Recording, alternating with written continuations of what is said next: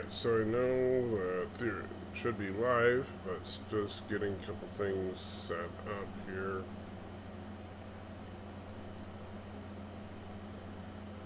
One thing, going in and editing the live stream. Because being the greedy bastard that I am, turning on monetization. It's really stupid that the defaults in YouTube just do not save, period.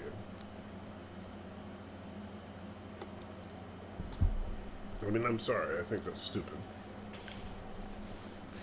And then also, I need to download one of last week's live streams, just so that, because I figure I'd do it live while streaming today. Never uploaded. I feel horrible because I meant to do it last week, but because I was feeling sick through most of the week, I never got around to it. And Bradley and Eastland both here, and says just arrived. Well, that's okay, just started. So you're not late or anything. Anyway, and yeah, literally just started streaming just a minute ago. Indy is also here to hang out. Good to see you, my friend. So I figured that one thing that I would do would be to grab the insanity that was that gummy bear. Because a couple of people asked for it, but I never got it actually on the. I never actually edited that out of the live stream. So I'm going to the YouTube studio right now so that I can download that particular live stream. And let's go there, and I believe, let's see, hopefully it'll let me download it. That was Salty Tricker episode 3, I believe.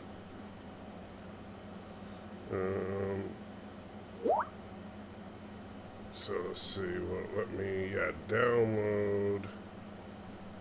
That one, hopefully it'll let me do it. And where we go, let's see.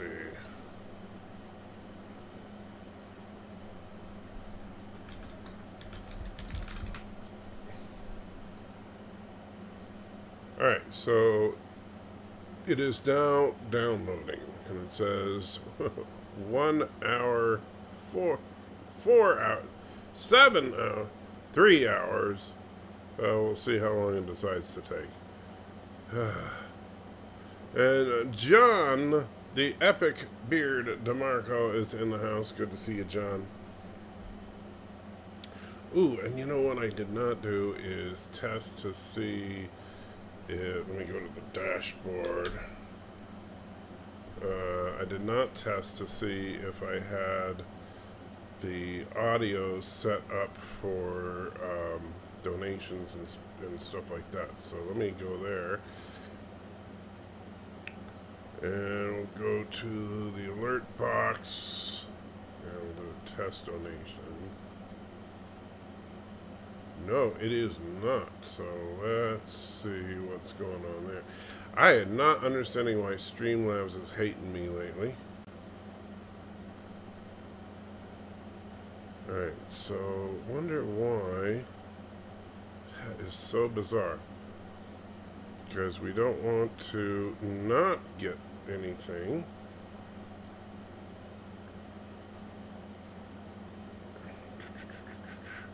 Let's go to donations. It does show enabled. Diddly. And let's see, we'll open the variations. With donations, test that. Right, still nothing, so let's copy the widget. Yeah, OBS is being really weird lately. And so let's add this. We'll add a browser source, add it as a new source. We'll just call it donation. And Joseph, I don't know. Joseph, I'm assuming, is in the house. Says, hi, how you doing, my friend? I don't know if this will fix it, but we'll find out momentarily. Alright. And say, now we'll test it. Let's try that again. Alert box, test, donation. Hi diddly ho, hi diddly ho, hi diddly ho, hi diddly ho, oh hilly da, oh hilly da, oh hilly da, oh hilly da. John, $8. This is a test donation for $8. Alright, there we go. So that donation worked. We'll see if and there's Joseph from the future, as usual. We'll see if somebody actually wants to make me suffer if that donation comes through. If not, remind me in the chat. And so, let me see. Let's go back to here, and we'll go. And so while that's downloading, we still have time to kill. Let me just make this big, and we'll go right there. Who cares if healthcare workers are overworked? All right, go back. All right, so now let me go to the chat, and we can read some chat here, and so, and just gonna hang out for a little while. So, Valor says hello. How are you? Viv says hello, and hail Turdistan. Hi to Mrs. Salty. Well, it's not Mrs. Salty. She is Pepper, because get it? I'm Salt. She's Pepper. Okay, yeah. And Average Jam says, what's up, and uses the sodium. Get it? Eastland says, been busy with limited time. I've had, that's what, useful, productive time, something many do not understand. Oh, hey, I'm glad. Better to be productive and not have a lot of time than to be unproductive and have lots of time. Mr. Epic Beard says, greetings. You should just rename you just call yourself Epic Beard. Although that's already taken, isn't it? Lord M says, are you going to rename your dog? You know, it's funny, Lord. A lot of people keep asking if I'm going to rename Auntie. No, because, see, the problem with dogs is that if you can rename a dog. And in fact, because Auntie, when we rescued her, because she was a rescue, her given name that she had when we picked her up from the shelter was actually Allie. And so we renamed her Auntie, and since Auntie and Allie sound similar, she was able to take the new name without too much difficulty. But because it's really more about the general tone than the actual pronunciation. But if you change it to something totally different, like from Auntie to Salty, that is a little more difficult for her. So, no, we don't plan to change that. Hey, and the alert box actually worked, as the Random Menace donated a couple of euros and said, if the Mrs. Pepper, is Pepper, I must be Iron Man. That would be awesome. But unfortunately, I'm not. And you know what? I gotta fix that, because it should be reading that, but it didn't. So, thank you for the 2 euros, but let me go in, because obviously the super chat, the text to speech is not turned on. So let me open text to speech, and yep, it's disabled. Enable and save settings. There we go. And go back to the Salty Life, and then let's go to here. And try that again. Kuroga laughs. Oops, wrong one. At your general misfortune. What is that? Why is it reading that one? Mama Pray, get me a ice cold iced tea, please. Thank you. To misery. Okay, to anti-trackers. Unending misery. If the missus is Pepper, you must be Iron Man. That's better. Alright. I don't know why I played the Kuroga laughs, but at least we that part worked. Alright. So Yeah, so going from anti to salty wouldn't quite work because she wouldn't quite understand that. And Trekkie's lives matter. Of course they do. Joseph says hi. Abraham says I was. Yes, Lord M coming in with the 1,000th dog name question. That is true. Maximilian says, heard anything fun lately? Well, the Dune trailer. That was cool. And there's Joseph coming in from the future. Trek Reviewer says, I always thought the Orville looked like a sandal. You know, yeah, kind of. Average says, so I guess followers of the channel are now salties. That's not bad. What the heck? And all of a sudden I got a new window open. That was weird. Richie Poole says, what's up? How you doing, Richie? Hope you are well. Joseph says, have you been watching any of the Olympics?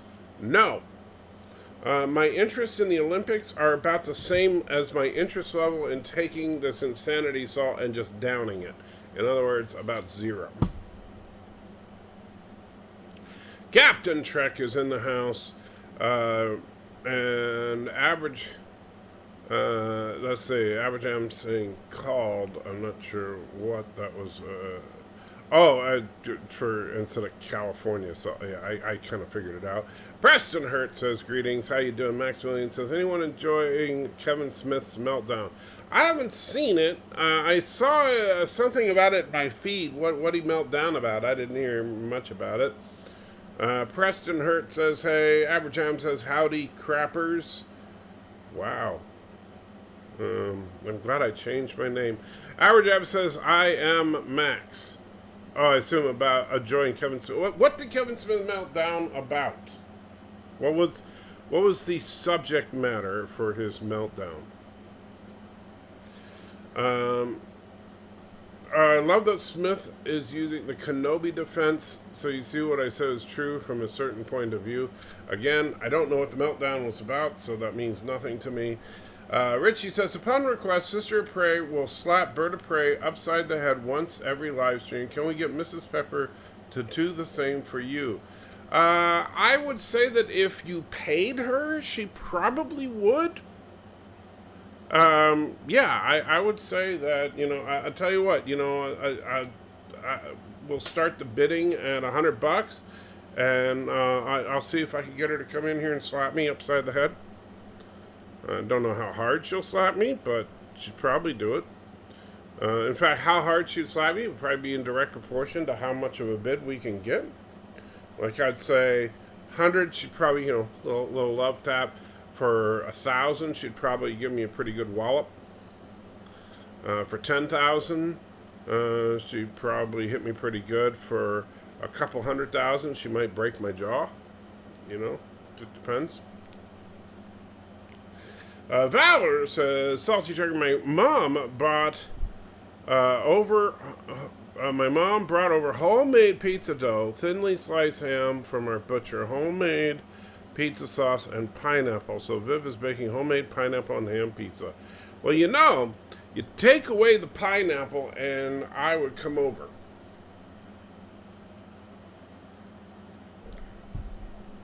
And then Indy says, saltines? Saltines? I got saltines right here. Just in case I have too many of those cheese balls. Maximilian says, Smith basically lied about his new Master of the Universe show, which basically killed off He-Man and made it a Tila show complete with woke politics. Well, I haven't seen it, so I don't know. I mean, I know some people have said it's totally woke, some people have said it's not. First of all, come on, button, work. No, you're not going to work? Of course not. It's probably not woke. It's probably because people don't understand what woke means, but I understand it's probably got some feminism to it, which is not woke. However, Man, I gotta, hold on, let me, no, oops, wrong button. I probably do need, let's bring this over here so that it's not on the screen and see, is the woke in there? No, where's the woke? Where is, darn it, where is that stupid woke thing? Oh, I think it's on, let me see, is it on the desktop? And where, maybe under, we need to find the actual woke video clip, because I'm tired of the woke thing. I don't remember where I saved it. Let me take a look on, hold on. OBS. Sorry. Don't think it's saved here. No, it's not.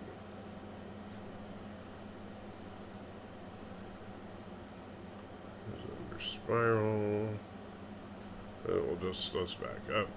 Desktop. I know, taking too long.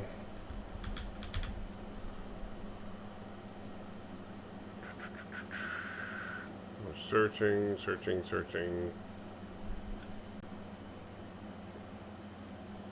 Really?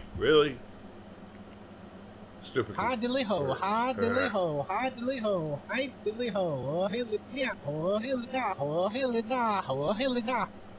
Abajam $1.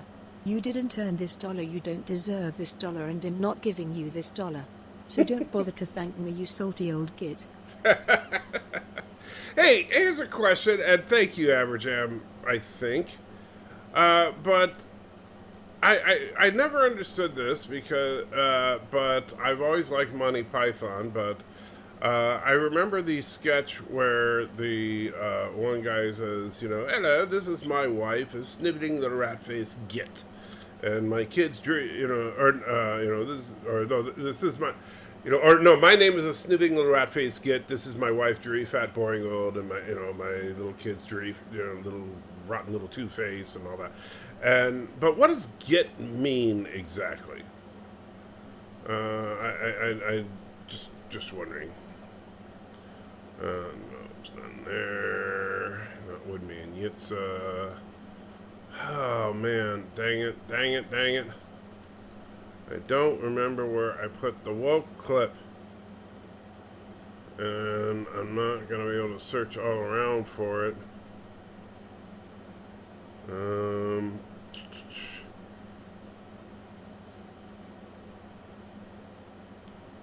Bear with me, guys. I'm almost, I'm going to give up in a second. I just want to, there's just a couple of folders that I'm looking in. Dang it. Anyway, I do have a wonderful clip of it, but woke does not mean what everybody thinks it means. But I'm not going to waste much time on it. Anyway, when is the Mrs. Pepper Gaming Party stream where Mrs. Pepper with small cameo, good old Salty Tricker? Well, Josh, until me and Miss Pepper can, not in the very least until we can get our finances in order, which is going to be a little while at this rate. Now people have seen the show, they realize Kevin Smith lied profusely about how it's not being Tila focused, rather He-Man focused, typical bait and switch. Well, haven't seen the show, and honestly, the reason I haven't seen the show has nothing to do with any of that crap. It's more about the fact that I don't give a crap about He-Man and never really did. He-Man to me was never something I was all that interested in. And so, yeah, didn't care. And so if this ruins Kevin Smith, well, he shouldn't have lied. Honestly, if true, if what you're saying is true, and again, haven't watched the show, but if the show is not about He-Man, if it's about Tila, and I understand, I know the characters enough to know who you're talking about, but if that's what they did, then yeah, absolutely, then Kevin Smith lied, and it should ruin his nerd credit. And honestly, he should, be ostracized by the nerd community.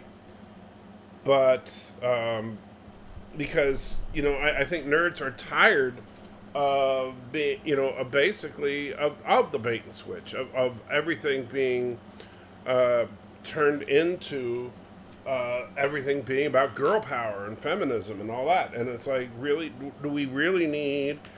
I mean, for crying out loud, does He-Man, freaking man? Look, I'm not a He-Man fan. I'm not. I don't give a crap about He-Man, but does a character literally called He-Man have to be changed into something feminist? That is, quite frankly, insulting. Even for someone like myself that doesn't give 2 cents about He-Man, that's just wrong. Maximilian says Smith was trying to pull a Ryan Johnson, trying to lambaste the fans of Masters of the Universe for being man babies, and the situation Rotten Tomatoes is the same for Last Jedi. Let me take a look. I haven't seen anything on it, but let's see. Rotten Tomatoes, Masters of the Universe. 94% on the tomato meter for critics and 32% average audience score. Yeah, that's not good. And Hey, anti-trekker, salty trekker, how are you going, my friend? Hey, and I don't even know who that was because it didn't say. But it's View from a Lookout. Thank you so much, because I was looking on a different screen. Throws in £5. I truly appreciate it. And good to... And why was that voice so far off? Man, we got to fix that voice. That sounded horrible. Why? Well, let's see. Let's go. We got to go back to... let's go to the Super Chats. And voice English. We want English Great Britain. Let's fix that. Save settings. That was just wrong. Alright, well, there we go. Fix it. Next one. Whew, that was bad. But View from a Lookout, thank you so much. I do appreciate it. And I will be here all day, View from a Lookout.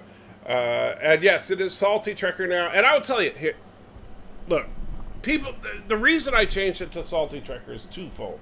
Number one, people were saying that I've been looking for a new name. I really have been. And I can't remember what it was. I had decided on the name. It wasn't as good as Salty Trekker, but I had decided on the new name. And I was like, okay, this is what the new name's going to be. I can't remember what it was, but it was something stupid. And so I was like, this is the new name, and we'll just say it was Trekker, right? Whatever. And so I go into the system, and I go to change it, and it won't let me. The section for change your name just isn't there. I followed every step. I went into Google, and I was like, into the Google instructions, and went step by step how to change your name. Wouldn't let me do it. I couldn't do it. I was so pissed. And so I was just stuck with anti-trekker. This was about 6 months ago. And then I tried it again a couple of months ago, and I was like, okay, I can't do it. I'm just, screw it. I'm stuck with the anti-trekker. I guess it's not going to happen.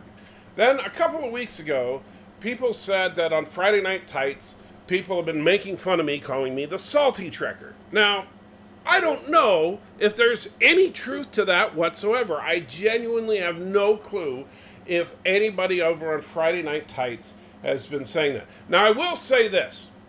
With the way that Gary's personality, over there on Nerderotics channel, Gary's personality coupled with, his fan base, that would be very consistent with the way he likes to make fun of people. I could absolutely hear that coming out of his lips.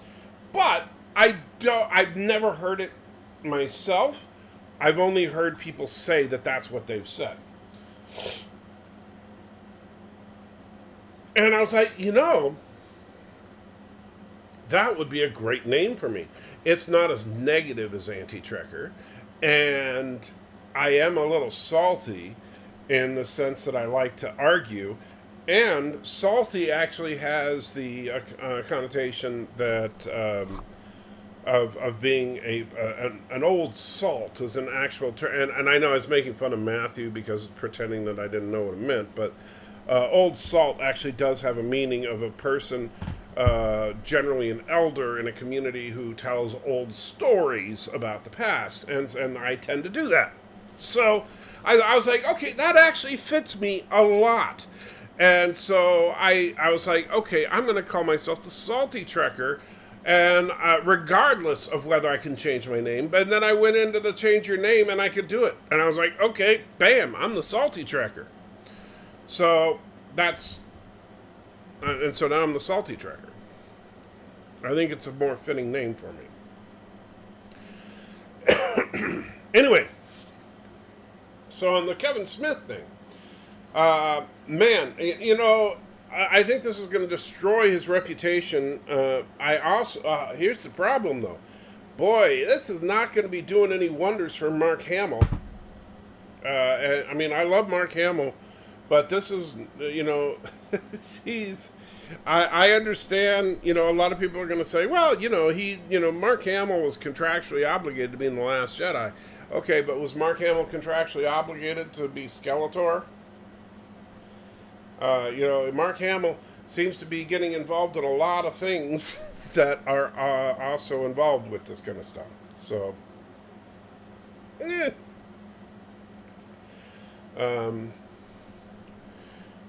back to it. Where were we? You keep using that word. I do not think it means what you think it means. Exactly. That's the quote, and I don't know why. I have the video on one of the other screens in OBS, but not on this one, and I'm not going to mess with it now. I'm too lazy. Another way to look at it is that Smith was upset about being caught out, that he's a liar and is a shill. Well, that's basically what you're saying, yeah. Which wouldn't surprise me. Clownfish TV asked him about the concerns they have for Master of the Universe, and he lied. Can we pay you not to play the hi diddly ho thing? You could. Yeah, if you pay me enough, I could get rid of the hi diddly ho. A git is an obnoxious, contemptible person. Oh, okay. Git essentially means meanie. I think obnoxious, contemptible person is a little more than a meanie, though. Git is a Brit's way of insulting someone nicely. English is a constantly evolving language. Deal with it. Whatever, Aberjam. Did you get any response from Matt for his little gift? Yes, he thought it was hilarious. To be fair, the show is called Masters of the Universe, not He-Man. Actually, Sisters, the original show was called He-Man and the Masters of the Universe, if I remember correctly. And the theme song was like, He-Man, He-Man, not Masters of the Universe, Masters of the Universe. No, it was He-Man. You know, so Masters of the Universe came later, when they realized He-Man was too politically incorrect. Rich says, I'm concerned about continuing erosion in the English language coming about modern texting craze. Oh, I agree. You see, that's the problem. Like, people say, oh, you know, English is an evolving language, like Aberjam just said. That's a bad thing. And I know that, you know, people, you know, try to say, oh, well, you know, the English language is evolving, get over it. But the problem is that we're always trying to change the meaning of things, and in doing so, we're actually hurting ourselves.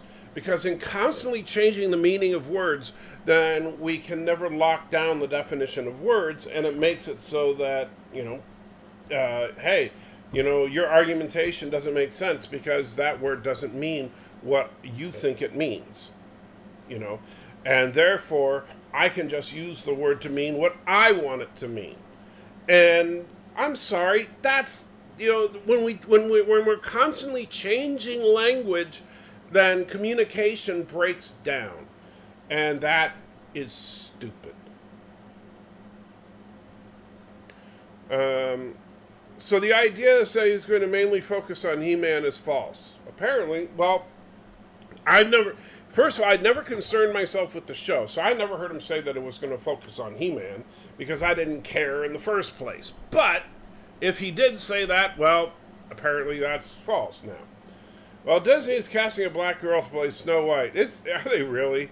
Okay. Well, that doesn't surprise me. Joseph says they even made a companion show called She-Ra that was female-focused. Apparently that's not enough. Exactly, and that's the thing. Like, so there was the He-Man show and the She-Ra show. And so that's where, people forget, there was actually a She-Ra show and a He-Man show. And so if people wanted a female show, they could watch She-Ra. If they wanted a male show, they could watch He-Man. And guess what? Everybody watched He-Man and nobody watched She-Ra. Hey, what do you know? And the problem is, and this is where the feminists, and it's tough. I get it. It's very, very tough. Can I be honest for just a minute? I'm going to get a little salty here. So, you know what? I need to make like a salty alert for when I'm going to say something salty. But I'm going to get a little salty here for a second. Here's the problem. Now, this is not a universal truth, because when it comes to subjective things like what people like, there's no such thing as a universal truth. There's nothing that people universally like, right? Like if I say, hey, chocolate is the best, that's not, there are going to be the occasional weirdos that think vanilla is better than chocolate, right? That there's no such thing as a universal truth as far as anything subjective. However, just like, hey, there are weirdos out there that think pineapple belongs on pizza, even though 99.9% of us understand that pizza's best without putting fruit on it. So, when it comes to action-oriented, heroic entertainment, most of us want, and I mean, when I say most of us, I mean male and female viewers alike, prefer to watch a male protagonist. Given a choice, if the only two options were He-Man and She-Ra, most of us would watch He-Man. Granted, sorry, but He-Man is not my favorite protagonist, but we would generally rather watch Luke Skywalker over Princess Leia. We would rather watch Captain Kirk over Captain Janeway. It's just a thing where we tend to prefer to watch a male protagonist over a female protagonist. And that's part of because of the way that we're wired as human beings, that we tend to think of men as being the protectors of the family unit. The male job is to be the hunter, the protector, the warrior. The woman is to be the nurturer, the person who raises the kids, the person who maintains the home. And many people think that's sexist to say that, but that's, just as far as the ingrained way that things are, that's the way that things are. And that's part of the reason that in our entertainment, that's the way we tend to like things. So, that's why a show like He-Man will get better ratings than a show like She-Ra. Not because there are more boys watching TV than girls, but because girls would rather watch He-Man right alongside the boys. And the problem is that Hollywood executives don't understand this. They genuinely don't. And so what they got to do is they think the problem is just that they've been brainwashed into thinking they need to watch He-Man.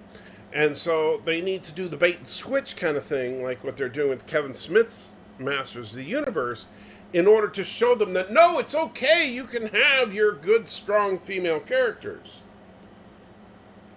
And the problem is, no, good, strong female characters are fine. Like, I enjoyed the Black Widow movie. Yeah, I thought it was fine. But, generally speaking, we prefer male characters. I enjoyed Black Widow, but I'd rather watch Iron Man. I enjoyed Wonder Woman, but I'd rather watch Captain America. You know, so it's one of those things that Hollywood needs to get past. They don't understand it. It's truly beyond their comprehension to understand why it is that we prefer male heroes. Janeway dis nothing wrong. Hashtag triggered. Well, randomness. I didn't say Janeway. Well, Janeway did plenty wrong. She stranded her crew on the other side of the galaxy like a moron. And I'll tell you know, Joseph, do I have your contact information somewhere? Tell me. We'll argue about it right now, buddy. Lots of channels ripping apart the new He-Man, including Critical Drinker. The early 2000 He-Man reboot was great and done right. I never saw it. I've seen some of the original, but I've never seen any other version of He-Man. Joseph, seriously, do I have you on like Skype or Twitter or something? How do I have your contact information somewhere? If I do, I'll send you the link and we'll fight it out right now. Mike's channel has entered a whole new seasoning. Yes, indeed. Hey, Trekker's still an awesome name. I appreciate it, Richie, but I do think it's a little too negative. I do agree. Like, I know I've been told by many people that I respect, including like Captain Foley and others, that it is too negative to have a name like that, and that probably hurt me in the long run. Well, for only being heresy to you that ball and ran with it. Wait. Well, for only being heresy, you took that ball and ran with it like you won the lotto. Well, thank you, I think. Mr. Cat says, in all fairness, there are 5 more parts to He-Man. Well, I have not watched it, so I don't know. FYI, my screen name is based on my last name, and when I played a joke on my friend at a Mortal Kombat game contest, and my midnight release for something a stupid team name. For something as a stupid team name. Well, I like your name, Springtime. It makes me think of a wonderful time of the year. Sister says, the original Yes is not a new one. The original Yes, not the new one. The original Yes, not the new one. I'm not sure what you mean. Mr. Cap says, how about the He-Man and the Matthews of the universe? Oh, that I would pay money to see. Let's see. Average Jam says, I'm yanking your chain about language. I'm a big stickler for grammar, although I will remind you that you won't let me see use the 3-letter F word, even though it's common and inoffensive. Well, sorry, buddy.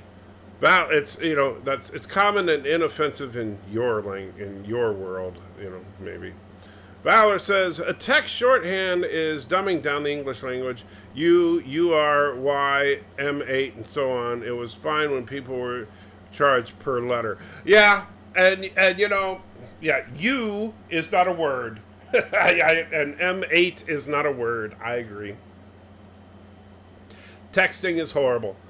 Richie says, so Snow White is going to be a black and Deej Odyssey is now the voice of reason. I am so confused. Yeah, isn't it crazy? By the way, if you haven't checked out me and Deej's show on Wednesday night, you should. It's actually kind of fun. We're just talking crap about crap. That's what we do. Robert says, hey, Xena War Princess was great, and I watched it myself back in the day, and Lucy Lawless is good in Battlestar Galactica reboot also. Well, and that's the thing, Robert. Yeah, that's why I said, I like the Black Widow movie. It's not that strong female characters are bad. And that's where people get confused. You can do it and have it work. You just but you don't need to replace your strong male characters. What you need to do is simply make them good. I didn't realize I got a text message here. That's just a reminder of my doctor's appointment this week. I got too many freaking doctor's appointments. You need to, I never got into Xena, and so I don't know how good that show was. But, like I said, I actually really liked the Black Widow film. I thought that the Captain Marvel movie was okay. I didn't think it was the greatest movie, but I didn't think it was horrible. I liked the first Wonder Woman film. I still haven't seen Wonder Woman 1984. But these films are fine. It's just that you don't have to replace male characters with female characters. You can simply add female characters to the existing male lexicon. So, like, you don't have to make Thor into a girl, like, with Jane Foster Thor. But you can add Lady Sif to, like, if they wanted to make a Lady Sif movie, I would be okay with it, as long as it was good. John DeMarco thinks I hate women. That's not true. To quote a very old quote from Rush Limbaugh, I love the women's movement, especially when walking behind it. Richie Poole says, Jane made the right decision regarding the caretaker array. Fortunately, you are not in command. I disagree, Richie. I think Janeway's decision was the incorrect choice. If as far as the caretaker array, the correct choice would have been to beam a photon torpedo with a timed detonator on it, use the caretaker array to return to the Alpha Quadrant, and then let it blow up behind you. Salty on the phone, rain check. All right, jerk. He's a chicken. I get it. Another problem is that these strong female characters are built like men. Why can't they start feminine at the same time, like Ellen Ripley and Princess Leia? Well, Ellen Ripley, I'll tell you, Preston, that and Ellen Ripley is probably my favorite strong female character of all time. And part of it, and I think a big part of it, is the fact that Ellen Ripley is, in fact, motivated by her femininity, which is something you do not see in modern female characters at all. And in fact, and this is, and not, again, I know I've said it a couple of times already, but let me make it clear. I liked the Black Widow film.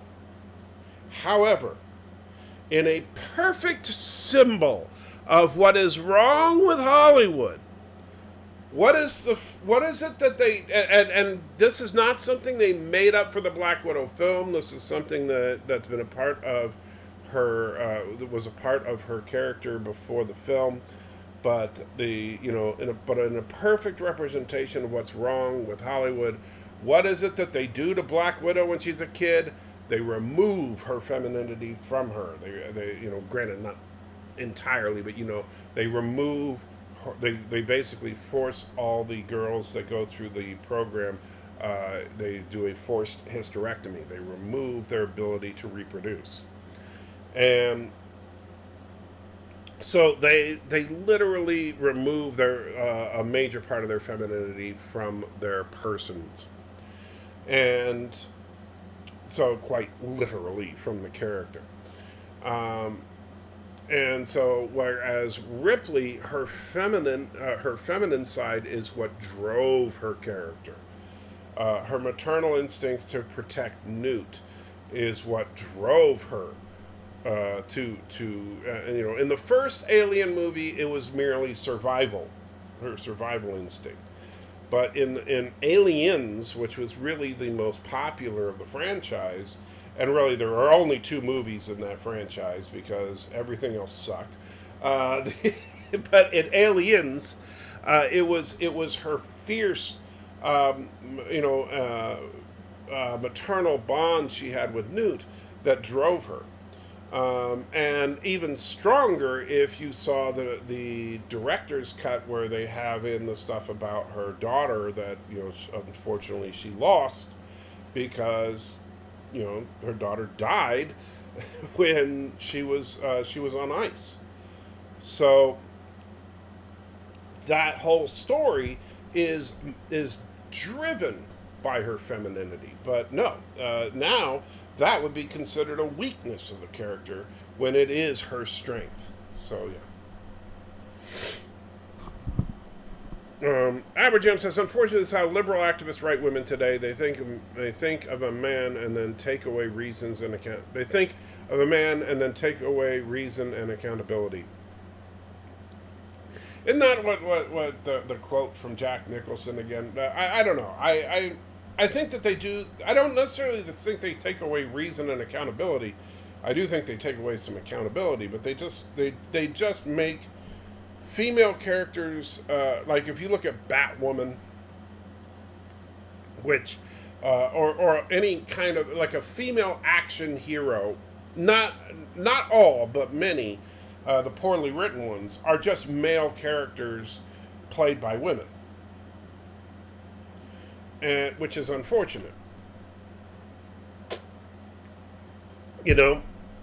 Like I look at.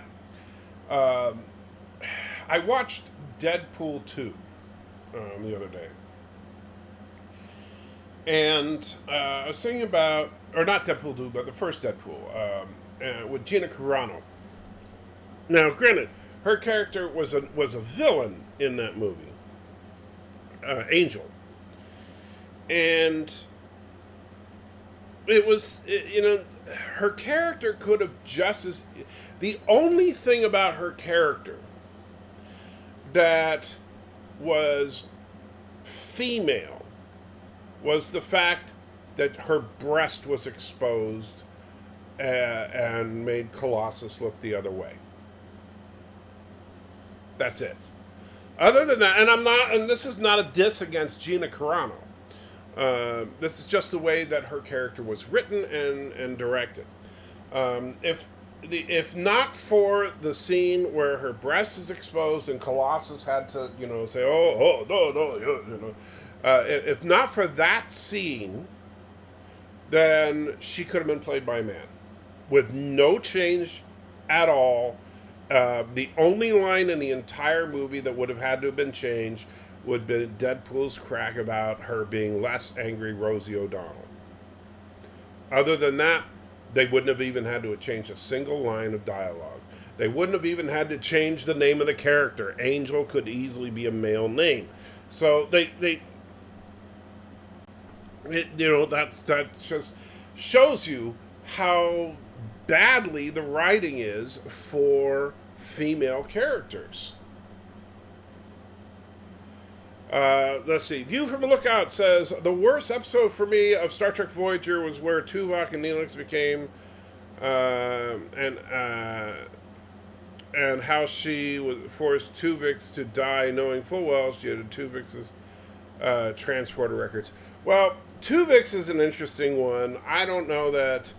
I don't think that she did the wrong thing with Tuvix, because Tuvok and Neelix were recovered, which means that they never they were there. They didn't die.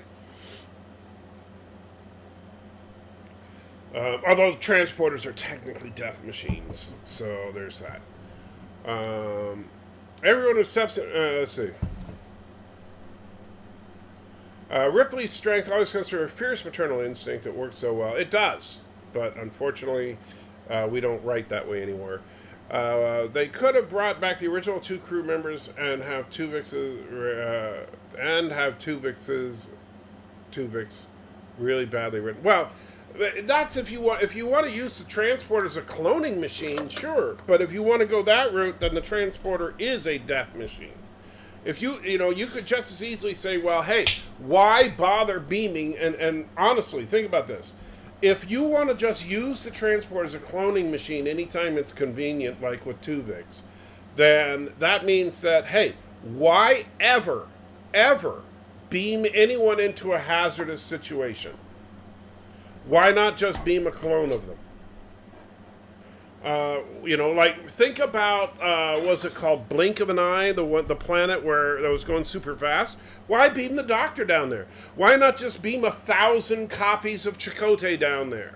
Or whatever you need. Why beam? Why not beam 10,000 copies of Chakotay onto a Borg cube to to take over the the transporter just becomes it would and that's actually a problem with Thomas Riker, is that if the transporter can make a clone just out of the transporter buffer, bam, instant soldiers. Every red shirt just becomes an army. You know what I'm saying? So I think that's a problem with next gen transporters. Average M says, beautiful, beautiful Gina. I think Gina looked great, by the way, in Deadpool. I thought that was her at her best. And because I think that was she was at her biggest in that, and I think she looks really good when she's really buff like that. John DeMarco says, I personally think it's more sexist when these movies imply that a woman, to be strong, she has to look and act like a guy. I agree. I think Gina Carano looks good like that, but I think she's naturally a big lady. But I also think that it's wrong if we say that a woman, to be strong, has to act like a man. But unfortunately, that's what Hollywood does. As much as I like transporter tech, I do feel there's a lot of plot holes. Yeah, I think that we make the transporters into death machines and cloning machines. And if they're cloning machines, why, honestly, why hasn't anybody thought of that? If we, why hasn't some supervillain in Star Trek just said, I've created this transporter buffer where I make 10,000 copies of myself to invade planets? It doesn't make sense why you wouldn't do that. Jordan says, hey, y'all, looks like I found a lost shaker of salt. Where did the matter come from with Thomas Riker? Well, because with Thomas Riker, you now showed that you can simply make duplicates of someone from a transporter pattern buffer. That if you simply maintain... you can simply copy someone based on their pattern buffer and make copies of someone. If that's the case, if all you need is the raw data, then that means that if I have the data of a perfect, let's say a Khan Noonien Singh, right? Someone who is an augmented perfect soldier, and then I beam 10,000 copies of him into an enemy stronghold, you're going down, buddy.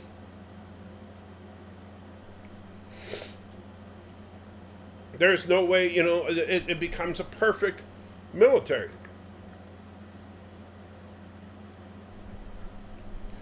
Aberdev says, has Star Trek ever explained why transporters can't recreate more than one copy? Well, in the original series, transporters seem to work a little differently than in Next Generation. So in the original series, it seems that they don't store it doesn't. It's kind of weird, but you can't just like make copies of it. I don't understand. Like in Next Generation, you can. But in the original series, it doesn't seem like it's possible. Because even in The Enemy Within, where there are two Captain Kirks, those two Captain Kirks are dying unless they get re-merged. So you can't just make more and more copies of him. But in Next Generation, you absolutely can make multiple copies, as Will Riker and Thomas Riker are perfect examples of. Plus, that's how the holodecks work.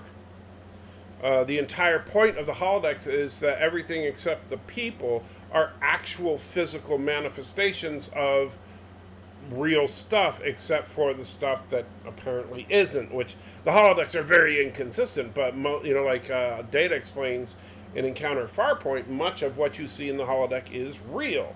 It's just stuff that's stored in the transporter buffer, and then bam, you make it whenever you want.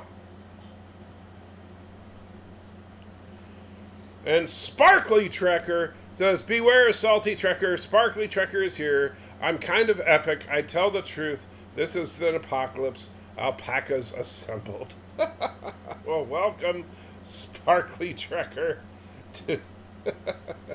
I will beware your wrath. Oh, goodness. Turd Ferguson is in the house. Says, the short-lived show Dark Matters had texts of sending your consciousness to a clone from far away. See, that kind of text, the idea of that always makes me a little leery. Eastleigh says, yourselves would not cooperate, transporter buffers. Why did Dominion don't use transport technology to make more Jem'Hadar? Right, well, that would make sense, right? The Dominion should use that. Absolutely. The Jem'Hadar, because the way the Jem'Hadar are, since they're already brainwashed for the most part, and that's all you need, is one brainwashed soldier. Once you train, and that's why it would totally work, is all you need is one perfect brainwashed soldier. You brainwash a single soldier, and then you just storm a transporter buffer, and now you have a perfect army. An unlimited supply. All you need is the power. With a matter-antimatter reactor, you can make as many of that guy as you want. The cloning thing is going to be in the next season of Disgracery. I assume you mean Discovery. Sistra says, totally agree on that. View from the Lookout says, guess that's why I like the Orville, because they're closer to how people live today, but well based on the 25th century. Sparkly says, guessing Star Trek is 3 hours behind already. Oh, Salty Trekker. It is 3 hours behind. I am a ways behind. I'm trying to catch up. Jordan says, Salty Trekker, where was the metaphasic shielding during the Dominion War? They didn't install it until Tuesday. Turd Ferguson says, the Heisenberg compensator. Well, the Heisenberg compensator was to allow for the uncertainty principle to not mess up transportation. There was no concept of the pattern buffer in TOS. Actually, there was. It was only very briefly kind of hinted at in Day of the Dove. In Day of the Dove, Scotty kind of sort of talks about it. And in fact, let me see. Probably be too hard to pull it up. But yeah, in Day of the Dove, when they beam up the Klingons are held in the pattern buffer for a brief amount of time before they're beamed onto the ship. The short-lived show, Dark Matter, had a text sending your consciousness clone. Did I already read that? I thought I already read that. But yes, that still sounds scary to me. Lord M says, in the Mirror Universe, do you think the Dominion would be more like the Federation of the non-Mirror Universe? I've been thinking about, how would the Dominion be in the Mirror Universe? I think they would be, based on what we see of the Mirror Universe, the Dominion might be a democracy, would be what we would see. But the Mirror Universe, the problem is that the Mirror Universe was completely ruined in Deep Space Nine. And don't get me wrong, I love Deep Space Nine. It is my second favorite Trek show of all time. But they absolutely ruined the Mirror Universe for all time. And not that Discovery did it any favors. Sci-Fi Nation says, they do store the patterns in TMP era, I think, relics, but in TOS, I don't think they did. They absolutely did Day of the Dove. They didn't store them long, but they stored the Klingons in the pattern buffer. Scotty, remember, when Kang said, beam us on the Enterprise, no tricks, and Kirk said no tricks, and as Kirk lowered the communicator, he slyly hits the button. They beam everybody up, but they only materialize the Federation guys. Then they have all the security guards go while the Klingons are still in the pattern buffer, and Scotty suggests that they keep them in the pattern buffer, but Kirk's not a jerk, so they beam them on a few minutes later. But they have all the security guys assembled in there before they materialize. And Kang's like, what? What is this? And Kirk's like, I promised you no tricks after we beamed up to the Enterprise. I'm so clever. And so, yes, they were stored in the pattern buffer for all of about 3 minutes, but they were definitely in the pattern buffer. View from the Lookout says Starfleet, for me, seems more militaristic, but on the onlooker, they're just explorers. Well, I'm hoping to talk to Lore about this on our Tuesday show sometime soon. I think Starfleet was absolutely the military up until Star Trek VI. And then the military wing of Starfleet was completely dismantled until the Borg incursion. A character was known as Wei-Yun. I'm not sure which character. I know who Wei-Yun was, but I'm not sure what you're referring to there, Turd. I don't think I was mentioning anyone Wei-Yun specifically. Piano Dean says, did you ever watch a show called Odyssey 5? Interesting time travel concept. I don't think I've ever seen Odyssey 5. Does not ring a bell. Sister says, was it called a pattern buffer, though? I don't remember if they called it a pattern buffer, but that's what it was. I mean, it did the same thing. Regardless of whether they called it that, that's what it was. Valor says, well, back, and I don't know why it didn't highlight, but because you use underscore instead of dash. It's Salty dash Trekker, not Salty underscore Trekker. But Valor says, while back, Lore had a poll, beautiful women. He didn't have TOS Uhura, which was criminal. Uhura is my very first crush. Bifsa McCoy was her first crush. Yeah, if Lore didn't have TOS Uhura on his list, shame on him. But then again, he's younger. He's kind of dumb when it comes to that. View from Lookout says, what do you think Mirror Universe Borg would be like? I actually had a theory on that. I thought that the Borg and the Preservers are the same race. Just one of them is from the Mirror Universe. Take your pick. Which one? Scotty stayed in the pattern buffer for, 70 years? Something like that, yeah. Robert says, speaking of TOS incompetent episodes, Day of the Dove is a great example. They just let that very hostile alien to just get away from them. Well, what were they supposed to do? Robert, come on now. They were not incompetent. They literally had no... It was a being of pure energy. They had no way to contain it. They had no way to stop it. The only thing they could do was prevent it from killing all of them.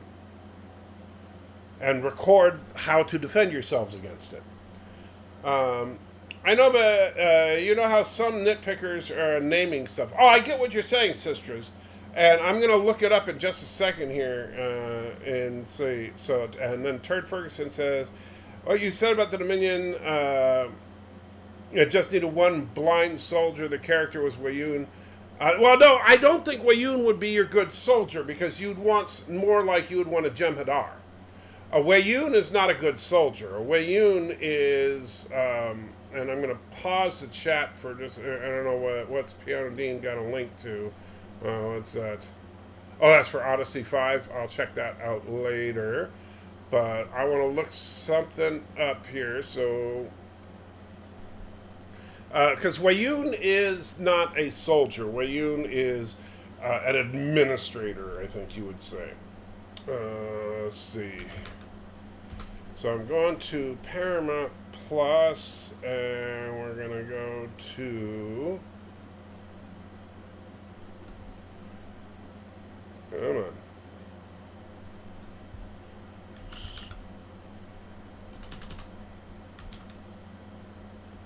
Star Trek.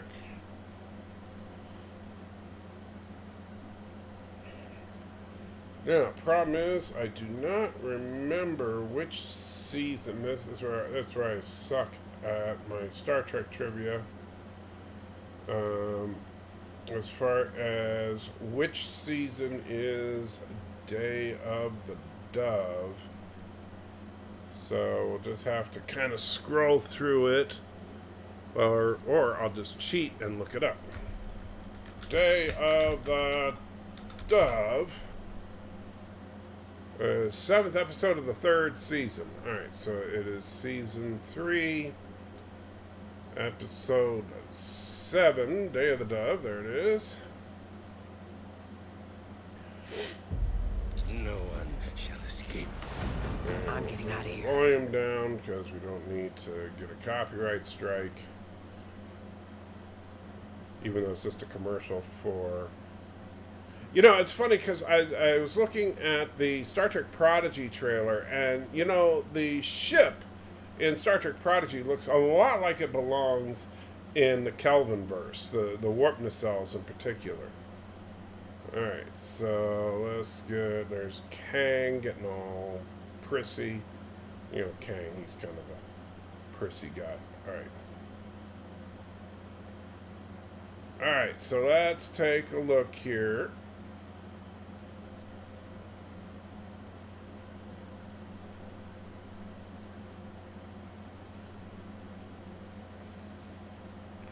So this is them.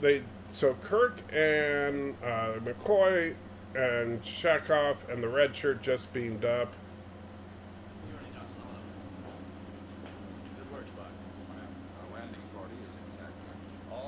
All right, so this one, oh, you guys can't see it because of the stupid, yeah, they make it so you can't see. I don't know if you can hear it or not, but so I'll just move this since you can't see it anyway. So they're at the transporter console. Kirk and crew beamed up. Nobody else is there. Let's see. So I don't know if you can hear him, but Scotty said the rest are suspended in transit.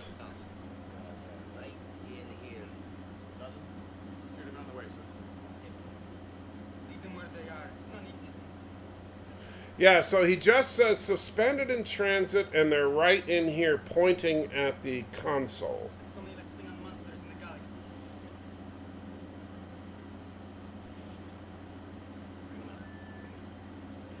Yeah, so he doesn't name the transporter buffer specifically. So if you want to get nitpicky about it, the transporter buffer is not named in the original series. However, it's also pretty clear that that's what it is.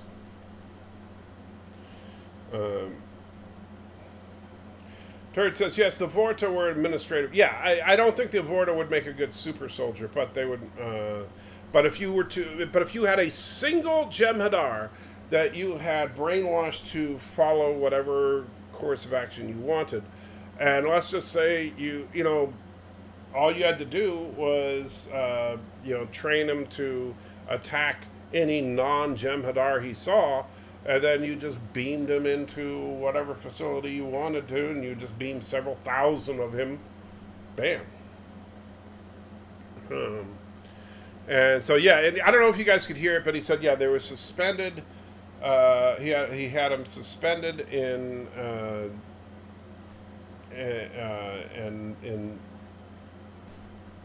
transport, and bam. Donnie's in the house. Good to see you, my friend. Hope you're doing well. Yeah, it's all black screen because, yeah, it's interesting. That's just the copyright filter. It's, you know, unless you download the episode, you can't see it. So, sorry. And John DeMarco has a copy of the script there. Ensign Ricky says, I see his picture of disable hardware acceleration in your browser. Yeah. I'm not worried about it. I download the episodes for when I'm doing reviews of them and stuff. So, yeah.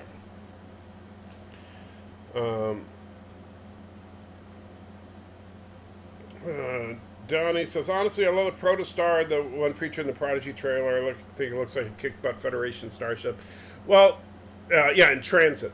The Protostar, the ship in the Prodigy trailer, though, it looks like it belongs in the Kelvin timeline to me. If you look at, I don't know if I can, let's see if I can find a good picture of it.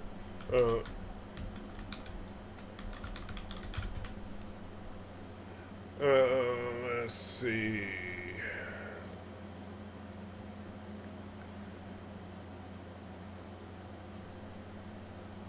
So, yeah, if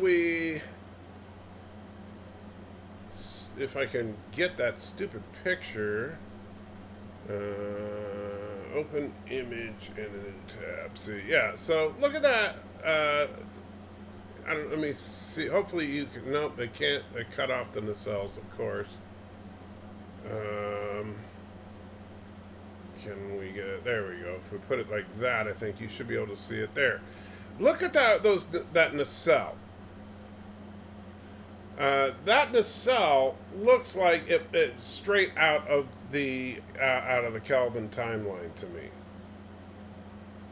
And look, I'm not saying everything out of the Kelvin timeline is bad, but also, I mean, you look at that bridge module. That doesn't. I don't know. I mean.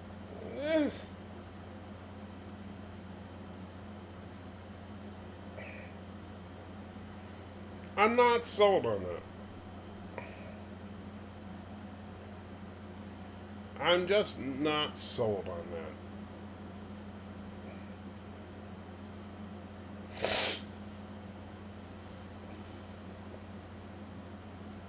So, view from anyway, it's good to speak to you, my friend. And I gotta go. Have a good afternoon in the. All right, view from lookout. Hey, if you're around later, I'll probably be streaming for quite a while today. So. Come on by. Hoping that I can get people to donate to make me suffer, but so far no luck. But hey, Laura will be coming by later, hopefully. And so, wow, it's raining out there. It's actually raining pretty good. I guess nobody wants to make me suffer today. Anyway, I don't know. I look at that design and I'm just not sold on it. It's not. I don't know. It doesn't look like. It looks to me like something that, like, right out of. I don't know. It maybe it's because it looks a little too Kelvin-y.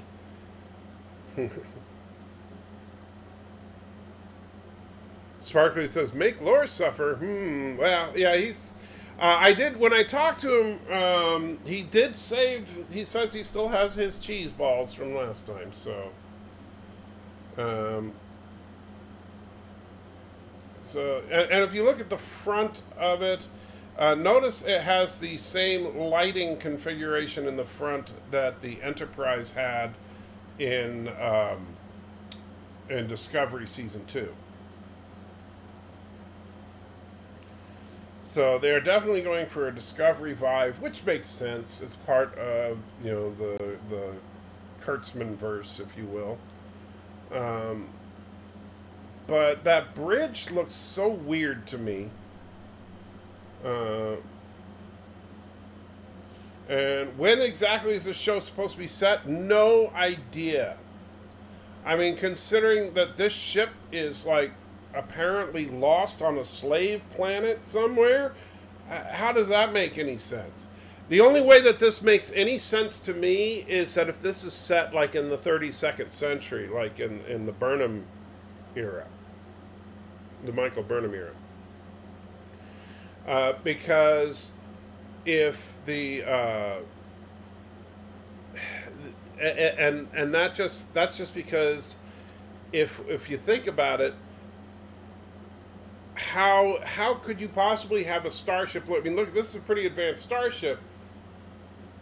Why would it be just lost on a slave planet? That doesn't make a lot of sense to me.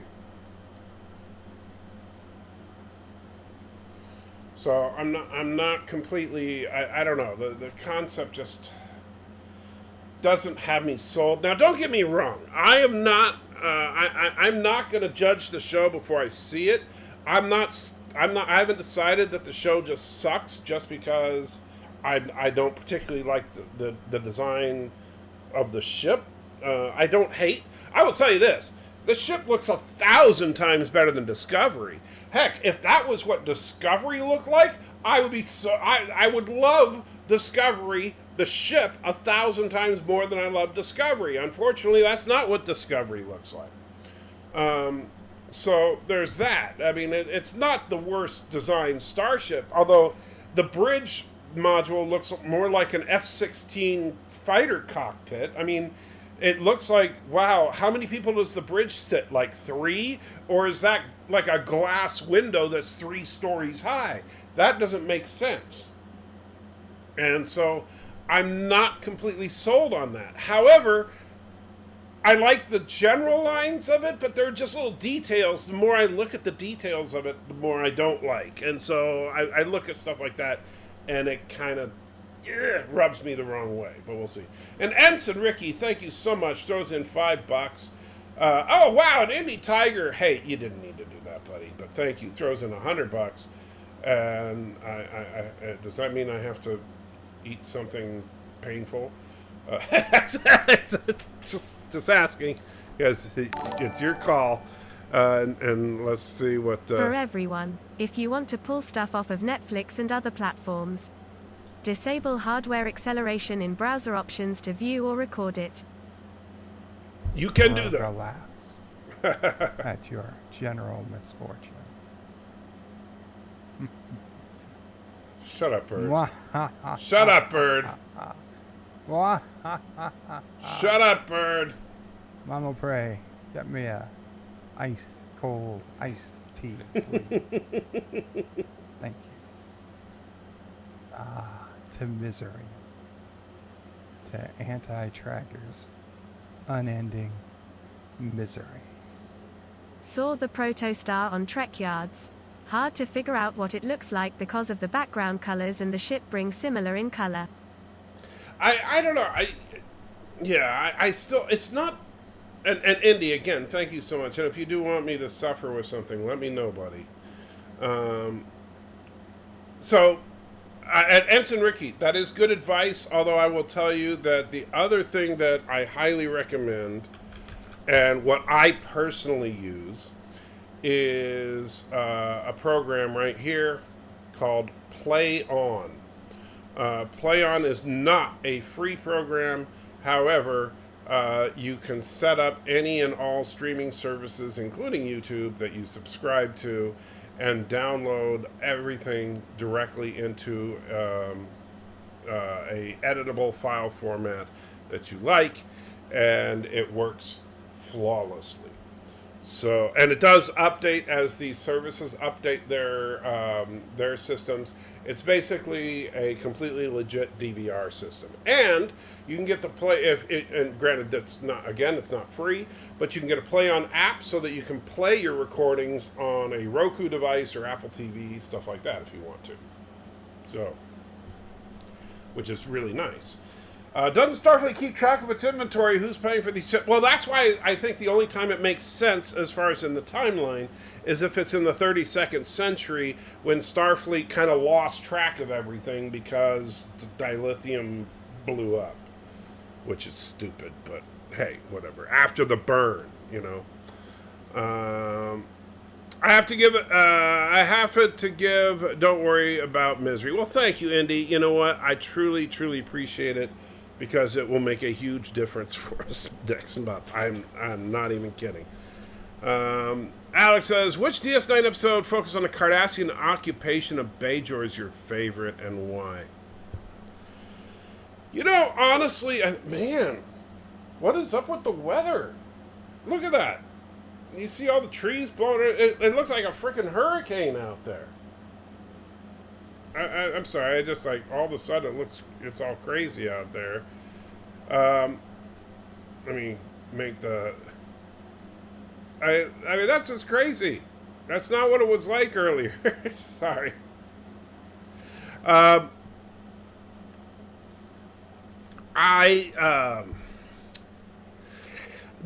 Bajor occupation stuff was not my favorite stuff that they dealt with. I mean, the Cardassians I thought were interesting, but if I had to pick one, I wouldn't say it's really about the Bajoran occupation directly, but Duet, I think, was probably my favorite one that dealt with the occupation on a personal level. I think that was a powerful one. So I'll give it that. And so that's Sparkly Trekker says, how much for the fire? The fire, if you look down in the corner right below my big ugly mug is the price list for pain. So $20 for a cheese ball. These are 2.2 million Scoville cheese balls. They're no joke. They're basically cheese balls that are seasoned with Carolina Reaper. And then $40 and I eat a square of this 13 million Scoville chocolate called Satan's Pleasure. And then $10 extra and I put a shake of Insanity Salt, which is Carolina Reaper salt on it. Either one. I don't recommend that. Why did Discovery Saucer section spin again? Was it tied to the Spore Drive? Yes, it's just part of the Spore Drive. Kind of silly, but that's what they did. And Sci-Fi Nation trying to get me to eat five spicy cheese. But you know, Sci-Fi, you put in $100 and I'll do that. Indy puts in $100 and Indy gets to choose if I need to suffer. And Indy, being a very kind person, doesn't need me to do that. Because Indy loves me. But, you know, and Indy, you know, if you want, you can put in another $100 when Law Reloaded's on. Just saying, and, you know, make him eat 5 cheese balls. 1 by 1, 3 minutes each. Wow, Sci-Fi, you just have a thing.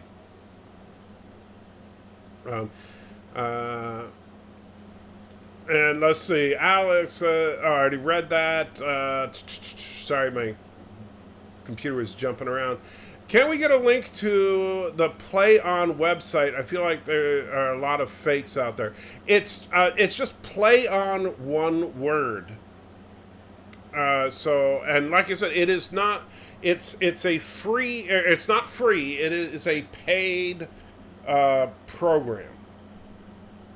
And I believe it's just playon.com. Play on. All right, sorry, it's playon.tv. Let's see. You'd think they were keeping closer on an NX ship. Well, you know, maybe it's just the future of the NX class.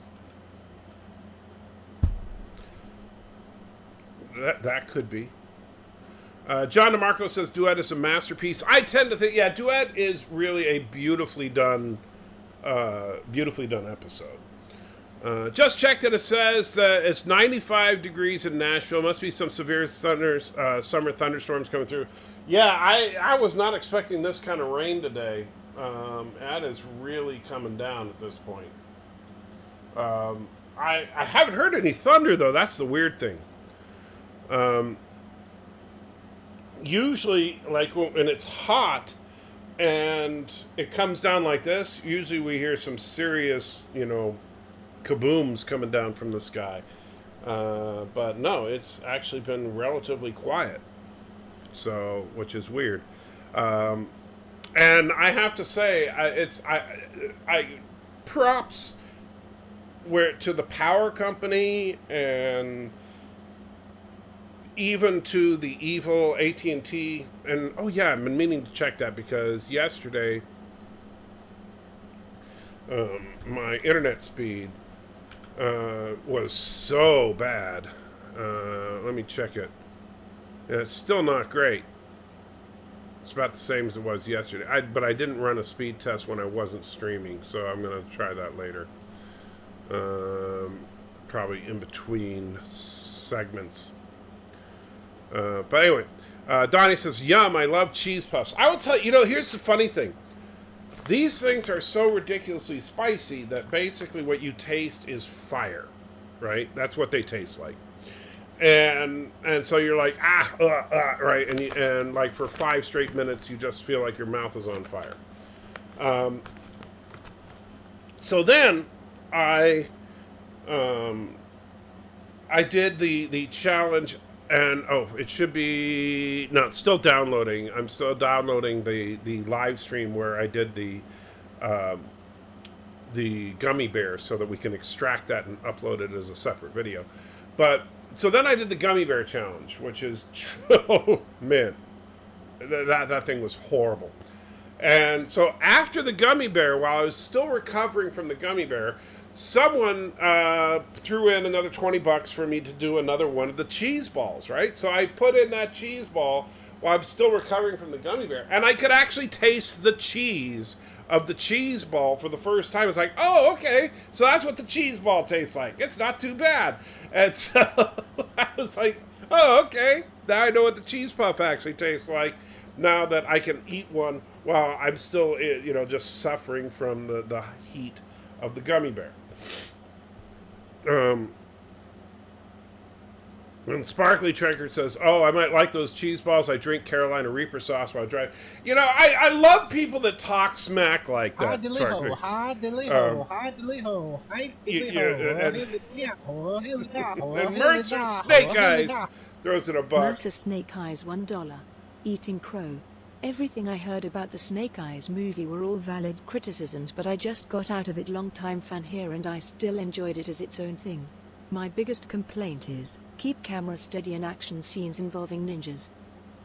And I'll tell you, Mercer, and welcome, by the way. Good to see you, buddy. That's a problem not just with ninja movies, but action movies in general, is shaky cam. Shaky cam can cover a multitude of problems with a movie, but shaky cam is now just used to reduce the budget, and I'm tired of it. It's directors now just use it as a way to make action scenes look good because they don't know how to choreograph action. Look, if you don't know how to do action, don't do action. End of story. Period. But yeah, I'm glad you enjoyed it for its own thing. I'm not a big G.I. Joe guy, so I'll see it eventually. I saw the other two G.I. Joe movies, but I'll see it when I can see it for free. But I'm not going to go to the theater and see it. Right, so what was I? Oh, yeah. So, Sparkly, I was going to say, I love people talking smack about, oh, yeah, that's no big deal. I'll eat 20 of those, no big deal. And then they'll pop one, and then they're like, oh, my God, I'm dying. So, yeah. I'll tell you, Sparkly, I'd believe you if I saw you on film popping these things like they were nothing, then I'll believe you. Donnie says no hyphen, I presume. I'm not sure what you mean. Alex says, Dear Salty Trekker, is there anything in particular from the episode Waltz you enjoyed? I don't know if I'd say anything in particular. I mean, it's not a bad episode. I'm not sure what you mean. Valor says, Trek Yards was gushing all over that ugly ship design. I don't think it's ugly, Valor. I think that it's definitely of the Kurtzman era Trek. It's not. I still think the Kurtzman era Enterprise is probably their best looking ship, but that's not a bad looking ship. Honestly, as far as the hero ship, I'd take that one over Discovery any day. And I keep forgetting I was going to send Captain Foley. I'm so thankful you reminded me. So let me go. In case he happens to be around today.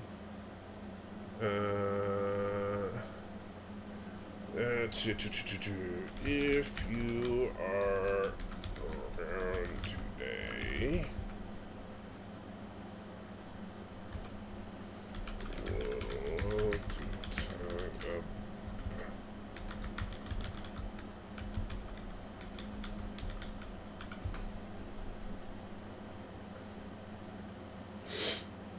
All right. Where was I? Anyway, I don't think it's an ugly ship at all. I don't. And so I love the rain. I like the rain. I do.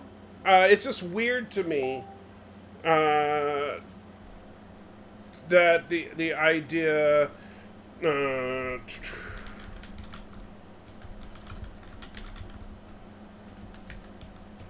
that it's now I completely lost my train of thought because fully let's see. Oh yeah, I like the rain. It's just weird to me that here in the American South that it rains during the summer. That's just bizarre to me. And hey, look, we got a hummingbird flying around in this rain. That's just crazy. Hey, little hummingbird. Hope you're enjoying. I refilled the hummingbird feeder, and so the hummingbird is getting a little meal. And so I'm glad that the hummingbird is able to get some food. You know, hummingbirds eat more, no joke. Hummingbirds, little hummingbirds like that, eat more calories per day than a human. That's just stupid, but they do. I'll take your duet and Raise in the Pale Moonlight. You can say all you want about In the Pale Moonlight, but I think Duet is a better episode.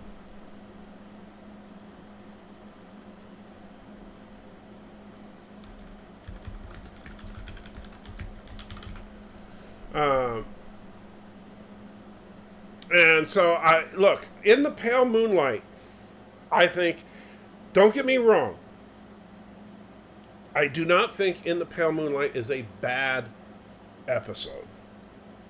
But I think it is probably the single most overrated episode in all of Trek. And I'm sorry, it just is. In the Pale Moonlight, everybody thinks is so good. Oh, it's the best episode ever. It's just so great. And I'm sorry, it is overrated. It's it's just the one where Cisco, has to push the moral boundaries. It's not that good, people. It's good. It's really good, but it's not that good. And I think that I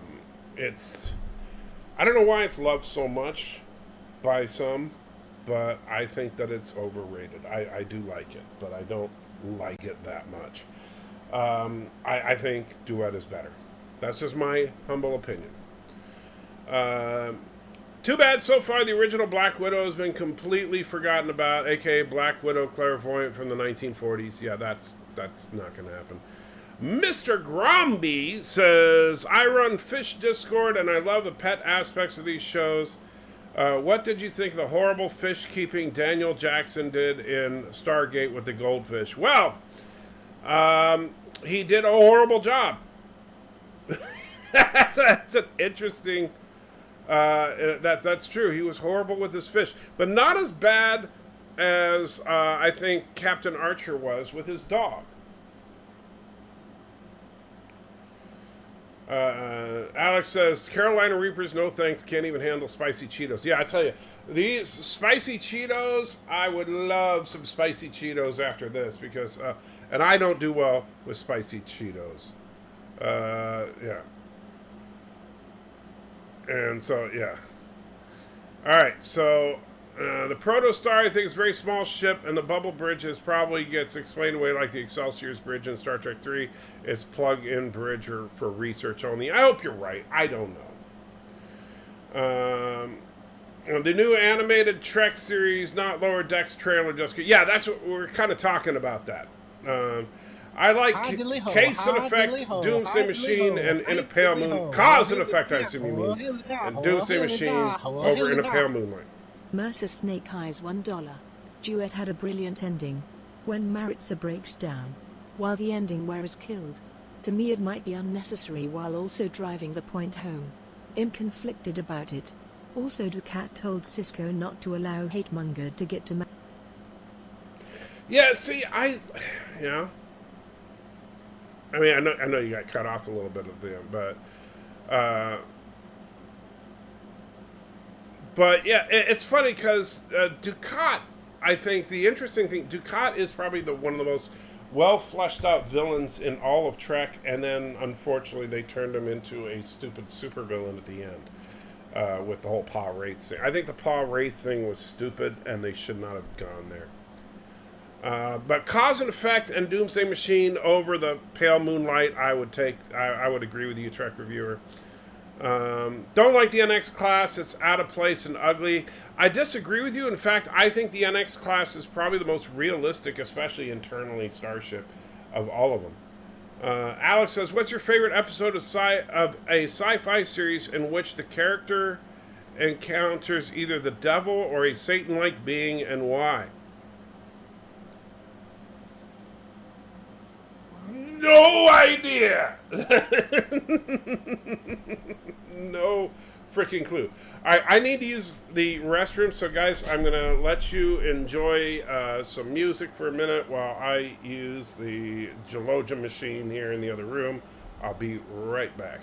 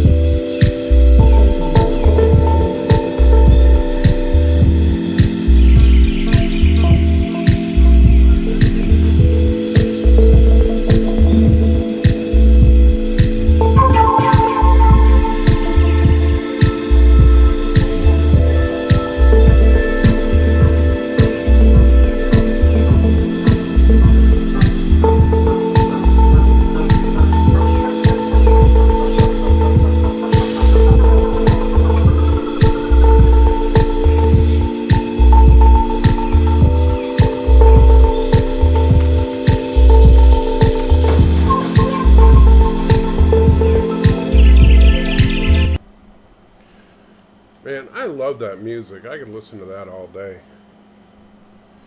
I know, then you guys would hate it, though.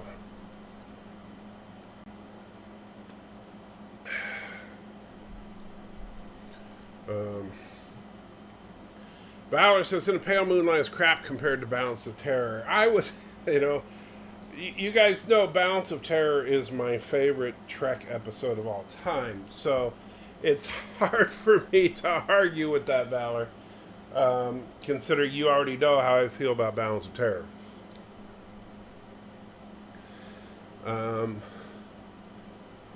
Robert would say, "Mind me when David Tennant, Doctor, it's the episode when he encounters the devil." But I remember that vaguely, but I don't think that's like great Doctor Who. Just like I don't particularly like.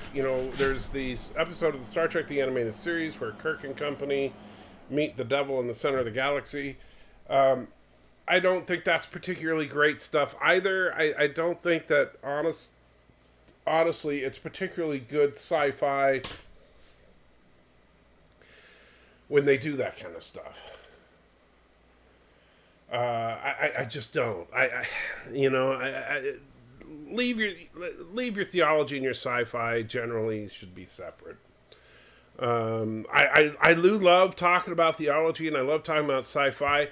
I don't think that the two mix particularly well, and I think that Star Trek proves it. Because when Star Trek tries to get into matters of theology, they generally suck at it pretty bad. Uh, that's just my opinion of it. Um, you know, even in the original series, like I like the fact that like in the original series, when they deal with theology, the best is just when they just kind of say, "Oh yeah, we believe in that stuff. Okay, well let's move on." Like Bread and Circuses is about as deep as they should ever go. Mercer says, my comment was cut off in Duet. Ducat told Cisco that if any hate mongers to get their hands on the prisoner, Ducat would make him pay. That's what happened, and did Ducat follow up? I don't remember. I don't think so. Which Ducat would you rather spend some time with? The Ducat from DS9 or the Ducat from Babylon 5? Well, which Ducat would I rather spend some time with? Probably neither. You know. Can you relist your videos so I can make my buddy take a shot every time you say F you, Jerry Taylor? Well, I don't think I said F you, Jerry Taylor. I know I said F you, Ryan Johnson an awful lot. But I don't think I said F you, Jerry Taylor. I need to redo some of those videos, but no, I'm not. You see, the problem is I don't want to be, I don't want to make my videos about personal attacks. That's why I took a lot of those down. Is that I do think I made it too personal. And I know some people say, oh, but you didn't really mean it. But you know what? We've become, and this is what I think a lot of people don't understand. We, all of us, the community, the fan base, we've become toxic. We have, and I know that's an overused term that a lot of people think is a buzzword for something. But I mean in that we have turned everything into a personal attack. We've made everything about hating on people. And I'm not going to hate on people. On my end, it's buffering. And, it's buffering for Mercer. Okay, looks like it's back. Whew. I was freaking out. As I had some serious problems with my internet yesterday. And so it was making me very, very nervous. All right, so it looks like it's working.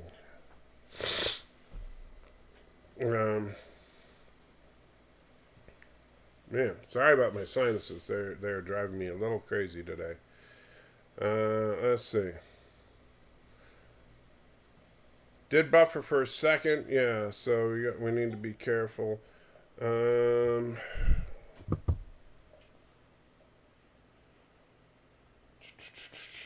check and see what the others are doing on the interwebs here.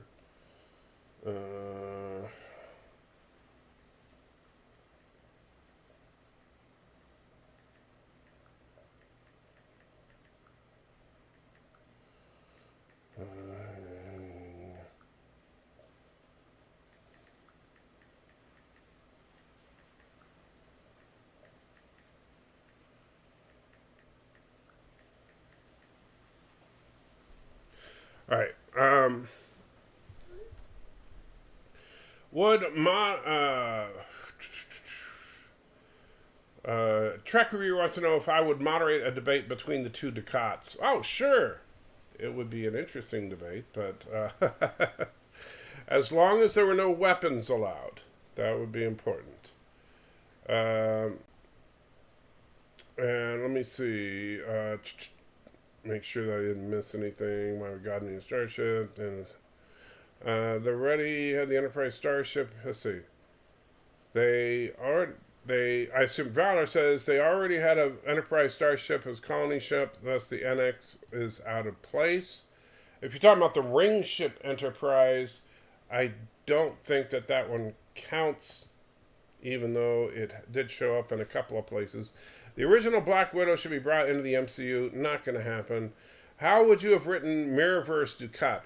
Mirrorverse Ducat, you see, that's the problem, of course, is that Deep Space Nine ruined the Mirror Universe. But just like with everything else, the Mirror Universe, everybody is the opposite. And so the Bajorans, okay. The mirror universe Ducat would be basically a good guy. You know, it's everything. Everybody is kind of the opposite of, you know, Vulcans, instead of being peaceful and all that, are ruthless and cruel.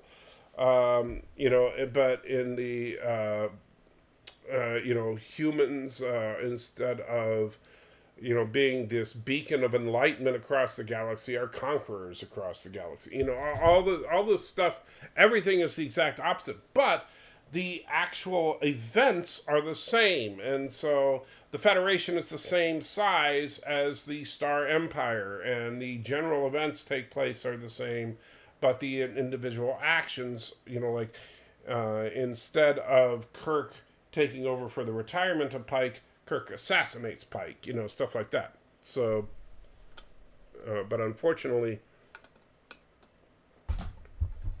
the writers in Deep Space Nine era didn't get that. Oh,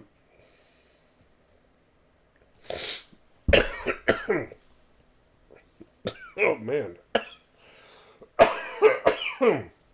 Excuse me. A little bit of that went down the wrong way.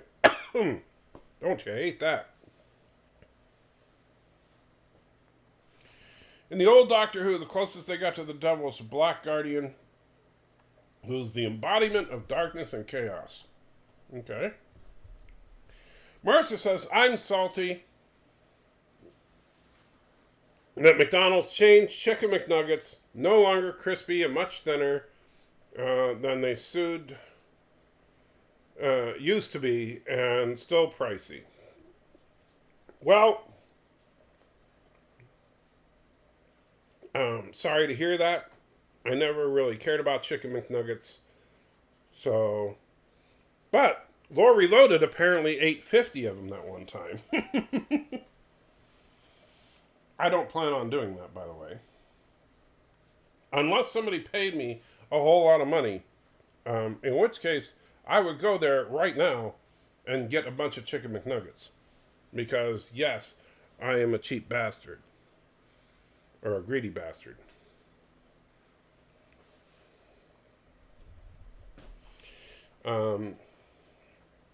Mira Ducat would be humble and celibate. I agree, John. I think that's probably a good way to describe him.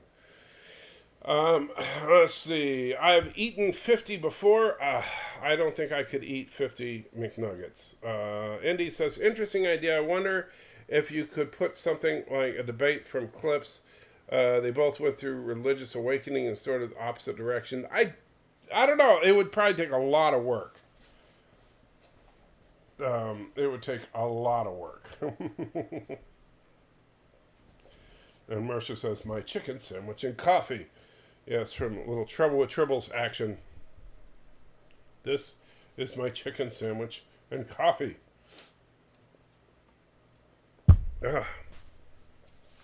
Man.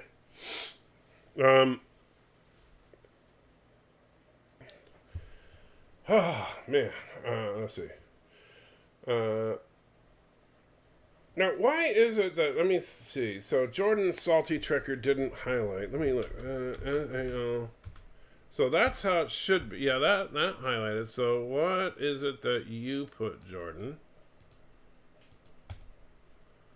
Paste that versus...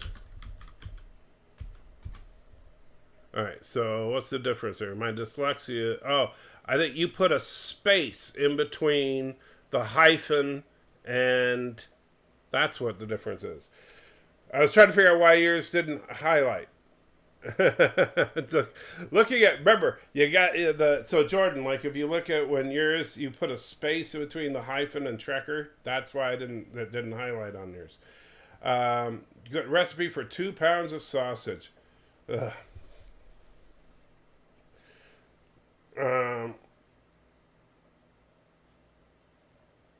And let's see, won't highlight if there's an extra, yeah, if there's an extra space, won't do it.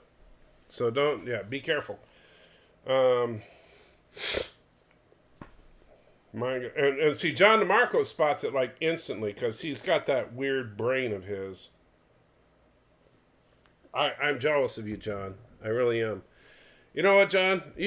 One of these days, I'm going to find you and I'm going to sprinkle some of this insanity salt on your beard just to mess with you. Mirror universe version of the Dominion would be more like the Federation. I think you're right. Because if you look at it, the Federation is actually more like the Dominion or the Empire. And the Dominion would probably be called something like the Federation. Would you say miniseries? What say you a miniseries, 6 episodes of a single conflict at a neutral zone, Kirk era? Well, I don't know about Kirk era. I would say a miniseries like about a 6-episode miniseries of the Romulan War might be interesting during the NX era. I would like to see that.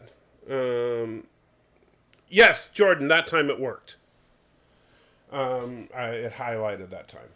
So that's something that I think we need is, and which is unfortunate that we did not get. It's also unfortunate that, and this is something that the NX era, they kind of biffed it, is that the technology in Star Trek Enterprise, or just Enterprise for the first 2 seasons, the technology is a little too advanced. Because they, in some areas, like, I didn't mind the torpedoes. Like, I thought that the spatial torpedoes were fine, although they should have had nuclear warheads. And that way, the torpedoes should have had 2 types of warheads: standard conventional warheads, which did like no damage at all, and then nuclear warheads, which did massive amounts of damage. And then they should have had instead of phase cannons, they should have had basically projectile weapons. And then and I was fine with the polarized hull plating, but that was kind of stupid. They should have just had hull plating. They should not have had visual communication. The technology should have been dumbed down quite a bit, and then they could have had the Romulan War. But instead they wanted to make it feel a little more like Star Trek, and so they had the phase cannons and all that. And so really Enterprise felt like it should have been post-Romulan War. It felt like it should have been, instead of 100 years prior to the original series, it should have been maybe 50 years prior. So also, would the Mirror Universe Section 31 be the good guys? Kind of, yeah. In the Mirror Universe, the Halkans were still the same, though. That's true. The Halkans were kind of the same in both. But they were, it's only because the Halkans were resistant to because they were resistant to the Federation and the Empire. So we don't really know their motivations for both. Honestly, we don't know that the Halkans were exactly the same, only that they resisted in both.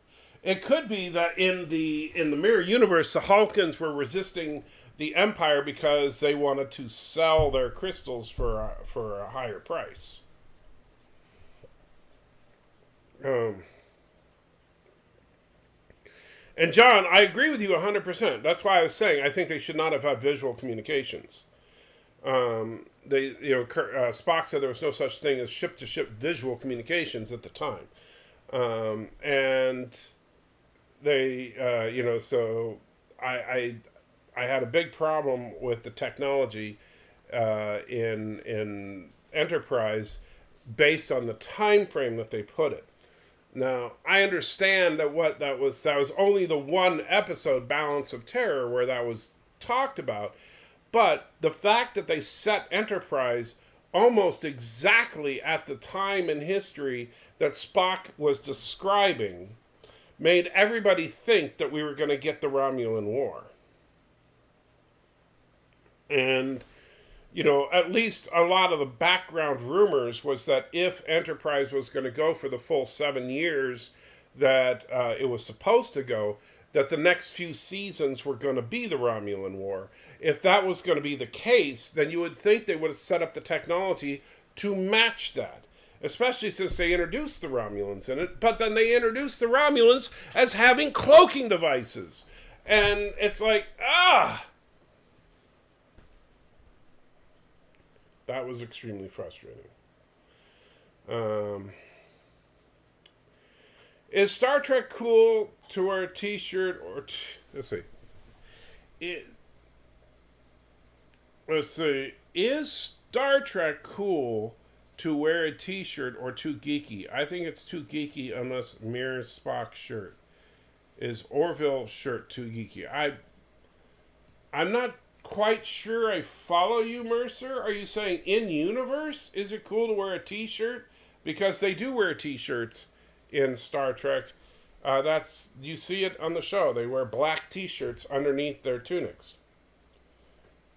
It's part of their uniform.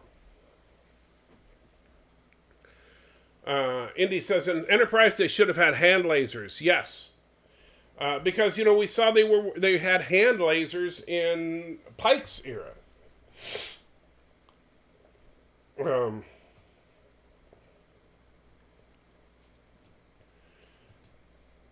Should the Federation have kept the phase cloak and renegotiate the treaty with the Romulans? I think the Federation should have used the phase cloak on the Defiant.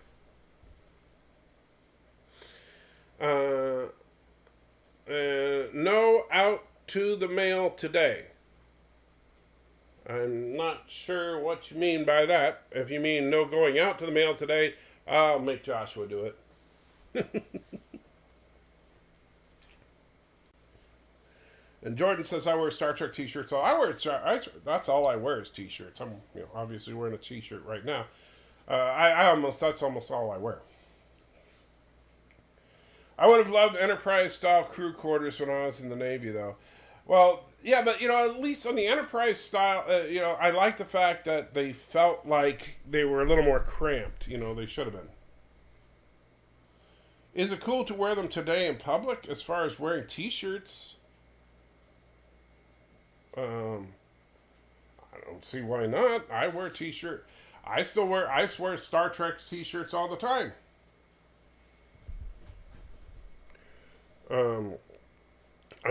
Honestly, I do. I have Star Trek t-shirts. I wear comic book t-shirts.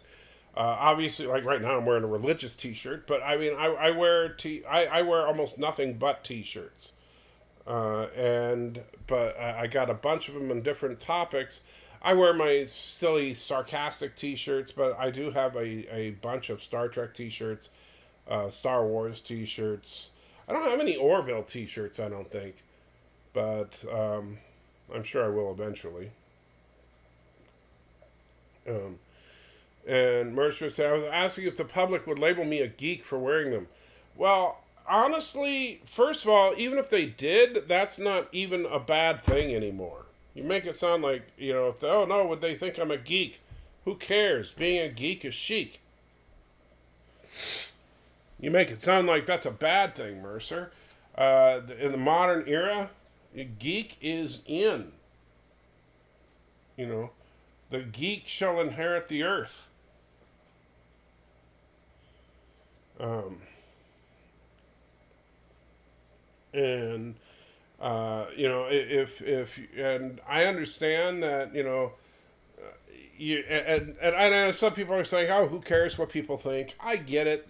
Sometimes you don't want people to think less of you, but but it's honestly being a nerd or being a geek is very popular. And you know what drives me crazy? I will tell you, and I hate it. I absolutely hate it. Is if I'm walking down the street, or I'm at the mall, or I'm at the grocery store, or whatever, and I see a 20-year-old wearing a Nirvana concert t-shirt. Oh, it pisses me off. Because I know darn well that she's never seen Nirvana in concert, because Nirvana didn't exist until that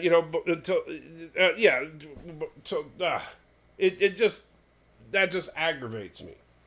She doesn't know jack about Nirvana, or you see people wearing this stuff that they don't know what it's all about. They have no freaking clue, because They just wear it because it's what's cool. It's what, it's what the kids are wearing.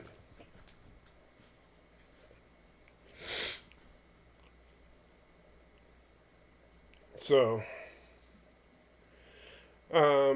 yeah, I have no respect for that. Zero, zip, zilch. Nada.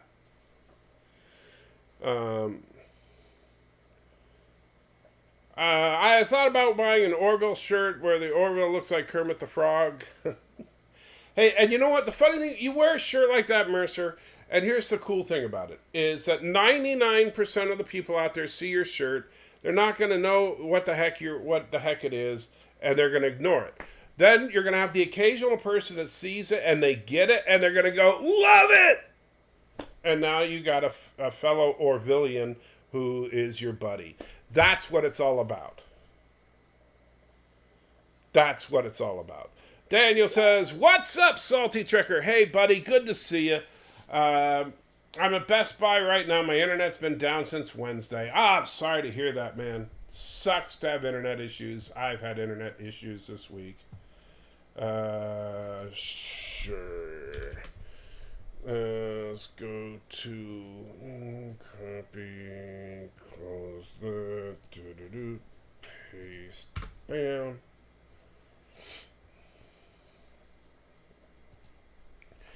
And let's see. Valor says they should have had lasers on the NX as well, not phase cannons. I agree. Or like I said, projectile weapons even. What if she likes her Nirvana? You know what? I'm sorry, she wasn't at a Nirvana concert. That's why you get a concert t-shirt. You get a concert t-shirt because you were at the freaking concert. You know the Weird Al Yankovic concert t-shirts that you see me wearing on these live streams every now and then? You know why I wear them? Because I was at the Weird Al concerts. That's why I wear those shirts. I don't wear concert t-shirts for concerts that I didn't attend. See? That's what I'm talking about, buddy. That's what I'm talking about. I don't wear concert t-shirts just because I like the band. I wear concert t-shirts for actual concerts that I personally attended. Yeah. Sorry, gotten a little salty there on that. Hi diddly ho, hi diddly ho, hi diddly ho, hi diddly ho, oh hilly ho, hilly ho, hilly ho, hilly. Mercer Snake Eyes $1. Just want to see a shirt with a bowl of Sita eel babies. Revenge is a dish best served cold. Speaking of revenge being a dish best served cold, you're going to love this. I have a very special guest that's about to come on here. The one, the only, the legend in his own mind, Captain Foley. How you doing, Captain? Good. How you doing, man? Oh, man, not too bad. It is truly a pleasure to finally get to talk to you again after so long. So I know, and I got to give you props on the new name, Salty Trekker. Much better. I would have found your channel a lot sooner had you used that instead of Anti-Trekker. Well, you see, I finally listened to you. Although, the funny thing is I tried to change my name last year. It wouldn't let me because the Anti-Trekker channel is a brand channel.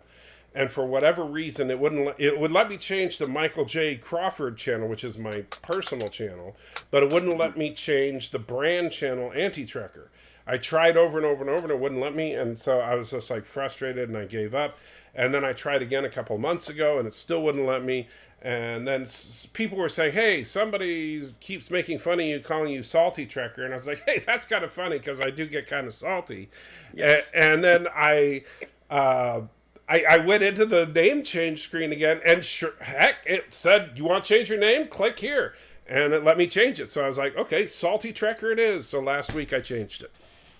Well, congratulations. Much better. Much better for sure. So I've heard through the grapevine, and by grapevine I mean the chat right here a few minutes ago, that you have been gushing over the Protostar.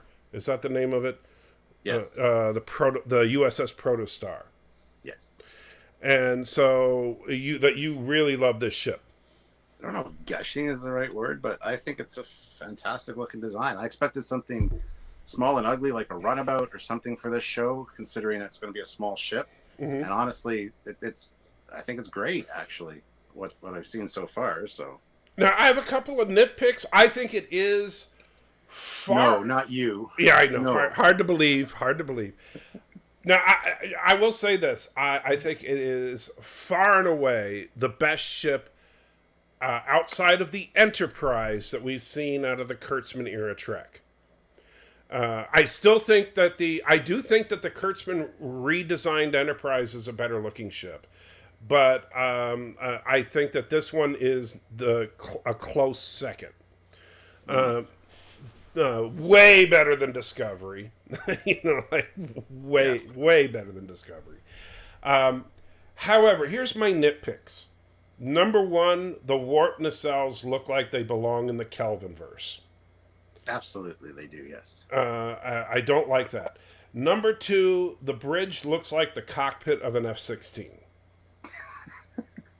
Well, it's an NX ship, which means it's a prototype. It's an experimental ship of some kind. We don't know why it's in the Delta Quadrant, so there could be an explanation for all of this, including the small size and the new configuration. We always complain about the view screens on bridges, or the windows on bridges. Yeah, the viewing windows. Because we had 50 years of view screens, then JJ came along, made it a window. Now everything since has had a window. Right. And that's bullshit. But the complete glass I like, because this is post Voyager. So I mean, we had a skylight in the TNG Enterprise, so I kind of like that idea. Mm-hmm. It's different than a window for me, and considering the size of the ship, I don't see an issue with that. So and the actual, as for the bridge, I mean, we just released our video today talking about the bridge. Again, I kind of like the layout. I like the look of that captain's chair. I have the feeling that the captain's chair, you can operate everything from that chair alone. And the way it's designed to be unlike any other captain's chair that we've seen, I assume you sit in it, you get a holographic bubble around you, and you can have access to all the controls. That's kind of what I'm getting vibe-wise from that. So that would be cool, actually. I don't know. I'm just... Like I said, I do like the overall design. So you're saying it's a small ship? Yeah, you can tell by the ramp and stuff that's on it. I mean, so that's a ramp in the front or at the bottom. Okay. Yeah, it's similar to size of the Sagittarius we see in the Vanguard novels, the Archer class as it's called. So. Small, and I'm getting a ship. Mercer is asking for an image. I'm getting an image right now for you, so bear with me. Is that your phone exploding? Yes. Why are you so popular? Because I'm Captain Foley.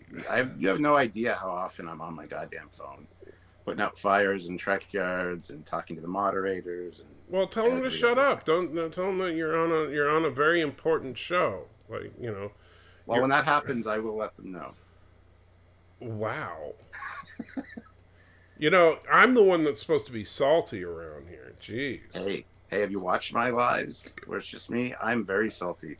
Should have seen this past Friday's live stream. I was not in a good mood to start, and it shows. Why were you so grumpy? I just had a lot going on. Didn't want to do it. Plus, I also had the live at 5, which we usually don't do on a Friday. But we did because of the San Diego Comic-Con thing, and then I still did the live a few hours later. So I was scrambling to get things set up and ready, and it was a whole thing. So there is the one and only image that I know of the ship. It's on the screen. I know you can't see it on the StreamYard screen, Captain, but it's on the live stream. So got it right there. Yeah. Well, there's that one, and there's also the bridge interior one, and there is one of it from the back as it's flying through the caverns. Okay. So it does seem very nimble. It seems to have.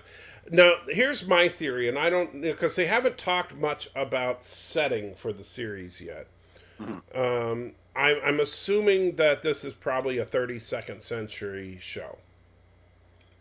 No, this is like 4 years after Voyager returned home. You think so? Yes. Well, they've said as much. So yes. Then let me ask. So, how then why is there a ship lost on a slave planet?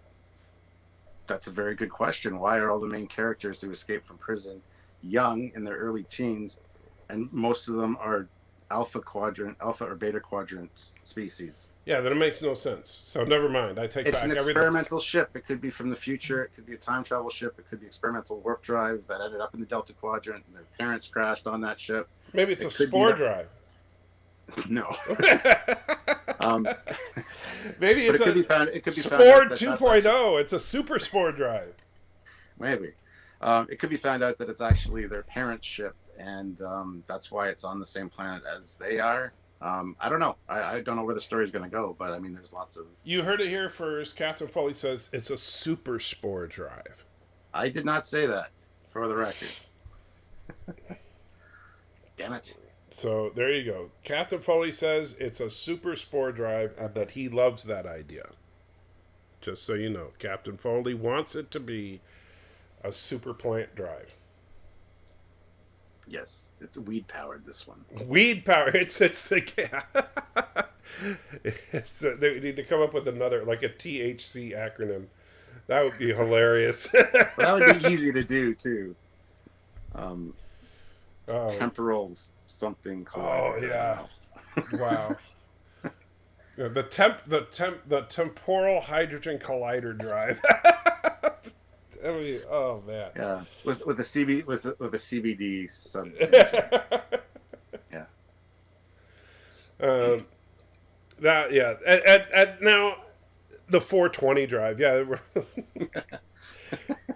So now there's only a handful of kids running this ship, and along with and here's where I have a big problem as far as, because I watched the thing from the Comic-Con, the virtual Comic-Con the other day. And, I haven't watched the panel yet, actually. So, well, the one thing that really bothered me about it, and really, there's only one thing they said that bothered me, and that is that this show is supposedly official Star Trek canon. Yes. That bothers me more than any other thing that they said. Because, hey, if this is just a kid's show, I'm okay with it. Don't care. It's just a kid's show. But as soon as they say this is official Star Trek canon, that means that anybody can just climb onto a starship, turn on the emergency command hologram or whatever Janeway's supposed to be, and commandeer a starship. Like I said, they're alpha quadrant species, so it could be that the ship recognized the species, and if it is their parents' ship or something, for an explanation as to why it's there. I'm an alpha quadrant species. Does that mean that I can just take over a starship? If it scans your DNA and it matches your parents who operated the ship, probably, yes. And so no, Daniel, this show is canon. They made that official the other day at Comic-Con. This show is canon, and so I don't know. I just have, but just because, so you're telling me that if Captain Picard is, horrifically shredded by the Jem'Hadar or something, and everybody else on the Enterprise is dead, but then Captain Picard, what was his nephew's name? No, I can't remember. Renee. So then Renee stumbles across the bridge. He can turn on a hologram and access all the tactical systems of the Enterprise. That doesn't only if the surviving member who set the computer to possibly read that in the future. Sure, yes, absolutely. And it could be they only have access to certain systems, and they have to during the course of the show have to access different parts of the ship that they didn't have access to. There's a lot of possibilities, so can't jump to conclusions. You gotta think outside the box. Be optimistic. You're telling me they don't have access to phasers? There's no phasers on the ship by the looks of it. There's no phaser rings. There's no visible phasers. It's a small ship. I bet you that if it even has ship. It has weapons because it's a kids show. Oh, come on, this ship. The whole premise of the show is going to be them trying to get out of situations by using diplomacy or talking about it, or because it's an NX ship, it could be literally just experimenting with a new kind of drive so it doesn't need weapons for any reason. It just found itself in the Delta Quadrant, and they might have to add weapons later. Come on, let's get creative and think about it. Don't be so judgy and judgmental all the time. And salty. Don't be so damn salty. My name is Salty. I have to have a little bit of salt. If I didn't have salt... Well, now you do. Yes, you're branded. Yeah. I'm just... first of all, and Captain Foley, you know this about me. I am going to give the show a fair shake. I'm not going to judge the show until I see it. If the show turns out to be awesome, I will be the first person to scream it's awesome. And I do hope it is awesome. I do want it to be awesome. I have some problems with the idea that, because I'll be the first to admit, when I was a kid, I would fantasize about the idea of just finding a starship and taking it and exploring the universe. But then as you start to get a little more mature and you realize how security systems work and stuff, you start to realize that ain't possible. Because, starships have security protocols, and you have to have access codes. Unless you watch things like Flight of the Navigator, where the ship specifically will, bond to one person and allow them to operate it for whatever reason. And actually, if you look at the ship when it's flying away from camera, it's a sideways shot, but it has the exact same shape as the Flight of the Navigator ship, ironically. Right, but this isn't Flight of the Navigator. This is Star Trek, and in Star Trek, you have access codes. Sure. Well, you do. Or are you trying to say you don't?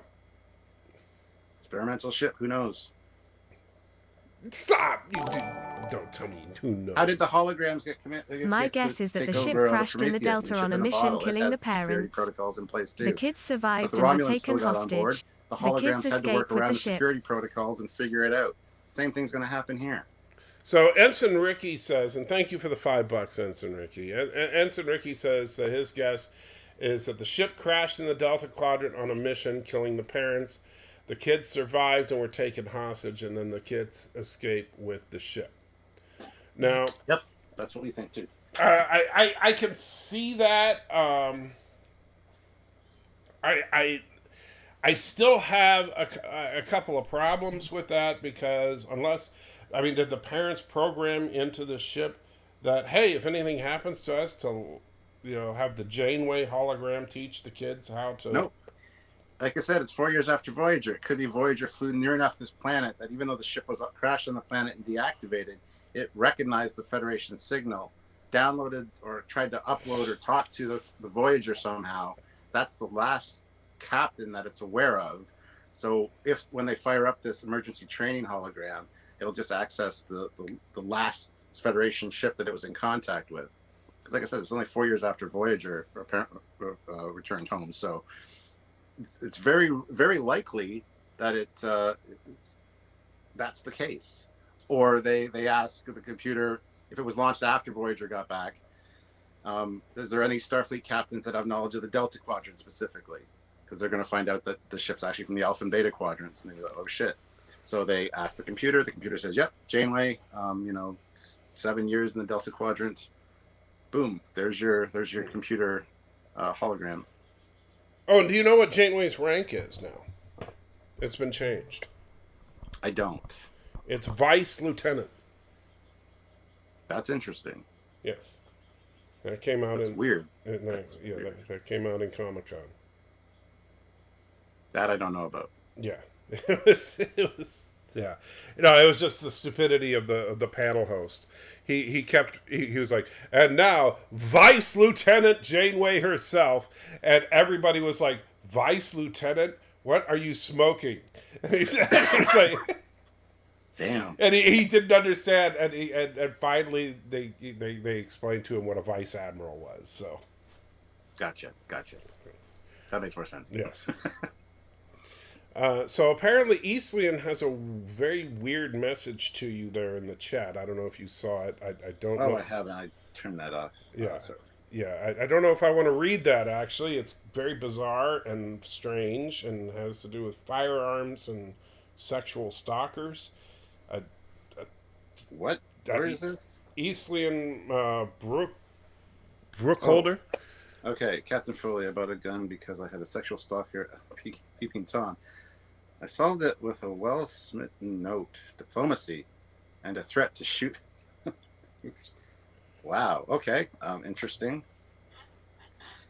See, you don't always need a gun, I guess. I'm not sure what that's supposed to mean. And Trek Viewer says, did they say the show is Prime Reality? They didn't specifically say it was in the Prime timeline. They just said it is canon. Even if they did, who fucking cares? They say that Discovery's in the Prime timeline. It's Yeah. fucking clearly not. So don't get me started on that shit. And you call me salty. Oh, wow. Barrett and Captain Foley on screen together again. All is good, lol. Not always as nice All as hail people give me Trek credit Yards. for. Death to CAROGA. Hail But at least I have an Turkestan. open mind to look at other possibilities. And Fleetpaw, thank you so much, with $4.99 says, Anti-Trekker and Captain Foley on screen together again. It's all good. Hail Trek Yards, death to Karoga, and hail Turkestan. Thank you, my friend. It's good to see you, Fleetpaw. Thank you for coming. Now Daniel says, I hope the ship could travel through time. Do you think it could? What do you think, Captain Foley? Do you think it's a time ship? Very likely. Actually, very likely, because, like I said, the bridge layout, the bridge L-cars, the captain's chair, just the overall look a lot more advanced than Voyager. It does. It absolutely does. And with the NX moniker, it could just be new tech or future tech. And Samuel actually made the comparison when we did our first look at this ship on Saturday about it has a lot of Discovery, like 31st century or whatever this fucking century they're in now. Wow. See, again, boy, you keep saying how salty I am. But it has a lot of similarities to something like the Voyager J that we see. And we actually did the comparison of the two hulls, and they're very similar in appearance. So who knows? I think the time travel aspect is absolutely something that could be a possibility. Yes. So, I mean, because I could see that, but at the same time,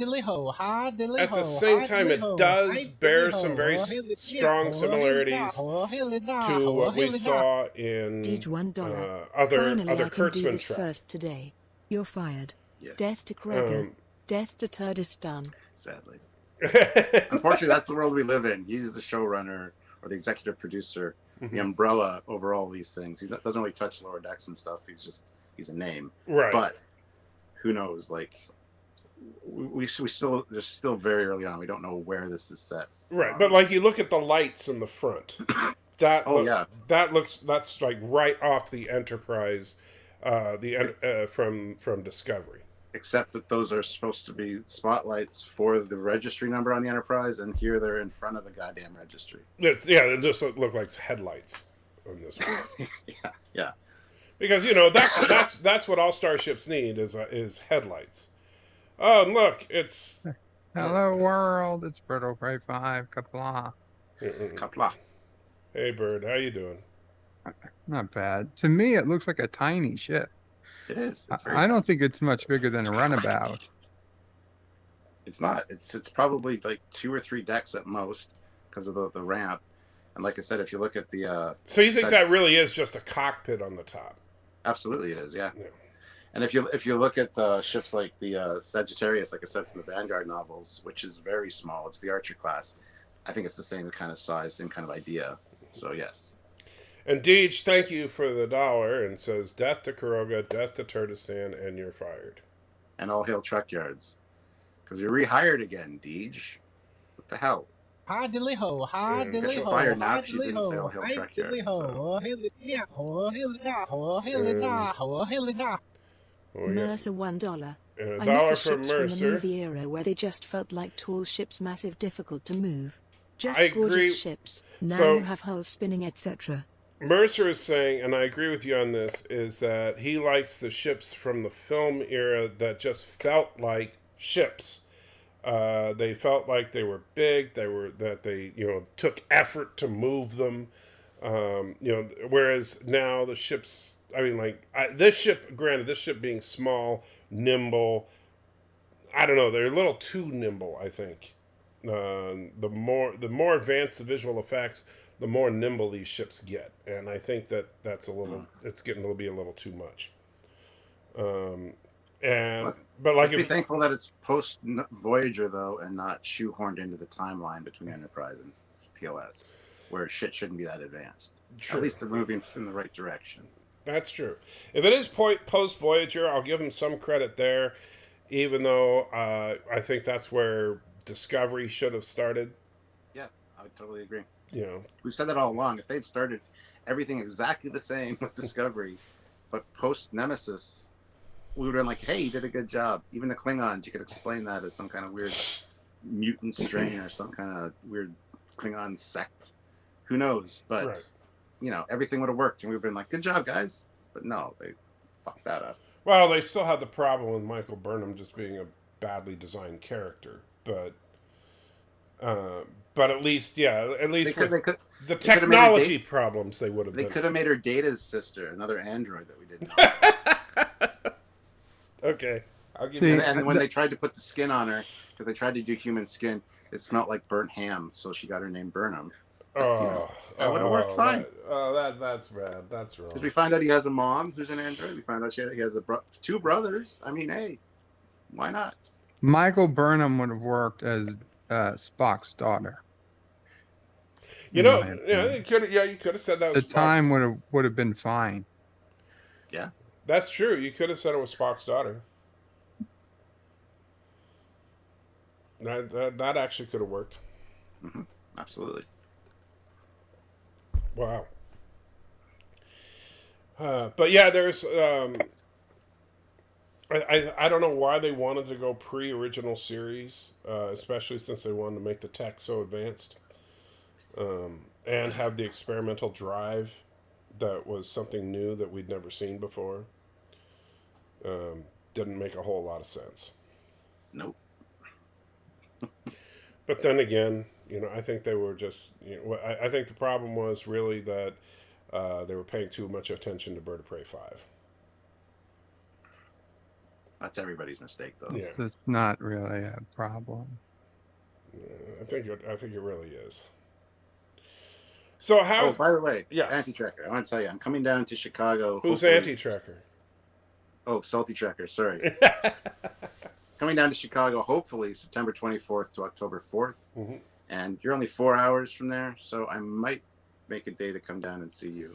I can't. I don't know what's going to be happening in September yet, but if I can make it happen, I will make it happen. So awesome. we'll figure out. Just giving you a heads up. Yes, that would be awesome if we can at least do lunch or something, and or we could always make a side trip to New York and just blow up Kuroga. That would be even better. We'll make plans for that in the future. Yeah, Kuroga needs to go. Nermal is really salty today. Did you get Nermal a salt lick? I'll tell you, if you want some salt, I'll tell you. Do you like spicy food, Captain Foley? Goddamn right I do. Okay, I got something for you, buddy. Check this out. Yeah, I know. I saw those. I heard the whole story about that. I was watching. Yeah, the insanity salt. This stuff is crazy. It's got habanero, ghost pepper, and Carolina Reaper. And the guy gets he doesn't get powder. He gets actually fresh habanero, fresh ghost pepper, fresh Carolina Reaper, and then he cuts that up into, and then he gets sea salt. And he bakes it all in together in, he has this commercial kitchen where he does this. He bakes it all in together into this insanity salt. And yeah, you could take, if you were in a chili cook-off, you could sprinkle, people say, oh yeah, I got hot chili. Sprinkle a little of this on there, yeah, and then watch them explode. Well, that's actually an amazing idea because I love spicy. No one in the house really does. So if I make chili, I can't make it nice spicy. I have to add the spices later. So that's perfect. And there you go, Deej. Deej is only 2 hours from Chicago, so watch out. Yeah, but that's Deej. I don't listen. There you go, Deej. You just got kidding, Deej. Dissed hard by the captain. Ooh, man. That hurt. That hurt bad. Man, oh man. I tell you, that was just that was harsh. He's gonna make another sad video. That's okay. Yeah, with the dinosaur walking away. That made me laugh when I first saw that. That was so well done. I'm like, man. I like that. So you've been fired again. Only that was. You're gonna have to record a very special video for him, just talking about how you don't ever want to see him. And Indy and thank you. Indy puts in $5 and says the reason to place it before TOS and so close in time was to make it more important in Star Trek than the original series. And I think there's some truth to that. I think that might be the reason for it. Mm-hmm. And weird, there's a delay now. Why didn't there it goes. I was waiting for the disembodied voice to read it. The reason to place it before TOS and so close in the timeline is to make it more important in Star Trek than the original series. There it goes. All right, so I think that there's some truth to that, is to try and force it to be important, which is a problem. I think that they are truly trying to force themselves to be important instead of just trying to make the best entertainment they can make. Yeah. And be important on their own merits. And milk the 50th anniversary thing and TOS. Yeah. Look for TOS. Yeah, absolutely. And honestly, the problem is you should just make the best show you can make, and let it stand on its own. But they knew they couldn't do that, so they needed a crutch. If they had made it TOS centric and actually blended in with the timeline nicely, they could have had a winner. Mm-hmm. But anyway, they learned season 3 and they got to ship the hell out of there into somewhere where it's not going to really matter. So yeah, but here's where I got angry, honestly, with Kurtzman, and is that he did it a couple of times with Discovery, is where he said, "Oh, don't worry, we're going to fix the canonical problems." And the season and line up with TOS. Right, and it's like, no, you didn't fix the problem. All you did was push it out. You moved Discovery to another era, but that doesn't fix all the problems you created. And he said that in season 1. By the end of the season, we'll line up with TOS. All the problems will be fixed. Right, and it's like, you didn't fix anything. The only thing you did was make the Enterprise show up. That doesn't fix the problems. And it's like, well, now the Enterprise looks different. Now the problems are even more, And it's twice the size. I might add. And the thing is, if they had just said, honestly, if they had said, hey, we're rebooting Star Trek, I'd be fine with that. Yep, me too. And if they had said, this is an alternate reality or whatever, or if they had just, made this after the Next Generation, there's a million ways they could have done it and made it work. Preach, brother, preach. I totally agree. Yeah. Totally agree with you. But instead, they wanted to go the route of trying to eat their cake and have it too, and say, oh, no, it's all in the same timeline, it's all going to work out, and then lie, and make the fans more and more angry, more and more divided. And so now we've got, different camps of people, to where now you have, people that have actually solidified their ground into we're Camp A, we're Camp B, and people in Camp B are evil because they disagree with Camp A, and people in Camp A are evil because they disagree with Camp B, and everybody hates everybody, and it's turned the fandom into a battlefield, and it's ironic because it feels like the stupid half black, half white aliens from Let That Be Your Last Battlefield. Yep. Because absolutely. That's what the fandom is right now. And, of course, we all know that it's Karoga's fault. You sound as ignorant as the alien that's white on his left and I know, black right? on his right. God Can you hates not black see on the right. difference?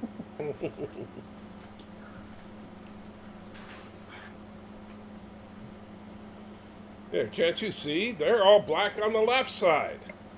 You know, the thing about that, too, is when they look in a goddamn mirror, they're seeing their enemy. Like, the irony of that. Right. That's why mirrors are illegal on their planet. They have the holographic mirrors that show you like a... Yeah. Gotcha. Yeah, and don't get me started on their holographic mirrors and their replicators and their... Yep. Or, sorry, matter synthesizers or whatever they call them, because they can't call them replicators. And their holodecks that they can't call holodecks because they don't want, you know...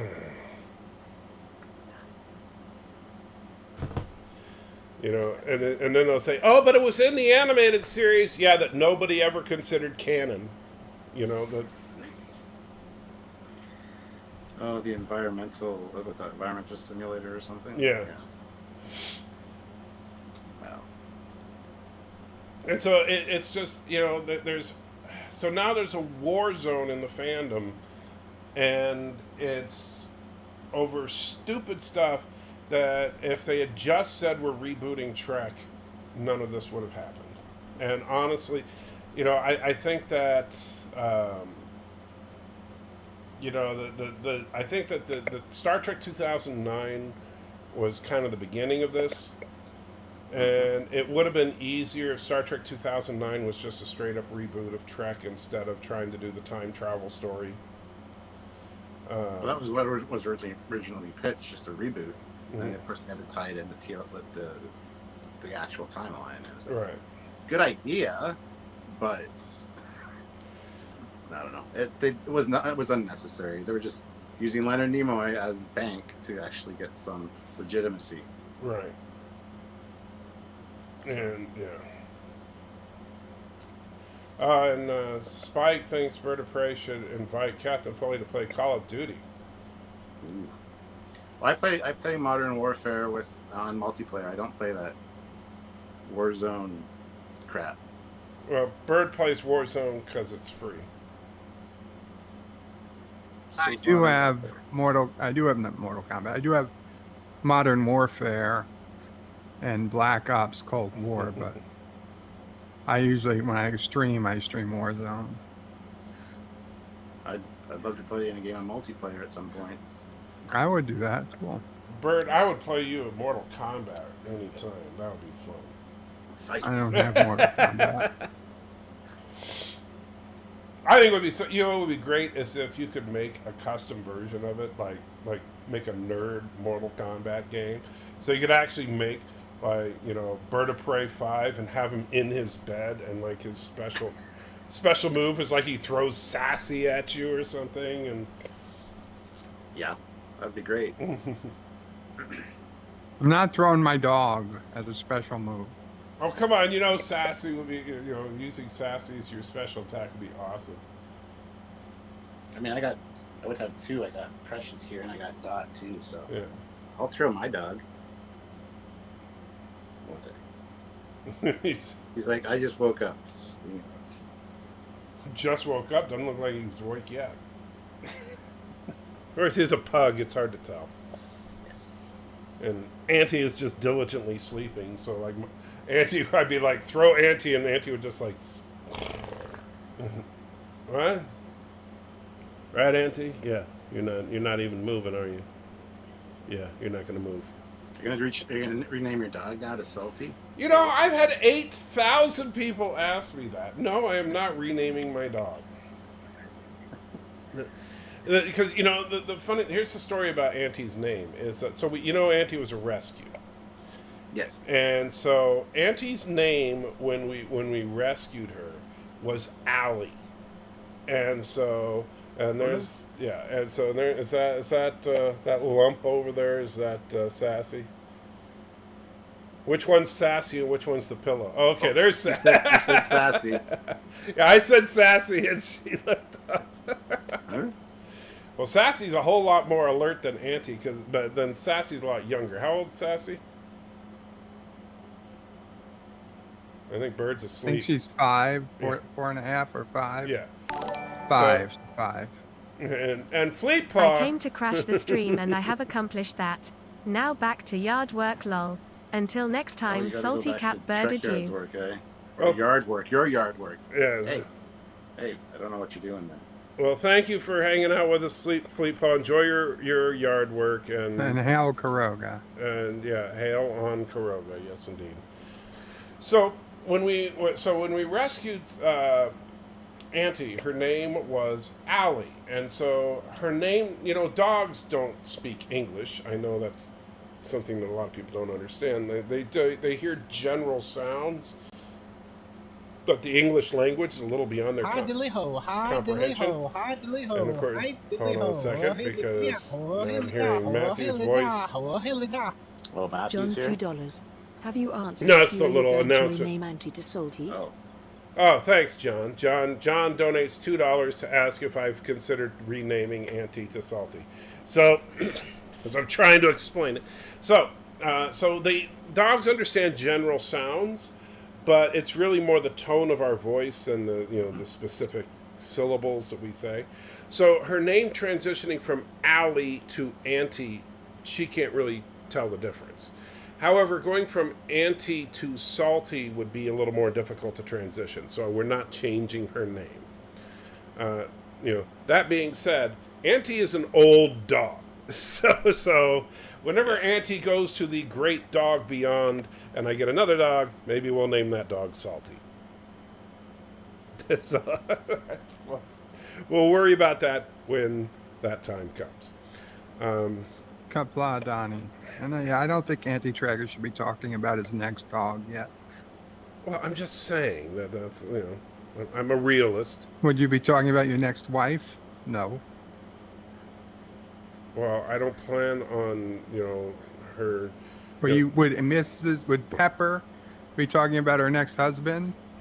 Only with Dr. Alex. Yeah, well, she's probably making those plans, yeah.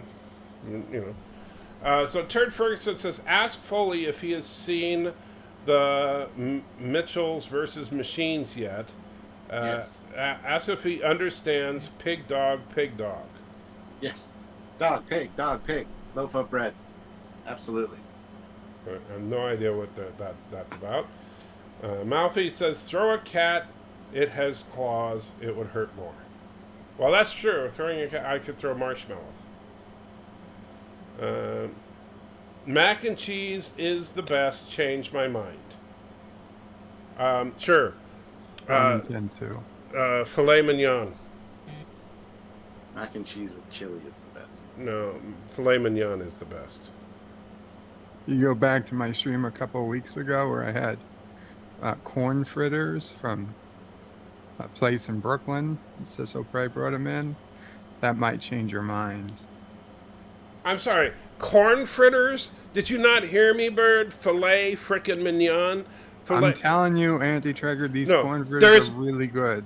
Look, there is no such thing as a corn fritter or mac and cheese that can compete with a well-made filet mignon. Period. There is no such thing as a corn fritter that can compete with a nice filet. Like, we're talking about a filet mignon that you can cut with a spoon. What if these were dipped in cheese?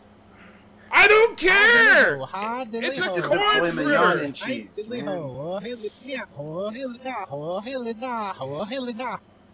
Deej $1. I have the most perfect special attack. Sisapri. She hits, she slaps, she shoots water. Not raw meat like Birdo-Prey. Well, so Deej says that he has the most perfect special attack, Ciso Prey. She hits, she slaps, she shoots water, not raw meat like Bird of Prey. You gotta find some way to pipe that audio back to us, Auntie Traeger. It's killing us. I know. We can't hear this. I know that somehow Matthew does it, but I'm not sure how. But Matthew also manages to screw up his audio every live stream. But I'll figure it out eventually. But yeah, so Ciso Prey apparently has a good attack. So how is the raw meat diet treating you, Bird? Despite what people might think, just because I had somebody who endorsed raw meat on my channel doesn't mean I endorse a raw meat diet. Well, you're drinking the blood, right? No, I'm not drinking blood nor eating raw meat. But that's what you said. I didn't say that. He said it. I just gave him a place in which to speak his mind. Right, so you were endorsing it on your channel. No, it's not an endorsement. I'm pretty sure you kept you missed it, by the way, Captain Foley. It was quite the show. I heard all about it, though. Yeah. It apparently it spread all across YouTube, even to other channels. Yeah. Yeah. I mean, this guy was. Oh, look, the hummingbird's back. Yeah, he was talking about drinking. Not, the ground beef. I fine, whatever, and he ate a hunk of ground beef on the stream. But when he started talking about eating raw pork and raw chicken and drinking the blood of said animals, it's like, dude, that stuff can kill you. What is wrong with this guy? Well, we'll see if he's still making videos in 3 to 6 months. Oh, I think he was just trolling you. He has videos on his channel. He had video on his channel that day of him eating raw meat. Yeah, but I don't think he's actually eating raw pork and raw chicken. Well, I don't know about that. Yeah, I would doubt it, but I gotta say, he did eat enough raw meat. And then he actually, and I'm not making this up, Captain Foley, then he actually started advocating for cannibalism. And Bird was still letting him talk. Everybody, myself included, and many others in the chat and stuff, were telling Bird to kick this guy. But he just let him talk about it. See, it's the little problem with free speech is that you might not like it. No, Bird, it's one thing to say, hey, you know what, I'm going to let you talk about an unpopular opinion. It's another thing to let a guy advocate for cannibalism. Well, tomato. There's a difference between tomato, and cannibalism. Not if you're the tomato.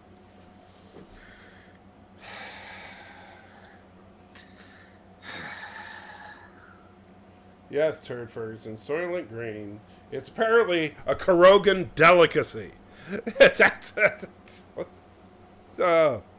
Hey, Captain Foley, are you in Quebec? Fuck no. Yeah, of course not. He's Canadian. Yeah, no. I'm in London, Ontario. Oh. About 9 hours away from Quebec, I think. Yeah. There's a YouTuber running for Parliament in Quebec for the People's Party of Canada. But why would he be part of? Why would he be part of the People's Party of Canada if he's in Quebec? It's not a socialist party. Huh? I don't know why. It's just the name of the party. Not running for Quebecois. The Quebecois. Boy, don't get me started on that shit. Well, I just like politics in general, so. I don't understand why Quebecians, or is that the right term? Quebecians. I don't know what they're called. Quebecois is what they're called. Quacks? Quacks? How about quacks? French Canadians? Anyway, why do people from Quebec object to being called Canadians? I don't know the story, the reasoning behind it, because I just don't care.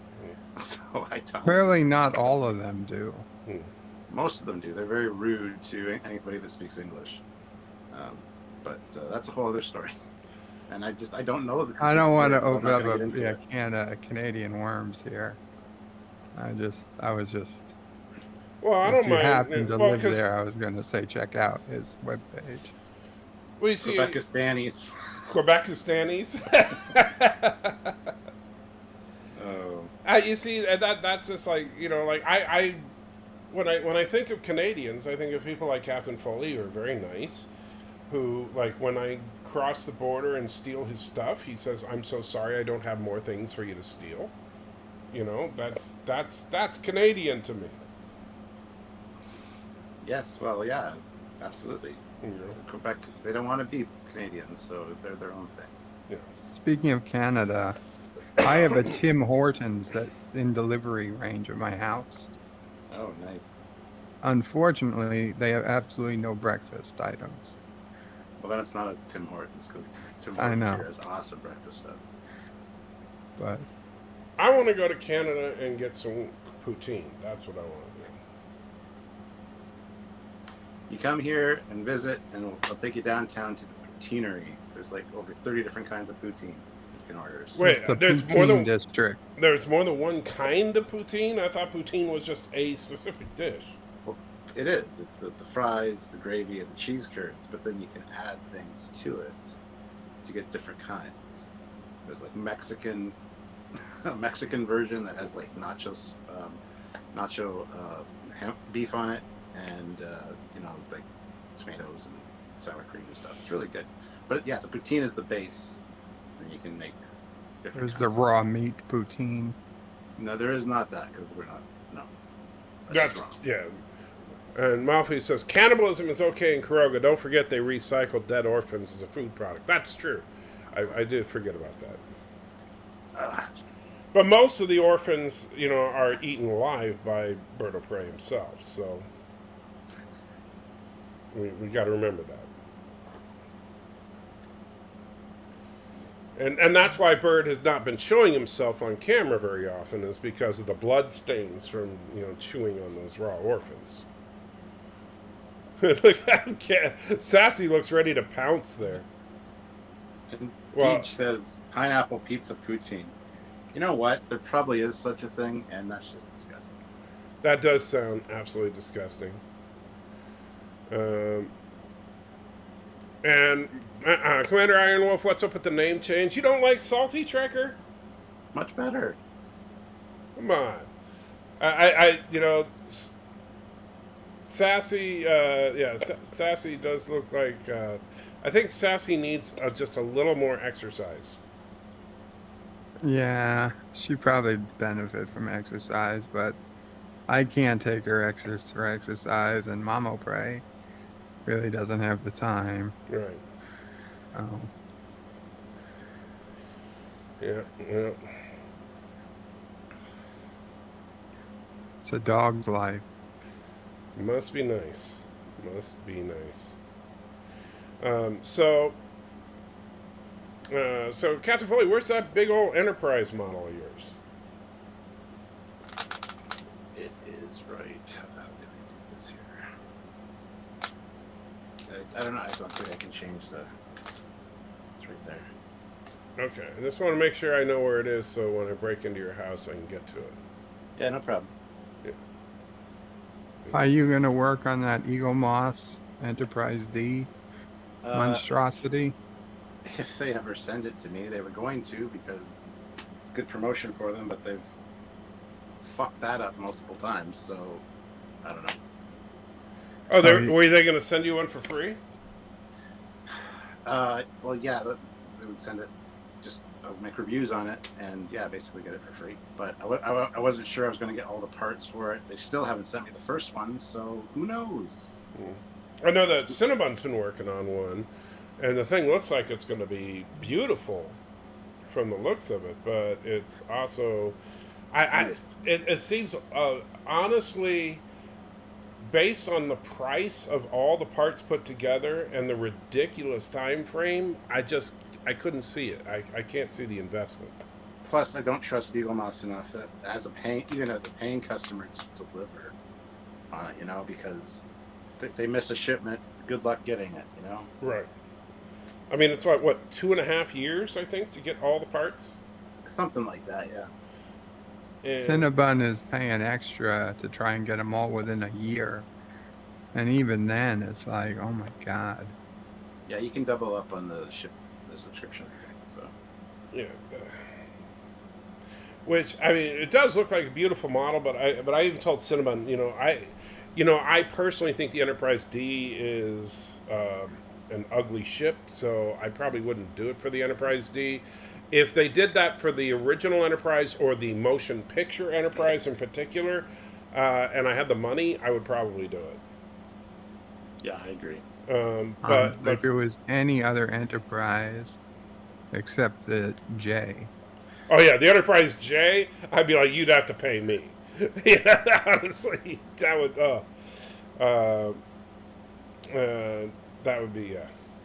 Oh yeah, and Valor, has a cat that must be Turtistani, and the other cat is Cat O'Prey 5. I've heard about Cat O'Prey 5. Did you hear about Cat O'Prey 5? Bird? I have now. Yeah, Cat O'Prey 5 crashes into things. That's why that's the name. I'm looking at your stream on my iPad, and I realized I probably shouldn't have worn a green shirt. Yeah, it's your shirt is semi-transparent, so you can kind of see. It's like a dark green, but it just there's the flex. I thought it was like a Stargate shirt. It is. Almost looks like a Stargate patch. It is. Oh, okay, good. Yeah, it is a Stargate shirt, but I also have a black one exactly like this with the Stargate patches. I just didn't. So how do you know whether to wear green or blue? Yeah, that is cool though. I like the Stargate patches. Do you just have everything nerdy in that exists? I have a replicator, so I can make whatever I need. Oh, so you're from the Discovery era? No. I'm from post TNG era. Well, no, most of what I see from you is TOS era. That's to fool everybody. Oh, I see. I didn't realize that. And that hummingbird is just grubbing on my feeder today. But do you have a talking Tom Paris plate yet? No, and they missed out on that because they're going to be making the plates, but there's no voice chip. God damn it, put a voice chip in it, and it might be worth buying. A talking Tom Paris plate? Somebody hasn't seen the Lower Decks trailer. Oh, no. It's Lower Decks Season 2 trailer. I must have missed that one. Yeah, and they're actually making the plate, limited edition plate, so you can have it. It's the first piece of Discovery merchandise, apparently. So. Yeah, but come on. Or post Discovery. Come on, Captain Foley. How much? Come on. You want that, don't you? No, not really. You really? Come on. It's an Emmy Award-winning episode. Not only that, you do realize that this action figure, I don't know, if we flip around to the back, and, I'll make, It has babies. Yeah, it comes with 3 babies. Wow. So, and it's in the original shrink wrap packaging. It's never been opened. Comes with a trading card. So there's 3 babies. You can kind of see them in the box there. So the 3 babies are in the box. So I think fair trade for that Enterprise. Oh, okay, yeah, sure. Because you don't have this in your collection now, do you? No, I could put it right on the wall. Yep. Yeah. Good deal. One of the very few things that you do not have. How could you not want mutant Tom Paris Lizard Man? Well, I didn't say anything. What? Relax. And Turd Ferguson, the movie version of the Enterprise D is the same model as the model they used on the show. Yeah. It's the only difference is how they lit it. And granted, they did a better job lighting it, but it's the same model. Yeah. So, let's see. But so I must have missed that trailer. I could have. I haven't watched. There must have been a trailer that was released with the Comic-Con because I haven't watched that part of the Comic-Con stuff yet.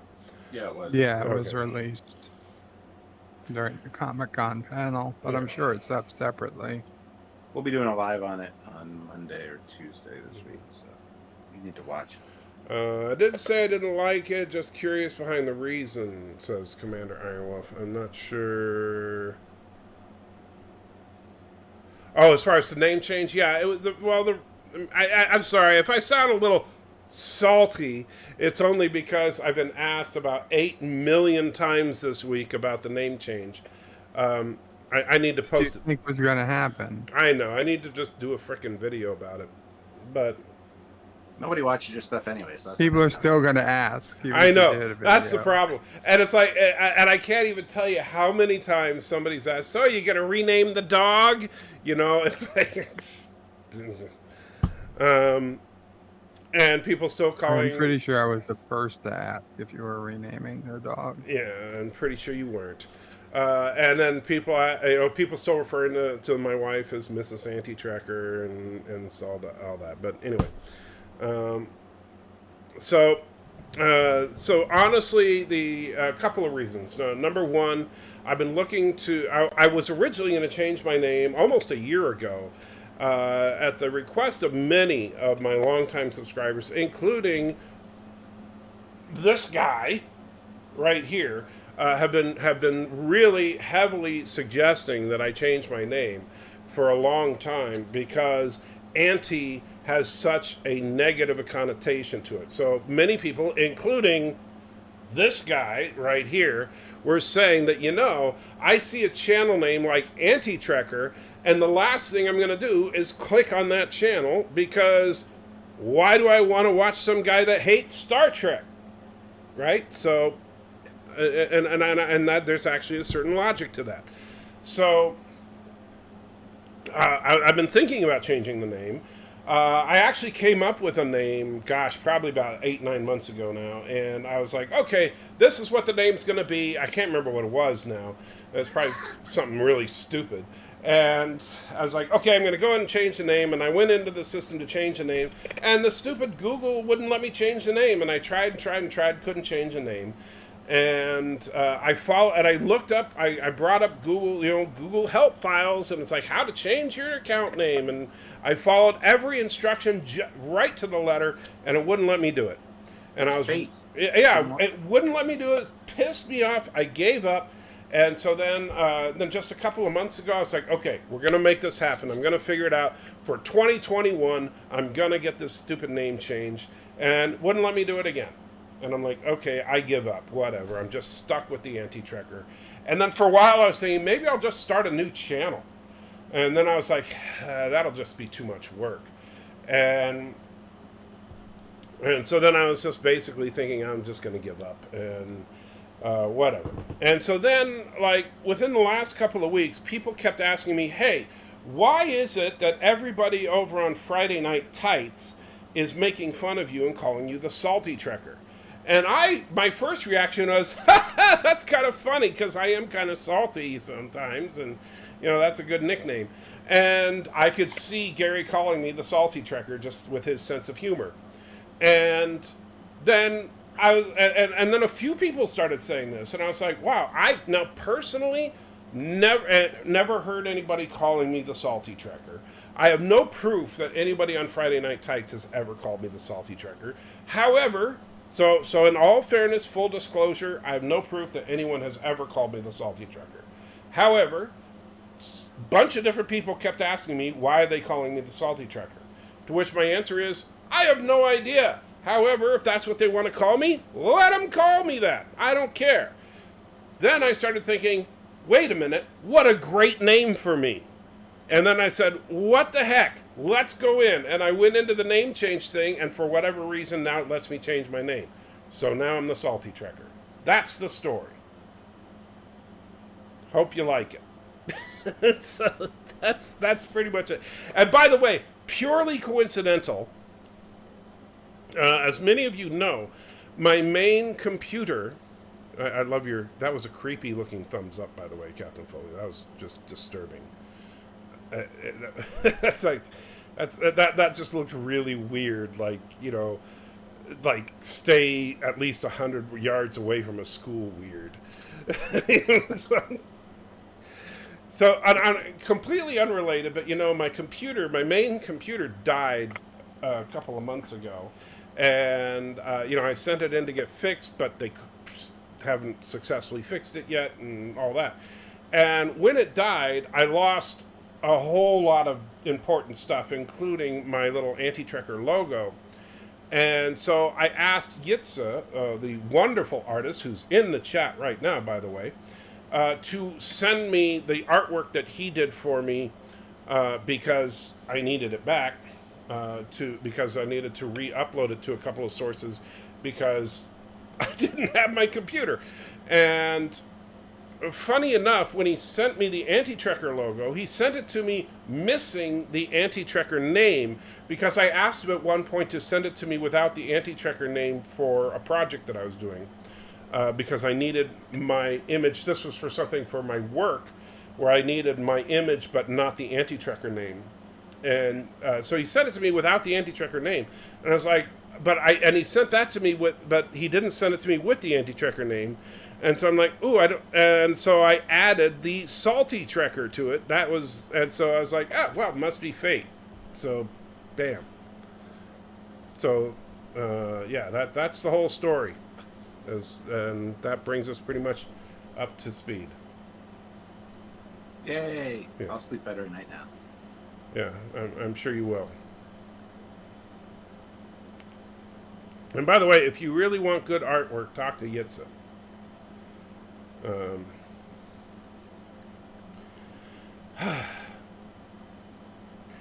Just have a text crawl on your videos explaining the name change. I should. Oh, man. Or just like have a, every time somebody asks that question, like have a quick thing that pops up every time, say, stop asking that question. Well, the YouTube channels on the main page have the welcome to the channel video. Yeah. You've included it in there saying Anti-Trekker is now Salty Trekker. Yeah, I might do that, because right now I have the We Didn't Start the Canon, which I love that song. I have that as my welcome video. Before that, I had the Why I'm Called the Anti-Trekker video. And so I might have a, hey, why I'm now called the Salty Trekker. So that people can, find out. And by the way, no, I'm not changing my dog's name to Salty. I was just about to ask. So. So you're going to be doing what now? You said on Monday you're going to be talking about Lower Decks? Monday's live at 5 is probably going to be either breaking down the Prodigy trailer or the Lower Decks trailer. And then whichever one we don't do, we'll do on Tuesday. So there's a lot of really good stuff in the Lower Decks trailer, though. Really good references. So that'll be a fun live if you want to come and see a breakdown of it. So give me a hint of what kind of goodness was in that trailer that I haven't seen yet. Well, Talking Tom Paris played with actually Robert Duncan McNeil voicing Paris, which was great. There's a museum with you see the bottom, the fin of the probe from Inner Light that hits the card. There's the Temerian. There's a Temerian in it. He's from Darmok, the captain, even though he's dead. Same species, but he comes aboard the Cerritos as a crew member.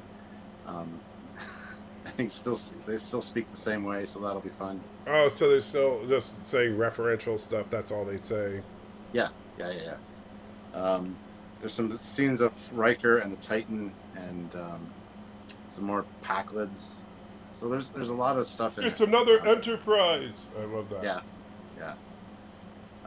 But yeah, there's a lot to break down, and little Easter eggs as per normal for Lower Decks. So it'll be a fun discussion.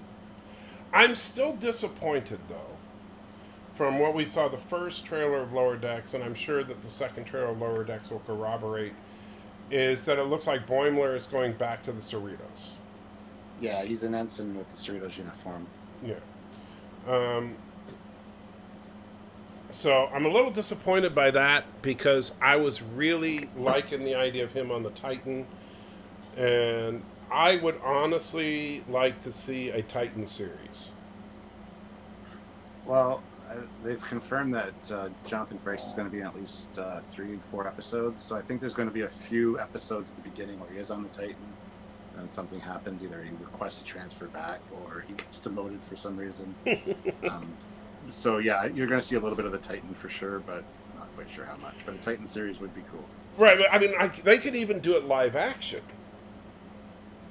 Like, because if you think about it, the actor that plays Boimler looks like Boimler. Yep, absolutely. And so, and he's every bit as nerdy as Boimler and everything. And there's no reason that you couldn't do, and Jonathan Frakes looks like he had a blast playing Riker in Lower Decks. So I don't see why they and honestly, it's funny because Jonathan Frakes looked like he had fun playing Riker in Picard, even though nobody else on Picard seemed like they enjoyed what they were doing. Well, I would love to come back as a character that I played for so long. That'd be awesome. Right, but did you notice that Jonathan Frakes seemed like the only one who seemed like he was enjoying himself? I mean, at least that's what it felt like to me.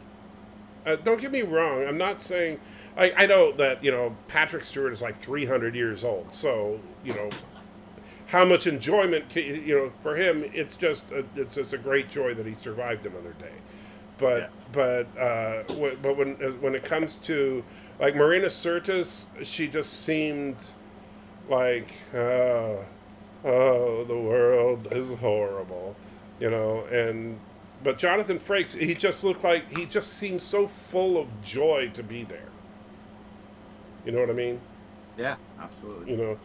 And so I would love to see a Titan series with him, and I can never remember the actor's name, but the guy that played Boimler.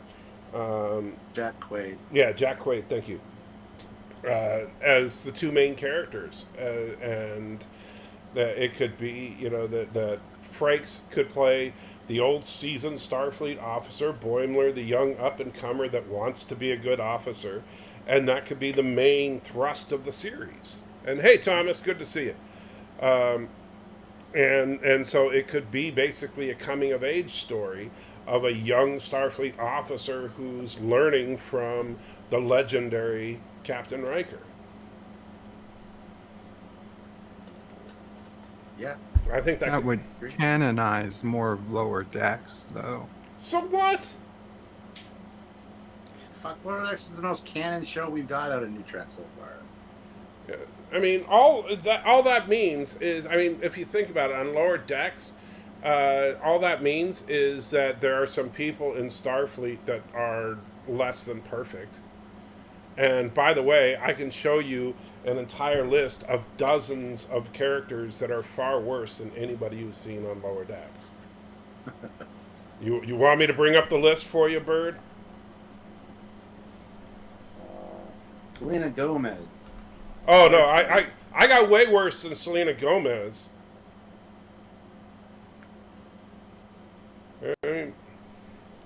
Hold on, I'll bring up the list. I know Bird is one of those people that thinks, oh, everybody in Starfleet is perfect and the best of the best.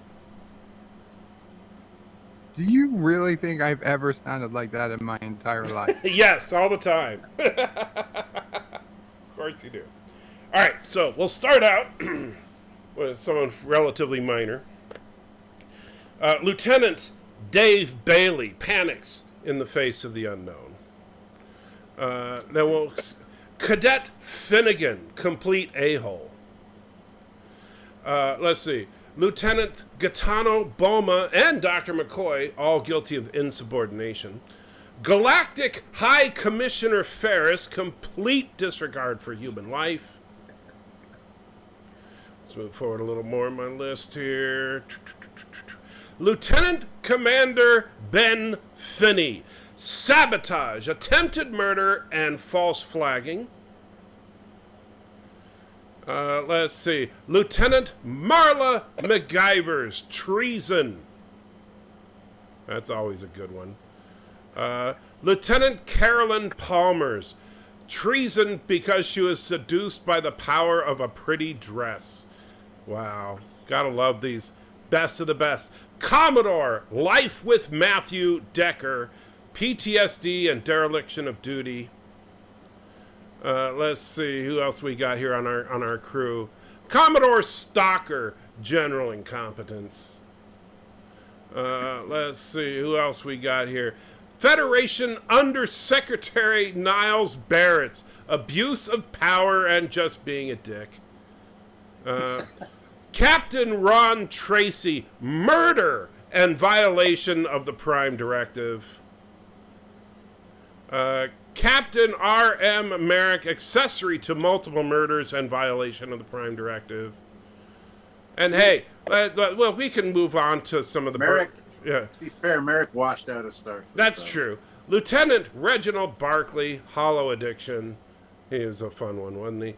Lieutenant Julian Bashir, fraud.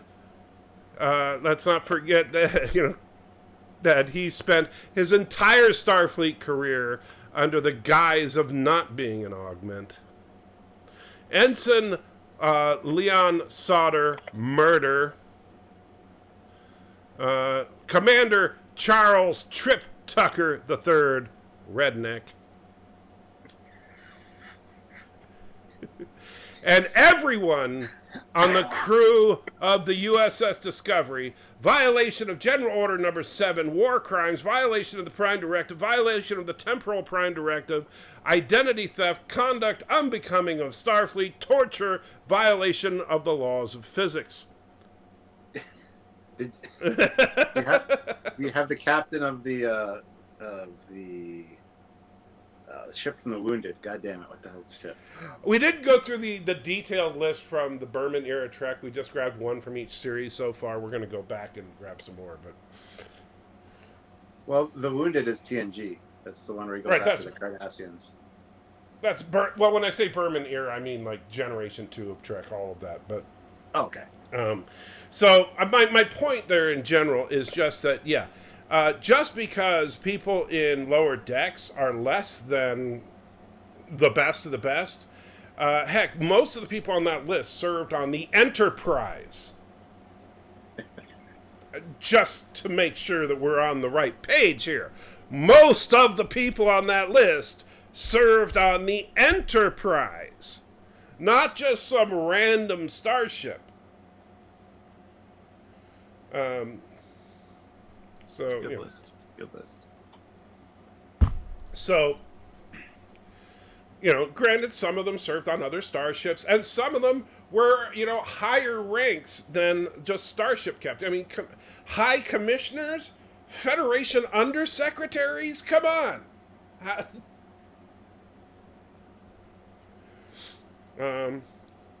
Point made. So, Tom says, what did you think of the trailers? Honestly, okay, so I didn't watch the new trailer for Lower Decks yet. I'll have to do that in a minute because people are asking about it. I'm going to have to watch it. As far as the trailer for Prodigy, okay, here's my first reaction to it. I thought, oh, look, it's Star Trek Clone Wars. That was my very first reaction to it, was that, okay, it feels like Star Trek Clone Wars.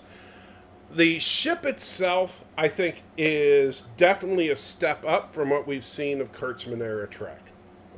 Except for the Enterprise, I think it's the best looking ship that we've seen from the third generation of Star Trek.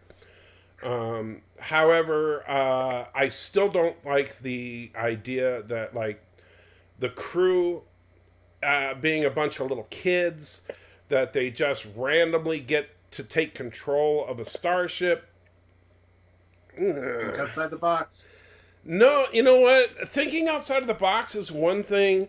Taking a big old dump on the box is another. So, but I will wait and see what the show actually does. There has to be some kind of logical reason that a bunch of kids can take control of a starship. I ran through a few when I came on board this live stream. No, just saying that they're genetically compatible with their parents doesn't to me say that, like I said, just because, like, if everybody on the Enterprise died and then Renee came onto the Enterprise, that wouldn't give him the command codes to the Enterprise. Unless the captain said, if anybody, you can put that in the computer, if anybody from the crew DNA-wise shows back up, they can have access. And if it's an offspring... To me, it looked like they were escaping from a prisoner. They were on a rape game forced labor camp or something. And that's... Like they were forced to be minors or something. Right. And that's the other thing. How are they, like... Okay, so they're on their rape gang planet, and there happens to be a starship just parked there that's fully functional? Crashed there. Probably not fully functional. We've already gone over this, too. No, we just... It's an experimental ship. Who knows how it got there? Right, but then you're saying, but you see, then you got to explain that you run into another series of problems. If it just crashed there randomly, it couldn't be their parents' ship. Yes, it could. We don't know when it crashed. It could be a time ship, as we said. Right, but now you're saying, but if it is their parents' ship that crashed there, then it's been there since before they've been mining there. So the people that have been sitting there forcing them to mine there just said, we'll just leave the ship there for them to escape someday. It was probably disabled, and they didn't think it would fire up or work. Until, guess what? Somebody would, I don't know. We'll figure it out. I really don't think it's their parents' ship. Right. I don't know. We'll see. And like I said, I will give it a fair shake. You know me. I'm not judging the show before I see it, but it's leaving a lot of. Oh, shut up. But it does leave a lot of weird unanswered questions to me that don't seem to add up. And that's the problem with this trailer, is that when I see that, I'm sitting there thinking, how are a bunch of kids just taking over a ship? That doesn't add up to me, because everything I know about Star Trek tells me that shouldn't be possible. Because there'll be a good explanation for it. Don't worry. I hope you're right. I truly do. And if there is a good explanation, great. If the explanation is crap, I'm not going to let that ruin the entire series for me, but it'll probably ruin the first episode for me. You know what I mean? Yeah. Like if the explanation is because a tribble said it's okay, then I'm going to say that episode was really stupid. But if then the If it's just the Janeway hologram sees that these kids are in trouble and needs help. Right. If that's what they do, I'll say that's really stupid, because the hologram shouldn't be able to make that decision. However, I'll get over that if the rest of the series is good. Just like I thought Encounter at Farpoint was a really bad episode. And in fact, I would even go so far as to say that the first season of TNG was absolute garbage. And so, and honestly, I don't think Star Trek The Next Generation got good until season 3. But even though I like Dr. Polanski and I like Q Who, and there's a couple other little nuggets in season 2 that I liked, but I don't think the series got good until season 3. However, I'm not saying that Star Trek The Next Generation grew on me to where I thought by the end of it was a great show. So I'm not going to say just because the explanation for the kids taking over the ship is bad, it might ruin the first episode, might even ruin the first couple of episodes, but I'm not going to say that the series is bad because of it. I just want a good explanation for it. Yeah. You get what I'm saying. That's something that it just rubs me the wrong way right now. Yeah, because you're salty. Yes. That being said, I do have to go. It's supper started here, so. All right. Well, thank you for having me on. No, it's been fun. Thanks for hanging out with me, Captain. I always appreciate it. So anytime I'm streaming, you're always welcome, except for when you're not. Those are the secret streams where you talk about me. I get it. Yeah. You talk about me all the time. Yeah. You can't help it. I know. It's fine. All right, buddy. Take it easy and live long and prosper and all that. And don't forget to leave your door unlocked. See you later, guys. See you, Bird of Prey. Have a good one. Bye. Bye. So you like the show then, Bird? You think it's going to be awesome? What, Prodigy? Yeah. No. You think it's going to be crap? No, I think it's going to probably be crap, yeah. But I don't think the ship belongs to the parents. I don't think their parents have anything to do with Starfleet. I don't think these characters have ever heard of Starfleet. I mean, I think they more or less said that in the panel. The one kid's a Medusan, so that's a Star. Hi diddly ho, hi that diddly is a ho, Starfleet hi race. Diddly ho, hi diddly ho, The other, and there's a Tellarite. Starfleet_command. And Starfleet Command donates Arrest $1. Captain Foley for impersonating a Starfleet officer, unless he has proof that he graduated from the academy. Well, arrest Birdo for we don't have enough time to type what. And I'm supposed to arrest Captain Foley. I can't really do that because he's already left. And And I guess I'm supposed to arrest you, Bird, but they didn't say why. Yeah, good luck on that. Well, without knowing what I'm supposed to arrest him for, I can't really do that. That's the problem. I need proper charges. I can't just arrest him just because. No, yeah, I don't necessarily buy it's their parents' ship, because there's only 2 that we know the race of that are previous. If I remember correctly, there's only 2 that we know are Federation races, and that's the Medusan, which of course they keep telling. And I swear, I don't know about you, Bird, but if I hear one more time that Medusans are genderless, I'm going to punch somebody. I really don't care about the fact. Well, that's what they told us, so. Yeah, but I don't care. Well, you know what? You're. Why is that important? You're a hateful person. I don't know. Anyway. So I don't want to hear about how Medusans are genderless anymore. I really don't. But anyway, there's the Medusan and there's the Tellarite. Now, I will say this. I do like the idea when I was watching the panel, and the guy that's playing the Tellarite, I liked him. But I like the idea that the Tellarite engineer. And so I like that. A grumpy Tellarite engineer, love it. That's the one concept while listening to them that I'm like, okay, I'm on board. But so far, nothing else has really gotten me going, oh yeah, I like that.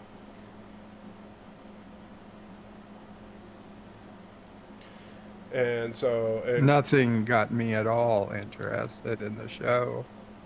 Nothing at all. Really? Not even the Tellarite engineer? No, I really could care less about Tellarites. Well, Medusans. If you could care less, that means that you do care. I couldn't care less. Well, you said you could care less. I think I was very specific to say couldn't.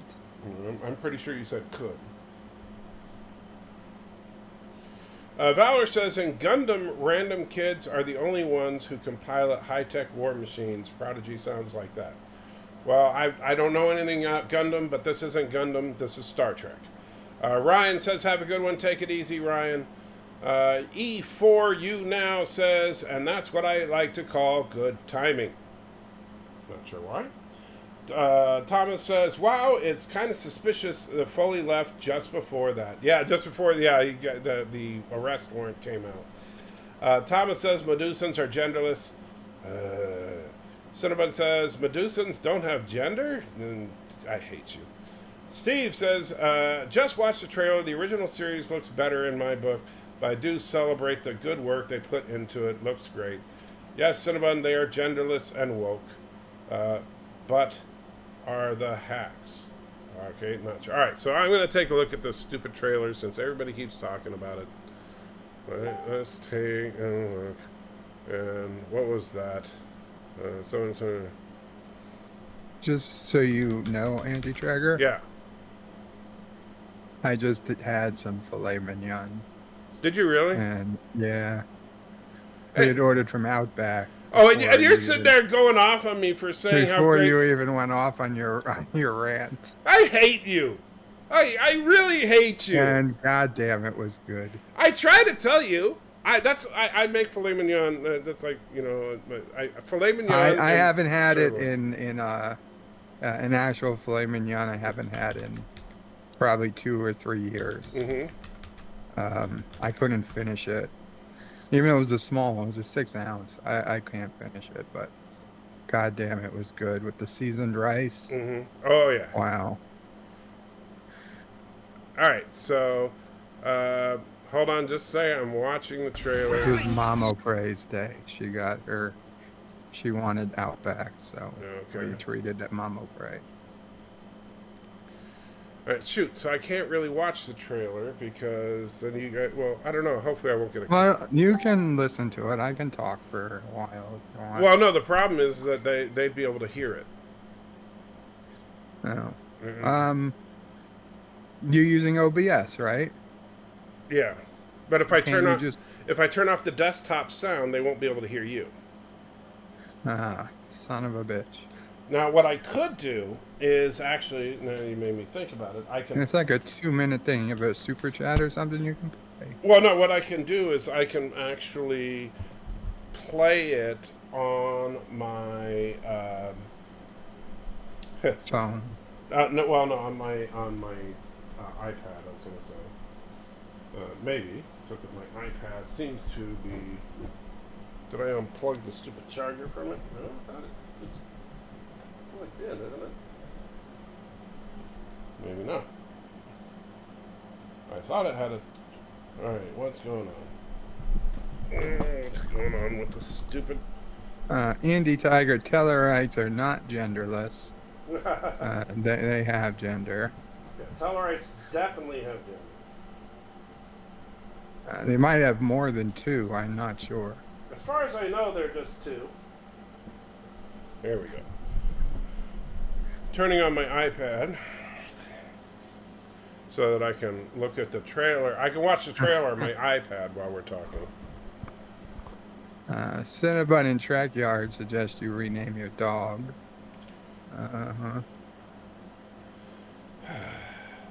Thomas, if the trailer is short, we don't need to hear Bird will Pray. Okay, Thomas, then you can mute. John DeMarco says hello to Thomas. Valor says to Salty Trekker, they are genderless. And Thomas says hello to John DeMarco. Everybody's just talking about the genderlessness. That's the biggest news, you know. That Medusans are genderless? Well, the thing is, when you are either 1, genderless, or 2, a transgender, or 3, a non-binary gender, that is the biggest news of your life. That is how you are defined, how society wants you to define yourself. So before you even say hello to somebody, you first tell them, I'm genderless, or I'm third gender, I'm this, I'm that. And then you would say your name and what you do. And, it's not important that you're chief engineer if you're a non-gendered species. I didn't know that. Well, you got to keep up with these types of things. Well, obviously it's important to you. No, it's important to the Twitter sphere, which is apparently our world now. What happens on Twitter is now what happens in the real world. I did not know that. We're going to update our courtrooms. We're going to get rid of the jury trials and go to Twitter trials. Oh, that should be awesome. Yeah, they saw it on an episode of The Orville. It seemed to work well, so... Yeah, I would not be surprised if we actually did something like that. No, Thomas, I'm not genderless. I'm pretty sure you are, Bird. Last time I checked, the Kurogans could not identify your gender. There we go. All right. So we need to find... Oops. So...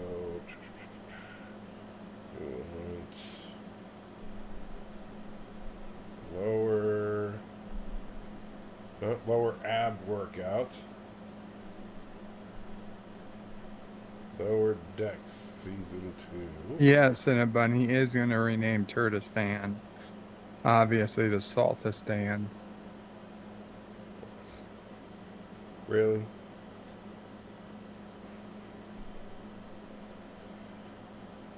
Saltistan? That doesn't even make sense. Neither does Turtistan, but you named it anyway. Alright, shut up. Well, yeah, you can talk, I guess.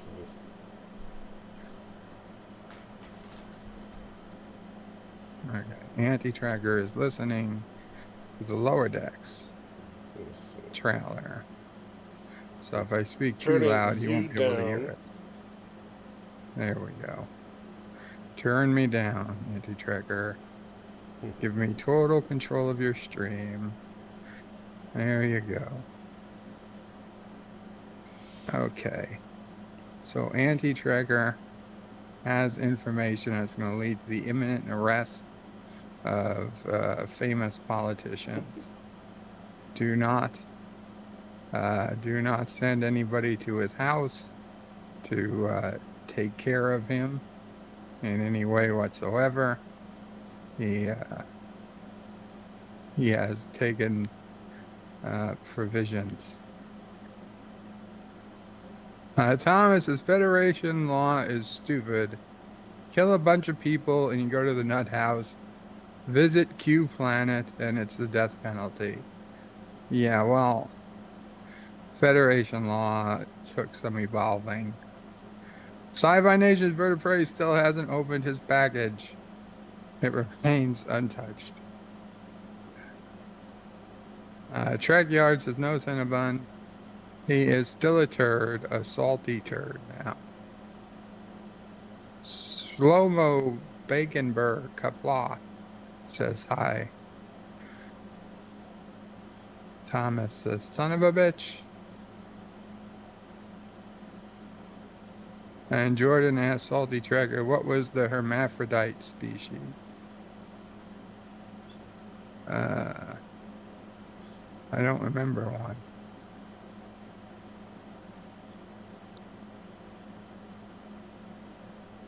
Is there any laughing from Anti-Tracker? I'm not seeing any. No chuckles.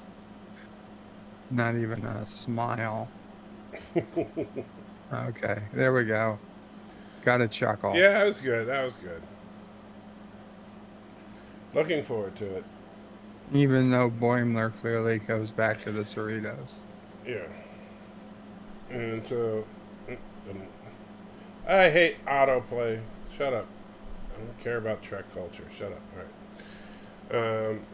No, it looks good. And the hummingbird's back, and so are the other birds. All right. So, no, that looked like fun. And I did like the whatever the species is from Darmok. That was hilarious. When they said, "Oh, welcome him," and he says, "When he joins the Seven." I love that. That was great. So, and now you're just not going to say anything? No, it was fun. I mean, it doesn't make sense. You would think their computers would have worked out the language, but it was fun. Well, it's all referential, so it does translate the words, but it can't translate because it just translates the literal meaning. It can't translate, the phraseology. Well, it should be able to. It should be able to pick up on that and give a better translation now that it knows what it's doing. Well, it's just like, for example, you still come across as evil, despite the fact that you try not to be.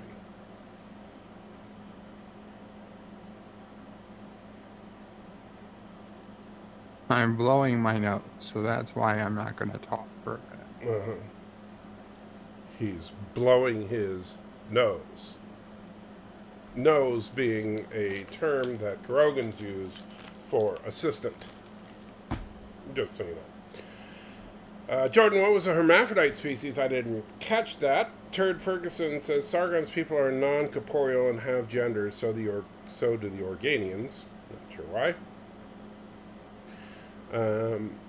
And good to have some lighthearted humor on Trek. Absolutely, and that's what I like about Lower Decks, is that it's just fun, and that's what I think is missing from much of the Kurtzman era Trek. John says, there was one shot in the trailer where I spotted someone who looked similar to Shax. Wonder if there was some time travel or other shenanigans involved. I did not catch that. And then Tom says, yeah, sent that to Salty Trekker, but he missed it. Did you send it to me in Skype or... Oh, man. And then Red Hawk. Oh, no. Oh, Lordy. All right.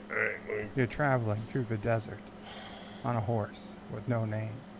There's a signpost up ahead. Uh-oh, do I need to get out the timer? It's a twilight zone. But you bite into some orange.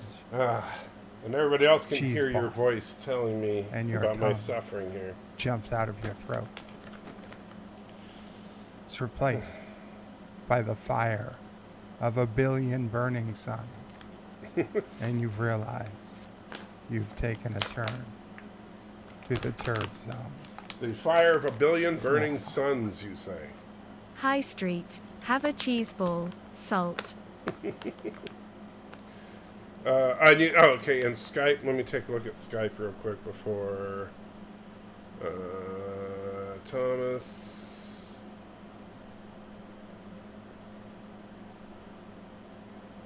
Oh yeah, you're right. Yeah, the Bajorn dude, I see him there. I wonder if he's either he's back and survived. Yeah, maybe he survived and they'll come up with some cheesy reason that he's back. All right, so are you ready? Prophet sent him back. That could be. Yeah, the prophet sent him back. They could come up with something like that. All right. Okay. Whenever, all right, I'll count down. 5 minutes on the clock. 5, 4, 3, 2, 1. Consume. Oh man.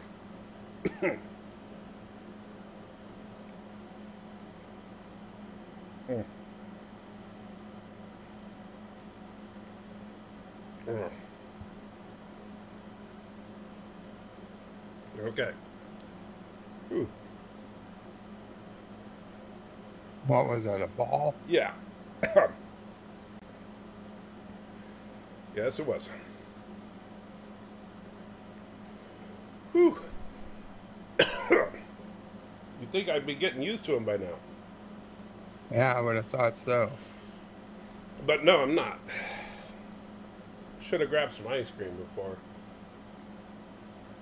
That.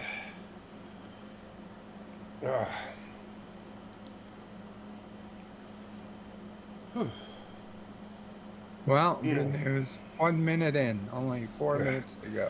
Oh, that's great news. Thank you, Bert.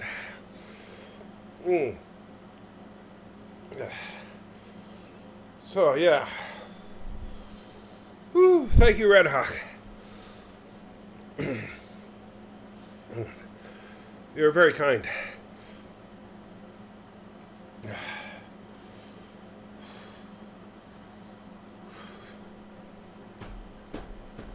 And so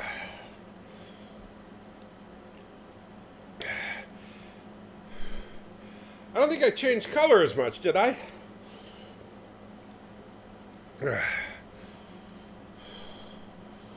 Maybe I am getting used to these.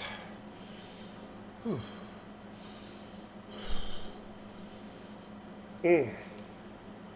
Yeah. Whew. How you doing, Bird?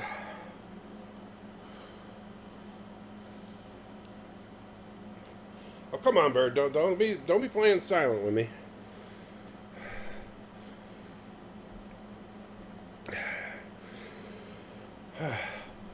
Bird, where are you? And you got 2.5 minutes. Where'd you go? I went to Geloja. Oh. I figured you weren't going anywhere for 4 minutes. I thought I was dying or something. No, you're okay. I was joking about my color. I was like... Yeah, your color just got a little redder. Ah. I figured you could hold off another 30 seconds. Okay. 2 minutes left.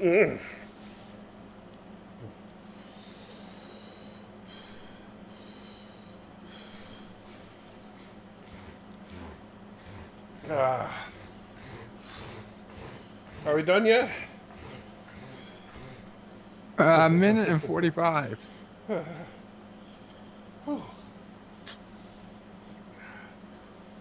Oh man, I think you're. Did I tell you how juicy my filet mignon was? Shut up. You could cut it with a spoon. Hey, that's what I said earlier, you jerk. Hell, you really could. That's how you know it's good. Oh. I gotta tell you though, the rice was a little spicy. Oh, You had a little red pepper in the rice. Oh, I hate you, bird. 1 minute left. 1 minute. I think you're tacking on extra time here. No. You can play it back later and confirm. Oh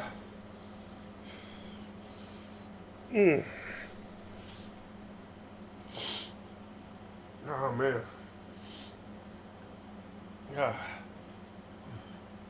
Well, at least the sinuses are clear now, kid. 30 seconds. Oh, Lordy. Yeah. Whew. Oh. I know, Auntie, I know. Oh, poor Auntie. She's doing that reverse. And yeah, what beagles do. Yeah. 5, 4, 3, 2, 1. There you go.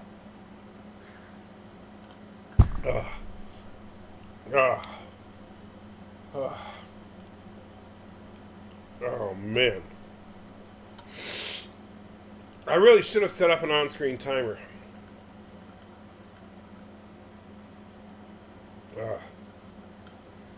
I think if you just type clock into it, it comes up.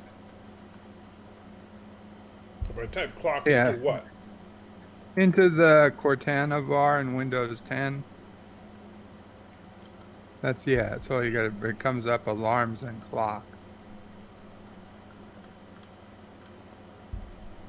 That's what I use. Indy says, how did you two meet? Bird was an early subscriber of this channel. Thanks to Lord Reloaded. That jerk. Yeah. Oh, man. Whew. Yeah, Malfeast, you're probably right. I think Bird's filet mignon was made out of orphan meat. I doubt it. This was pretty good for... And yeah, Joseph, I know my channel banner still says anti-tracker. I haven't fixed that one yet. It also has the old stream times before everything went haywire around here. Man. Man, oh man. Back in the day, Anti-Trekker, who was still called Anti-Trekker at the time, was Low Reloaded's garbage man. What? Well, actually, that's kind of true. You used to take his garbage to the dump. You were his garbage man. That is technically true, yes.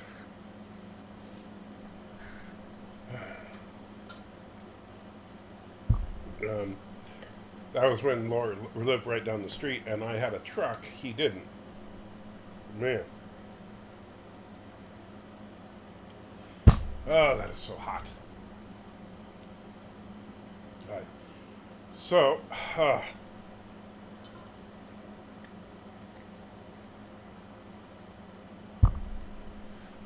whew. And Mercer says, I was the first person to leave a super chat, which makes me more important. That is true, Mercer, you were.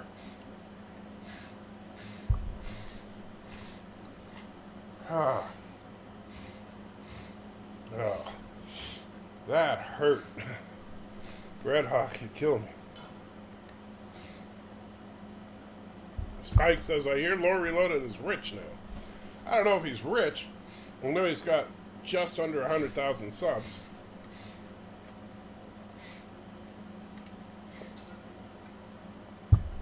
But Yeah.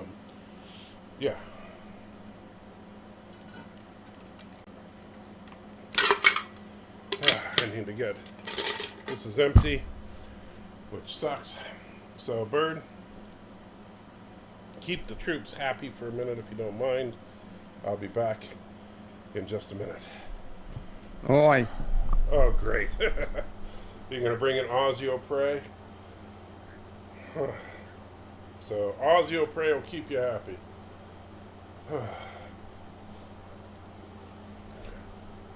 Oh. Hi, hello world, it's Ozzy O'Prey. I'm down here in Australia with the crocs and the koalas and the dingoes and the roos. We're dodging the drop bears. We gotta put some shrimp on the Barbie. And it's a big weekend special at Outback's. We have filet mignon for $19.99 plus a little shipping and handling fee.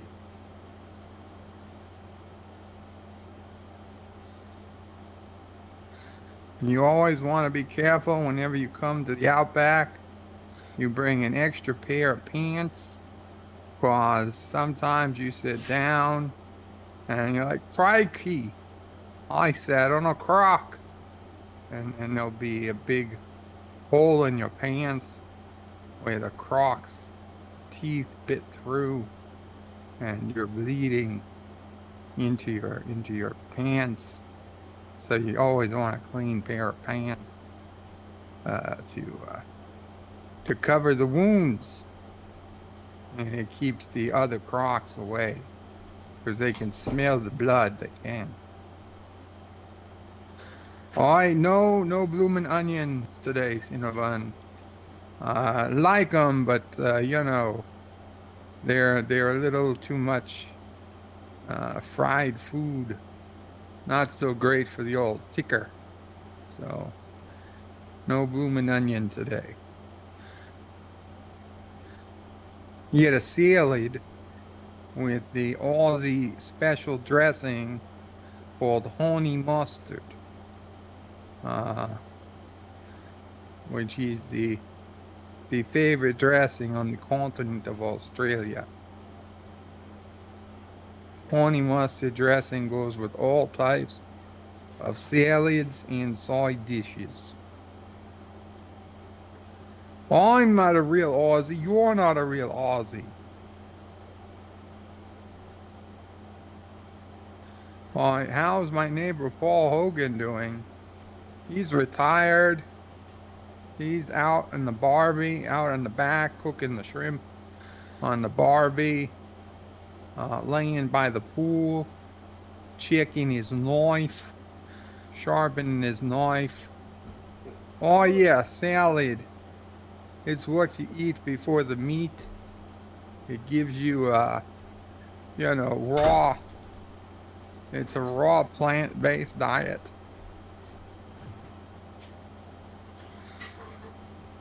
I saw some guy on YouTube. He said to eat raw plants. So I did.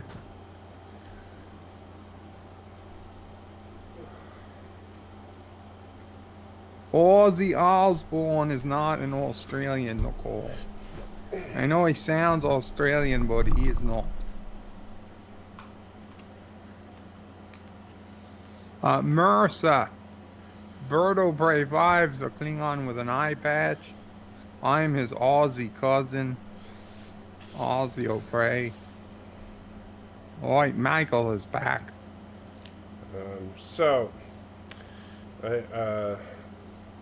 Two things. First of all, I figured that since I was up and away from the desk that I would attempt to geologia since I was up, and I forgot that I had just had one of those cheese balls. I do not recommend geloging immediately. Let's just say that you... Crikey. Yeah, crikey is right. Well, be careful about that.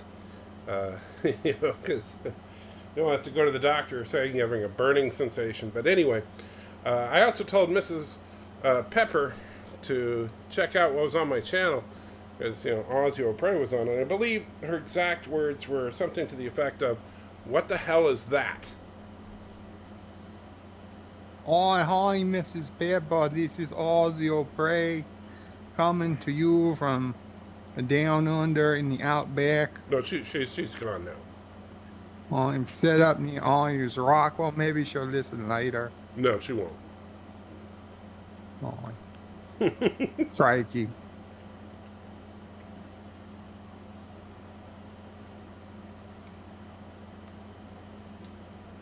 And Jordan says, "What time do you stream on Sunday mornings?" They keep missing him. Usually Sunday mornings, I stream pretty early, around 6.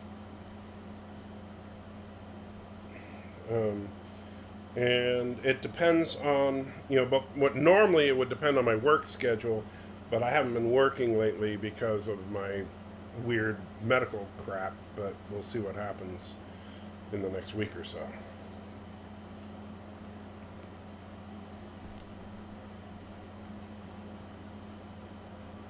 So, Cinnabon thinks you're a fake Aussie. You're actually You can think that if you want. You're actually a New Zealander. Maybe. I never checked Ozzy Prey's birth record, so I'm not sure his long-form birth certificate. So, our Ozzy Prey may be a fake. Could be. Could all be some type of elaborate ruse. I won't know about it, though. Not to be confused with the elaborate ruse that he puts on the barbecue. ROOS. Ah, I get it.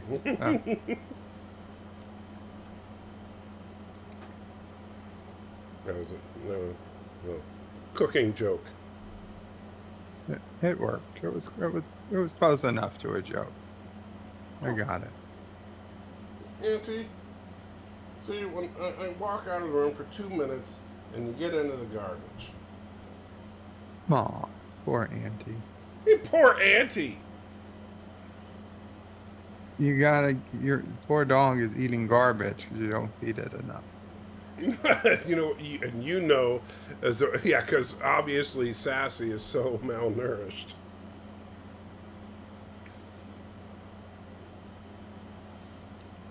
You know that beagles will eat way too much.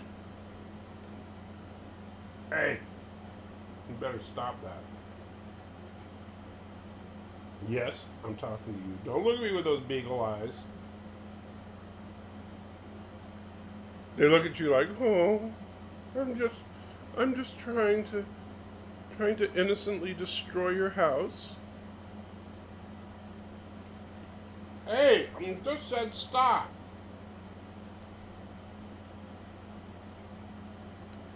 I'll be right back. So, let's go secure the garbage here so the dog doesn't destroy the house. Be right back. Keep him happy. Auntie Traeger is probably severely Who's Auntie Traeger? beating Auntie. I am not. Oh. This is probably why he changes his name so often, so as to keep the animal protection agency off of his trail. A Karogan Liberation Force is en route to Murfreesboro to check on Auntie, take Auntie into protective custody if needed. And if Auntie does appear to have been mistreated in any way, to rough up Auntie Tracker, aka Salty Tracker, aka Rational Roundtable, aka Michael J. Crawford, aka Laura's boyfriend, or one of his many other names, until he gets it.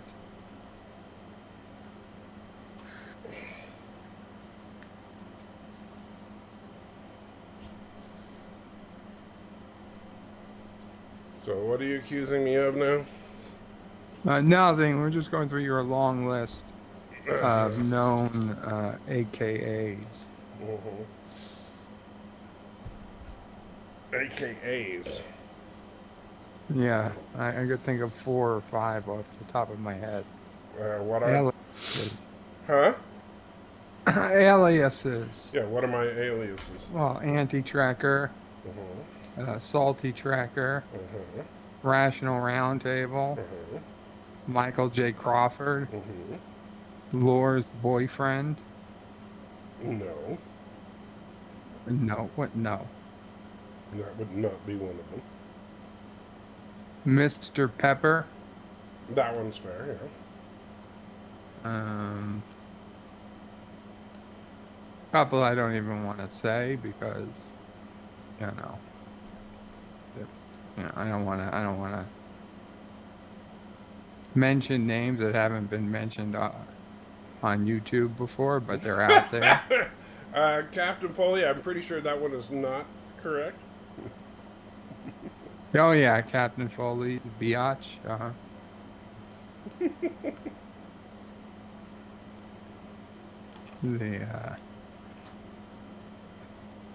The poutine queen of Murfreesboro. Poutine queen of Murfreesboro? Really? I didn't know that one. Yeah, Moses.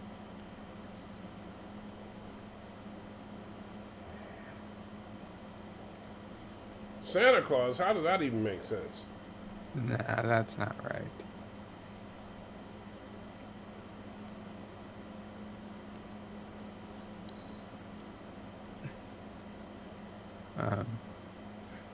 But I do need a few minutes to take care of some business. So I'm going to drop off for a little bit, but I'll try to come back on if you're still doing this, okay? You jerk. I'm sorry. Life happens. Yeah. I'll try to be back. All right. Hey, Fed, how you doing? Just in time to see me recovering from that last cheese ball. And hope you are well, my friend.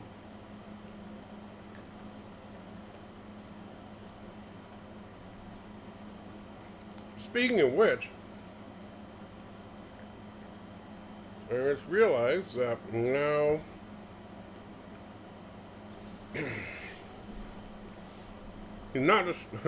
is not a stripper just arrived.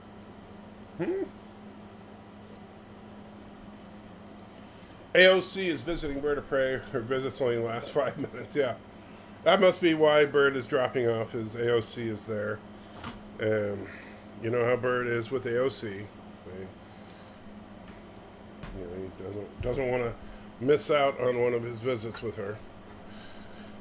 Bird said, he acts like he doesn't like AOC, but, and next time Bird talks about how much he dislikes AOC, just, politely, be very politely, ask him, again, who he voted for in the 2016 election. Just saying. Needing coffee, and it's Monday, and Hearty and Hale need another cheese ball. Do I need another cheese ball? That's an interesting question.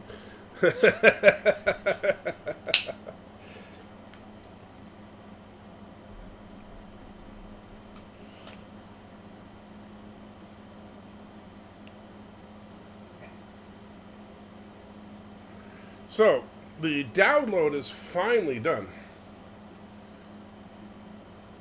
Someone mentioned earlier Chicago's only 4 hours from you. It looks more like 7. I don't know. I've never driven to Chicago.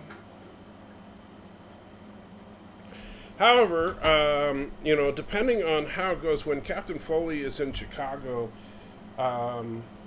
maybe we could, I was thinking, and I know Deej was talking about doing this sometime as well, we could meet somewhere like Metropolis or something. Because I think it would be fun to go to Metropolis anyway. which is also in Illinois. Mercer says, I expected the Rocky Mountains to be a little more rockier. I was seeing the same thing, that John Denver is full of crap. I've only been to the Rockies a couple of times, but never really spent a lot of time there. Fed, isn't Chicago a fairly rough city? I've never spent any real time in Chicago, to be honest with you. So I don't know.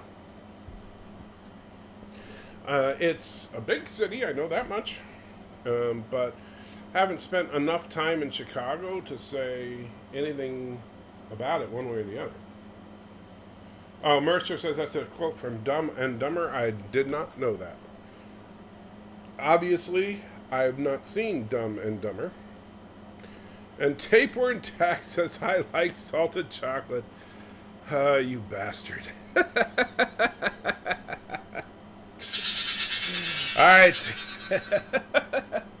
And Thomas says Chicago only had 57 shootings this weekend.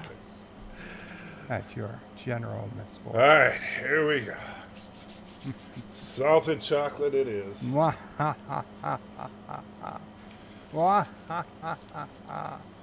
glad Bird's not I'm here. pray. Get me a cold iced tea, please. And you know, I literally just got fully recovered from that stupid cheese ball. To anti-trackers, unending misery.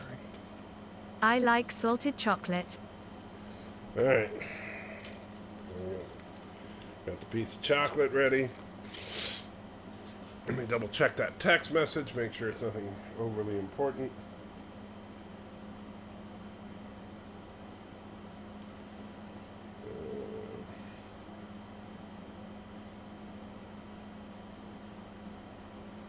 That's weird.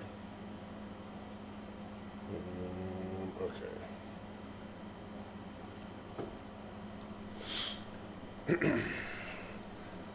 And actually, you know, the interesting thing, this chocolate, this ridiculous chocolate, is already has some of this insanity salt in it. So we're just adding a little bit of extra insanity salt on top of what is already. Oh, Lordy. Oh. And since Bird is not here with the timer, let me get my timer ready. All right, get the timers. All right. Oh boy.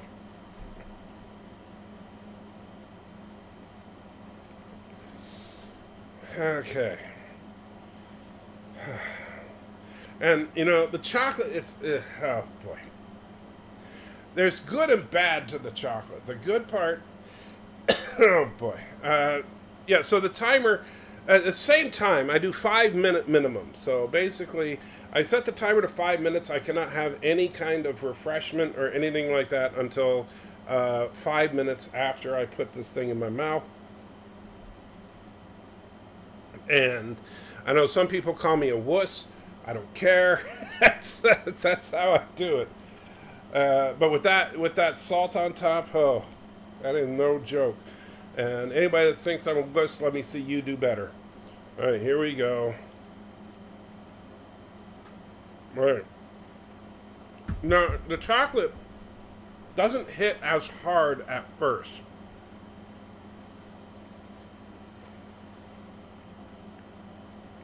But then when it does hit, which it's starting to now, it hits way, way harder.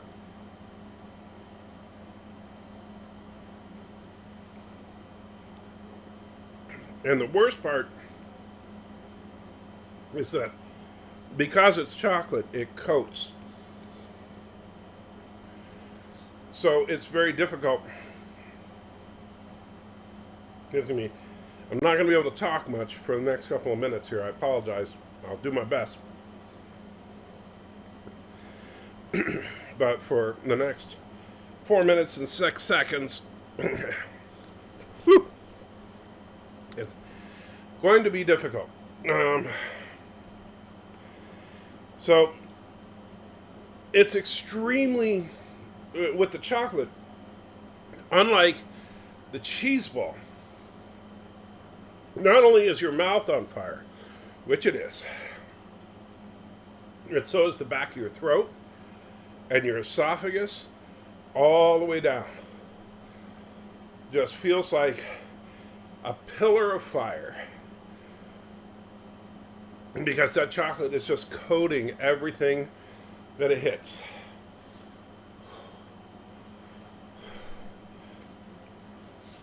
And so,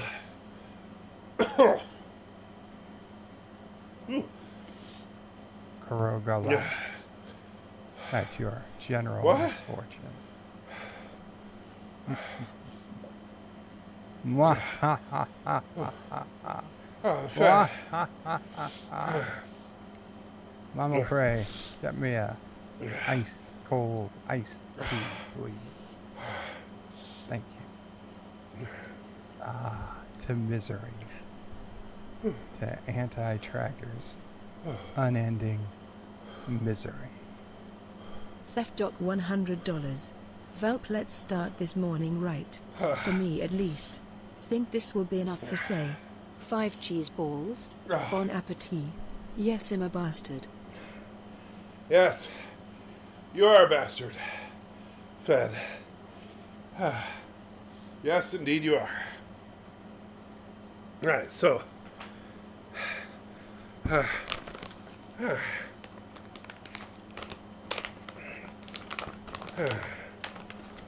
5 cheese balls.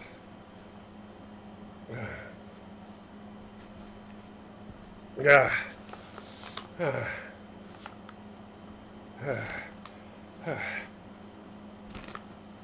Oh, Fed. I thought you were my friend.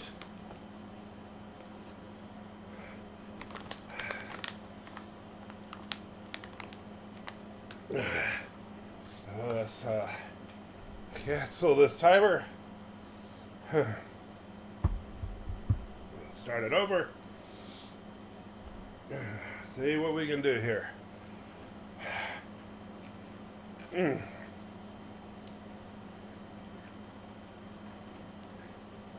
Oh, Lordy. Oh, Lordy.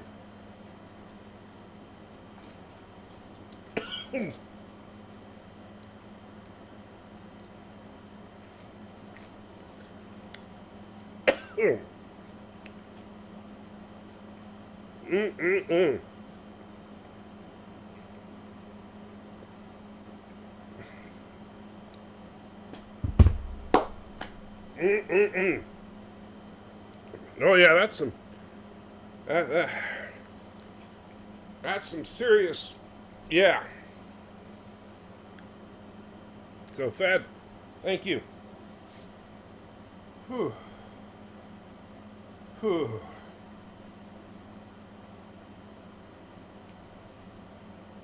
Ah, yes. So,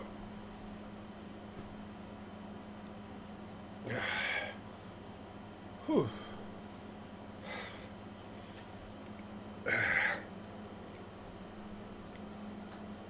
So,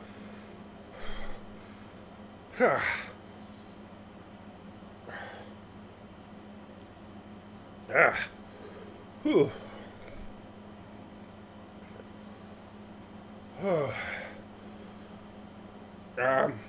Yeah. Give me a minute.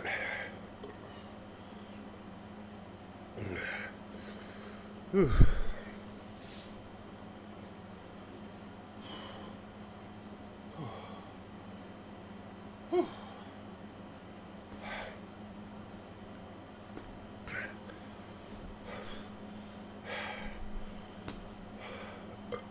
Wow.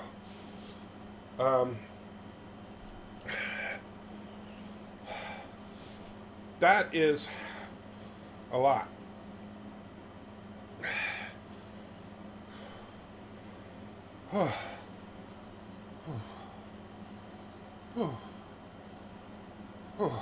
So,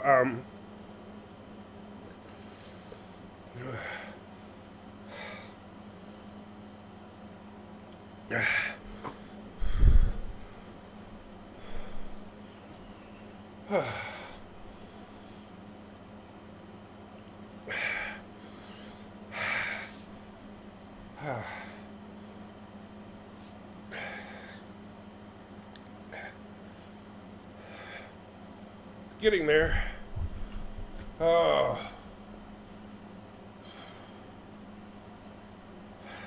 Sorry, not talking much. Sure could use a co-host right about now.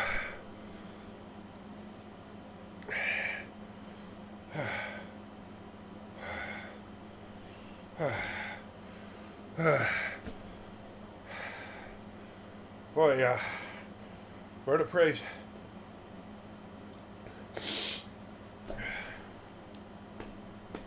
I picked a great time to leave. Recite the alphabet.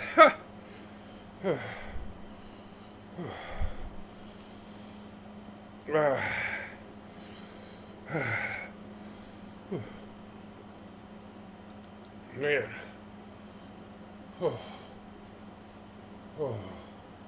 Oh, getting closer.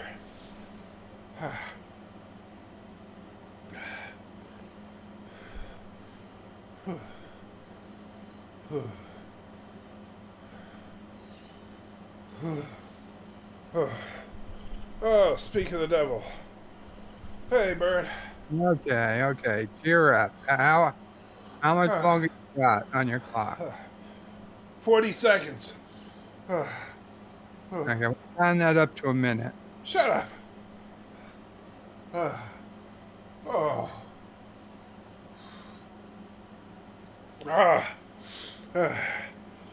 What's I can't read that. What is that, Fed? You got about 30 seconds left.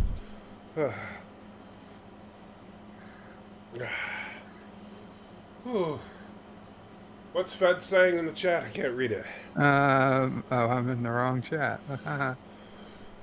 Fed says, oddly enough, each time you do this, I'm reminded of that story you shared with your boot camp. The one with your recruit whom held his breath. Oh, yeah. Oh, there you go. There you go.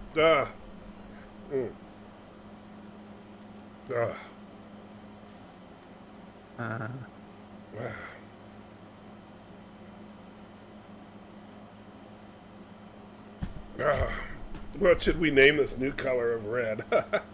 Oh, man.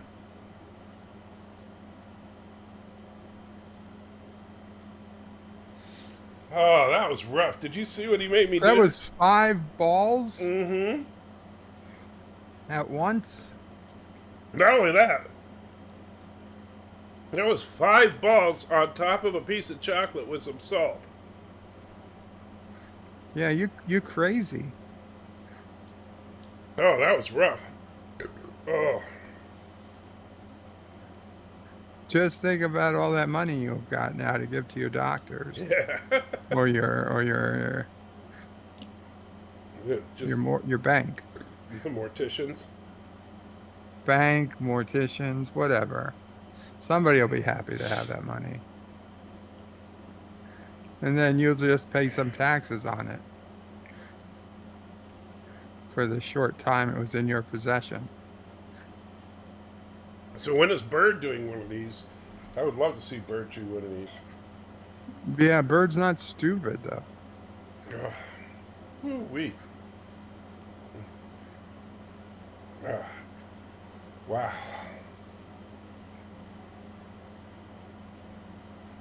Yeah, I think his doctors do love every minute of this. Oh, man.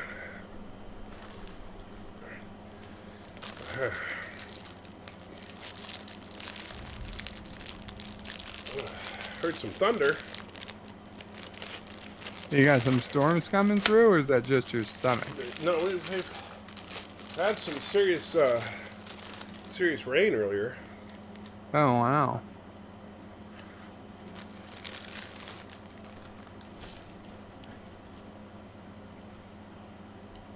Well, wouldn't it suck if you took like 5 balls and then had to go like run down to the evacuation room or something? Oh, that would.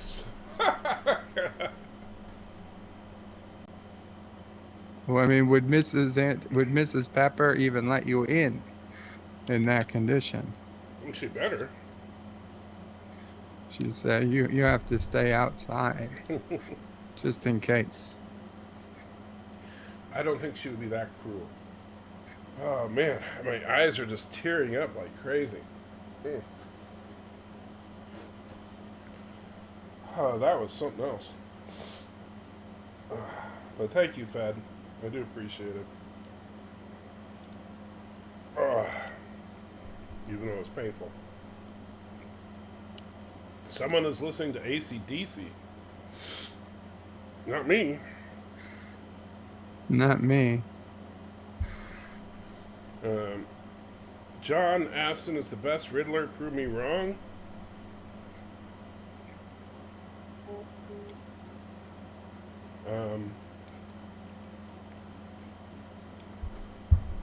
You know, I don't know.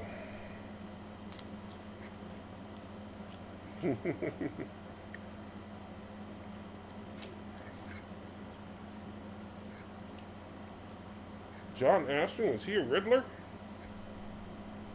Never heard of him.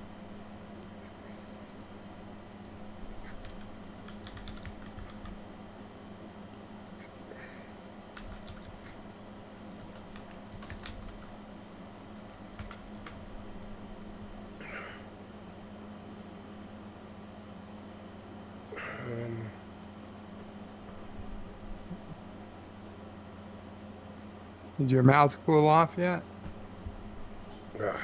Not quite. You've never done any of these things, have you? No, one time I've had a jalapeno. Jalapeno.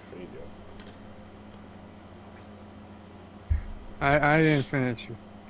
One time I had a jalapeno on a nacho chip. Oh, wow. Wow. So, let me see if I can find. Where does a jalapeno fall on the old Scoville? Jalapeno is about 8,000 Scoville. Yeah, this was a hot jalapeno. I'd say it was probably 10,000. Well, 10,000 is a Hungarian.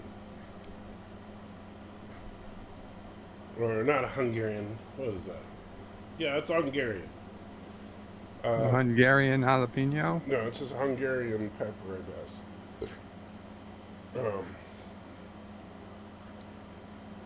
No. A Tabasco pepper is 45,000. Nah. It was just something I got at TGI Fridays. Right. So that was about 8,000 Scoville then. Yeah, so. So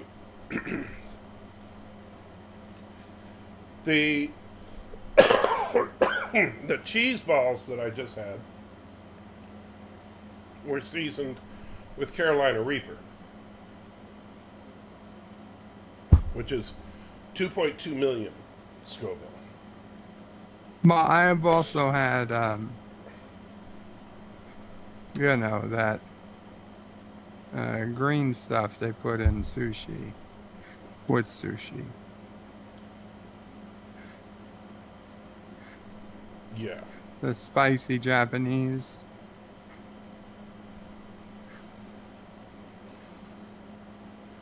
Yeah, I saw what you're talking about. The guy that played Gomez Adams. I vaguely remember that he was Riddler in White.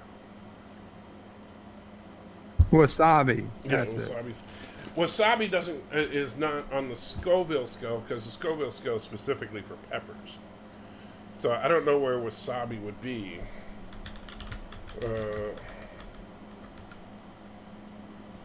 Let's see. I don't know, probably like 2 or 3 million. I doubt that.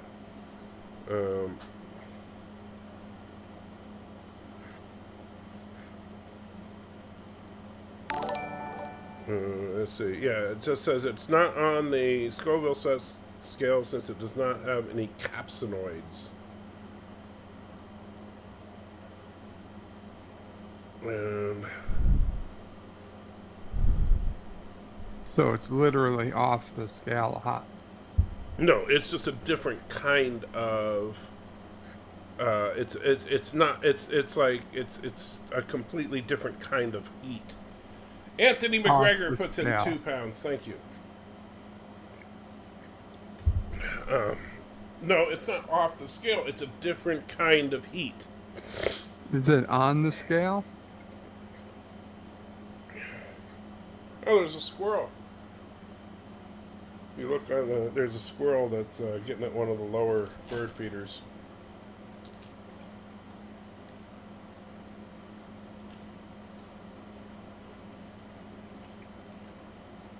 Well, I guess you're right. It is off the scale, but it's not like above or below.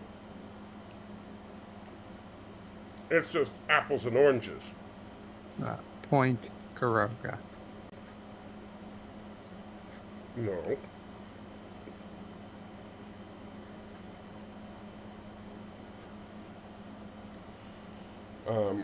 It's just a completely different kind of spice.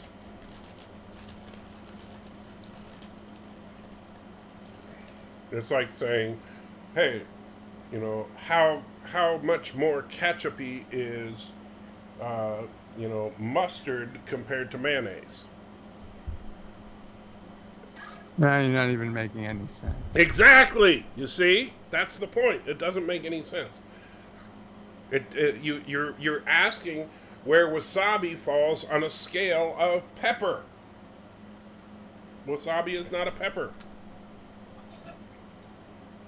Scoville is specifically a scale of pepper. Okay.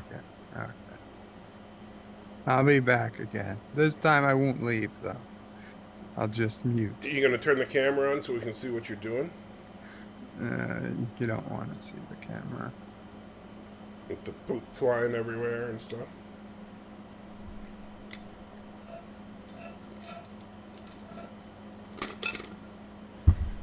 Oh, man. So now I'm starting, man, it's just now the burning sensation is starting to come down. Whew. What is catsup versus ketchup? I don't know if I don't think there's an actual difference.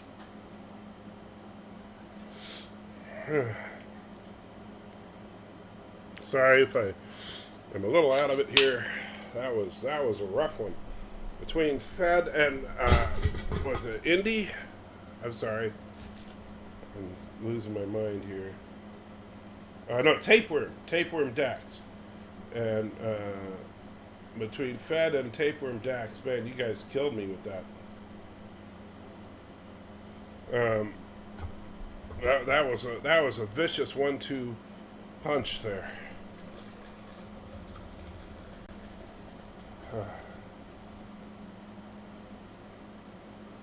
Granted, not nearly as bad.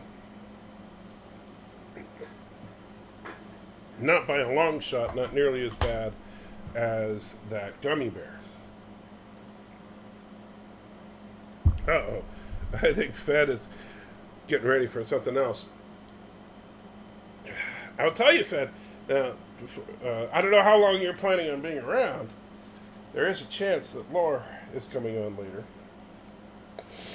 Man, you know how bad it was?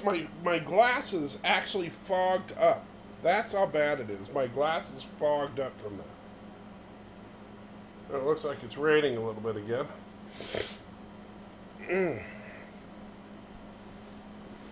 Yeah, John, I think you're right. I think catsup and ketchup are the same thing. Whew. Whew. I think they're just two spellings of the same or condiment. I was going to say seasoning. But Fed, you know what? If you got it to give, I'll take it. Hi dilly ho, hi dilly ho, hi dilly ho, hi dilly ho. She probably should have kept my mouth shut. Or is that was Alexandria _ Ocasio Cortez $1. Thanks, Bird Opry. Wish you could last more than 5 minutes, but you are getting better. Much love.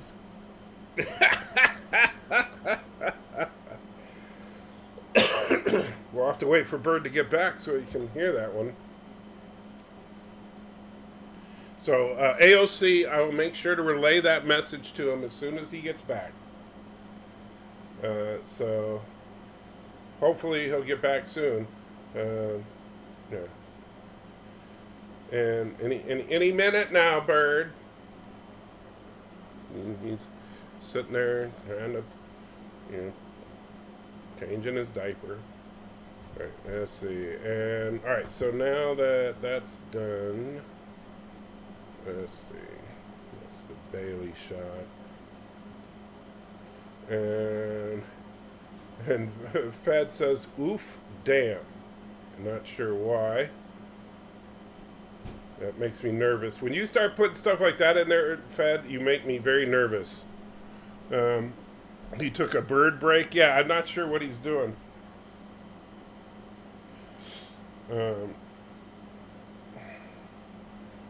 I see the rain stop. Well, the rain, yeah. It just started up again, and our hummingbird is back.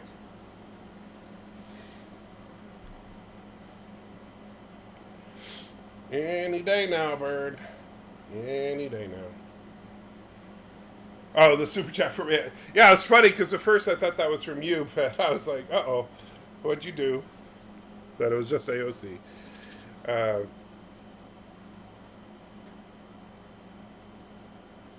Any day.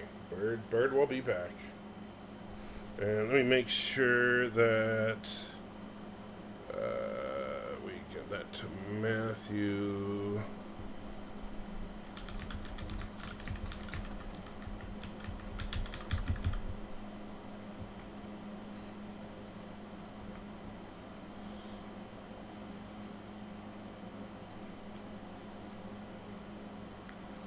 Oh, that's the wrong one. All right.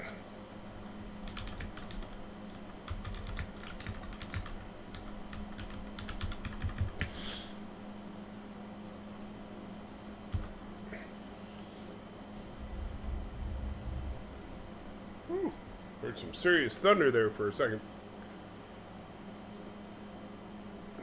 Hopefully Bird gets back before the, freaking apocalypse is over outside. And you can't really see it from the Turkestan cam because the camera is relatively, it's focused more on the grass than on the paved area of the driveway, so you can't really see as the water starts running down. Let's see, what was that?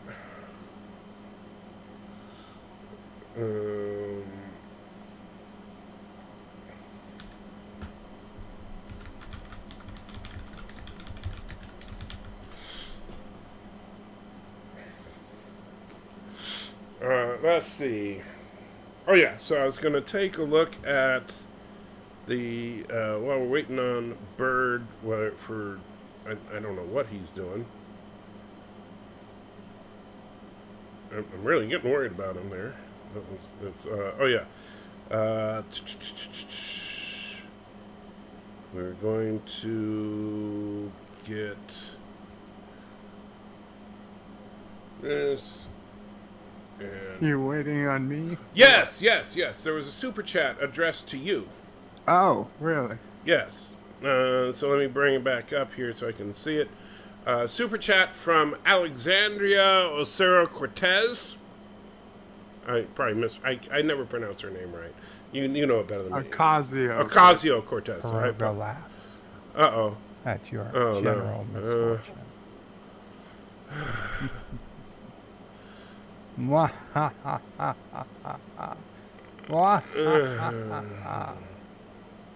Mama, pray. Just a second here. Ice cold iced tea, please. Thank you. And the Fed. To misery. To anti-trackers. Unending misery. Theft Doc $40. Right, let's be civilized men here. You have a choice. The chat can pick what to do with this. Or Bird can. I leave it either of their hands. Proceeds to cross self and may they have mercy on your soul. So I don't know if I want to leave that up to Bird. I don't know.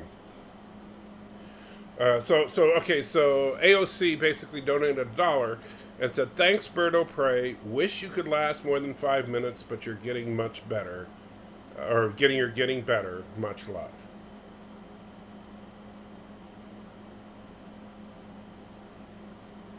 Well, it was nice of her. Yeah. So that was very considerate of her, I guess. And you don't need to know about what the Fed said. I'm more concerned about the thing you said I don't need to know about. Yeah. So let's see. Oh, jeez, we got a troll in the. And thank you, John DeMarco. And by the way, when you see something like that, John, go ahead and just block them completely if you can. Oops.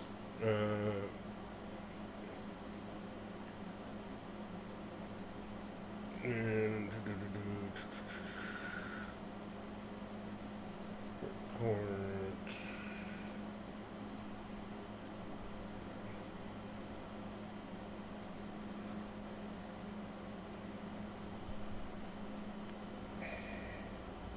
And yeah, and then report them as well.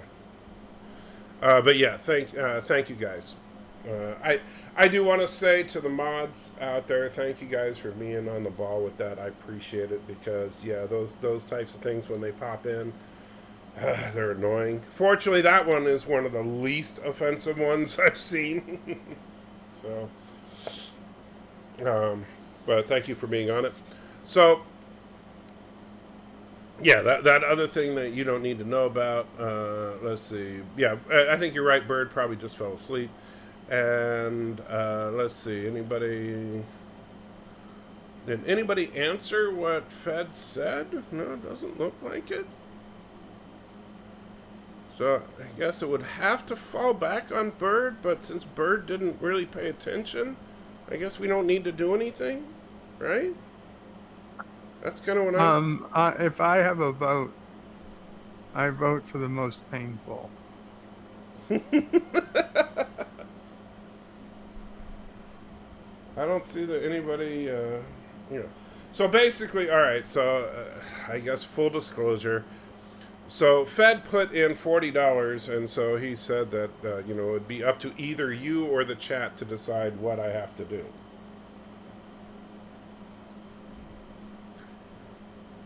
And options are a piece of chocolate or 2 balls. No, it wouldn't be 2 balls. It would be... Well, yeah, I guess it would be 2 balls, yeah. Piece of chocolate or 2 balls. Eat the hummingbird? Dang. That's dark. If I thought you could catch the hummingbird, I'd say maybe. Let's face it. Nicole wants me to eat the 2 balls. 20 minutes of cheese balls is my... 20 minutes of cheese... No, wait, not doing 20 minutes of cheese balls. It's $40. He didn't put $400 in there. Jeez, people.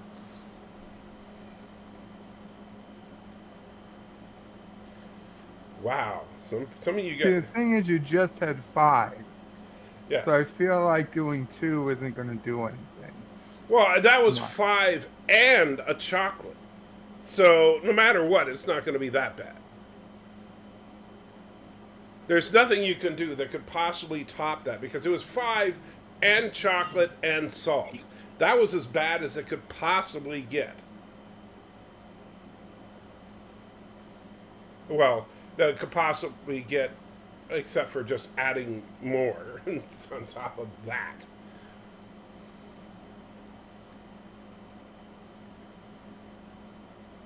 Well, I would go with the chocolate.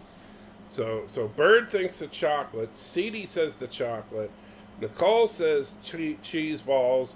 E for you now says cheese balls. We kind of now Bradley wants 20 minutes of cheese balls. Bradley, yeah, you would have to. No, eat the squirrel. The squirrel's not even there anymore. You guys are getting weird with that stuff. You eat a cheese ball, do a timer, and then do it over and over and over and over. Yeah, that you would require more money. So Bird, you're saying chocolate. We have 2 chocolates and 2 cheese. Would you give us 1 ball in 15 minutes? 1 ball in 15 minutes. Yeah. Well, that wouldn't be as bad, honestly. I'll be, full disclosure, after the 5 minutes, it starts to wear down anyway. So, I mean, I do 1 ball in 15 minutes, but by the 10-minute mark, I'll be fine anyway. So you give 2 balls in 15 minutes? What would the point be? No! Well, you just said that you could do it, no problem. I'll do two balls in 5 minutes. And cheese and chocolate, boy, you guys try. You see, you guys are horrible. You guys are absolutely horrible. You're trying to get more. He put $40 in. I'm telling you what $40 gets you. $40 either gets you 2 cheese balls or a piece of chocolate. Not 10 cheese balls, not 1 cheese and 1 chocolate. No, it's either a piece of chocolate or 2 cheese balls. There's no other options. Well, and just do the chocolate. All right, I'll do the chocolate. For 6 minutes. No! Stop trying to negotiate for more than the $40. You want the chocolate, right, Bird? The chocolate. All right, we'll do the chocolate. You guys are the worst. All right, here we go. You got the timer ready, or should I do it? I'll get the timer. All right, you tell me when you're ready. Okay. 5, 4, 3, 2, 1. Eat. And again, the chocolate starts out nice. And then comes the burning and the pain and the horror. Oh. Mm.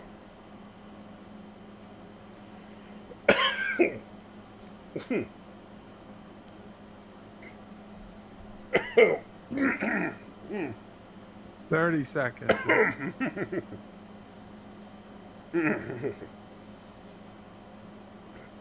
Well, man.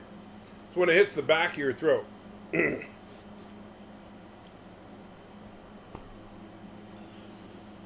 going down your esophagus. Yeah.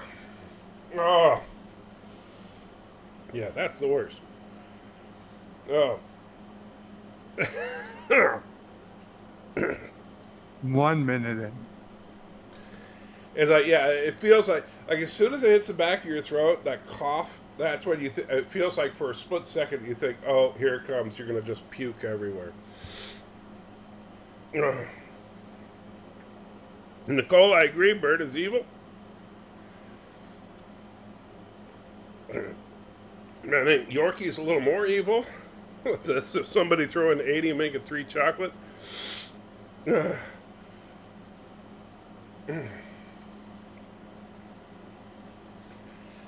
Alexander, slow down the timer. Oh, you guys are bad.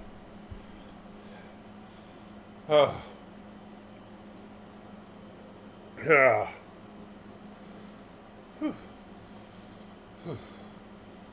Oh.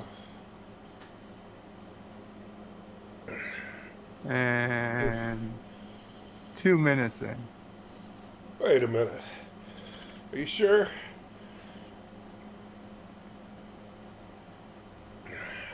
Quite sure. I think you might be exaggerating. 2:45 left.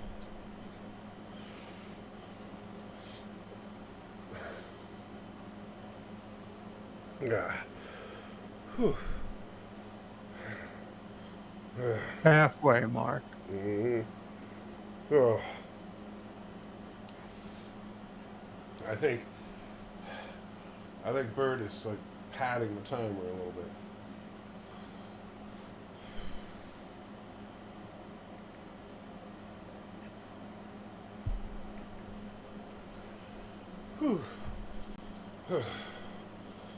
I agree, John. I think trusting a Kurog with the timer is probably a mistake. Ugh.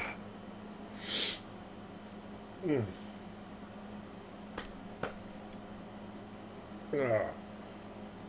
Whew.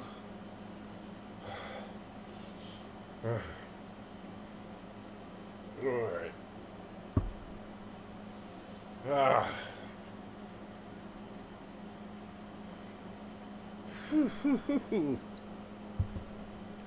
And 90 seconds left.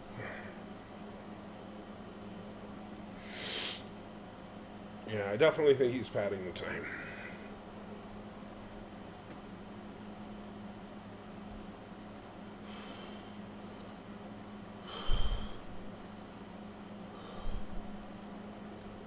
Mm.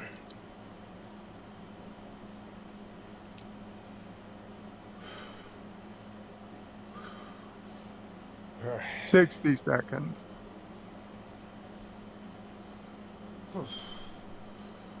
Bird conveniently falls asleep right now. That would be hilarious. In a not hilarious way. Oof. Man. Oh, Lordy.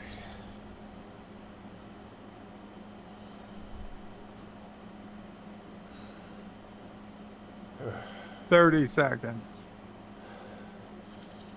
Almost there.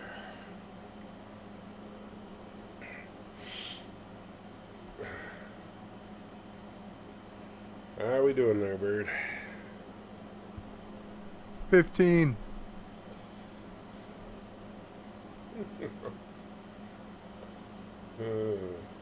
I've never. Your voice just sounds so full of glee and happy when I'm in pain.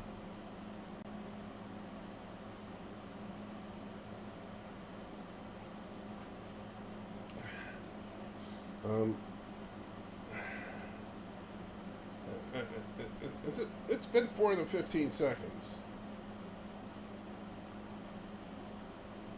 I'm pretty sure of it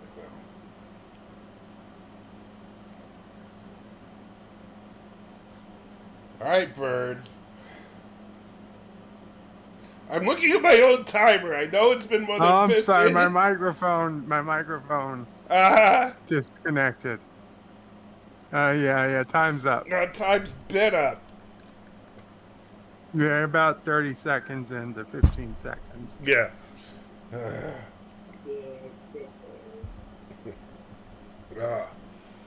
Whew. Whew. What a jerk.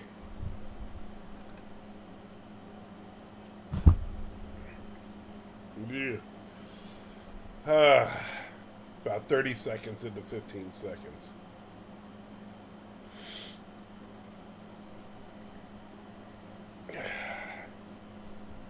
Wow, Bird. Wow. Listen, sometimes the microphone doesn't work right. I'm sorry. It happens, you know it. Not like that. No. I don't think that's quite how it works. No. All right, so Kurogan math. Yes, that I believe. So let's see. I'm gonna start a new project here. Let's see, called Gummy. This is gonna be your favorite thing ever, Bird. And so let's see if we do a share screen. Alright, so you should be able to see this screen now. Oh, you got a super chat. Oh, did I? One more chocolate, please. I didn't know. From Ronnie Koff. Are you lying to me? No. Oh, okay. Super chat. Ah, son of a gun.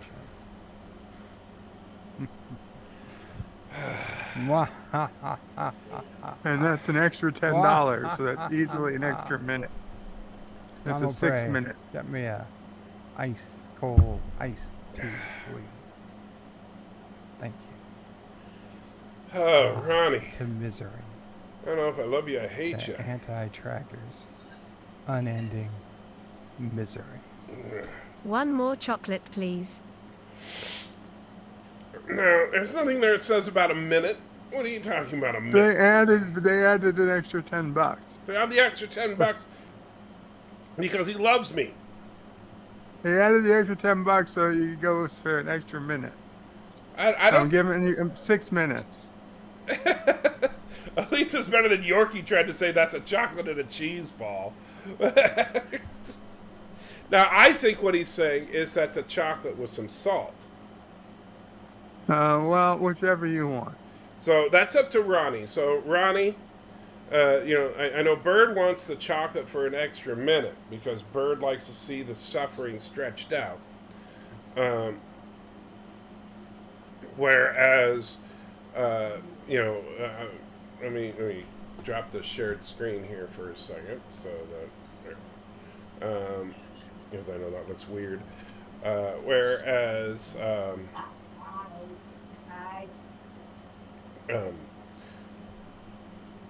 so, but I know, so did you want the extras? Did you want the salt? Did you want the extra minute, or were you just throwing the extra $9.99 on there because you love me so much? So whichever it is, you tell me, Ronnie. I'm not trusting Bird because he's a filthy Kurogan. So you tell me what the truth is, buddy. And whatever you say, Ronnie, don't worry about the extra 10. There we go. See, Ronnie just loves me. See, Ronnie is a good Turtistani. Ronnie is awesome. You are so goddamn lucky. Ronnie is my pal. That's all. Ronnie is my pal. That's all there is to it. All right. You ready?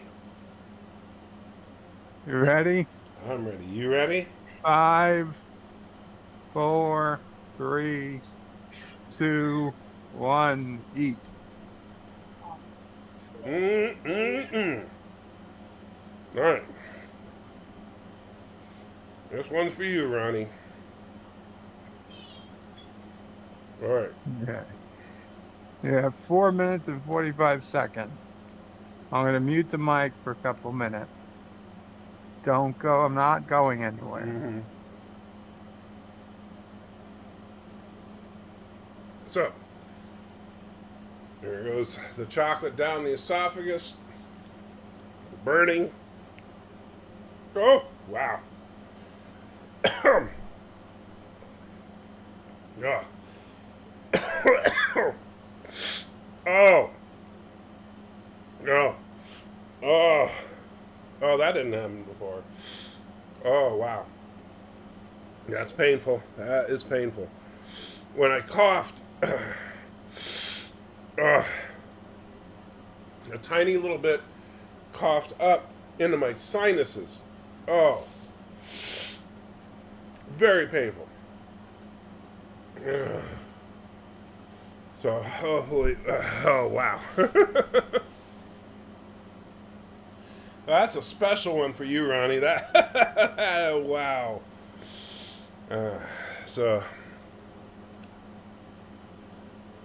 No. Poor Bird, he's missing out on this one. Oh, no. I'm watching. I just keeping the mic off so Mama Frey can talk. Sure. You're 3 minutes and 20 seconds in. Uh-huh. Oh, left. Yeah. So, yeah.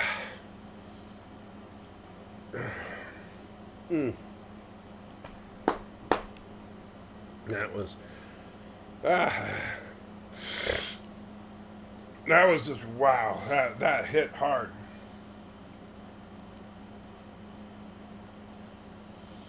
By the way, Yorkie, what's the STE for? I've been meaning to ask you that. And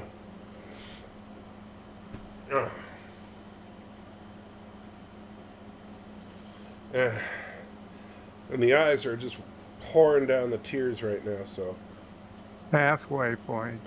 Thank you, Bird. We don't need to be calling the YouTube medics, and sure we do. That's the whole point of this. Well, not to call the YouTube medics in, but, just trying to pay the bills and have some fun doing it. and it's Stee. Yeah, I get that. Stee. Oh, and Officer Kathy. Thank you so much. Kathy likes it hot. One more piece with salt. All right.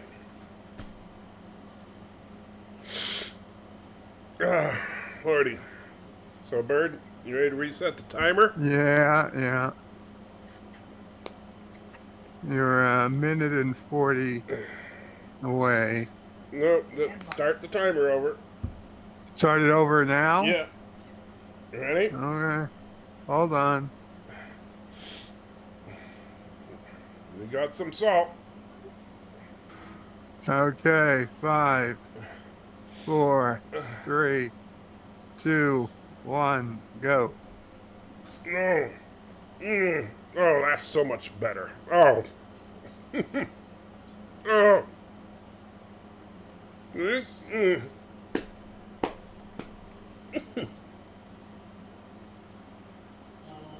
Oh. We are in uncharted territory.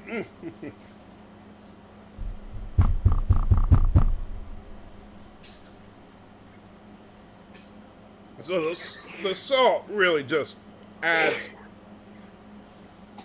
just the right amount of flavor to that.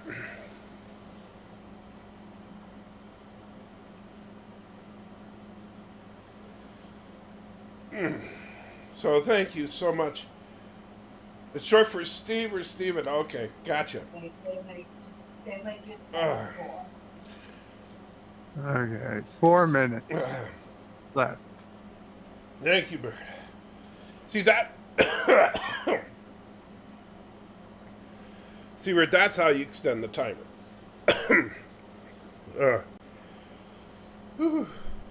And Officer Kathy hasn't been as happy since I ruined Star Wars. Whew. See. Wow. Woo.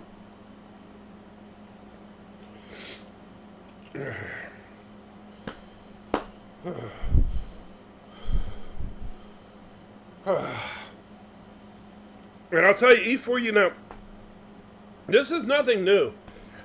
There have been people doing hot food challenges on YouTube for a long time.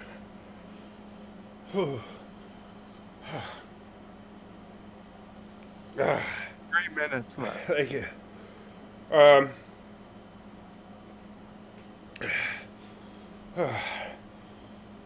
So, how much have you eat a piece of Kuroganite? Oh,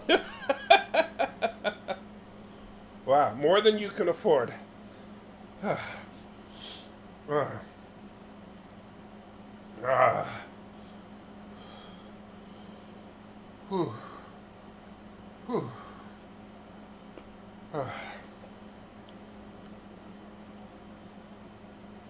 Wow.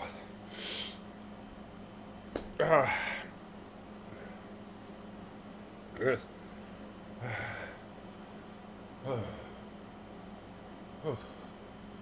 That was.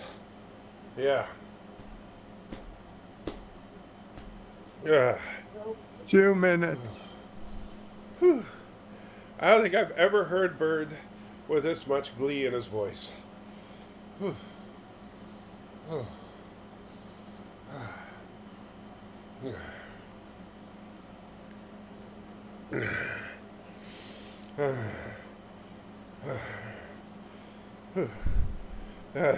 You should chew on some ground beef to soothe the burn. That's more Bird's thing. The raw meat thing is really a Bird of Prey 5 exclusive. Yeah. Oh. Oh. Oh. Oh.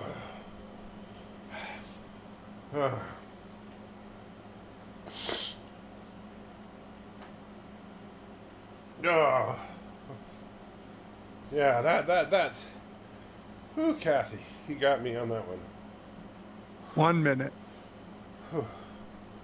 Now's your chance to re-up, folks. No. I don't think we Re-up. need. Shut up, Bird. Another $20 Bird. for a cheese ball.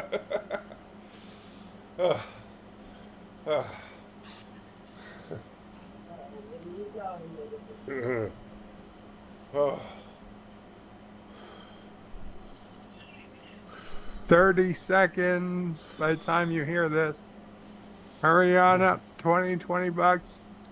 Extended another 5 minutes.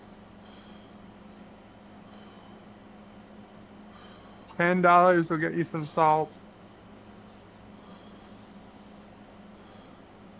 And Bad Wolf, funny you should say that. Yes. Well, I didn't eat a Carolina Reaper directly, but eating foods seasoned with Carolina Reaper. 5, 4, Yes. 3, 2, 1. Dun, dun. And I actually had my own timer going because I didn't trust you. It's You didn't trust me. You son of a bitch. You set your own alarm. Well, after the last time when I was 30 seconds into the last 15 seconds, yeah. You son of a bitch. But you proved yourself trustworthy that time, so I appreciate that. Ah, man. The only thing that sucks about doing this is that I drink so much during these live streams that I have to take frequent Geloja breaks, which I'm going to have to do here in a second. And Bad Wolf actually, yeah, on the way out, the trick is eat lots and lots and lots of saltines.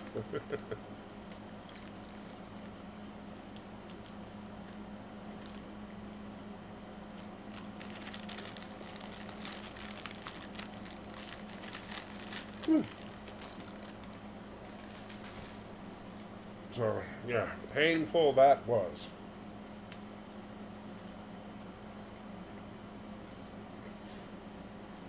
Wow.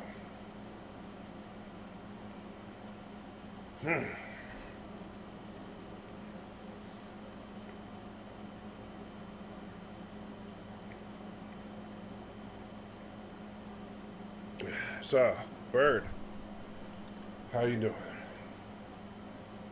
Well, I'm hanging in, but I really didn't eat anything except filet mignon and rice. Yeah. I'm still mad at you for... Oh, and some shrimp. I'm still mad at you about the filet mignon thing.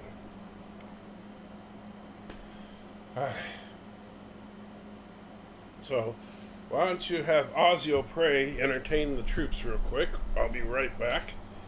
And, yeah, and we'll see what happens here. Well, Ozio Prey's asleep, but Okay. I think my cousin from China is available. Oh, wow. Then China Prey, bring, by all means, that'll get me flagged. Great. Or is it Japan? I'm not sure. Can't wait to hear it. I'll ask you. Oh, I'm sorry. He is signaling to me that he is currently unable to speak due to a internet outage in his home prefecture. Let's see where in the world? Oi! I'm Kanoko Prey. I'm up here in Quebec, in Canada, and I'm reporting live from the baby seal clubbing contest. It's happening here in northern Quebec, and the first place winner gets a lifetime supply of Tim Hortons coffee and poutine by Poutine Brothers Inc. and maple syrup from my daddy's maple syrup farm up in Hudson Bay.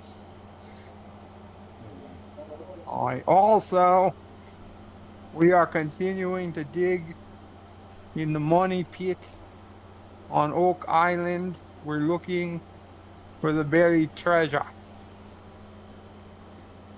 The History Channel has confirmed there is buried treasure on the island. If anyone would like tickets to come to Oak Island to look for the treasure, you can order your tickets from Canada.com.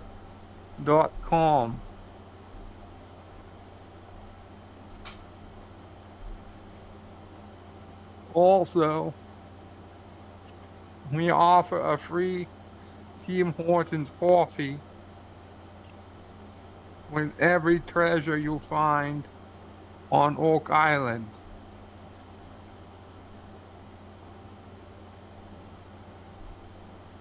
If you find the Ark of the Covenant, you can get poutine as well. But we need to keep the Ark. Sorry.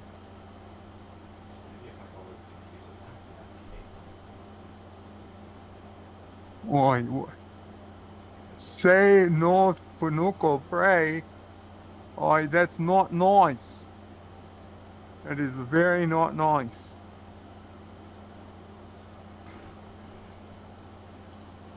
Nicole's mom will pray is going, oh my. Yeah, she has left the building.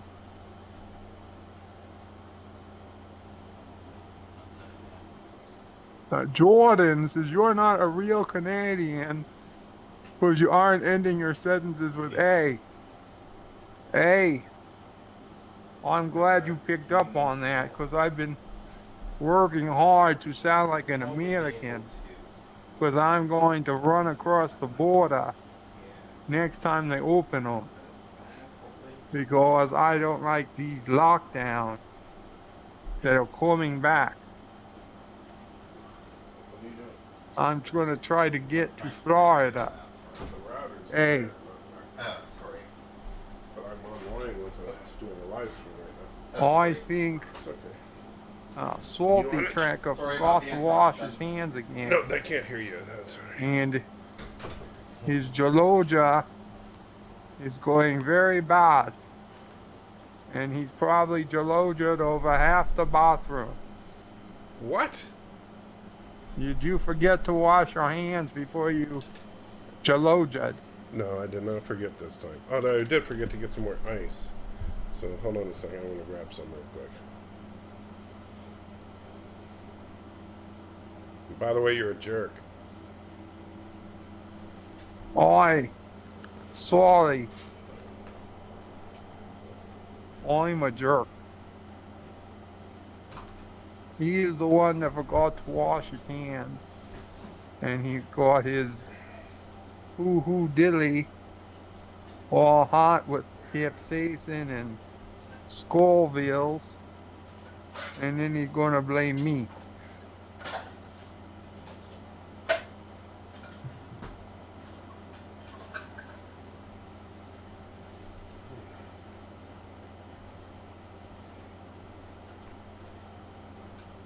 He didn't even tell me to sing a song.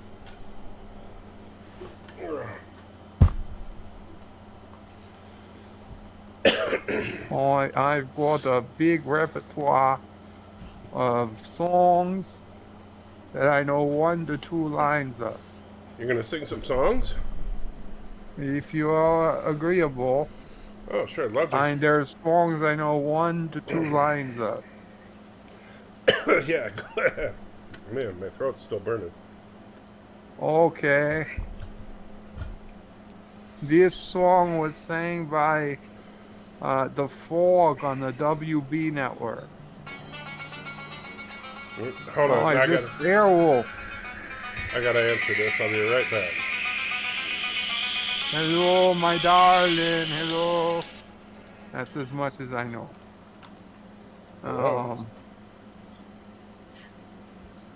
Frank Sinatra's The Coffee Song.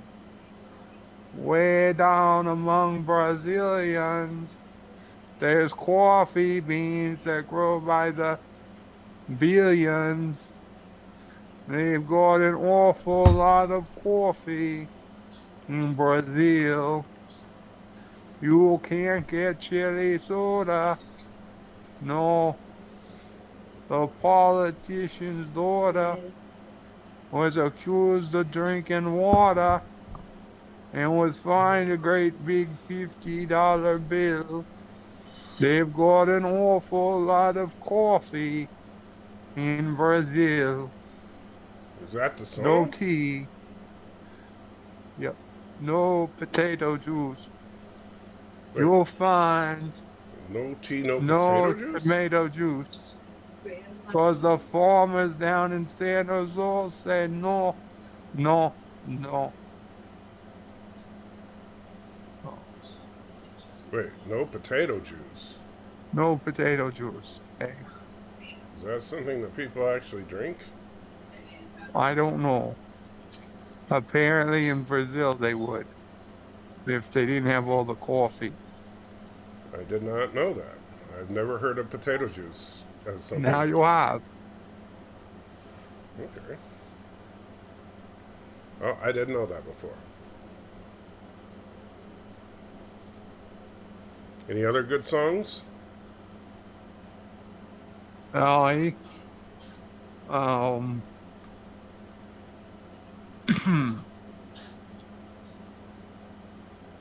girl from Ipanema. Wait, no. South of the border, down Mexico way. That's where I fell in love when the stars above came out to play.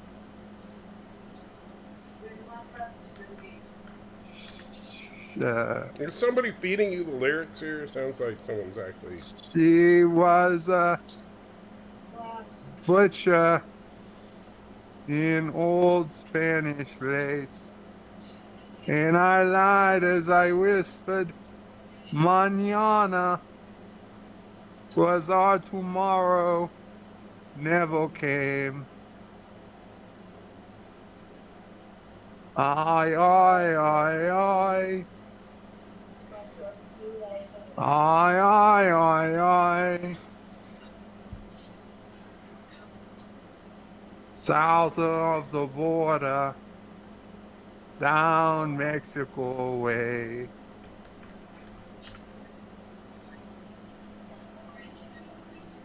On, there you go. Oi.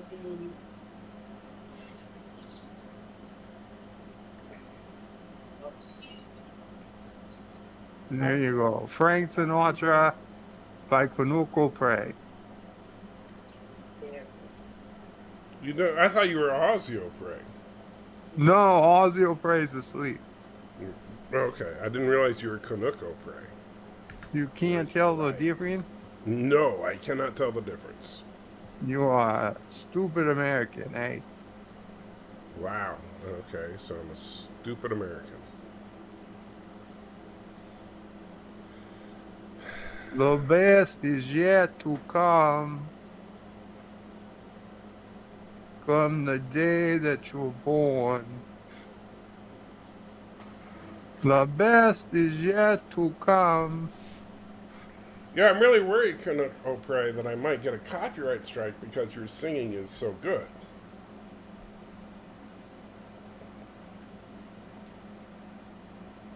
Wait till the warm-up's on the way. Wait till the warm-up's on the way? Wait till our lips have met. Yeah. Wait till you see that sunshine day. You ain't seen nothing yet. The best is yet to come. You know, I have to say, you sound like fine. someone trying to simply... The best is yet to come. Come the day that you're mine. You just sound like someone trying to struggle with a certain type of disability that is not popular to talk about.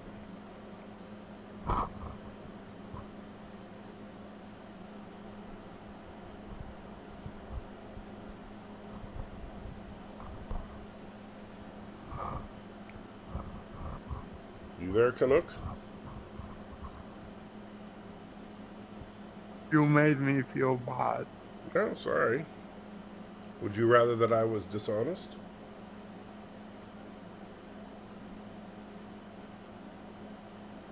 You're a meanie, and I'm closing the border.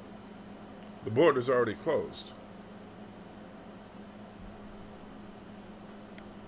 We work fast.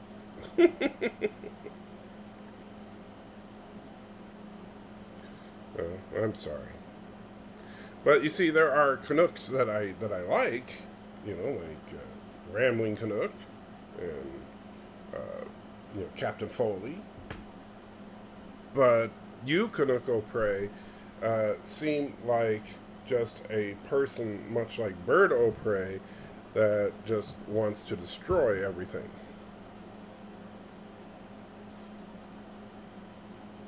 The difference is, while Bird of Prey wants to destroy things with his inept military, you want to destroy things with your inept singing.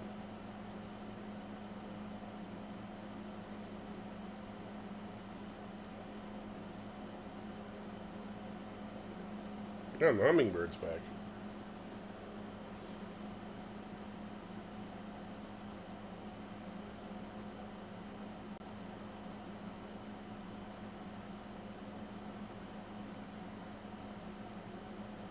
And by the way, Canuck O'Prey, why is your picture the same as Bird O'Prey's?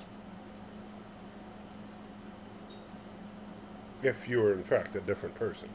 He don't let me have my own picture. He doesn't let you?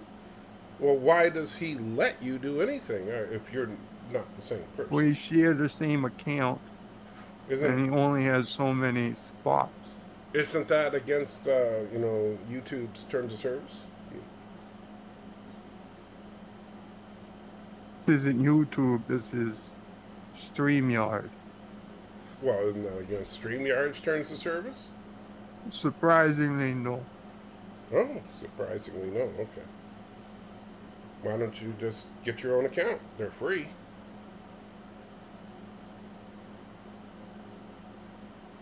Well, that's not a bad idea, John. We could get a Risk game started. Let's see. Risk is on Steam, right? I think so. Let's go in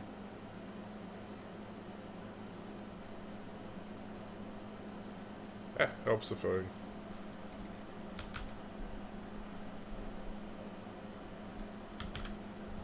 Risk. Global Domination. There we go. I have not played Risk in forever. You should put up a, if you lose, you do a chocolate. Well, the problem is that, sign in with, why is it trying to, Steam account change? What are you talking about? My Steam account didn't change.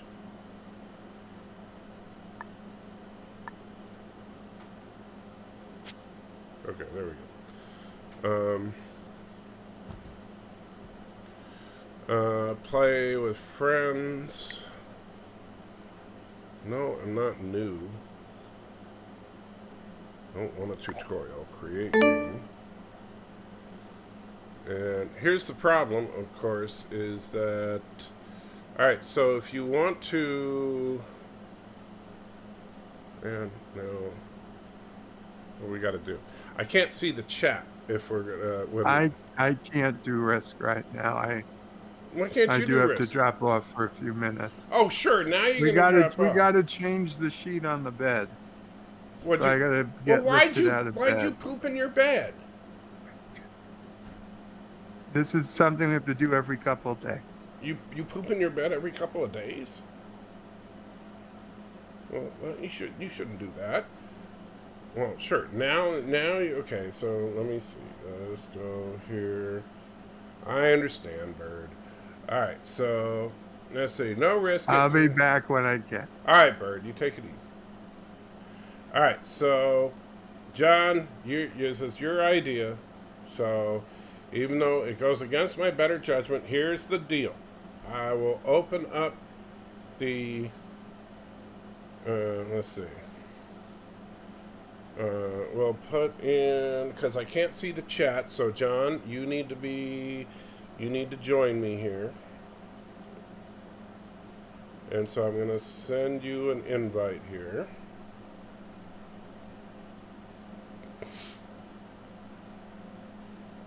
And I believe I have you on Twitter, right? That's where, or no, it's on, I have you on Discord. I can never remember where I have everybody as far as communications. Alright, so there you are. So, John, hope you see this.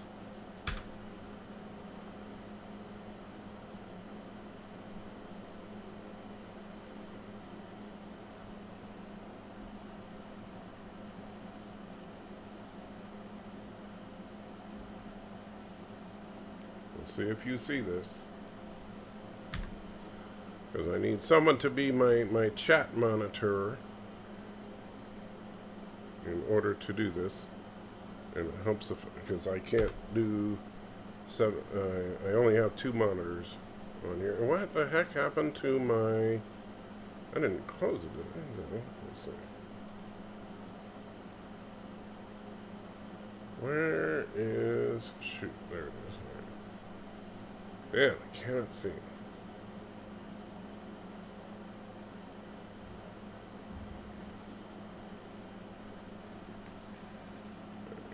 Man, I cannot do jack today.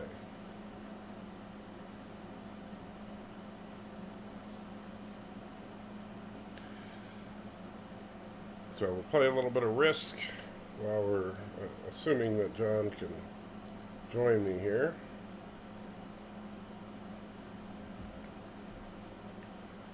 Maybe.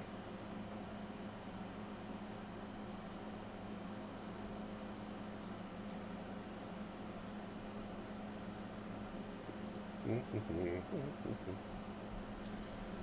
I'm patiently waiting.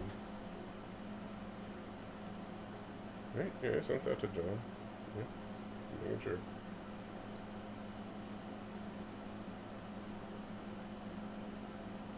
Getting set up? What is there to get set up? You click on the link.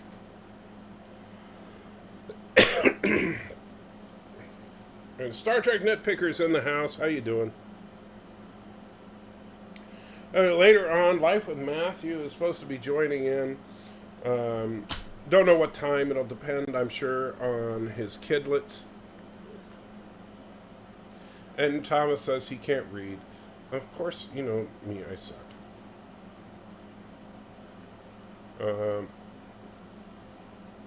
And I don't have Cards Against Humanity. I've never played it.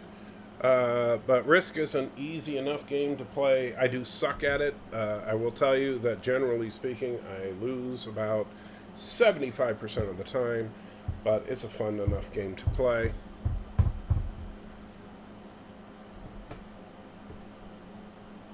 What I don't like in Risk is, and it happens far too often in this game,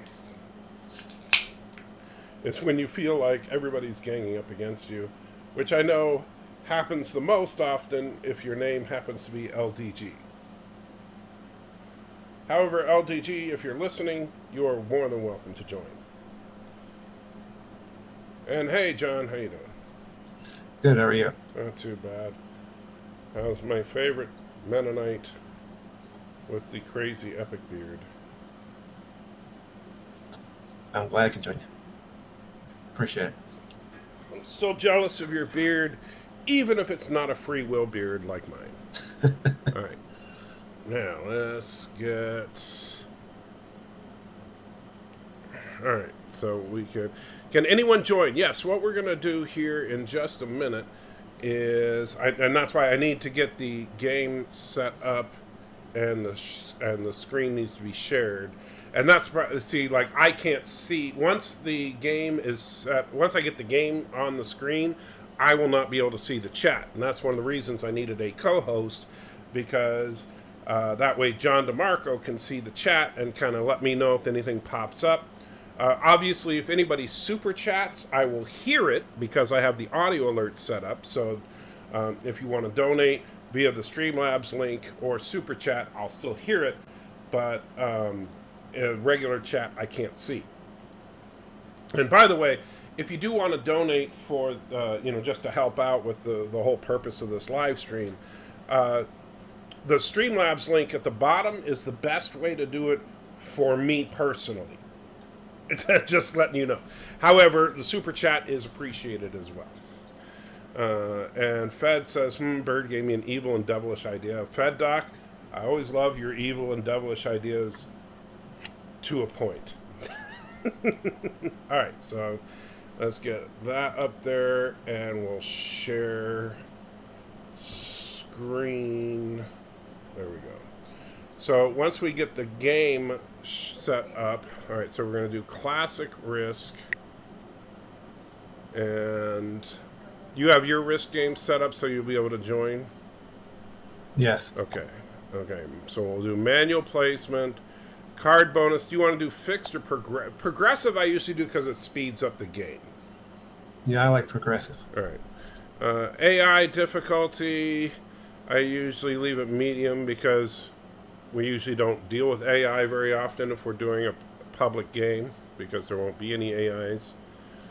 Turn timer, we'll leave it at 120. Fog of War off because everybody's going to be able to see my board. So if we have Fog of War on, it just puts me at a ridiculous disadvantage. Yeah. Blizzards, do we like blizzards on or off? Yeah, I usually turn the blizzards on. Okay. And alliances on or off? We'll leave them off because, again, it would put me at a ridiculous disadvantage. Dice roll. Oh, this, we don't need that. Balance blitz or true random? What do you like? I prefer balanced blitz myself. Now, that just means that it tends to give the person with the most troops the advantage, correct? Yes. Okay. There's less of those where you attack with 10 troops against 1 and you still lose. Right. And then we have World Domination, 5-round Rumble, 70% Domination, and Zombie Apocalypse. I guess we just stick with the standard World Domination unless you have a preference. No, that's fine. Oops. And, of course, it reset everything because I'm an idiot. Blizzards on. Alliances. All right, so there we go. All right. And we'll add players. All right, so the game ID is right there on the screen if you want to join. It is X-Ray Charlie 856. So there are 6 spots available. Right now, me and John DeMarco are the only two. Oh, let me change my color. There we go. I like purple.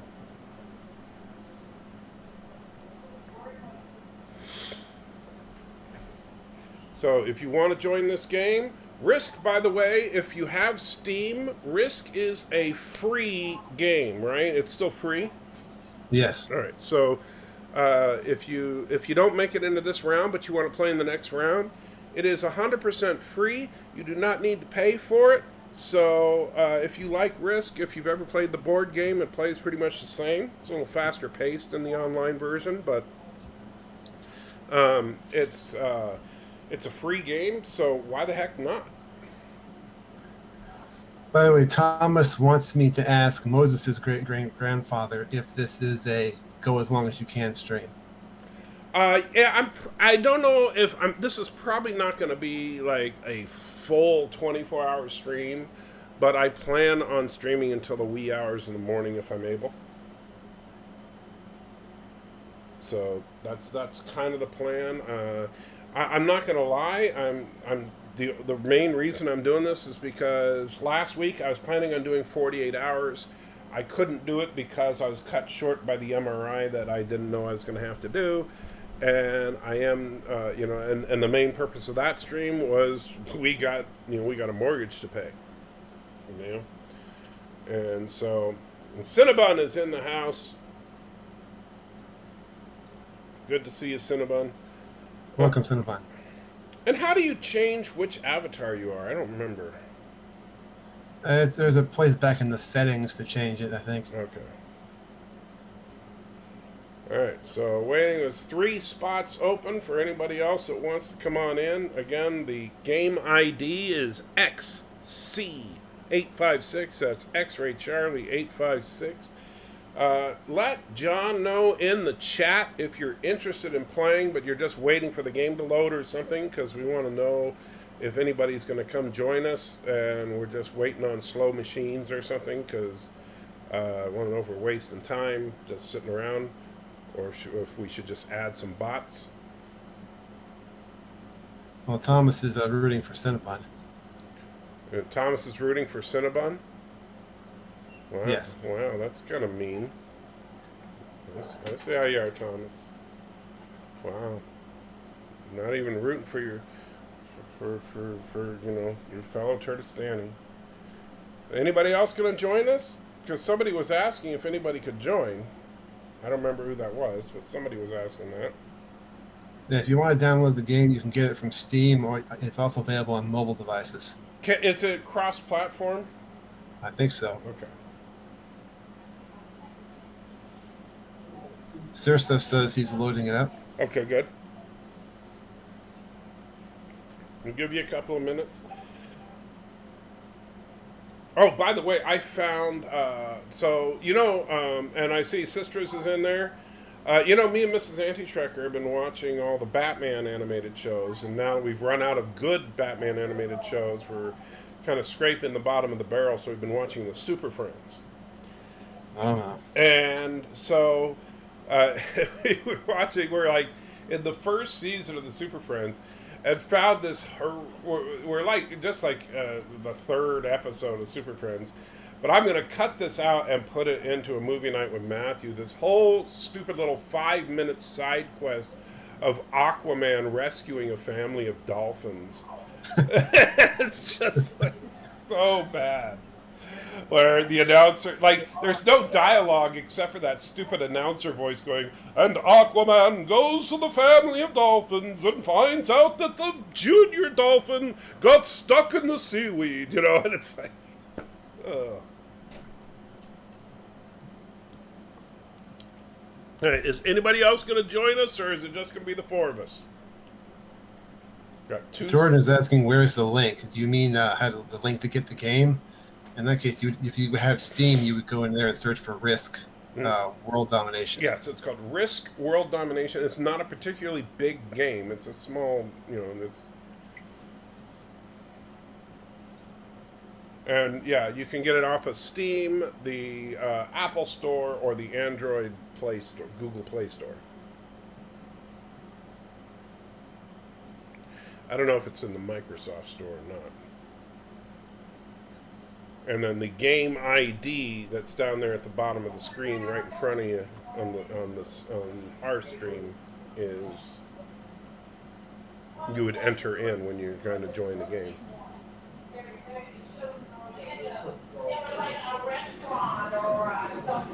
Sounds like you got a busy house. Yeah, there's usually a lot of stuff going on.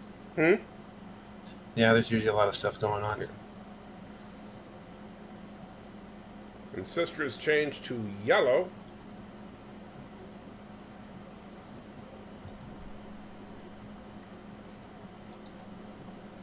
So, who was asking about the game link? That was Jordan. Okay. So while Jordan's doing that, we'll go ahead and we'll just have the 4 of us this time and add a couple of bots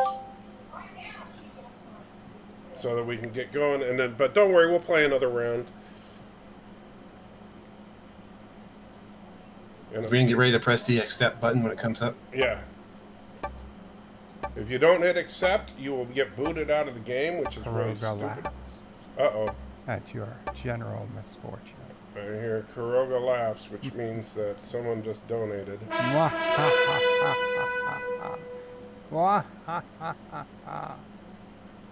Mama pray, get me a ice cold iced tea. All right, hear what it says. Thank you.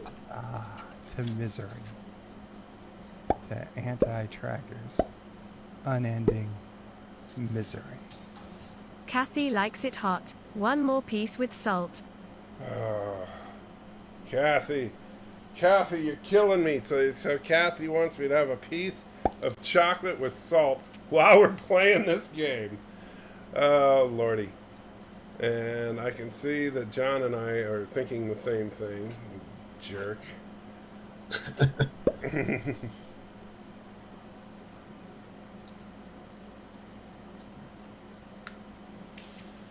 Alright, so...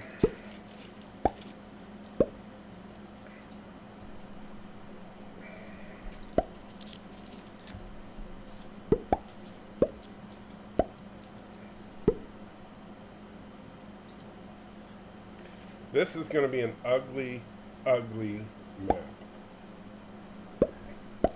Cinnamon says that wasn't me. I think that's old.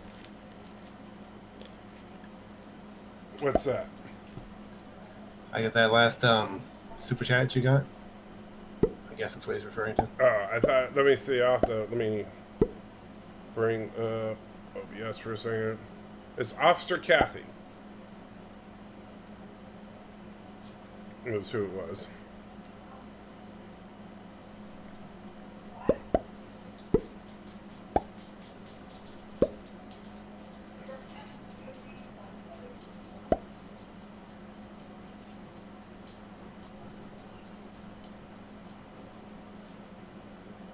Oh, is it my turn?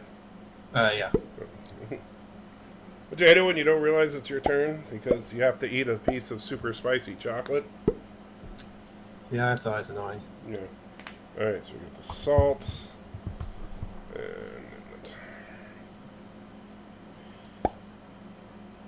I'm going to start the timer.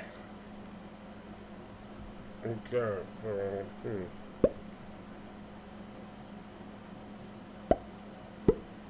Okay.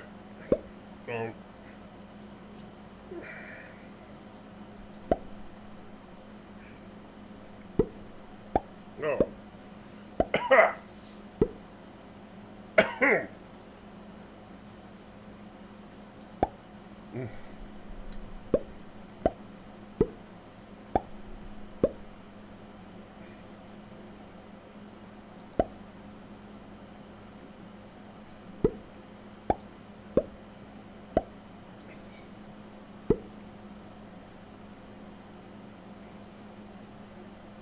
Oh.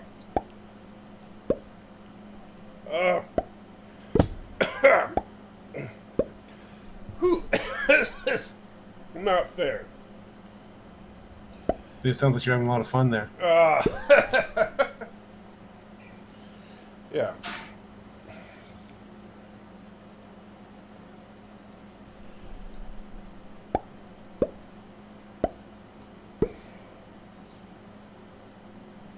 Jordan, for this game's already started, but if we do another game, there'll be another ID. Yeah, so we'll start another one after the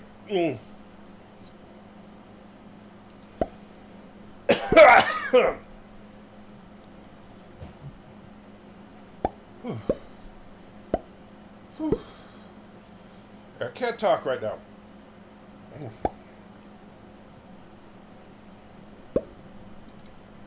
Yeah.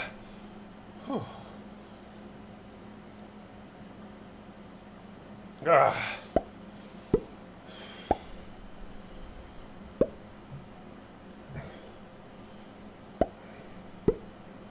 Ah.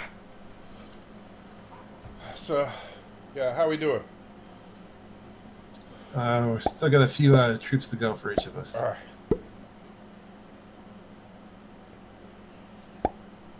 I can't tell.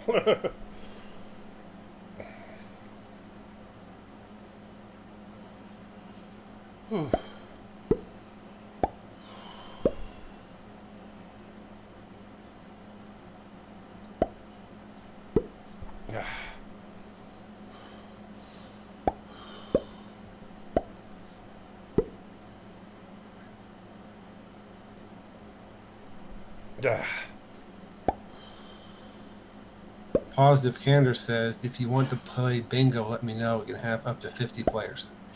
Bingo, huh?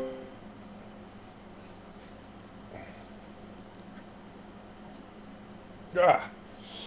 Ugh.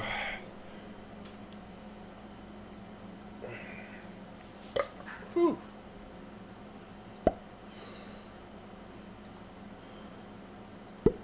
Ah. Ugh.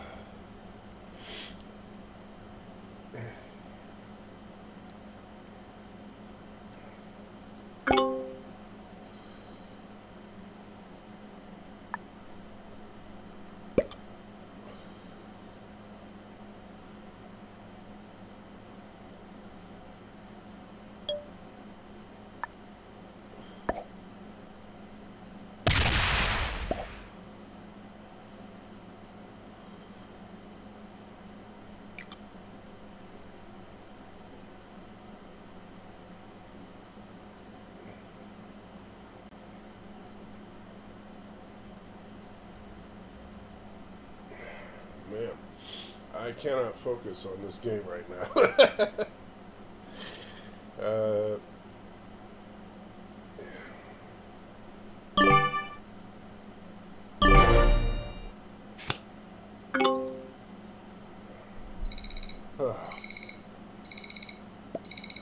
Oh man, killing me.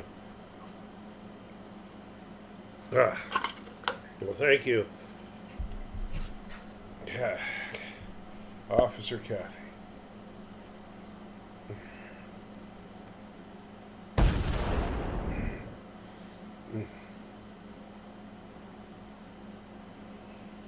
Whew.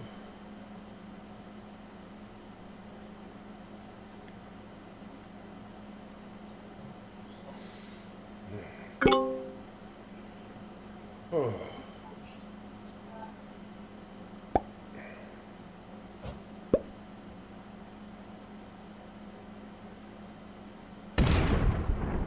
So, oh man, that was fun.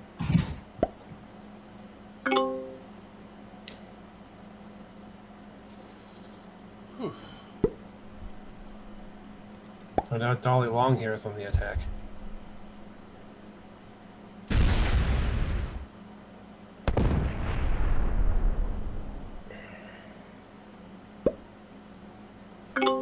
Yeah, I think I'm kind of screwed at this point.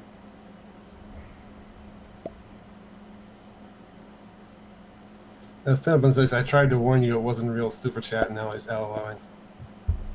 That was a real super chat, at least according to the thing.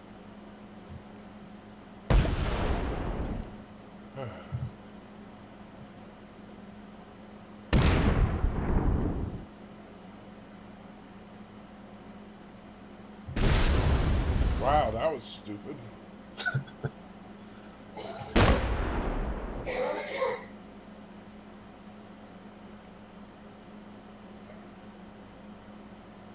Just kidding, sisters.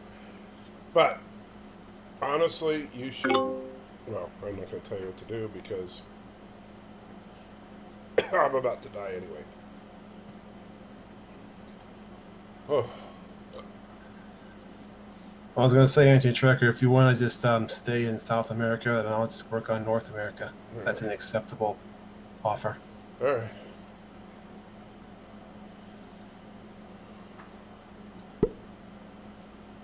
I will leave you alone.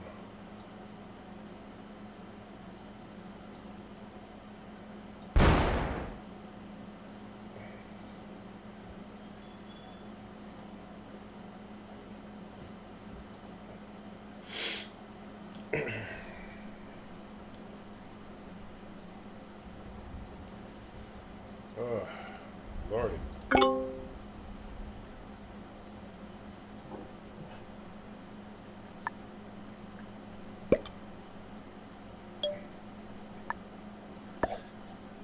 Now, someone's asking how long does the game usually last. They say somewhere around maybe 45 minutes, 30 minutes, something like that. How long or what? How long does a typical game last? Yeah, it really depends on how good the players are.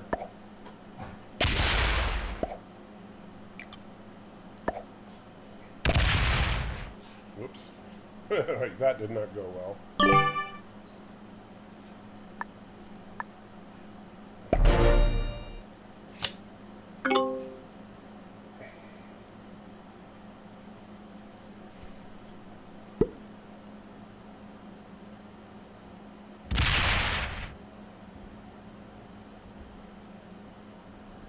Tom was asking who is who. I'm blue. Anti-Tracker is purple. Cinnabon is orange. Seuss is yellow. And green and black are the bots.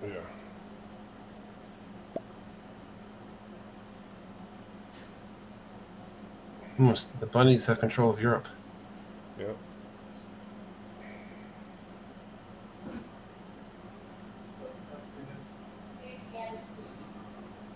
It don't matter.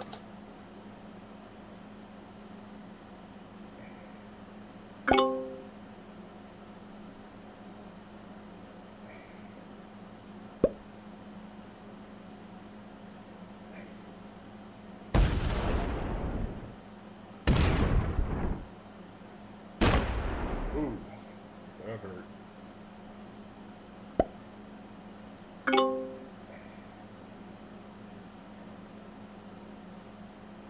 And I'll tell you, sisters, what you want is to take Australia.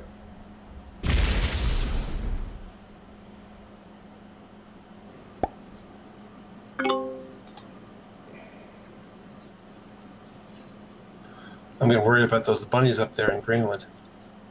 Yeah, that's what's hurting you. I don't think Bunny's going to give up Greenland very easily.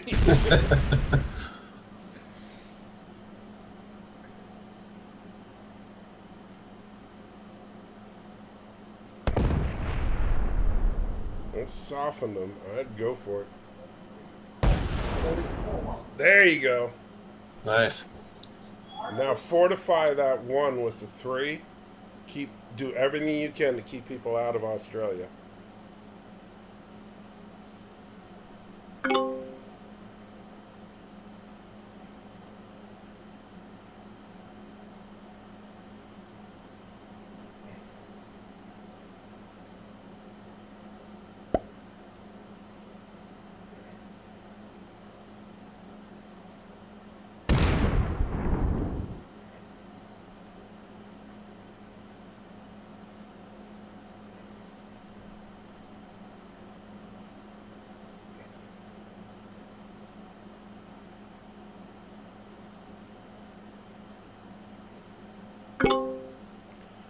That's still a tough battle for you right there. Yep. Not anxious for that one.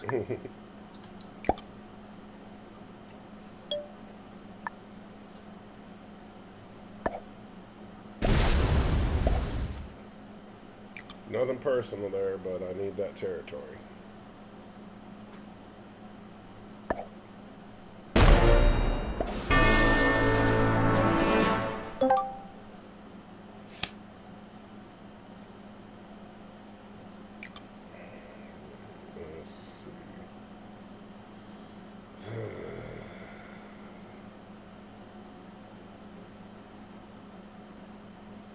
Man, oh man, this is a tough one. Because if I don't,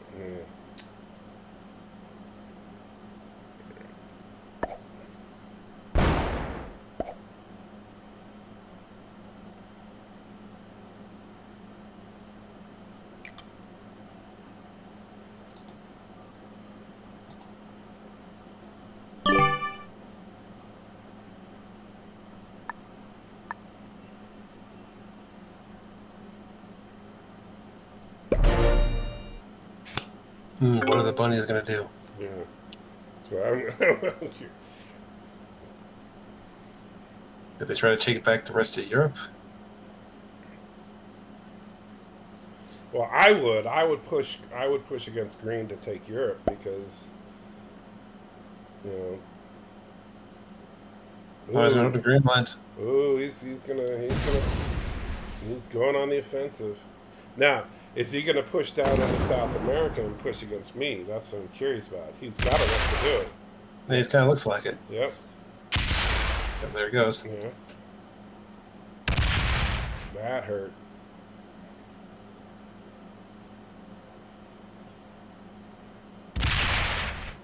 On into Africa too. He's. See, and I even left him alone. That was kind of a dick move there by the bunny, I gotta say.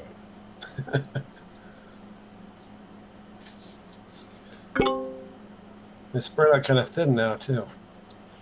You can really do some damage. Yeah, I'm thinking that. 8% unclaimed victory. I'm just saying. You know, leave a few spots in the southern hemisphere for me.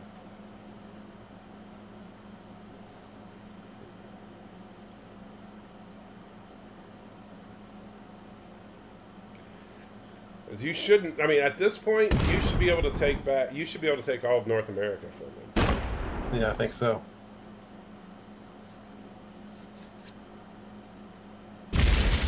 By the way, is anything going on in the chat? Because I can't see it. Sirsto said being stuck down under is hard to get out, but Thomas says it's more secure. It is. That's the most secure spot on the map. Because it's the only place where you can hunker in and have only one point to defend. Exactly. And so, yeah, it's the only place on the map where you can have a fallback.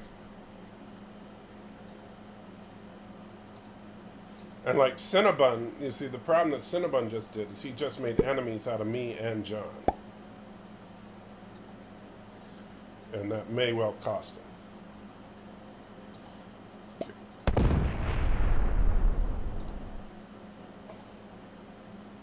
The mighty Quebecans are going to strike out now across North America. The first time in history that the word mighty Quebecans has ever been said.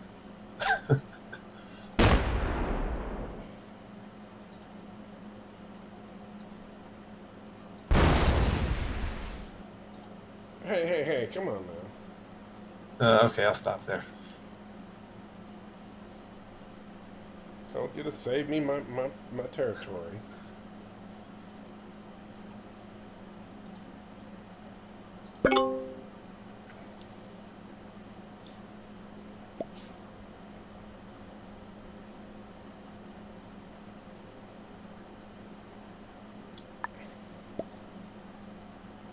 And Thomas says, John, the Mennonite menace is on the warpath. Let me see, I don't know what I even have here.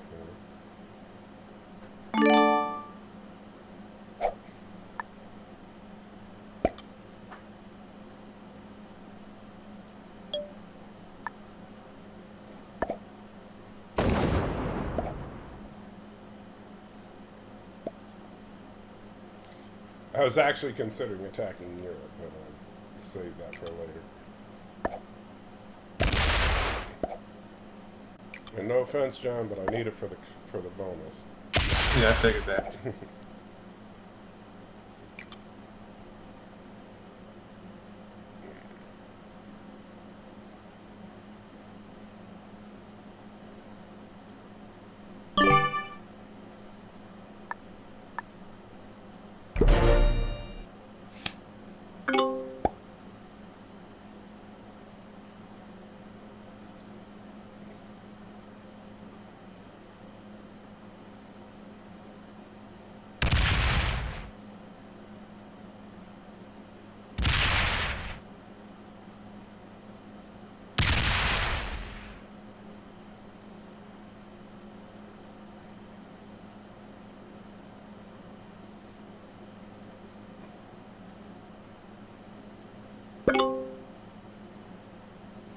Well, you just left yourself wide open for John DeMarco to attack you now, you know. I was say, yeah, Iceland's a very tempting target right now. Yeah, I tell you, John, if I were you, I would just storm through Northern Europe.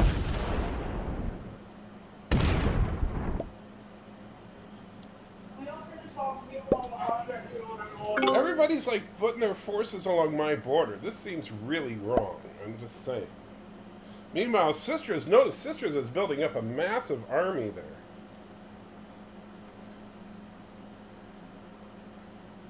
I'm just saying. Oh, and I see Bird is back. Hey, Bird. Hey, you tried to play Risk during the 15 minutes I literally couldn't play.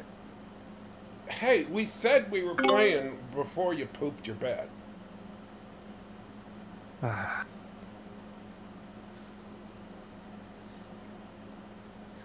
And you're pink of all the colors It's you could choose. Purple is the You color. chose pink. Purple is the color of royalty, in case you didn't know. Anti-tracker. Now Salty Tracker. And by the way, what's wrong, even if it was pink, what's your problem with the color pink? Are you colorist Kuroga now? laughs. Uh-oh. Yeah, pink is for girls. Hold on, I just heard the Kuroga laughs. That's not good.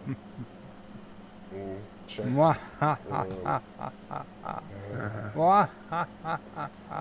Oh, great. Mama Pray, get me a ice cold iced tea, please. Oh, Fed, you are a cold, cruel man. So, unending Fed, misery. or John, I have a Theft Doc, special $40. request. Right then, I fear this is the last I what's can that? contribute for today, so So, let's make it good. Fed wants Bird you gave me this idea specifically of to be the laying timekeeper 2 because he cheese doesn't balls, trust Bird. one at a time. The first one by itself. So, Then just before 5 he minutes put in is up, take the second. $40. John, He wants me to do a cheese ball, and then just before the timer's up, he wants me to do another cheese ball. Okay. All right, so let me do my move first, and then we'll do that. All right.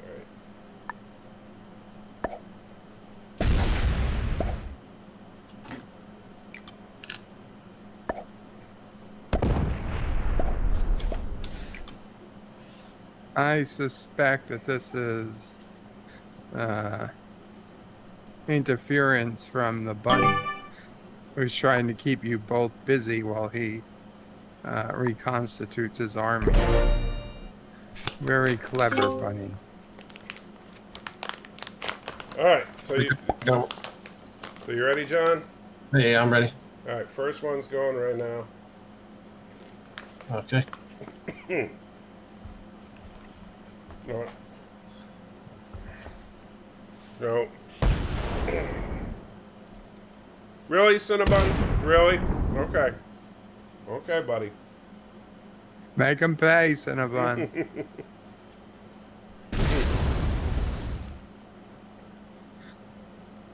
First delicious cheese balls down.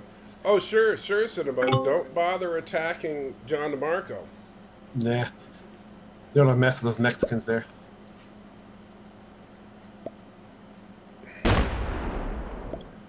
Thomas is speaking of jerks from Kuroga. Where is Matthew? That's a good question. Whew. Oh, man. Ooh. Yeah, that's 20. Whew. 4 minutes to go.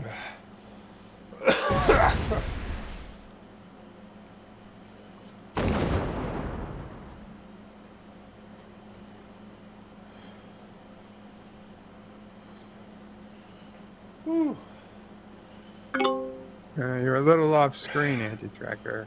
Uh-huh. Great. Well, you could have been sneaking some drink. Oh, shut up.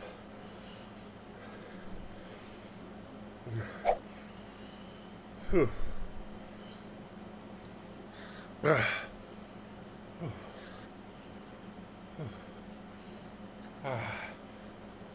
Who's green? Green's one of the bots. Yeah. You've got bots? Yep.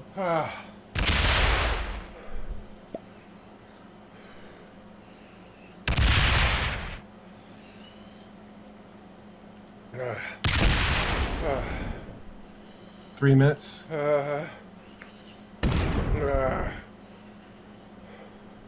Really, it's like 8 minutes.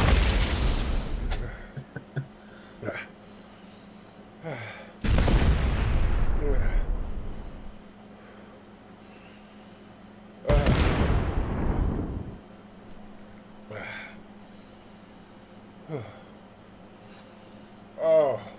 2.5.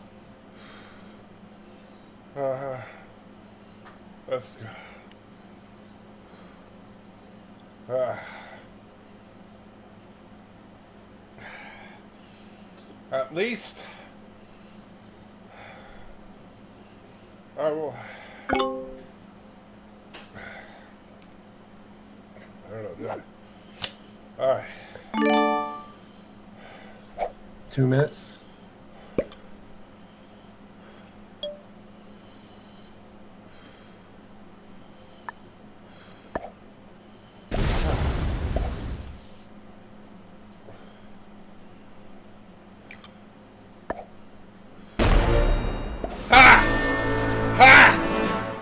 Suck on that, bunny. You gotta worry about yellow now.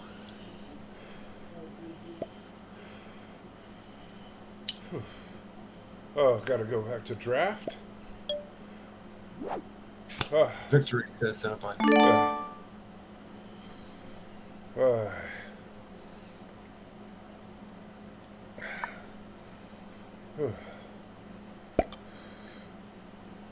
Oh.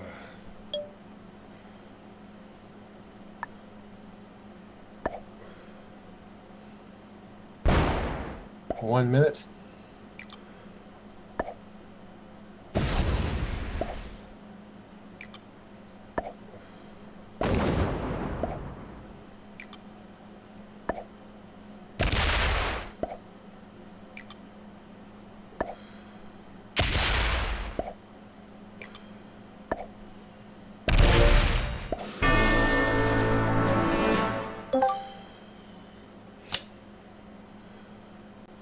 Thirty seconds.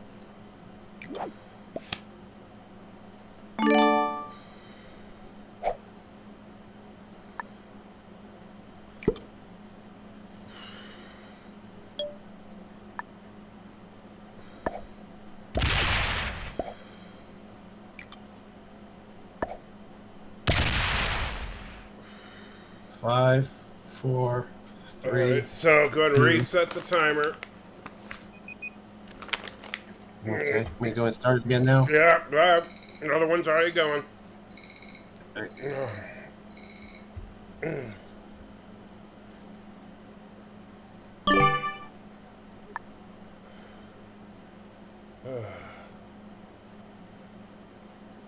Shoot, I'm screwed no matter what, so doesn't matter.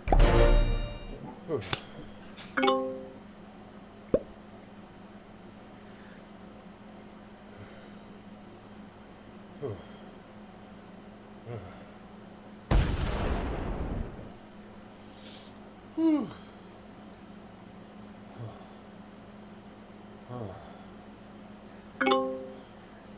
Cinnamon says, turned alliances off so only you could have one.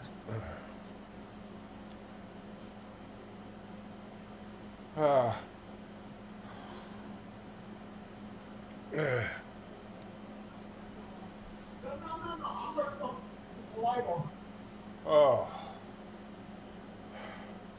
Fed, I might have been able to win if it wasn't for you.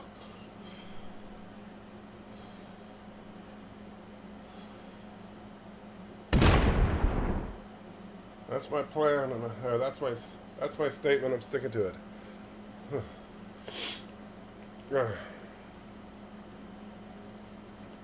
Oh,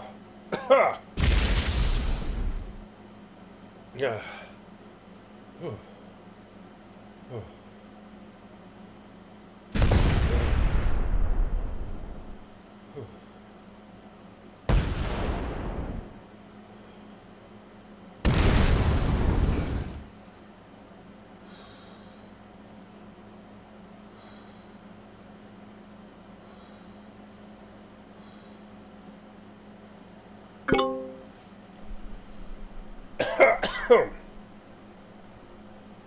Let's see. 3 minutes, by the way. Should I? Oh, goody. So what do we do? We'll go.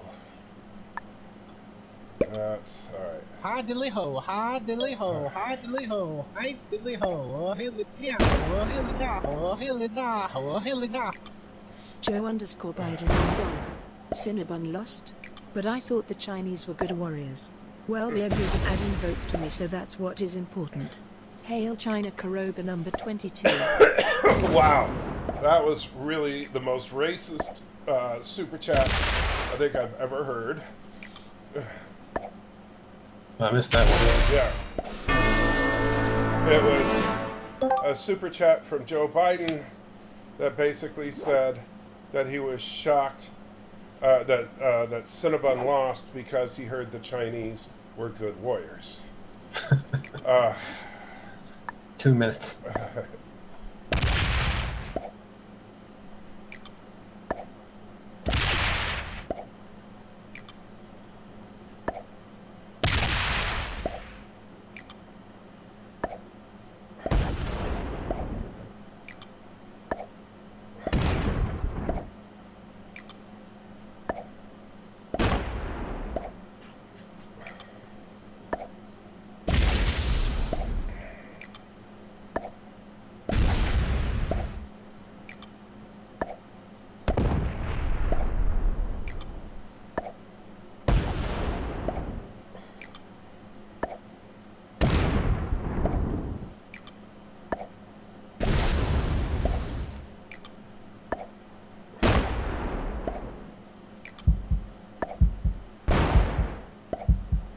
One minute.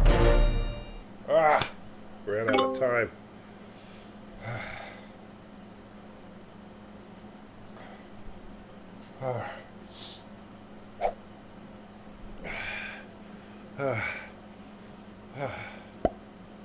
Oh, crap.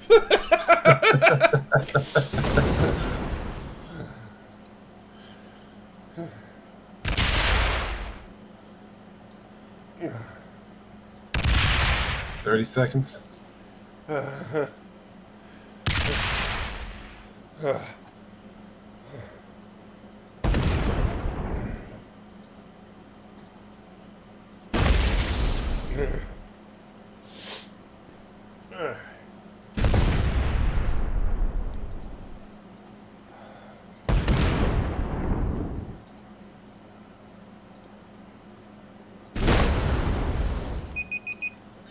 Okay, time's up. Lordy.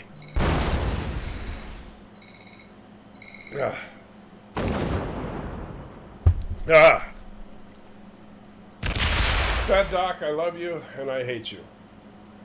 Yeah.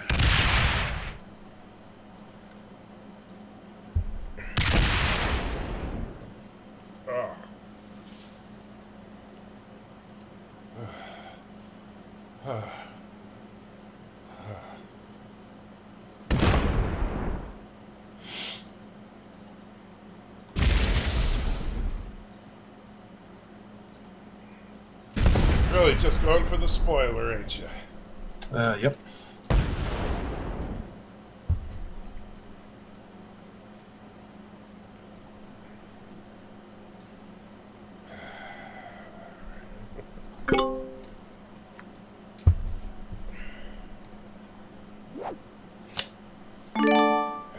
Here we go. I figured that was coming.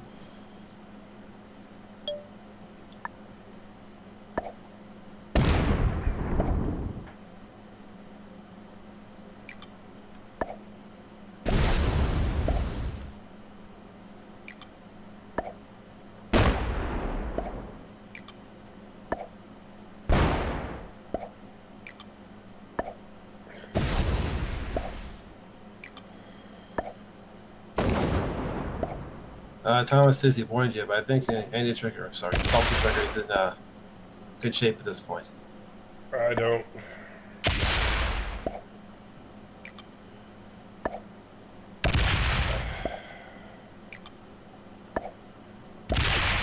Oh, I completely blew it, didn't I?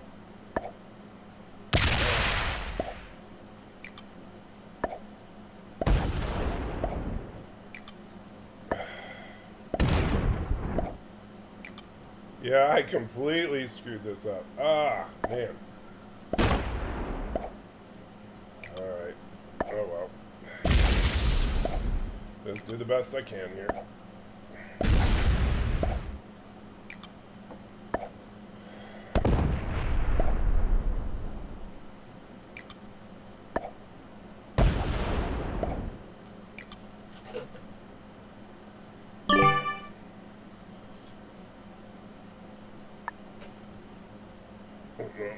Skipping fortify.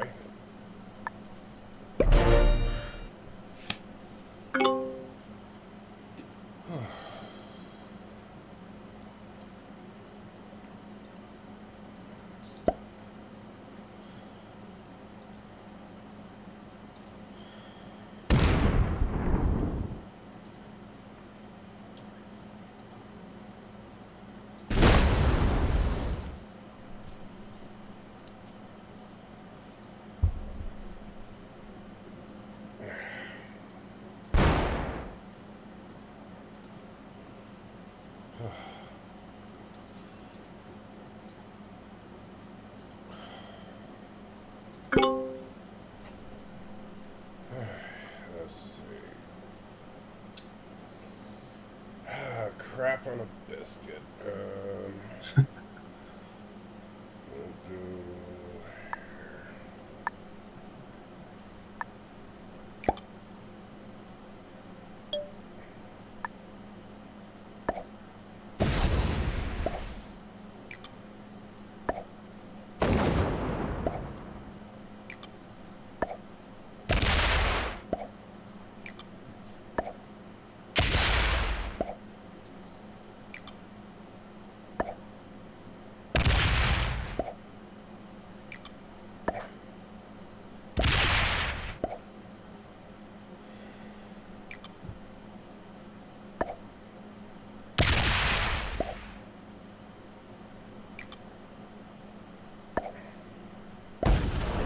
Ouch!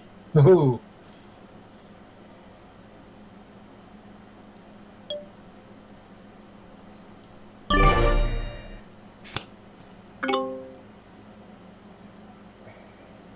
That really sucked.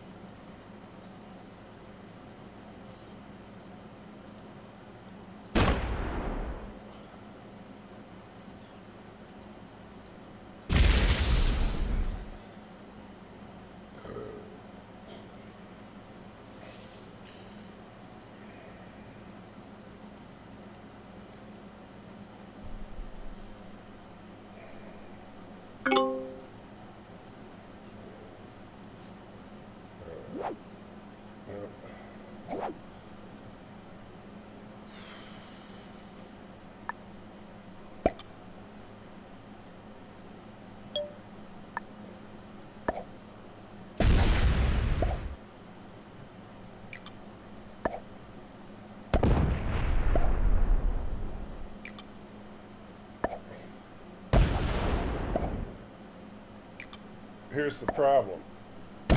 This looks all great, except I know you're going to get card matches now. so I'm screwed.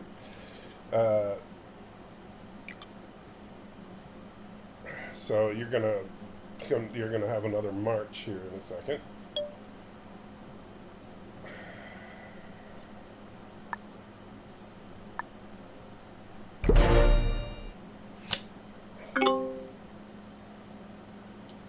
You would think I would have a match, wouldn't you? But apparently I don't. Really? I'm shocked. Yeah, I know.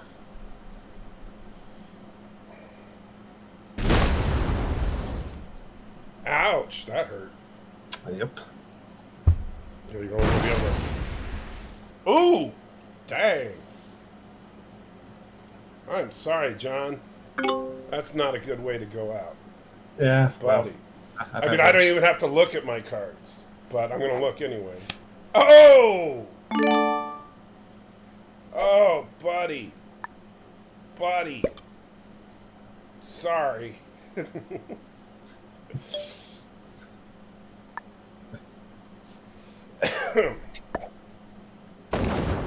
mean, I'd like to say you had a chance, but, you know.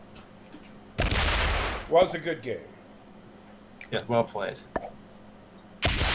I really thought you had me a couple of times there. So, a lot of cheating by anti-tracker. Glorious purpose. What are you talking about? A lot of cheating by anti-tracker?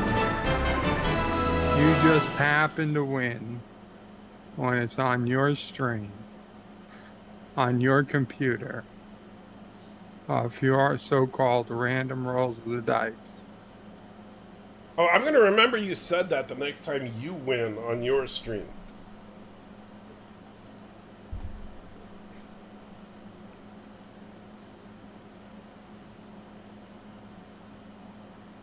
You want to join the next round there, Bird? Oh, I'll be in next round if you do another round. Yeah, we'll do another round. I don't know if you have anyone else who's going to play with you after you cheated so blatantly. How did I cheat? All right, I will be right back. Oh, need to go. Whew. Yeah. Gotta go get LDG to clear up your cheating. Yeah, that's what I'm gonna do. I'll be right back. Why don't you bring in Ozzy Pray for everybody? He's sleeping.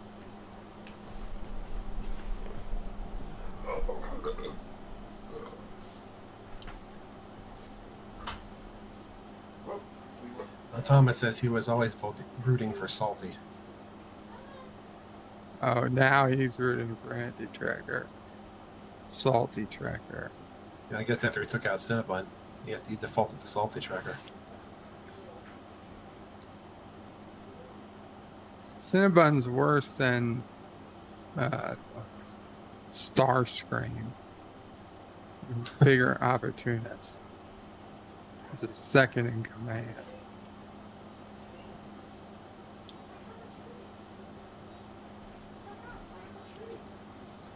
Well, you realize, of course, we're all going to team up against you in the next round.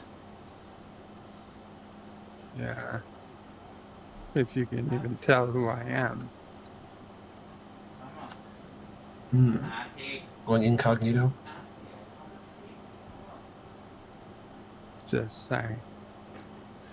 Maybe I'm not going to be called Birdo Prey 5 in this next game.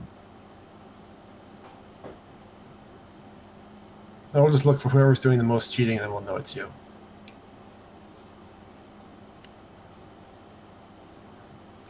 But Jordan wants you to sing the Canadian national anthem. Oh, Canada, our home and native land, true patriot lies in the north, strong and free. Yeah, I'm not so sure about those lyrics. I think they're mostly right. Close enough.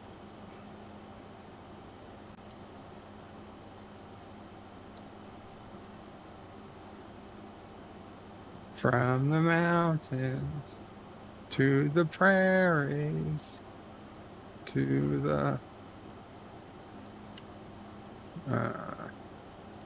Arctic so covered with ice, the polar bears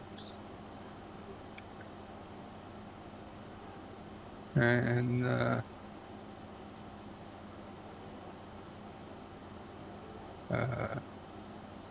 I don't know what. Thomas says, wow, Cinnabon, Bird of Prey insulted you. You need to wipe him out. And Thomas is just looking to start trouble.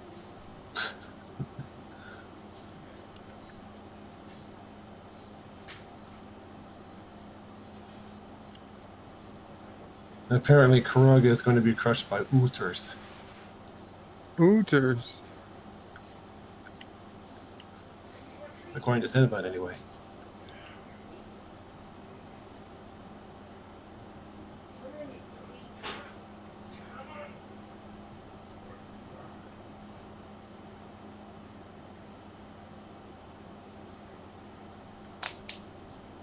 I guess I should have started the game.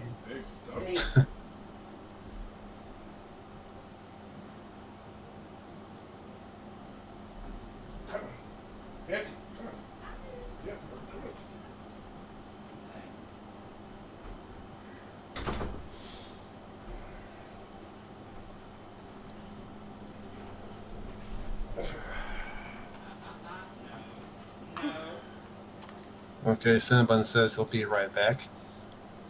And once again, if anybody wants to join us for the next round, you can get a game from Steam or from the Apple Store or the Play Store. So, you done talking smack about me, Bird? I wasn't talking smack about. Alright, play with friends, create game. Alright, we'll do the same basic rules. We good with that? That's good. Alright. No fog of war, we turn the blizzards on, balance blitz, no alliances, progressive card. No, alliances should be on. Because without it, then nobody else can do an alliance but you. What do you mean? Because only the people up here who can talk can do alliances. Alright, I won't do alliances, that's fine. Can other people see alliances, though? I thought that was like, I didn't know. Well, I mean, yes. Okay, I didn't know. No. I thought it, because that's where the problem was. Like if Cinnabon does an alliance with, let's say, Thomas was playing. Right. If they did an alliance, we wouldn't be able to see it, no. See, that's where I had a problem with alliances, because, like, if we were talking, or, like, let's say I did an alliance like we did just now with John, and he says, oh, don't attack South America, and I was like, okay, well, everybody can see that. Yeah, but no one else is up on the panel, so they don't have a chance to do any type of alliance. Well, they can do it in the chat. Nobody reads the chat during the game. So you're saying that we should, turn off the chat? It's not the biggest deal if we don't know about an alliance. I'm just kidding, Bird. All right. So, we got 6 slots. John DeMarco and I are in. I don't see Bird. I think Bird's afraid. ACSCY. Oh, there he is. Oh, that's a cute little avatar. Okay, so how do you switch it? You got to do that before you come into the game. Oh, that sucks. All right. You can switch your color though. Yeah. That does look a lot like you. I know. I would look through them all to find the one that most resembled me. Is there any that look like me?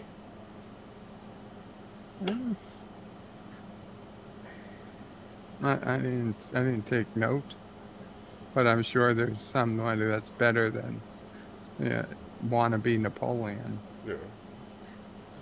All right, we got 5 in here. Just need 1 more. Thomas was pointing out that I do indeed read the chat for what that's worth. There we go. I don't know who Jormos is. That Jordan? I'll betcha. Jormos 91. All right, so we are all set. Prepare for battle. So don't forget, you do need to accept, or else the game will kick you.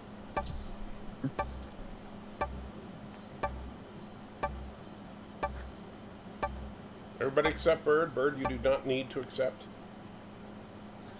Oh, dang, I already accepted. And Thomas is reminding everybody to go for Bird of Prey. Oh, yes, no. That is true. Very important. Oh, I do go first, though. Guess who's cheating now? Yeah, we all know.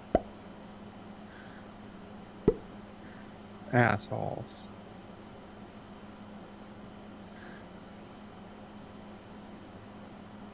You're an asshole? Is that what you just said, Bird? I wouldn't expect you to admit it, but, right?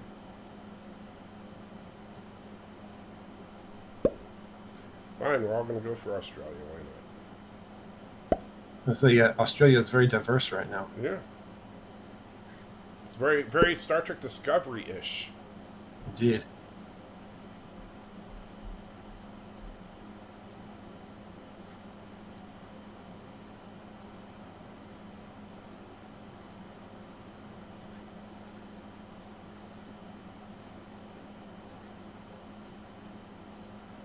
Bird, you awake? Oh, is it my turn already?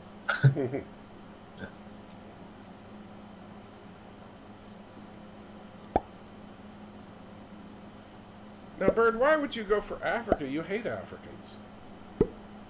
No, you see, you put these, you think I do. I don't hate Africans. I don't hate Africa. You just hate people from Africa. No, I do not. He wants to subjugate them under his rule. I love Wakandans and Zamundans. Well, the Mundans are waiting for you to pick. There we go.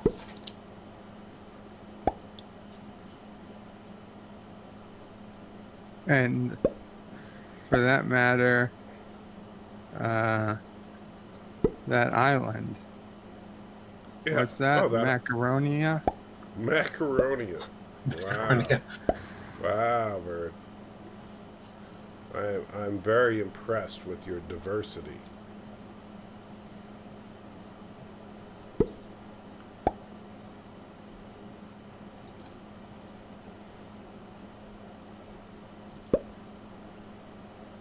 Madagascar. That's it. Oh, really? You can't tell the difference between macaroni and Madagascar. That's because I'm Holy moly. I don't see color. Oh, jeez. And Thomas says, if Bird of Prey is eliminated first, I'll make AT eat a cheese ball. Oh, wow. Bird will commit suicide for that. And to say, I'm just not going to fight.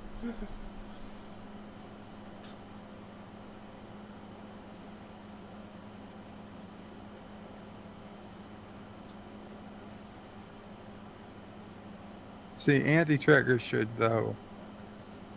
be the one committing to eat a cheese ball if I'm taken out first. Why?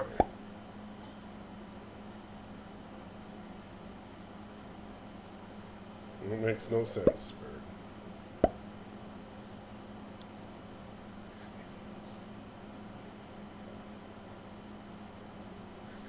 I mean, I could just go and say, if I win, I'll pay enough to make anti-trigger eat 5 cheese balls. But I'm not going to say that. But I could. That wouldn't really be fair, though, would it?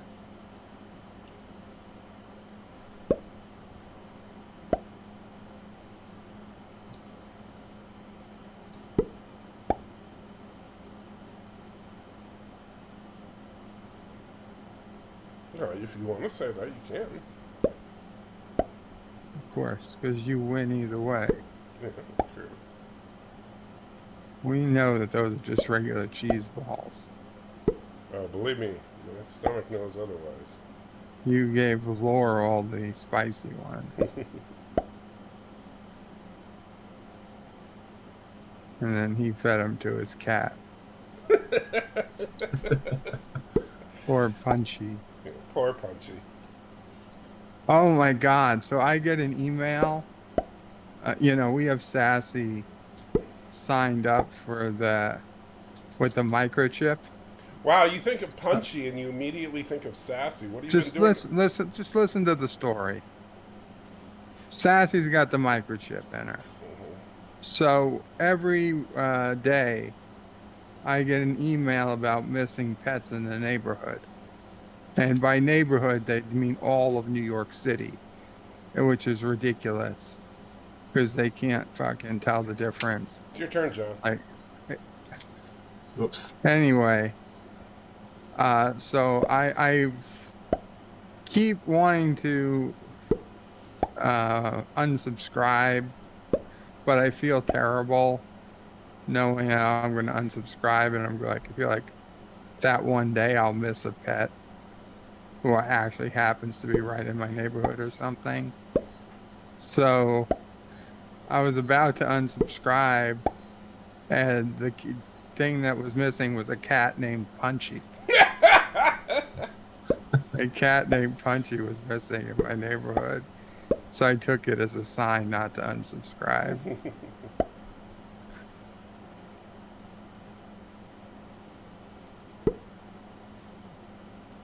It's like, who would actually name their cat Punchy?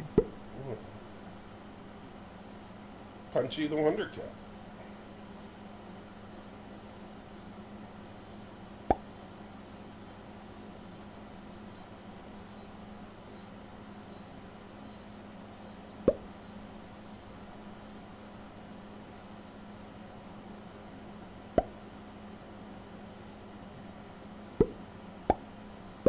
So John DeMarco is going to split the Americas with Cinnabon. Seems that way. John DeMarco usually goes for North America.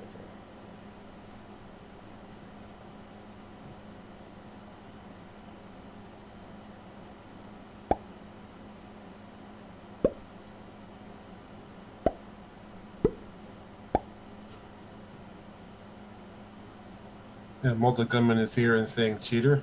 Not sure who he's referring to yet. Yeah, hard to tell.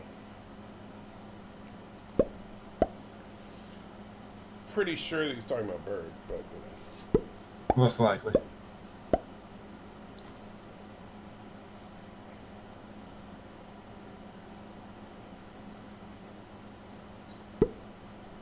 I just figure I'm pretty much screwed at this point.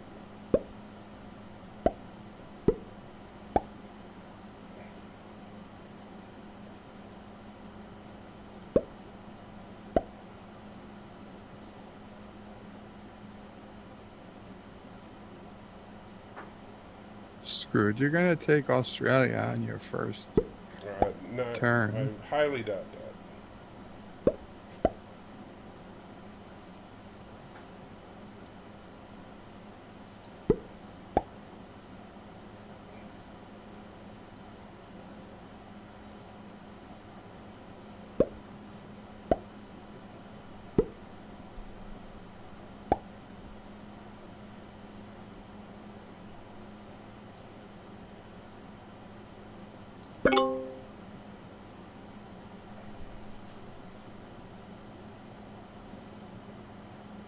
Bird's going to test the rains down in Africa.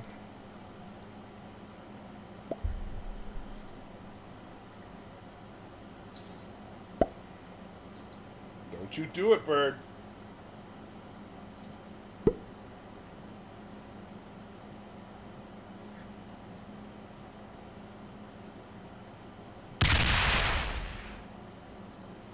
you? See, I'm perfect. See? I was leaving you alone. Now you just attack me unprovoked. I don't know what you mean by unprovoked. We didn't do anything to you. You just completely attacked me.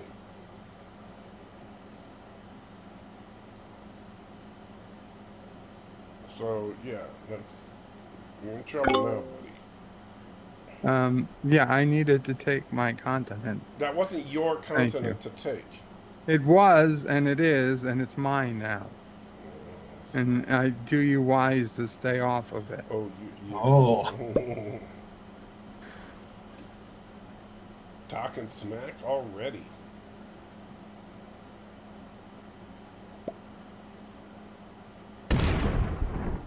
Oh, you know, man, go! Please make a beeline for Bird, please.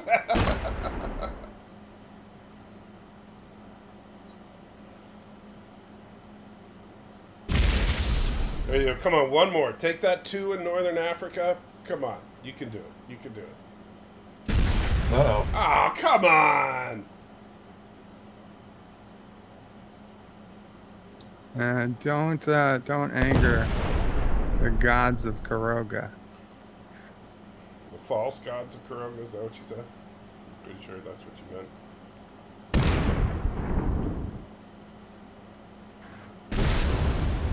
You know, you do want to prevent Bird from having all of Africa. Those are my ancestral homelands. Really? Uh-huh. It's not a good idea to let him have that continent when his next turn rolls around, because then he gets a bonus.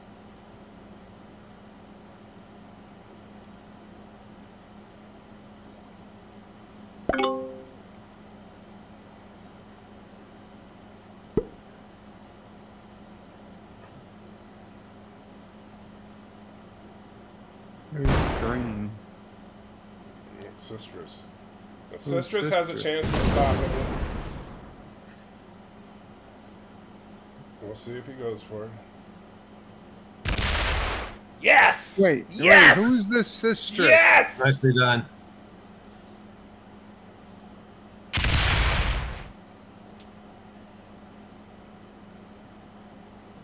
Sistrus is now a blood enemy of Garoga.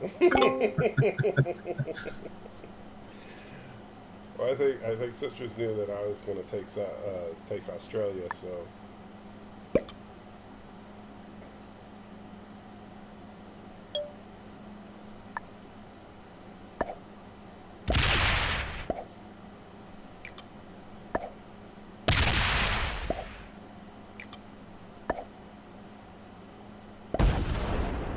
Ah, Sister says, bring it. The challenge has been laid.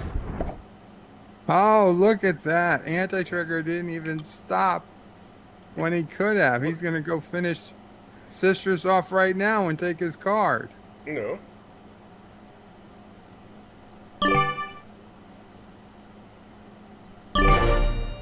I'm done.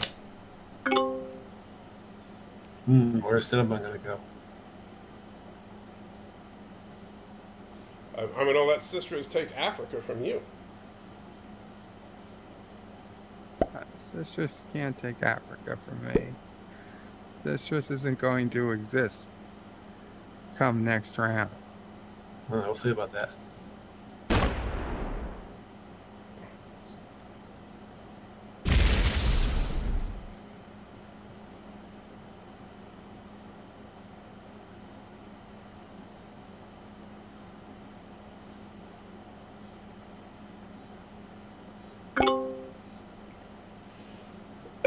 Yeah, it depends, you know. I know that Karoga is really in trouble.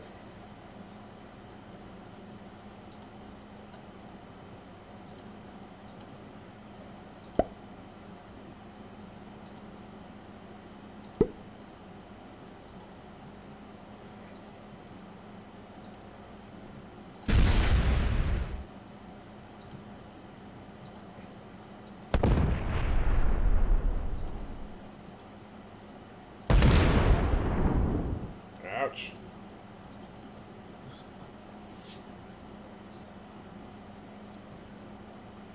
So John DeMarco's got the strongest position now.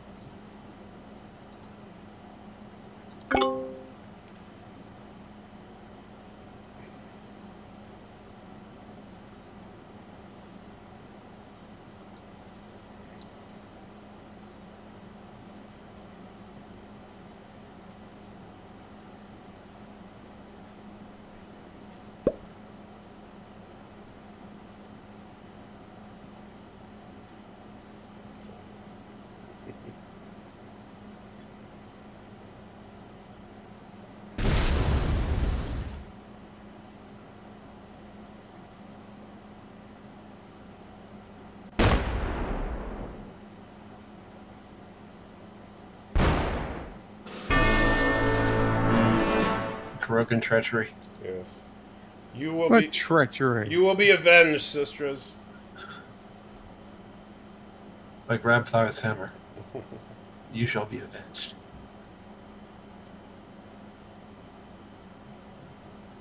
Grogan scum.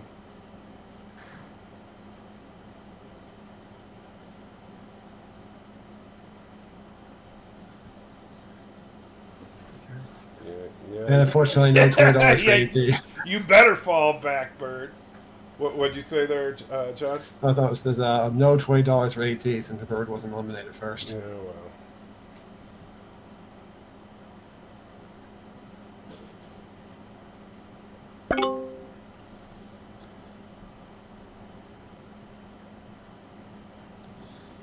So says Bird just left himself wide open. Yeah. It's true. He did. That was actually a horrible move, Bird.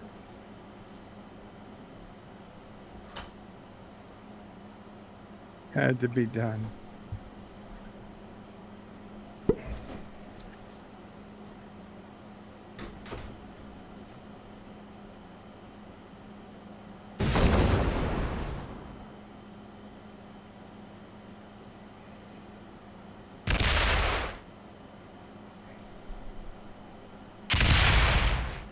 Ooh. Going on the offensive. Interesting.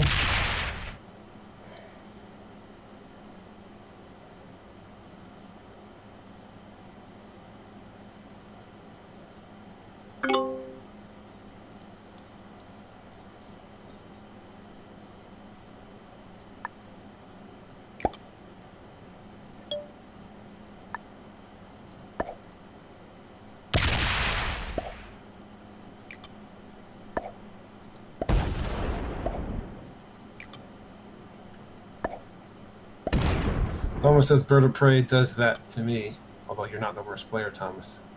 And you probably do scare him.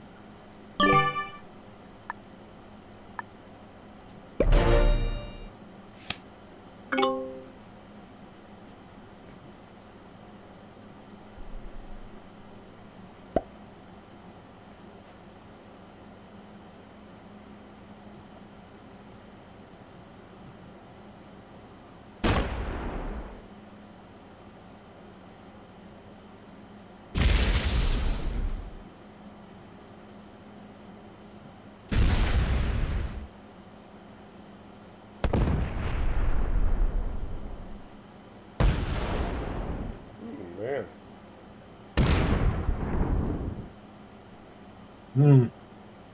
Bunny. Watch out for that button. Yeah, Bunny is on the move. You don't realize just how militant bunnies can be. It's true.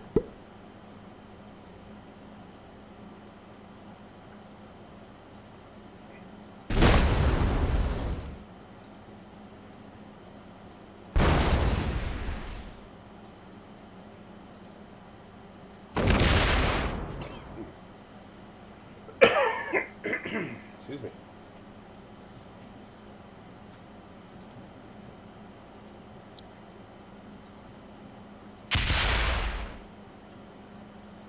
Oh yeah, Europe and South America was a little bit too much. Breaking the alliance you had with Cinnabon. Wow. Well, I said he could have South America while I have North America. I didn't say anything about Europe.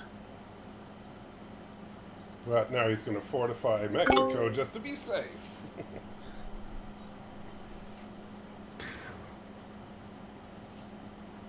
So we'll see what Bird does with his massive Kurogan army now.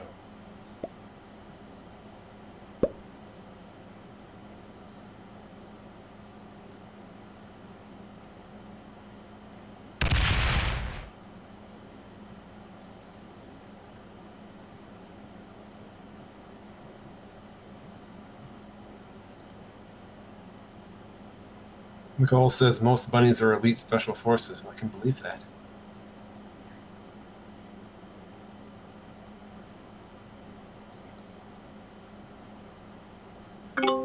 Wow, Bird, I'm surprised. You decided not to push your luck this time.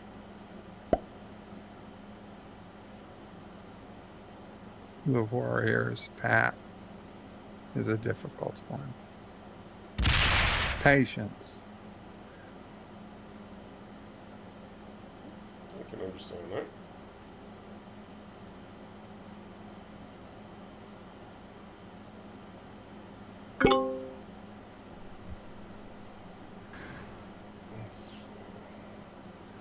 Although Thomas says bunnies can be stopped by placing trash cans for them to jump into. Let's see, what do we want to do here?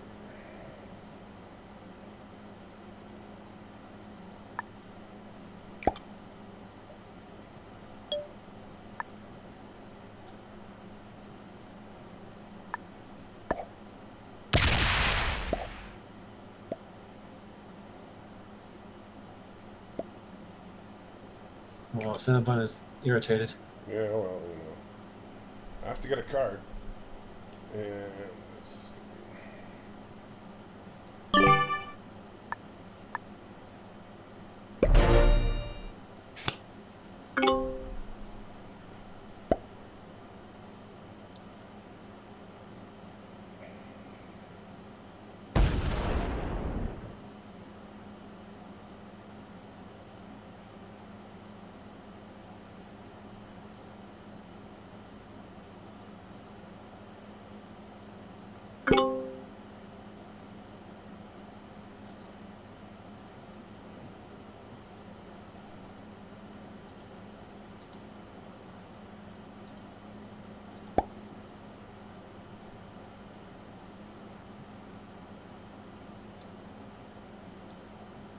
It's weird that he needs to put so many people on the border with South America.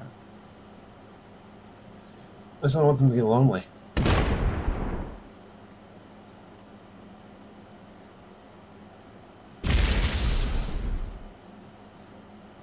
Yeah, that's better. I have a feeling there's going to be a massive battle between the bunny and the beard.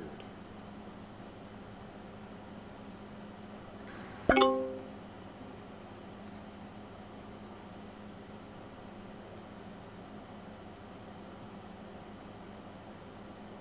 the question is, where will the bird play into the battle between the bunny and the beard? The battle of the three Bs, if you will.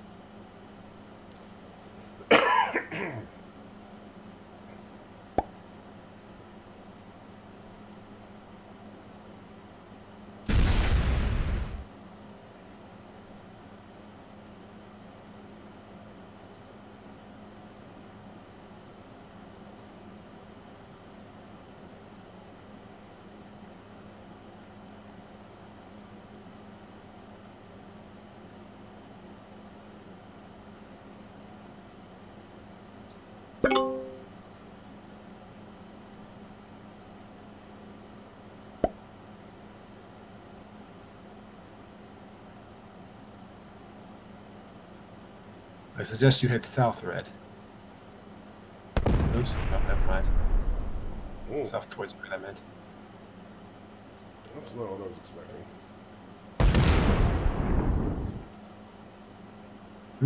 That's definitely not what I was expecting. Going for the yurt.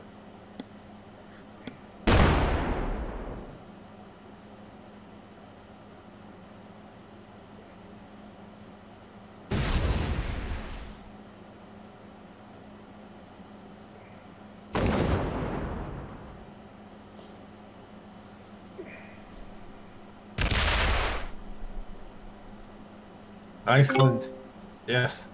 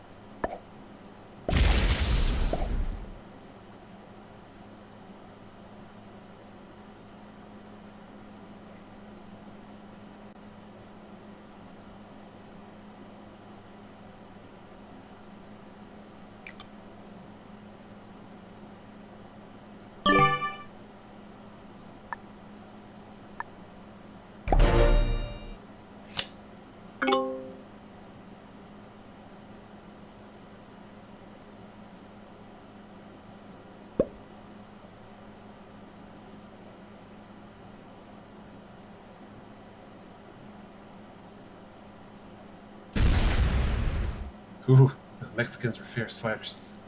You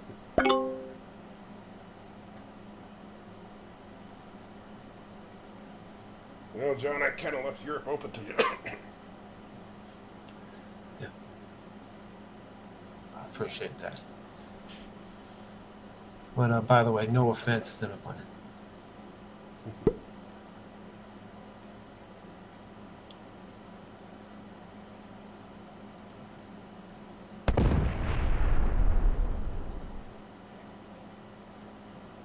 Well, the time I was saying, go for bird of prey. Well, I'm trying. I gotta get to him first. You had to go through all of South America to get to me. It's true. You will be avenged, Cinnabon. We'll see about that. Cinnabon declares victory.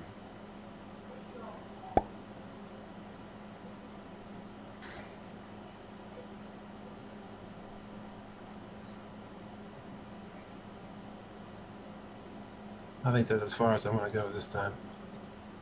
You're supposed to go for Europe, though. You missed it. Well, maybe I'll do that next time. Yeah, but next time it'll be too late. And I'll be squashed by then. Oops, sorry. Yeah, I'm sure you are. I didn't like having the bunny on my southern border. It was making me nervous.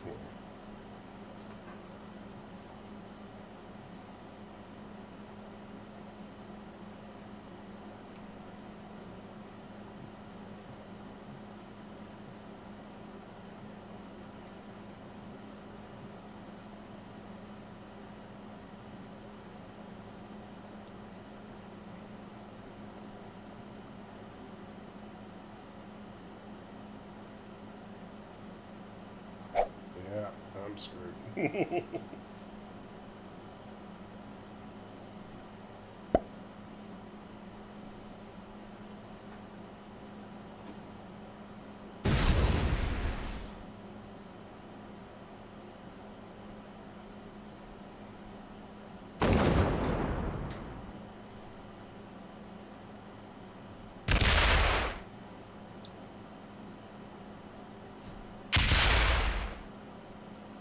Yes, we know you told us, Thomas.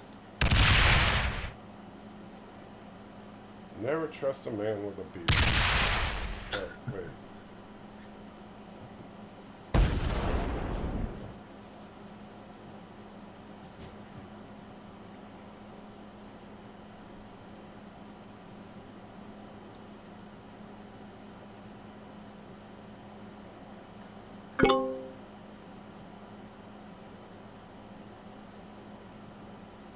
I almost had a winning strategy if only John had paid attention. Oh, well, sorry. You realize if you had taken Europe, you would have been able to completely squash Bird and Cinnabon. But now he's going to be able to come in and stop and take away your American bonus.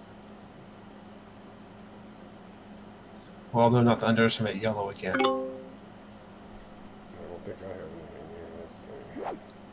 Oh, I can get some. Alright, so we can get a little bit here. Let's see. Enough to at least get Australia back, hopefully. It'd be a big waste to get Australia back. Well, not much else I can do here, Bird, you know? You could get Europe. I can get Is that what I could do? You could get Europe. I guess I could. I could wipe him out. So Yeah, you probably could. You idiot. You were supposed to take Australia. Let's see. Well, no, first I'll get Hey, thanks for the advice, Bird. I'll take over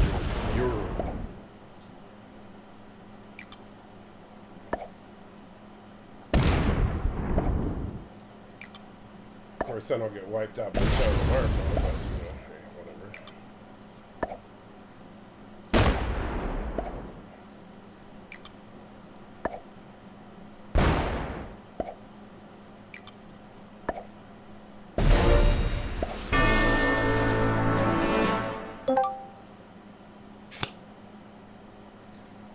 Well, I haven't forgotten my, Thomas's pledge that we need to attack Bird.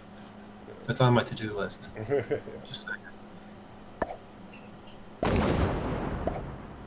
Wow, into North America. Well, he did kind of betray me, you know. Wow. I didn't betray you. What a dick anti-trigger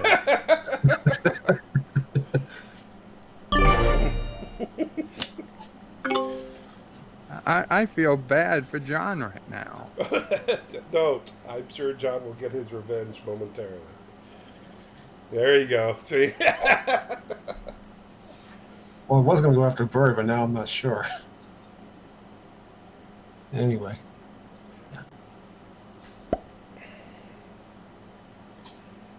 I would still say Bird is the better bet.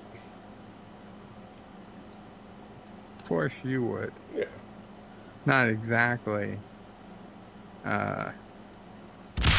Split the difference.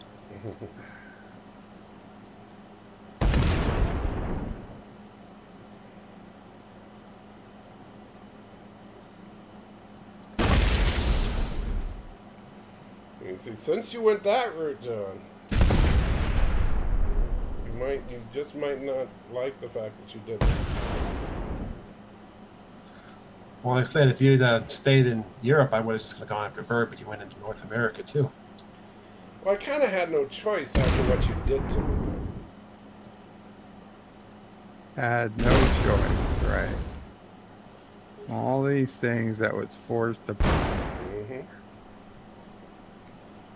You didn't want to destroy. So, I'll tell you what, John. So now that you've had your vengeance, we'll agree that Bird goes first. Okay, I can live with that. Yeah.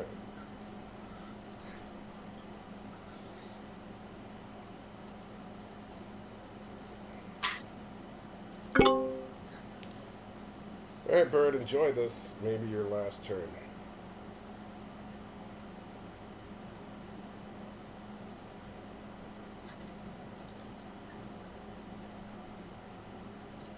Well, it might be my last turn, but it is your last turn.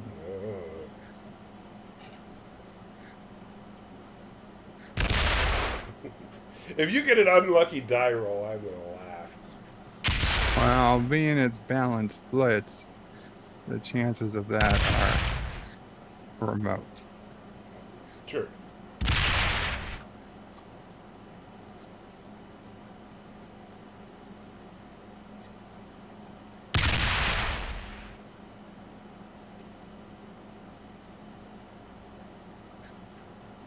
Oh man, I was so hoping you were gonna do that. That would have been so funny.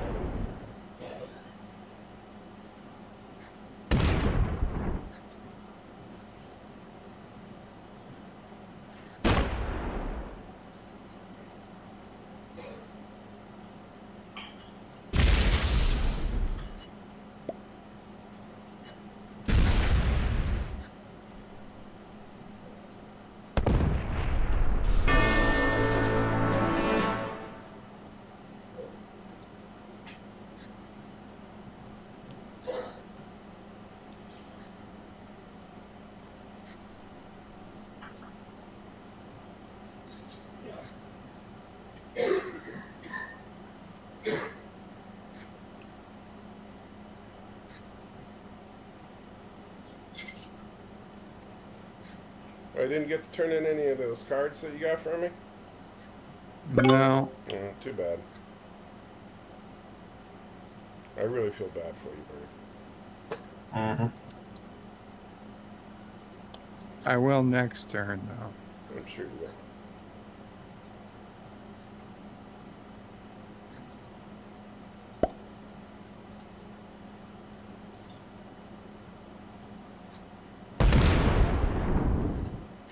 Oh wow! Now Thomas is telling Bird to wipe out me. Wow. Hmm. Thomas is having a change of heart. Is it something I said?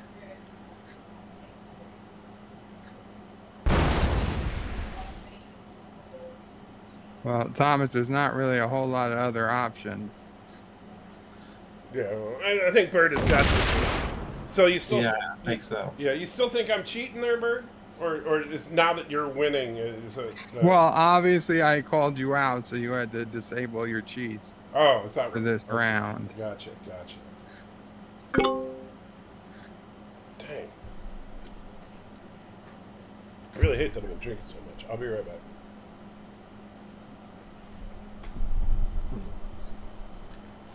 I was listening to you, Thomas.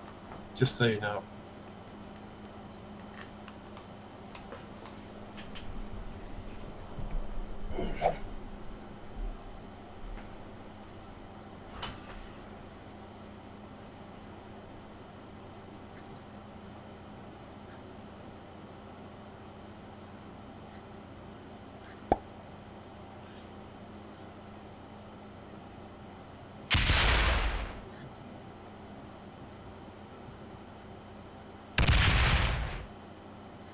Oh, good. I thought I lost.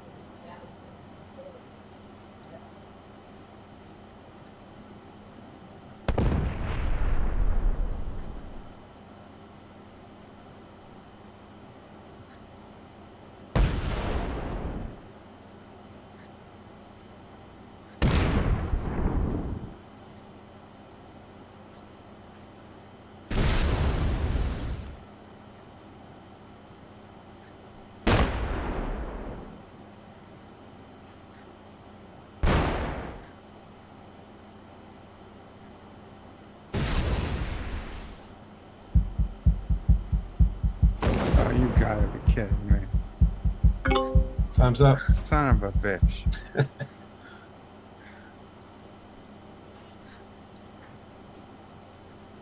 God damn it.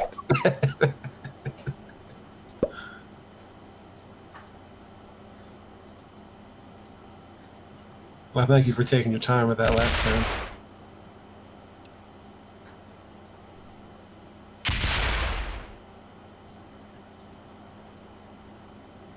Don't extend the suffering, John. All right, we'll see.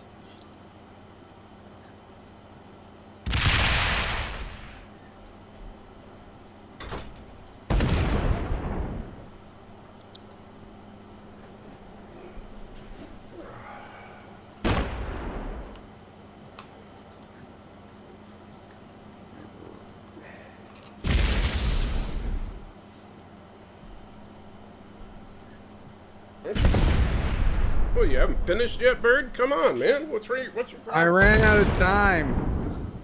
I was 4 seconds too short.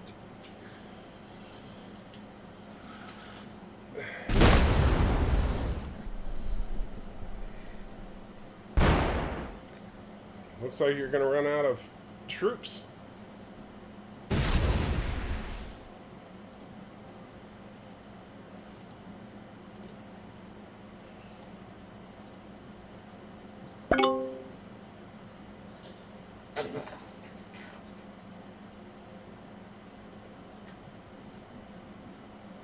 Hey, Bird. Here's an idea. Yeah. Why don't you surrender? I like that idea. Why don't you surrender? Okay, I surrender. See, that one's so hard. Go ahead. Try it.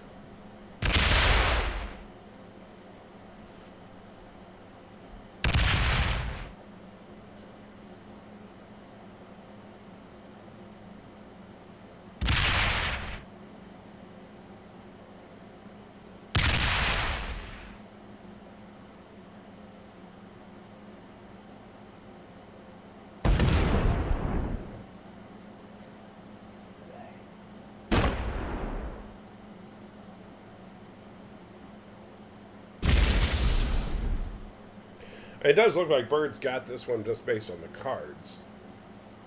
Yeah.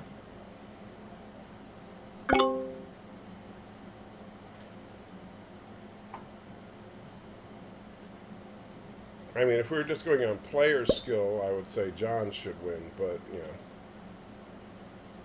Well, thank you.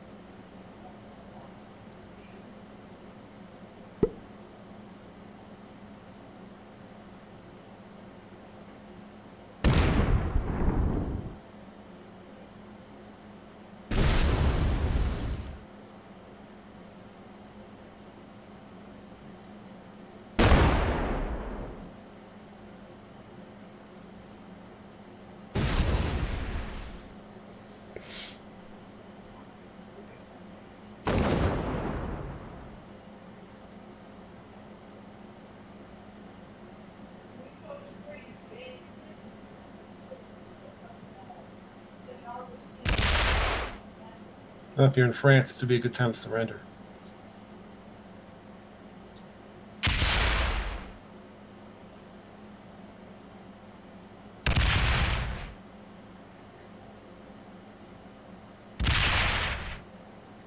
The final battle for the free world takes place in green.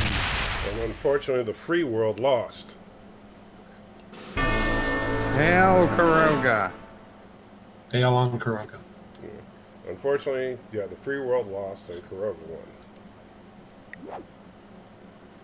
Good game, Pard. And everyone. All right, so where do you Good go to game, change indeed. your avatar thing? Go to click on your avatar. Okay, let's see.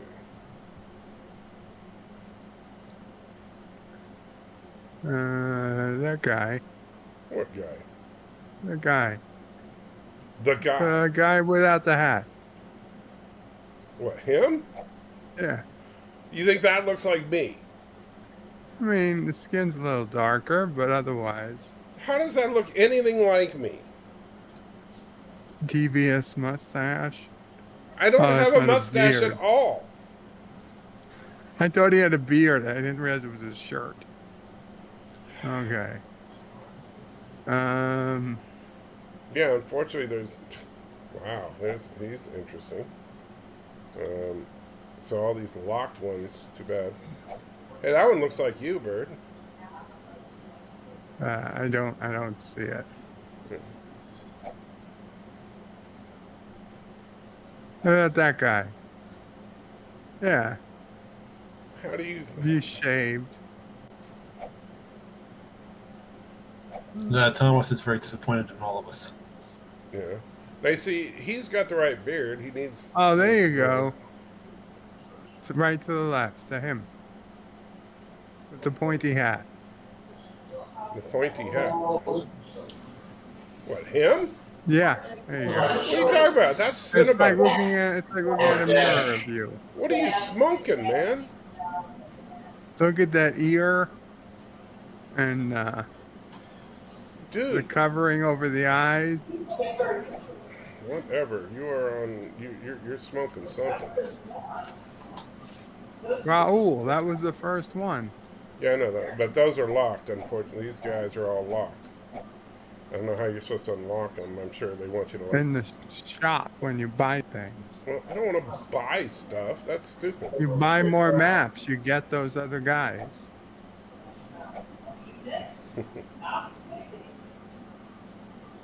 I like him. All right, so I guess we'll just do him because why not? All right, I have this one somehow.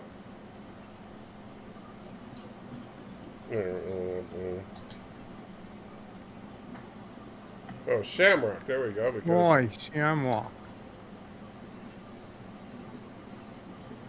Hey, and so I have legendary dice, exclusive dice for our premium players. Okay. What position is that after the decimal 9/100? Okay, gotcha. All right. So, how do you get past beginner? You gotta win. You have to win games against non-friends. You have to play. You have to play multiplayer Against people that you don't know. Yeah. Yeah. So I'm never going to get past beginner then. that's never going to happen. What's your settings? There's something wrong with your settings. Secure your account. No email. Yeah. Well, too bad. All right. So we're going to go another round or no? I'm good if you want to. I know Bird's afraid because he won a game, so,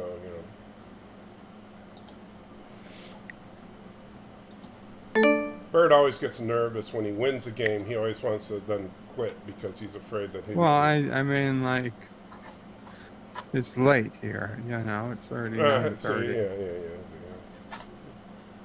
Yeah. I guess I could do one more and give Anti-Tracker a chance to turn his cheats back on. Shut up.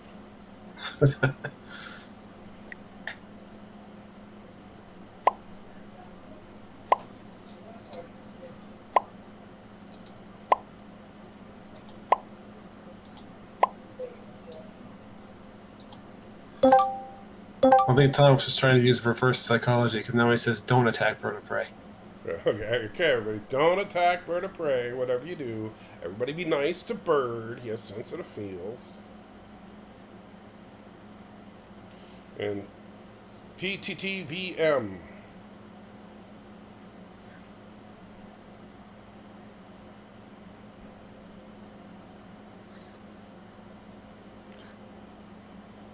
They should have it so that you could have more than 6 players, though.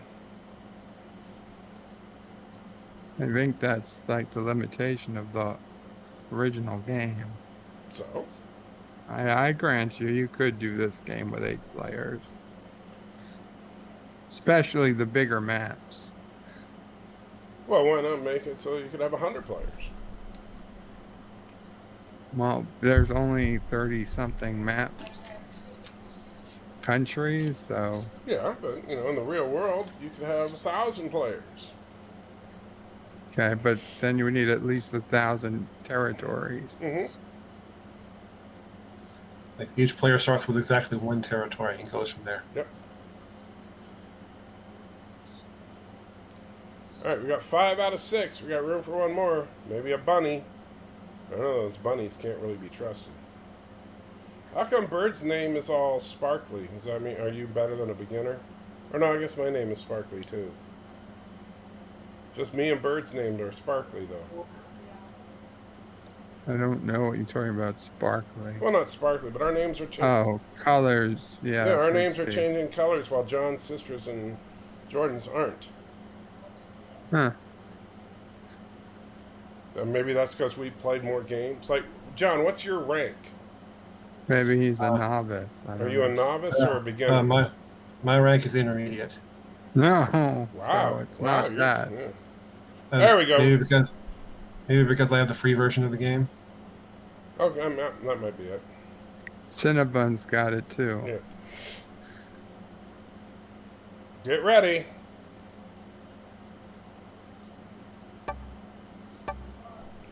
Okay, remember the rules. Now, am I supposed to press ready or not? Well, that's up to you. Too bad Alexander's not here. That's true. He could be Russia. Thomas wants me to tell you, Salty Trucker, he needs permission to send some tanks to Murfreesboro to call it a parade. Yeah, he can do that. God damn it! Now I'm like in second to last place.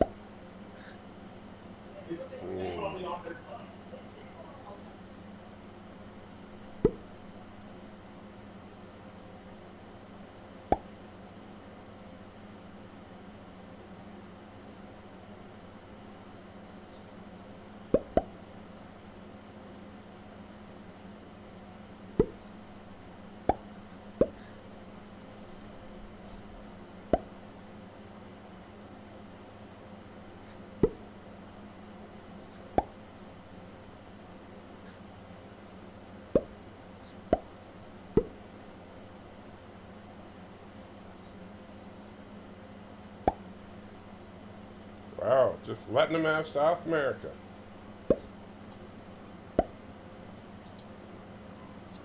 Looks like it. Are you seriously? Holy crap!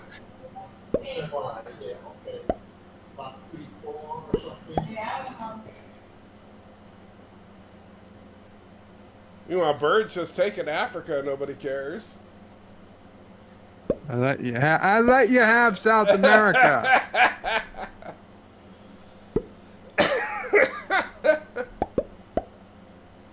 What is wrong with you people?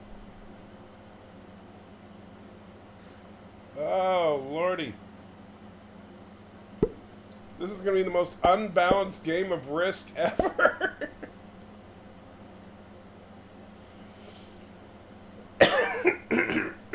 Oh, man. This is just wrong.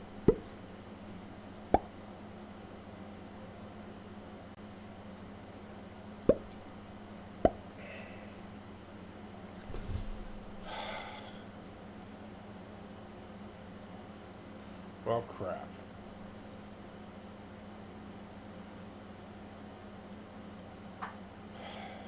What the heck?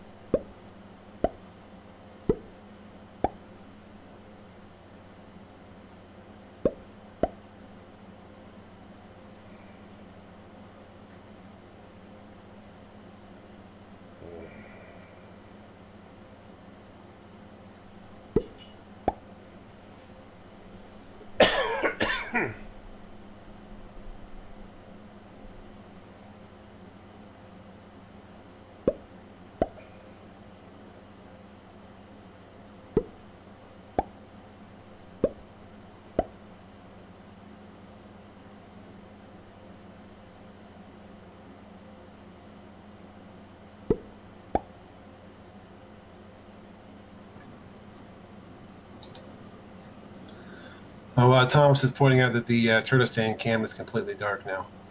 Oh, yeah, because it's dark outside. Here. Turn off the Turtlestand cam. Thank you. And yes, Easton was asking, the USA map does typically play faster. The what, huh? Easton asked about the USA map. Oh, yeah. I think it does typically play faster. Yeah, there's less countries. Well, there's only one country if you're playing a USA map. You know what I mean, less territories.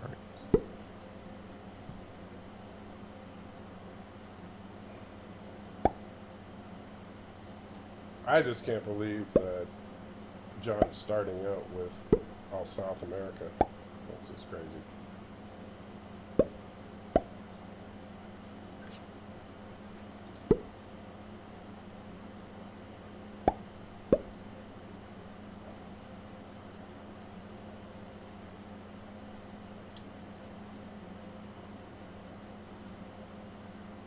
I can't believe he's starting out with South America and defending his African piece of territory. Why? It's one or the other, buddy. Why not do both? Okay, see how that works out. Thomas is surprised we haven't played the Earth 2209 map. What's your 2209 map? I think it's the one that has extra lanes of attack across the oceans. Or I something. hate that map. There's like North and South Africa, a bunch of countries. I like the classic map. Yeah, there's something to be said for it.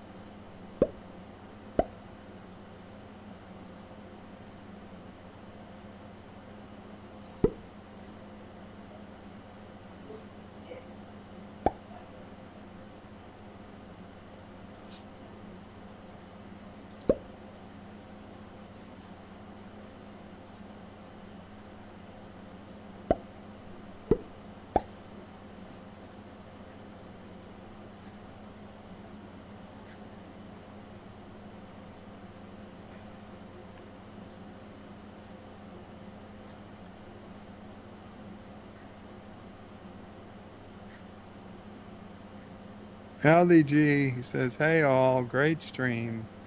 Salty Tracker. I have to head out. Going to be on Comics Division panel shortly. Yeah, cool. Take care and have a great week all." Have a good one, LD.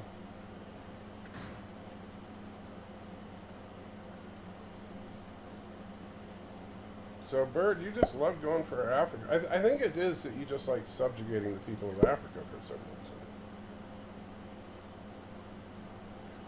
The truth is that most other people overlook Africa's potential. I do not. You know, whenever someone like you says the truth is, you can pretty much be assured that the next thing you say is not the truth. And yet it absolutely is the truth. No, I'm pretty sure it's not. Well, Silban's got quite a force up there in Canada. Yeah, he's coming for you. Unless he's going to set up an alliance with you. Oh, maybe not. Guess not. Or is he? Yeah. I have no beef with the bunnies.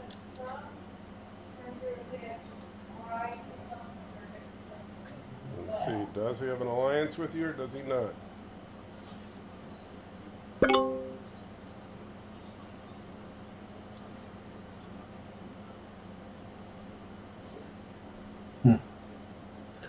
A little bit questionable there. He stopped, but he did fortify, so yeah.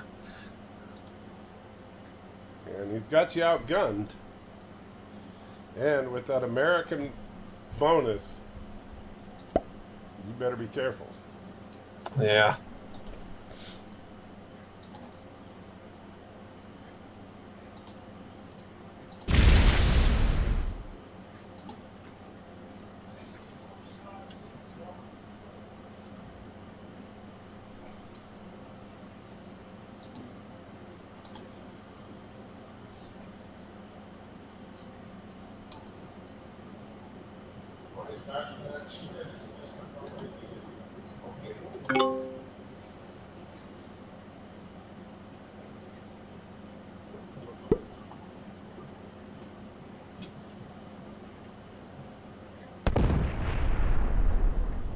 Thomas thinks the Kuroga is going to do to Africa what the British and the French did.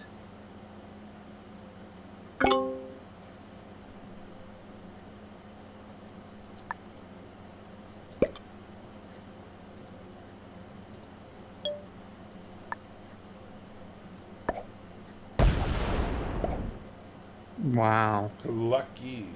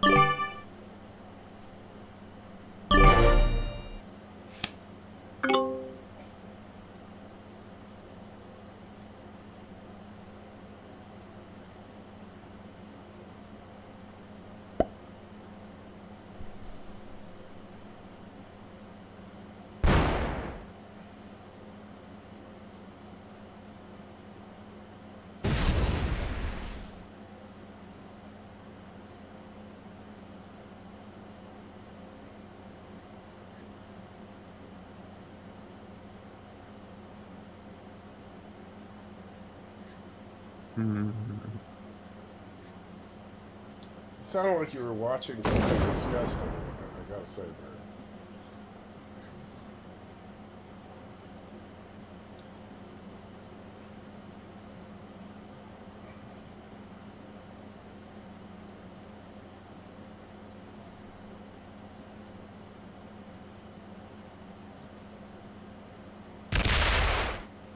Ooh. Kuroga takes heavy losses.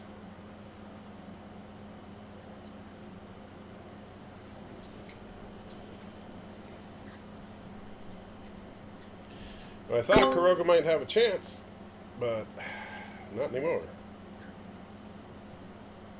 I see a massive army to the north. And no way to go north.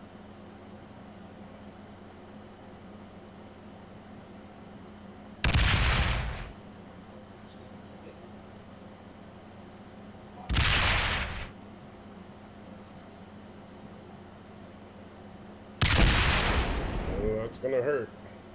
God damn it. I think Kuroga's about to be eliminated.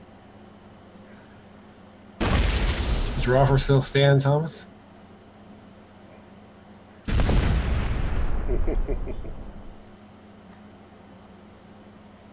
Oh, bird. Oh, bird.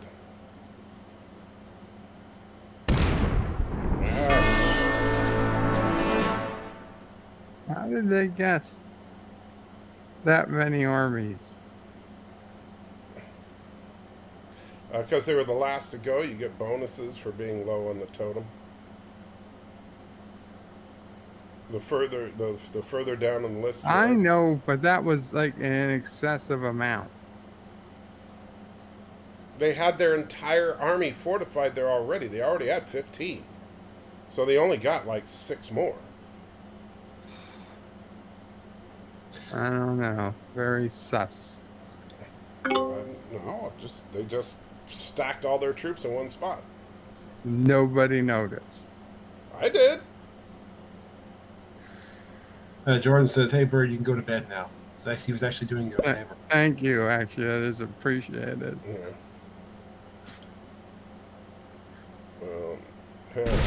Now Jordan is a force to be reckoned with. That is for sure.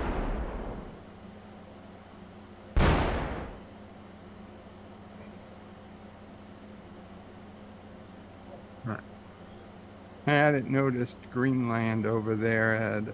Yeah, Greenland's blocked. Him in. Yeah, so Europe and the United States have got a nice little block there. And Jordan has got, Europe and Africa. So that's going to be tough to deal with, John. I'm gonna have to do something about that. Yeah.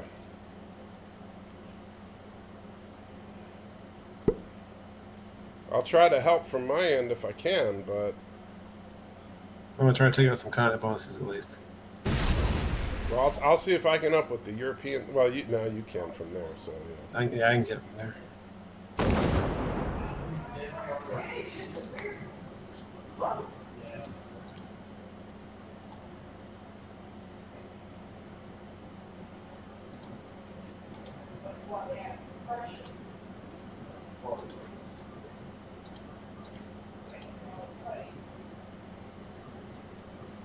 And beware of the bunny. Yeah, I keep an eye on him.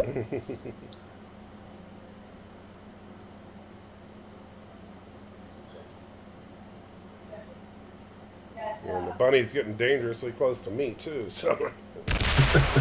Yep.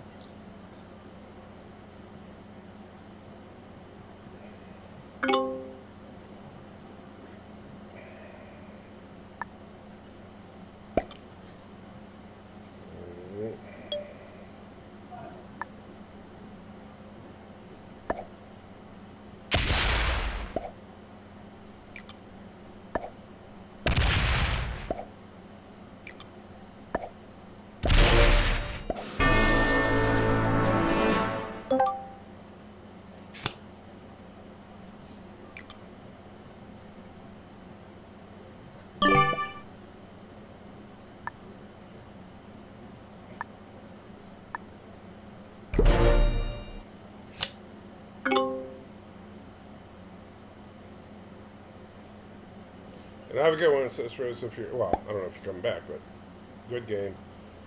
Yep. And it's not like I'm going to last much longer here. I got the bunny on me, and yeah, I'm in trouble here. Yeah, see, he's stacking up here. I'm a cheap kimchi. Here it comes.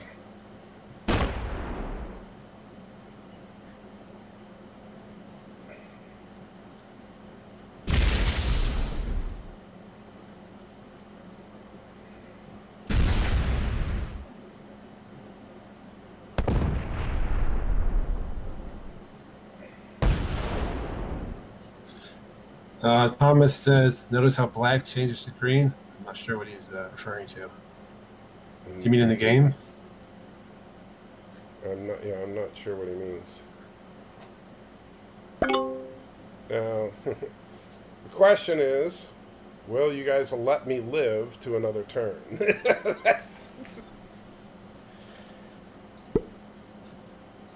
Well, it's nothing personal. Yeah, I didn't think so. Man, I really wanted to try and get my revenge against the bunny. Oh well, I couldn't have traded in my cards anyway.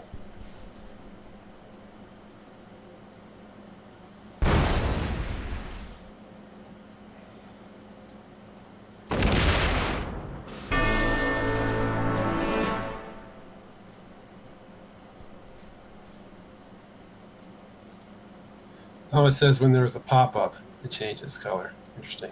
Ah, no, I never noticed.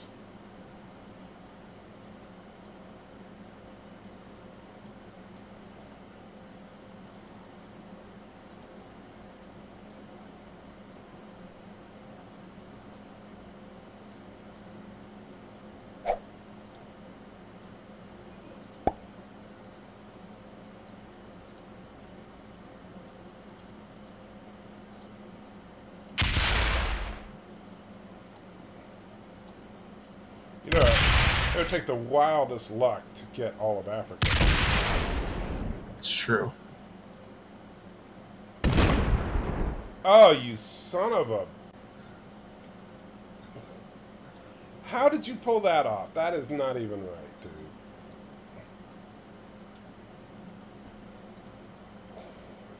dude. Wow. You know the bunny's coming after you next, right? Yeah, I'm afraid of that. And he does have you outgunned still on the Mexican border. It's true. And the problem is, I think they're all kind of mad at you.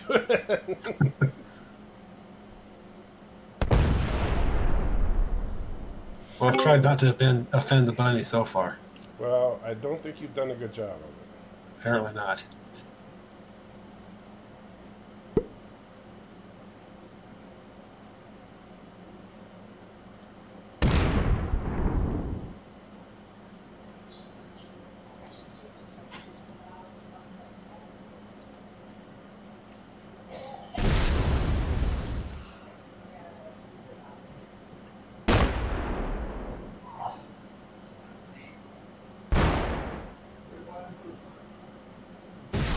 So you're going to just go through and deny everybody their bonuses?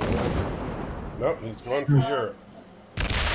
Can you finish him off? Nope, doesn't happen. Nope. Now, he could still deny you your South America if he wanted to, no, but he's not going to. Guess not. Now, you're going to have to attack the bunny, but are you going to try to plow through bunny to get the cards, Green's cards? Yeah, that's a good question. I would go for the one, what's that one in the middle of Eastern Europe? Yeah. Yeah, I was thinking that. And then get Green's cards. That's where I would go. Right.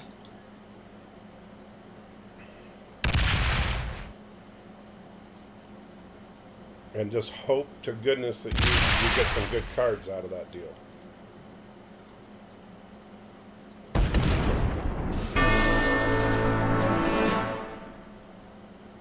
Three cards, very nice.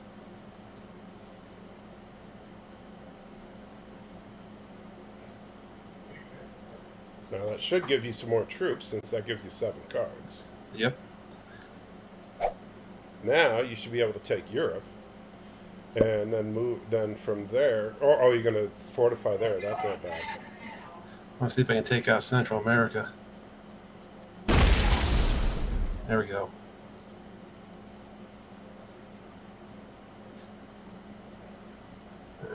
Do I want to go anywhere in here? I'm going to hold off in Europe for now. I would hold off, but then use your other South American troops to fortify. Right.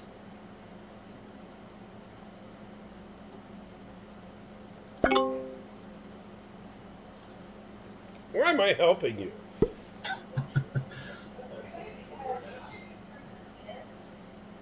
Oh. Oh, he's got cards too. Oh. Oh, it's been nice knowing you, John. Oh, yeah, he's got... Well, you can't get me on this round, though, and I've got cards as well. Yeah, but dang. I know, still, he'll probably still win. Well, let's see. He's only got 1 additional card, and you've got 5. So you still got a card advantage on him. Yeah. So depending, like, what I would do is place your troops from your cards where you have your 6. And then go down, take Africa, and then move up, take South America, North America, and then try to move over to move over to Asia. Yeah, sounds good. It's always great to get advice from people who lost before you. Oh, I thought you were in bed, man. Well, you are in I bed. am in bed. Yeah, you're always in bed, aren't you? Lazy son of a... Have a good night, though. I am going to call it a night. All right, buddy. Have a good one. Take care. Enjoy. Hope it goes well tonight. Good night, Bird. Have a good one. All that good stuff. Looks like Jordan. Yeah, looks like Jordan left as well, so have a good night. Yeah.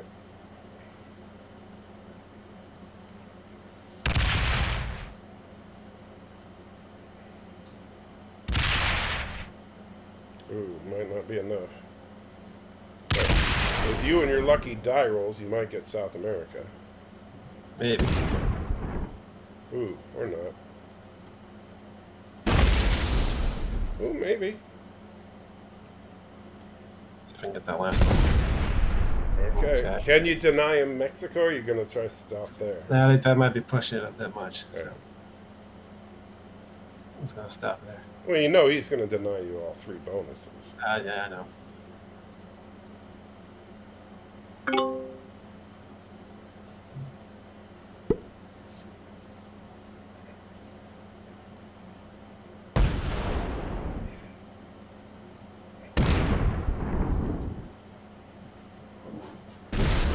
Yeah, he's not going to even mess around. He's just like, yeah, I'm just denying you the bonuses. I don't even care about territories at this point.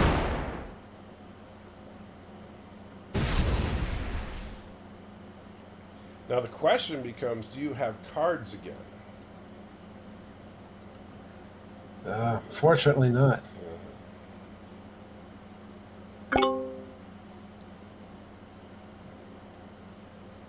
So you can take back Europe. Yeah, he's got that 8 there. Right. But, and then you could take down to Australia and try to... Yeah, I think I'm going to try for Australia.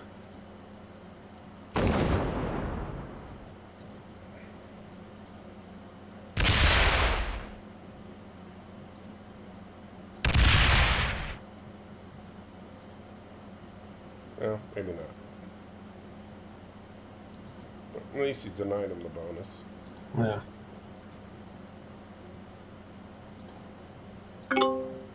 Man, oh man. Those bonuses really start to stack, don't they? Yeah, they sure do.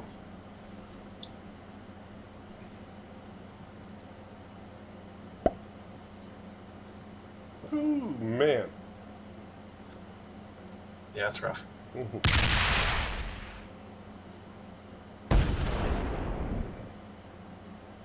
That's worse than eating a few of those cheese balls. And yes, the bunny is coming for John. Thomas is advising me to surrender. Well, never give up, never surrender. We shall fight to the last man. You know, yeah, if he might be able to take you down with those 8 if he... Yeah.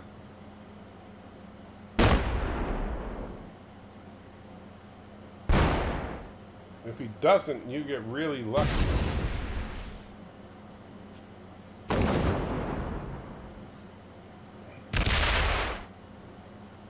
Well, the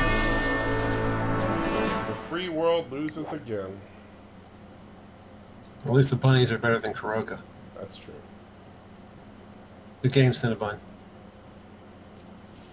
Well done, Cinnabon. So that's that's risk for you. The bunny is the new ruler of Earth. We must all become furries, says Springtime. So that time, Bunny, you can actually say victory and it not being a lie. So, well done. So, Cinnabon won 1 round. Bird of Prey cheated 1 round. Oh, I see what you mean by the green is black. It's because of the green screen effect from the... and why is it playing an ad? Oh, because... because the green screen effect from OBS. Because OBS, I have the green screen on to... You know how, like, when you look at the StreamYard, the green around us? Right. And so in the game, whatever's green turns into the black star field. All right. I didn't think about that. So, well, now that we've completely embarrassed ourselves, thank you. Let's see. Deej, you are a furry. We verified that. Did you know that we verified Deej as a furry?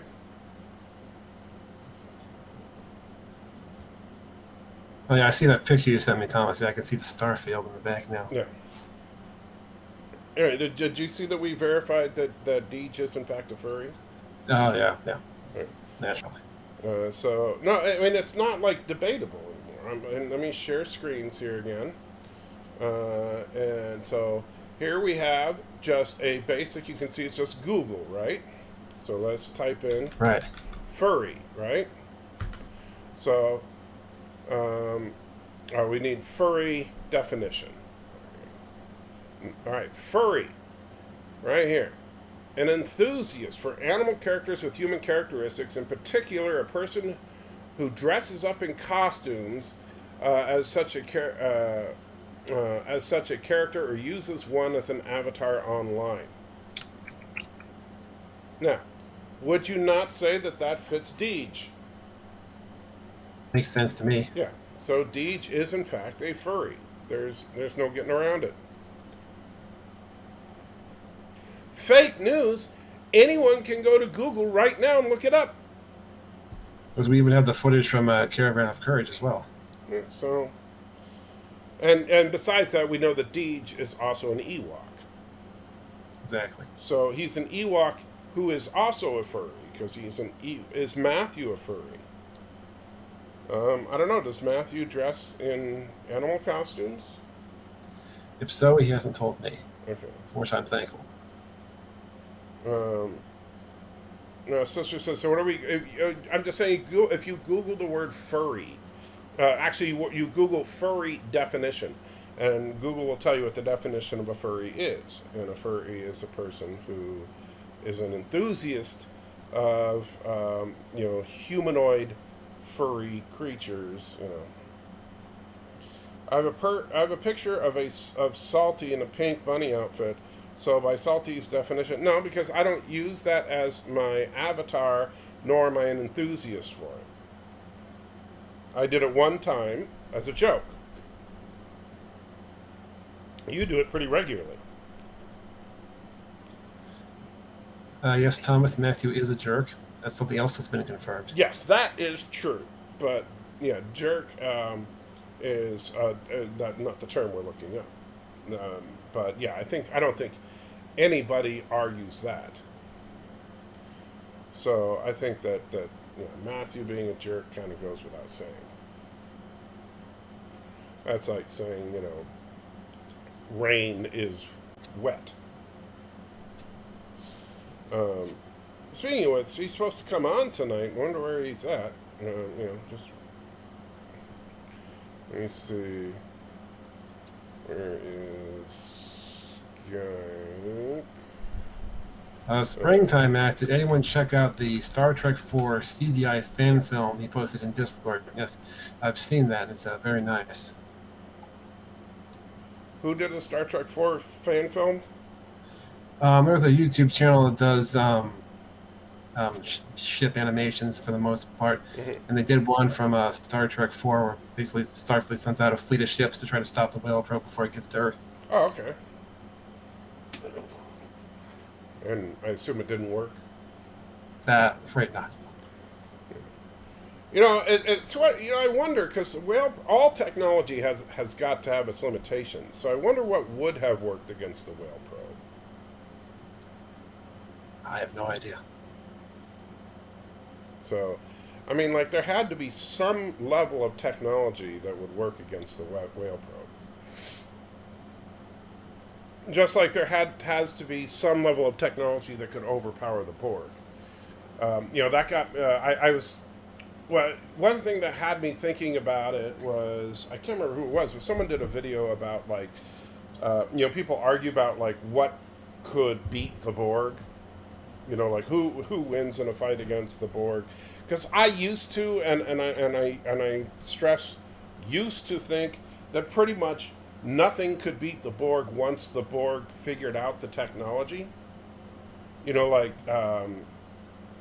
Let's say that you got a Borg. The Borg managed to get the information on the Death Star. Well, then they could just attune their defenses, and the Death Star super laser, they just shrug it off like anything else. But I've revised my thinking on that, in that I do think that there are certain things that could overpower the Borg defenses. And what got me thinking about that was the species 8472.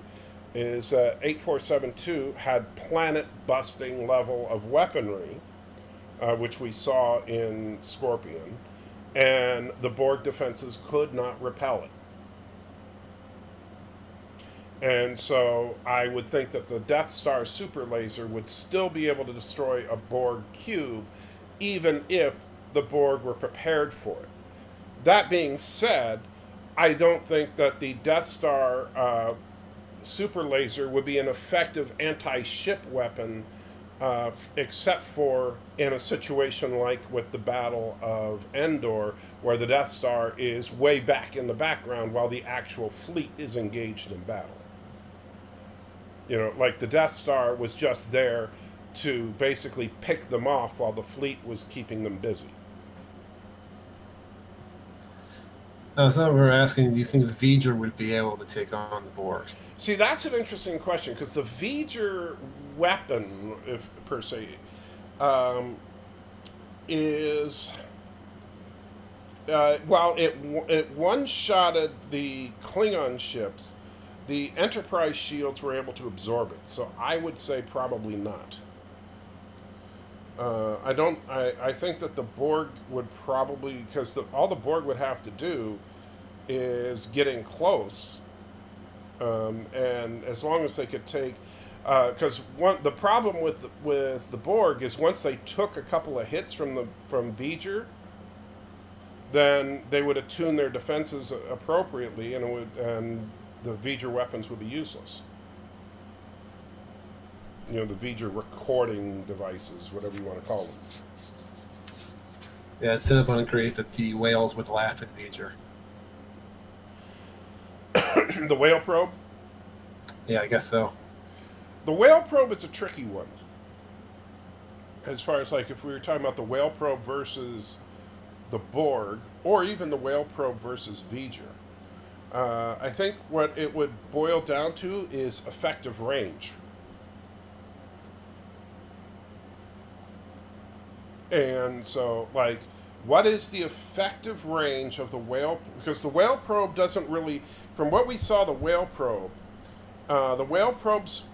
doesn't, we didn't see any kind of real weaponry from the whale probe. They just seem to have a general energy dampening attack, right? Mm-hmm. Like, basically all energy systems within a certain radius of the whale probe signal just fail.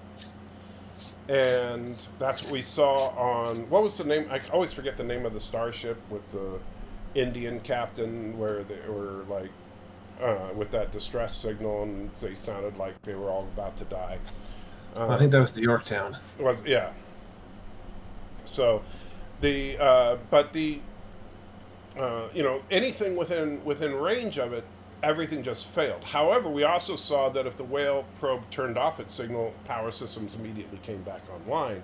Because remember, at the end of the movie, when the whale probe cut off its signal, the Yorktown's power systems just immediately came back online. I don't know if you caught that, but at the end, as the probe leaves, you see the starship just suddenly power back up. Yeah.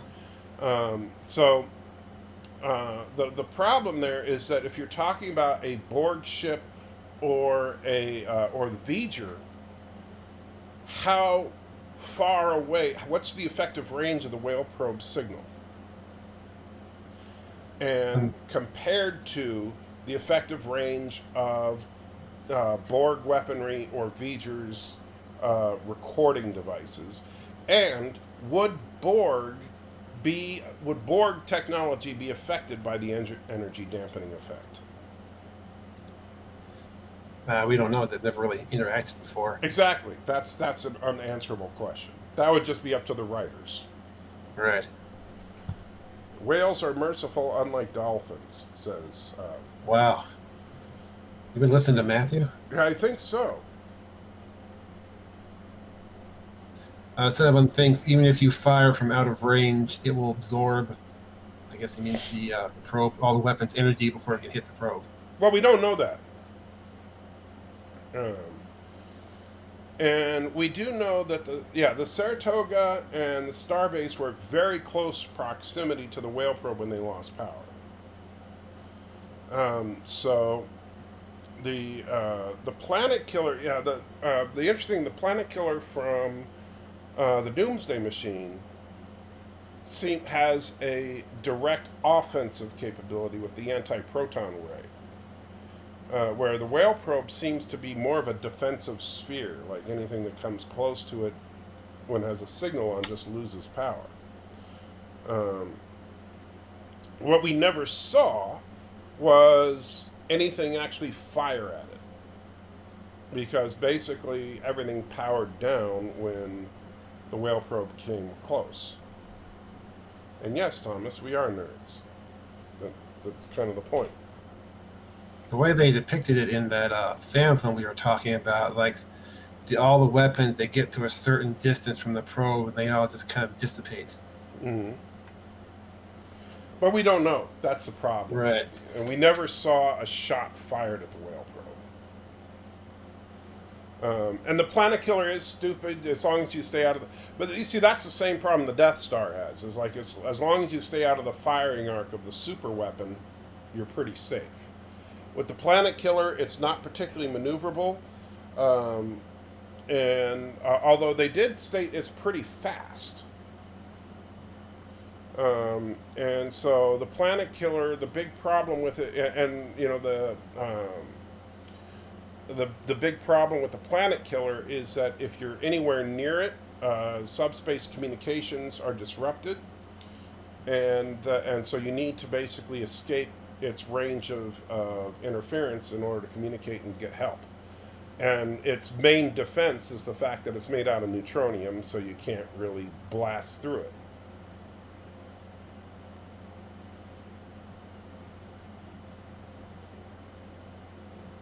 And I cannot type for the life of me.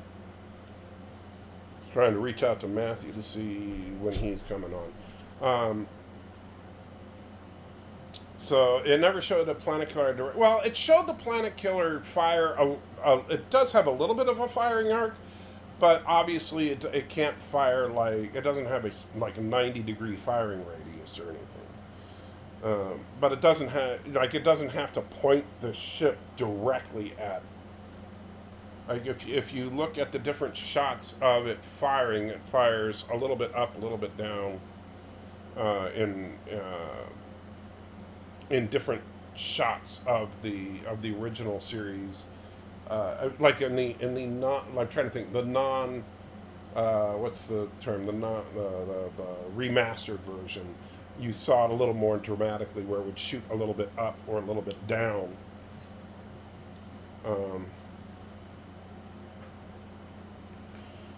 The dinosaur aliens are pretty overpowered. I don't remember I'm trying to remember what their ships could do. It's been a while since I watched that one. I remember their ships were huge.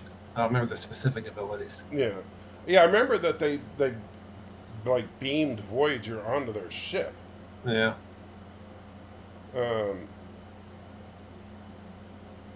But let's see.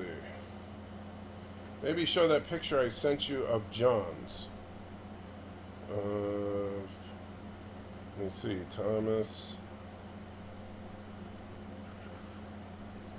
Not sure. The picture you sent me of John's. I'm not sure which picture he means. You're Yeah. talking about the wrist game or something else?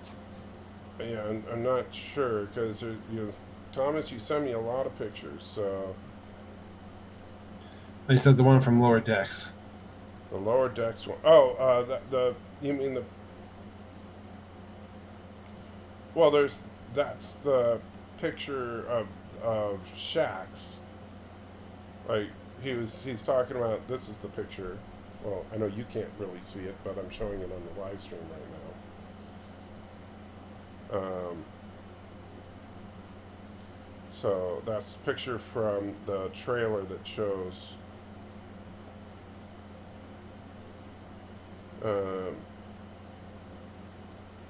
but not sure why.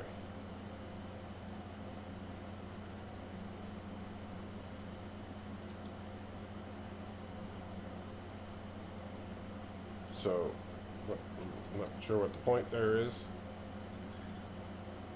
I guess just to show that it does look like, it seems that Shax is in the trailer, so it's like the flashback, they bring him back, or what? Who knows? Yeah, so that does look like that's Shax.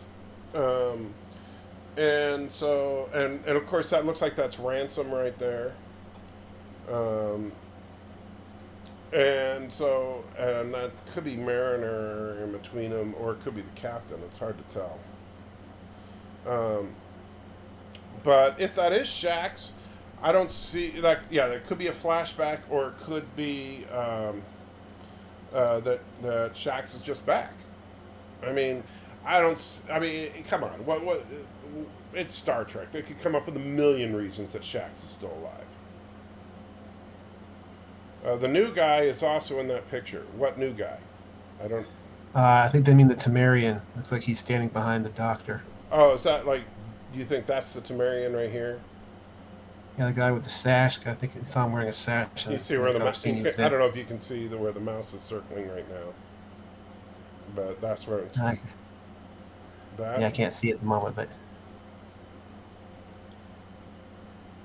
But in the image, it's to the left of the doctor.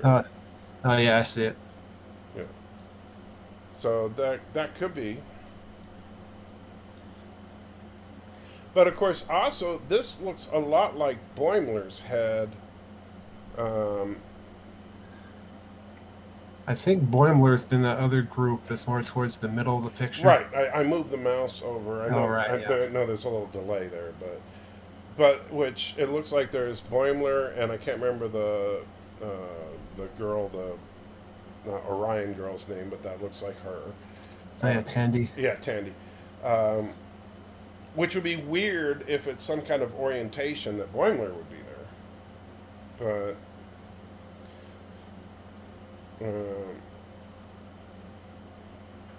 But if this is if this is like, if that is the, what's the name of that species again? Temerians. Temerians. If that is the Temerian, which I did love the fact when he comes on and they say, "Welcome, our newest crew member," and he's like, when he meets the Seven and everybody was like, "Huh?" That was hilarious. That was absolutely hilarious. Because I could absolutely see that as being like a running gag through the entire series. Like every time they're like, "What do we do? What do we do?" and have him throw some vague reference, and everybody just scratch their head, you know. Yeah. But then at the end of the episode, they all figure out that what he was saying was the perfect solution all along, you know. Right. But anyway, if that means that Shax is back, you know, I don't have a problem with it. They're just going to come up with some silly reason why. Oh, you know, that wasn't, you know, it was his, you know, his evil twin. Or maybe, you know, hey, look, there was another Shax in the transporter buffer. Who knew, you know? Oh, there you go. You know, that was, that could absolutely be it, you know? And he'll call himself Thomas Shax. You know, I could absolutely see that as being Thomas Shax, and I think that would be hilarious. So, Sister says Lore had a good theory. What was Lore's theory? I have not heard it. And of course, Matthew's not answering his text because he's a jerk. That he was hiding out on the Packlet ship. That could be, but wasn't the Packlet ship that he was on, wasn't it destroyed? Yeah, that one blew up. And some other ones came in after that. Yeah. So I think that might be a problem. Unless he's just so tough that he's impervious to ship explosions. Well, he's only Bajoran, though. I mean, true. Maybe he got on a Packlet escape pod. Could be. But I mean, like I said, there's a few possibilities. I would not be surprised to have him survive. But yeah. Remember how the Two Towers trailer spoiled Gandalf's return? Well, let's not forget that the Two Towers was written, 75 years before the movie came out. So if you didn't know Gandalf was coming back, you probably weren't going to see the movie. Honestly. I mean, I'd never read the book, and I knew Gandalf came back. Sorry. Cinnabon thinks it could be Dominion cloning technology. That would be funny if he, or good. I just like the idea of it being a transporter clone, and that he goes by the name Thomas Shax. That'd be great. That would be, because that just seems like such a lower decks thing to do. Yeah. To make it another gag based on a Star Trek thing that's been done. An evil twin, or or just, oh yeah, that was my brother, I'm Shix, or something. And so I don't know. There's a few things they could do, but I think in all probability, they could even make the last episode be a fever dream. I think the Prophets bringing him back would be a bit much. However, if they do something like the Prophets bringing him back, they darn well better get Avery Brooks to voice the Prophet. That's what I was thinking. He'd be. They already got Tom Paris on a plate. Yeah, so why not? He's probably from a parallel universe, and he and the Cat Doctor are married. There are about 1 million different ways they could do it. Yeah, actually, Cisco could be like, yeah, we've had enough of this guy in the Celestial Temple. You can have him back. That could absolutely be it. And Lisa says, "Hola, como esta?" No speaky Bajoran. So, or what? That was horrible. I know, but yeah. So, hello, Lisa. We're doing fine, thanks. What does como esta mean? It means how are you? Oh, okay. Thank you. See, if I didn't have John here, I wouldn't know that. I would just think that you are a Perry Como fan, and and you were giving me a holla. Get it? Like holla. Yep. And I know holla chow. Like, I like chows. They're like big Pomeranians. Chow. Have you seen chows? You know what a chow looks like? Yes. They look like giant Pomeranians. Right. I know, I sound like an idiot, but... So, yeah, so now I'm like frantically trying to find out what's going on with Matthew, because he was supposed to come on. Because speaking of idiots, have you heard from Matthew yet? Yeah. And it's like... He was like, he was supposed to, let's see, I've texted him a couple of times, no answer. I've Skyped him a couple of times, no answer. That jerk. I'm smelling another impeachment article coming on. He's got so many of them. Yeah, I might need some more. I'm telling you. Section 31 had to save Shax for a special mission, and things got out of hand, and they gave him back to Starfleet. There you go. Malfi says, since Matthew is snubbing you, I think you should force him to watch a really bad movie as punishment. There's some bad ones and suggestions. There are. I have a couple, like, I'll tell you. The worst of the bunch is the Noah film. Now, have you seen it, John?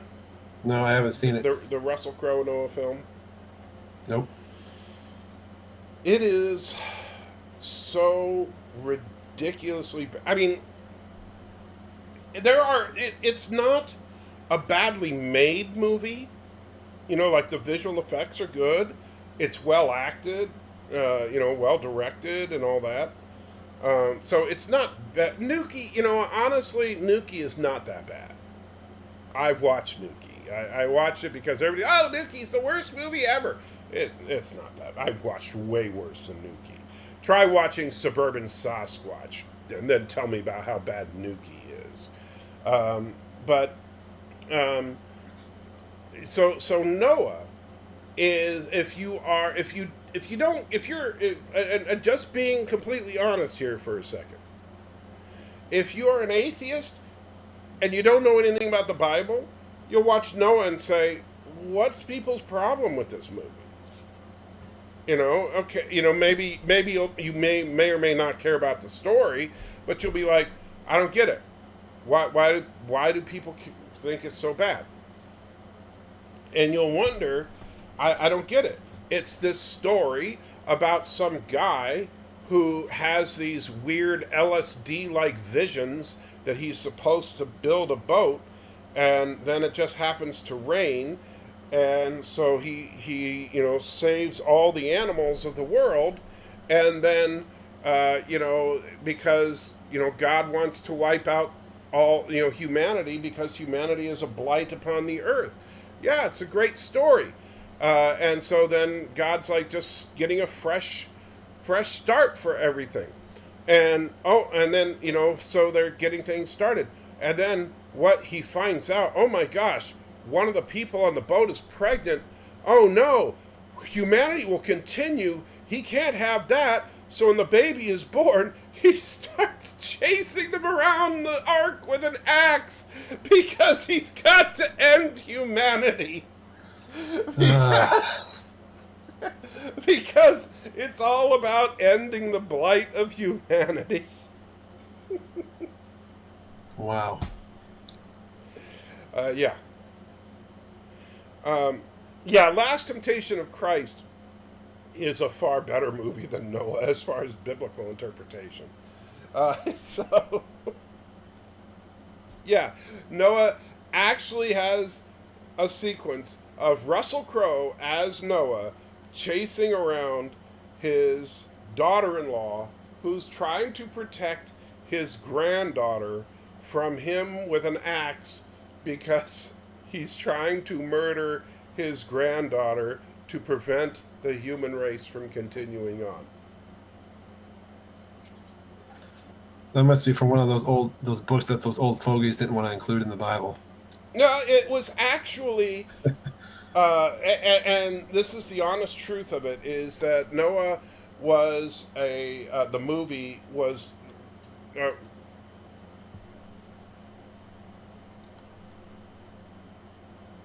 why do I very quietly hear Life with Matthew? Oh, I see why, because that's weird. Somehow on my on my iPad, I managed to get a Life with Matthew live stream up here. Anyway, but yeah, the movie was made by an atheist who just wanted to do an original story based on the Noahic flood. And so, and some of the concepts were interesting, like what the Nephilim was actually an original and interesting idea. The Nephilim were these like angelic beings that were trapped inside rock. So that was kind of bizarre. And no, Thomas, yes, the plan is to do Jeopardy this Friday, assuming I can scrounge up enough questions. So, he said he'll send you some pictures later, but just don't tell me the theme. Okay. And so yes, but yes, it's going to be a Jeopardy week. I would rather do a movie week because I love doing the movies with Matthew, but Matthew never shows up anyway. So like even when he's supposed to, like he's supposed to be here right fricking now, but he's not. At 9:30. I know sometimes I'll be a few minutes late, which I can understand. He's got his kids to put down.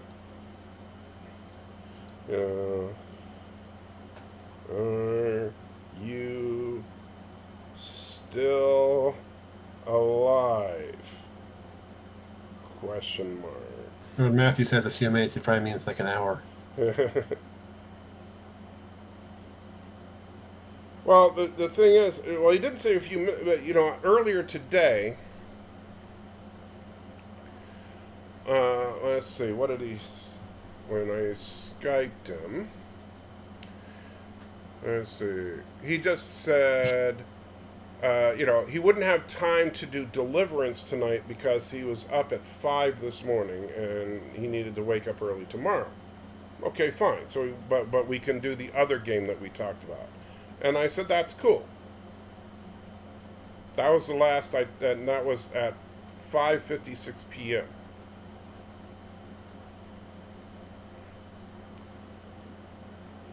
Oh, looks like Tom is going to miss movie nights. He's been working 6 days a week until January. Woo! I'm sorry about that. That sucks. That can be rough, but that's good for the old paycheck. That's good.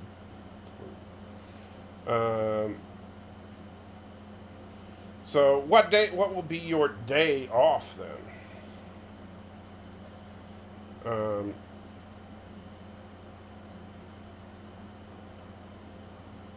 And because, we can, well, of course, Matthew won't matter. He won't show up on no matter what night we make it. Unless it's Tuesday when he'll show up for you. Sometimes he doesn't even show up then. Well, he shows up for you more often than he shows up for me. That's true. Yeah. All right, let's see. Well, I'll give him a little more time before I give up on him. I'm assuming that Laura's not going to make it. He said he may or may not make it, so I won't be mad at Laura. Because at least Laura said I might not be able to make it. But, Matthew, he was like, oh yeah, it'd be fun. We'll play this other game that we've been talking about.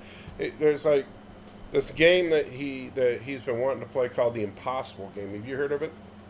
No, I don't think so. Have you ever played Tabletop Simulator? No, I haven't. Really? You haven't? Nope. Have you heard of it?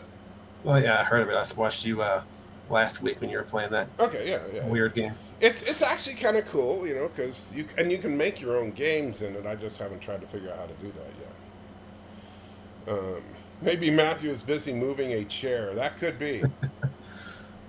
that could well be. Let's see. How long is the streaming going? I want to make sure. Okay, yeah, we're okay. We've been going for 8 hours and 14 minutes. I want to make sure that I don't run into that weird. There's like a 10-hour mark where the streams go weird.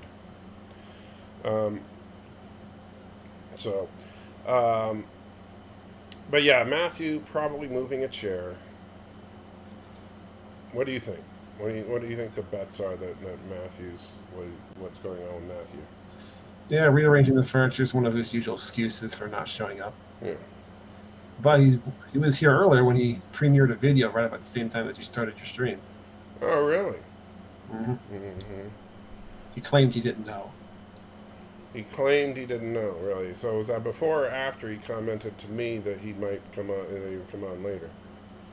I guess that was earlier. Yeah. Right about the time you started. Yeah, so Matthew's a liar. He's a filthy, dirty liar.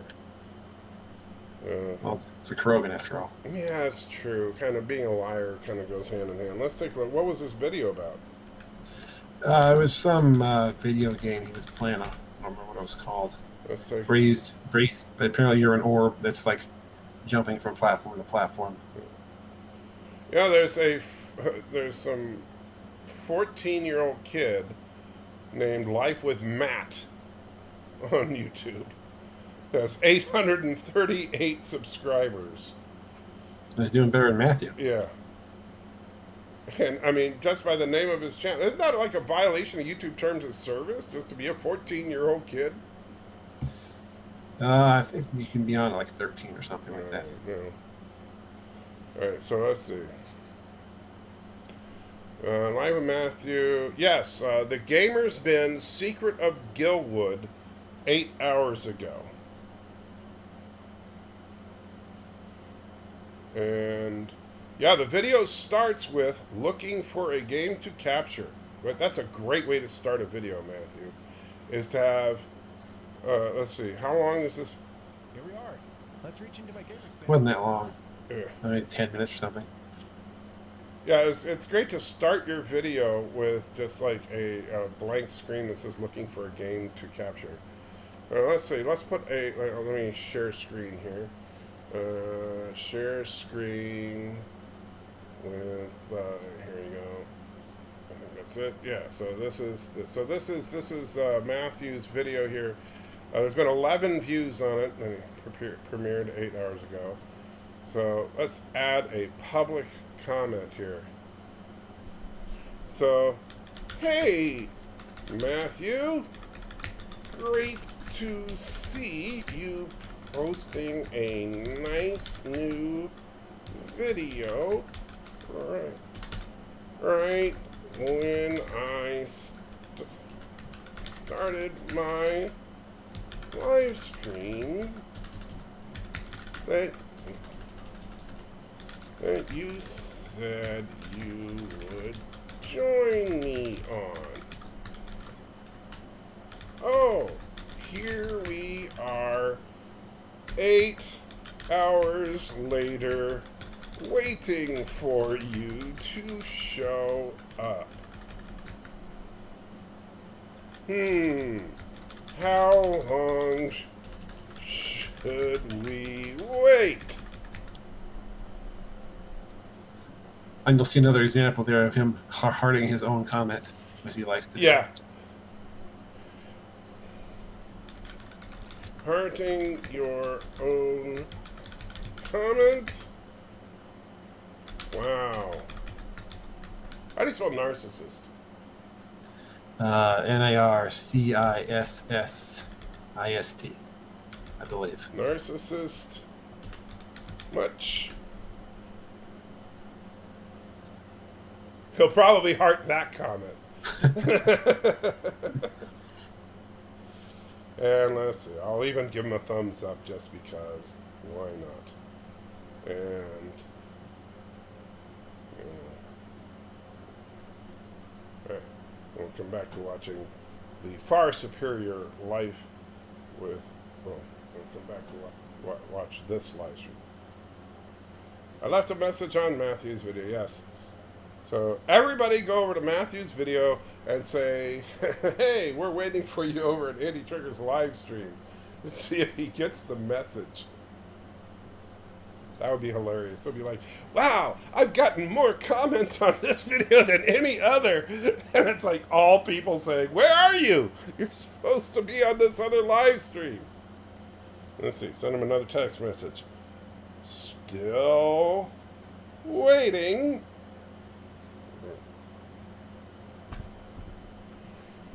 Let's see.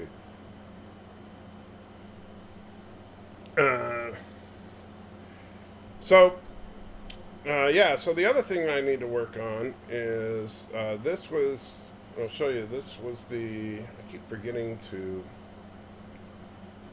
where is it? There we go. So check this out. So this is, I just pulled this off of the, the live stream from last week. So this is when I ate the gummy bear. And so I'm going to, yeah, that's a good look for me, I think. Very nice. Yeah. And so, yeah, I do have that for, so with Bird of Prey 5's commentary there. And I'll be extracting that. I'll talk. Yeah, so that's something that I'm working on for everybody to enjoy later on. And let's see. So what's with the Godzilla, Deej? Deej, are you trying to get a Godzilla costume now? Or Deej is just trying to become a TikTok star?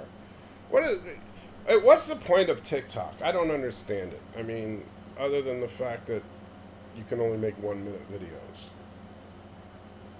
I guess it's for people whose attention span is too short even for YouTube. That's just crazy. So Deej, what's with the costume? Do you have a link to it? I want to see this thing.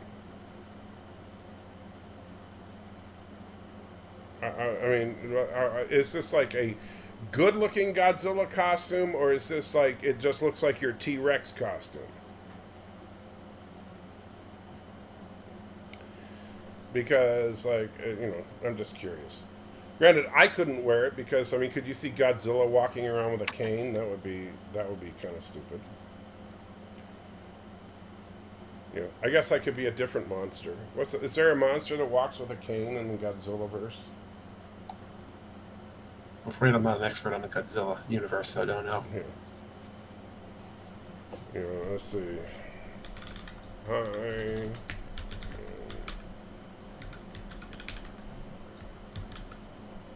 Let's see. High quality Godzilla costume. What's the best you can get? Let's see. Here's one on Amazon from Rubies. Never heard of them, but let's see. I mean, it just looks like an inflatable costume, much like what so they do have it up to XX, which is a little too small for me. I wear a XXX, but it's the officially licensed Godzilla vs. Kong. It's $112. But it does look like exactly something that you would wear.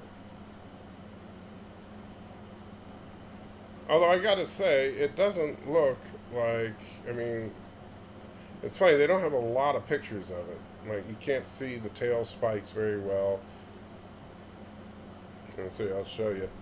We'll do the share screen. Alright. So here is the official licensed inflatable Godzilla costume. I can see Deej in that. Yeah.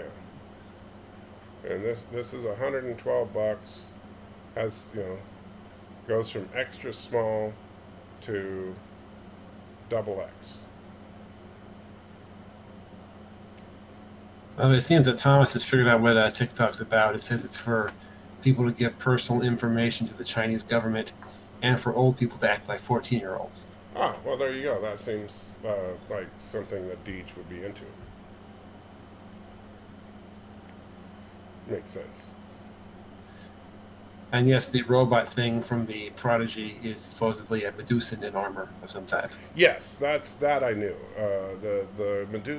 The Medusan is, instead of being in a box that people carry around like in the original series, now the Medusans get mech suits. Because why not? That's what Medusans do. They get mech suits now. Makes sense, right? I mean, granted, I guess it's a logical extrapolation of the technology.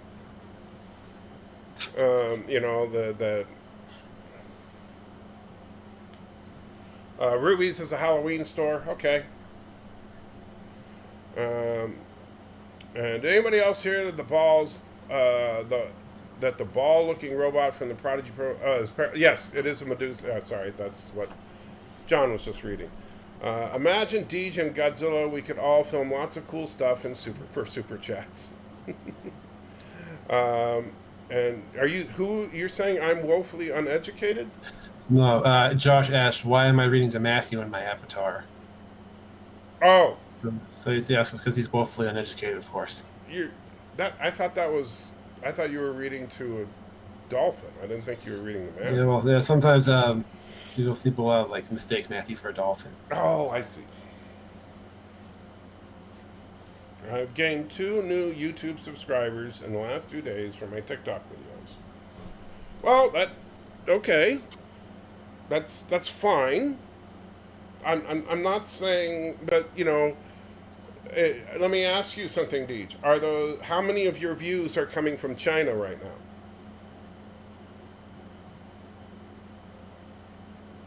I mean, if you check, you might want to check that. If the answer is 2 or more, I might be concerned. I'm just saying, you might want to be concerned. Because, So, what do you guys think? Think Matthew's just not going to show up? Think he just went to bed and completely... Yeah, probably. Yeah, that jerk. That jerk. Well, in that case, I guess we're going to call it a night. That jerk. So I will definitely have words with him tomorrow. But well, I see that he's on Discord now, but he's not saying anything. He's on Discord, but he's not saying anything? Right. Well, yell at him for me. Let's see.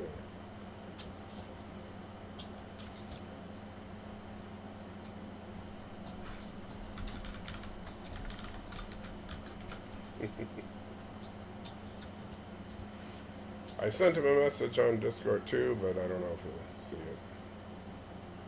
He never pays attention to me. He never pays attention to any of us, really.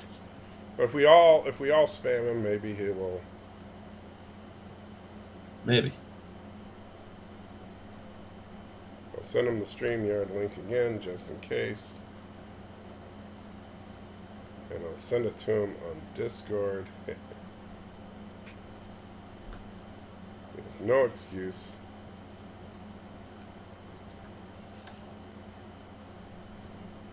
I just realized I still have Risk open. How do you exit Risk? Quit.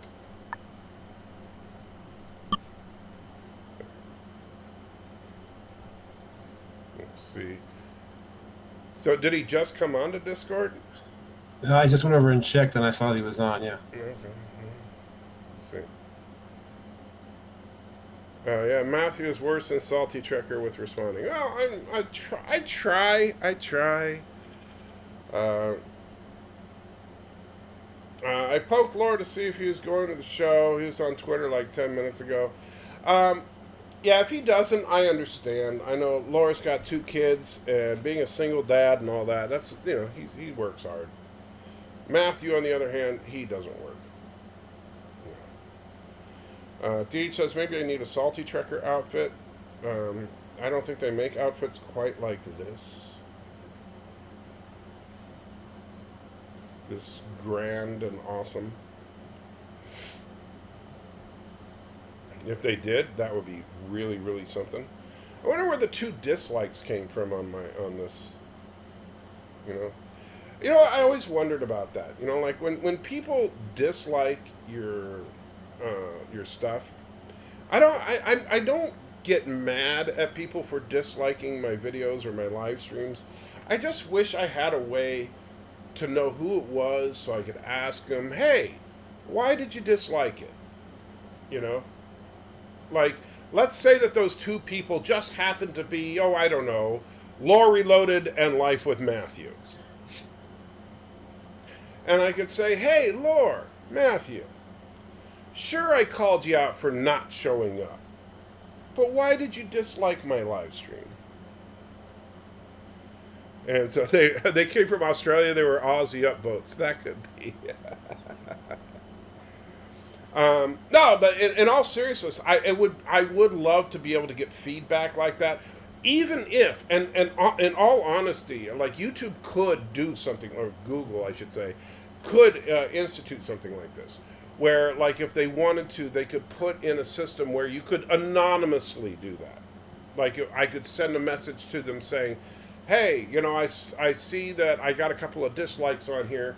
Would you mind telling me why you disliked the video so I can improve my work? But unfortunately, there's no system in place to do that, which I would love to have a system in place to do that. I would love to have it so that if you click on the downvote, like you could make it optional, like as a user, I can make it so that people have the option to do it, to where if they click on the down on the dislike button, then have a little pop-up window saying, do you want to leave feedback as to what you don't like about it, right? And so you could say, I don't like fat people with candles or something, or whatever you want to put, that's, whatever criticism you want to leave, like I have candles because I like the smell of scented candles. Although honestly, this one here, this French vanilla buttercream, the only reason I'm burning this one is because I hate this candle and I'm waiting for it to run out because I don't like this one. This one here that's like, oh, you can see that this was a really big one, but it's almost gone now. This was my favorite. It's Hemp and Ivy, and it's actually really good. It's by, oh gosh, what's the name of that company that makes all the candles?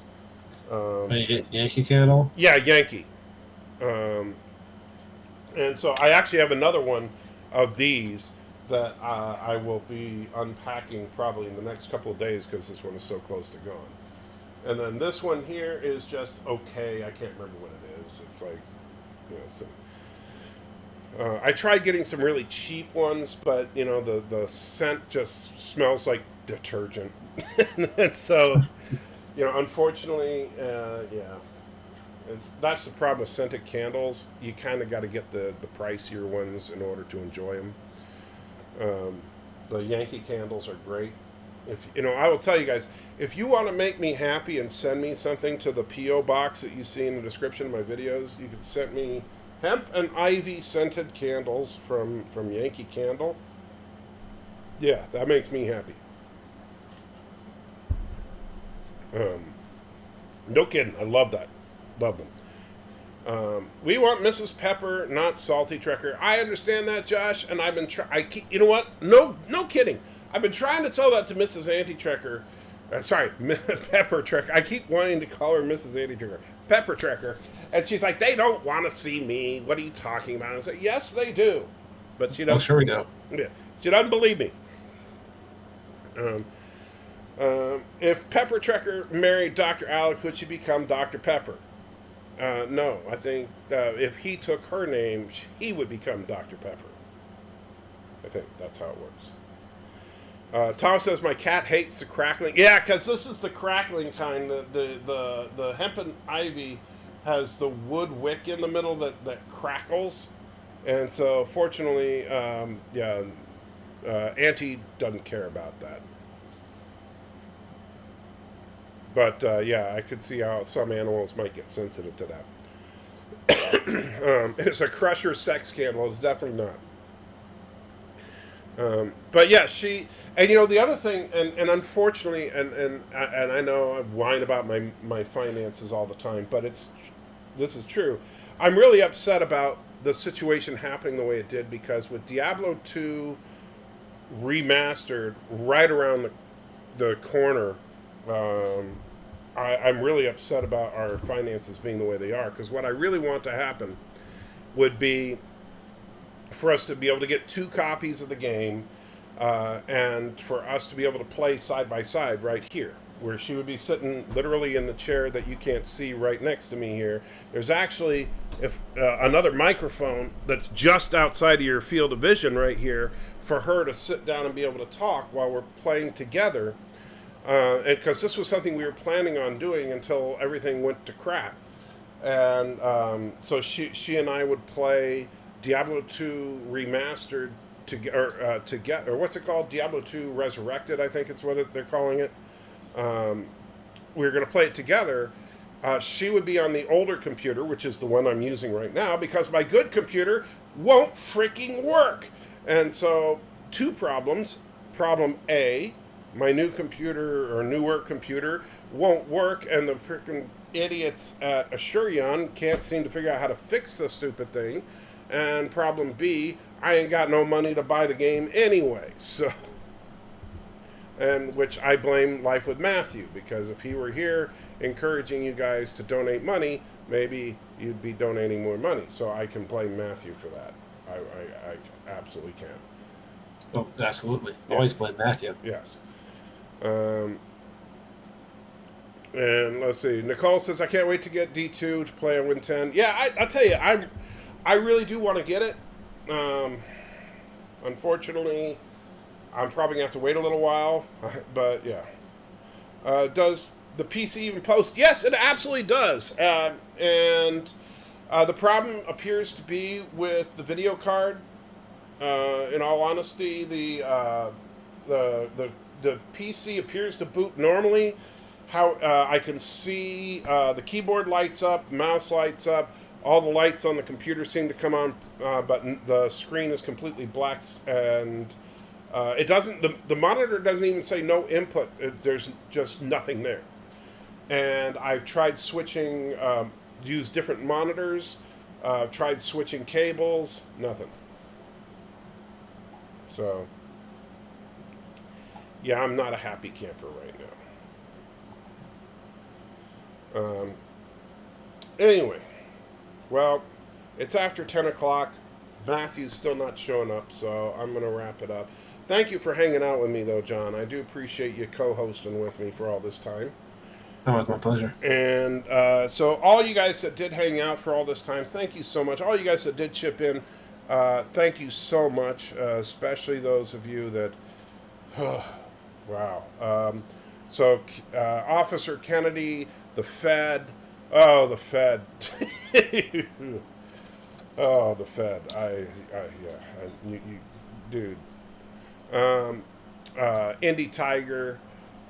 You guys, thank you all so much, because it does make a huge difference for us. And so I do truly appreciate it. I think Matthew's still, I don't think we're doing the virtual pub tomorrow, but I think we're doing something tomorrow night. And I'll try to get in touch with Matthew. I'm sure, I know he was tired tonight. I'm sure he just fell asleep. And, you know, I'll get mad at him later. But for right now, guys, get some rest, and check out John DeMarco's channel. Don't forget Tuesday night. I'm sure Matthew will show up for John DeMarco. And, yeah. What a jerk.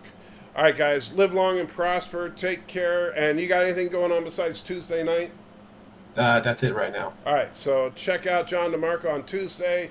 Also, me and Lore Reloaded will be doing our thing at, I believe, 8 o'clock on Tuesday is what we're talking about. So an hour before John, or actually an hour and a half, because you guys do it at 9:30, right? Yes. Okay. So at 8 o'clock on Tuesday, me and Lore are planning on doing our first show, and then at 9:30, John and Matthew. And tomorrow night, who knows? And Wednesday, me and Deej, and Friday, Jeopardy, and Lisa finishes off with a $1.49 and a rose.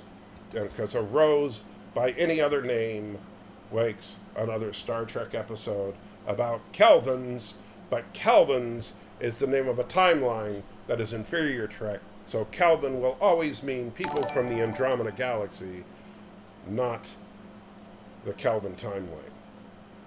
Exactly. I think that's a fair way to finish it off. All right, guys, take care, and may the Force be with you is a different franchise. So, Joel and True. Joel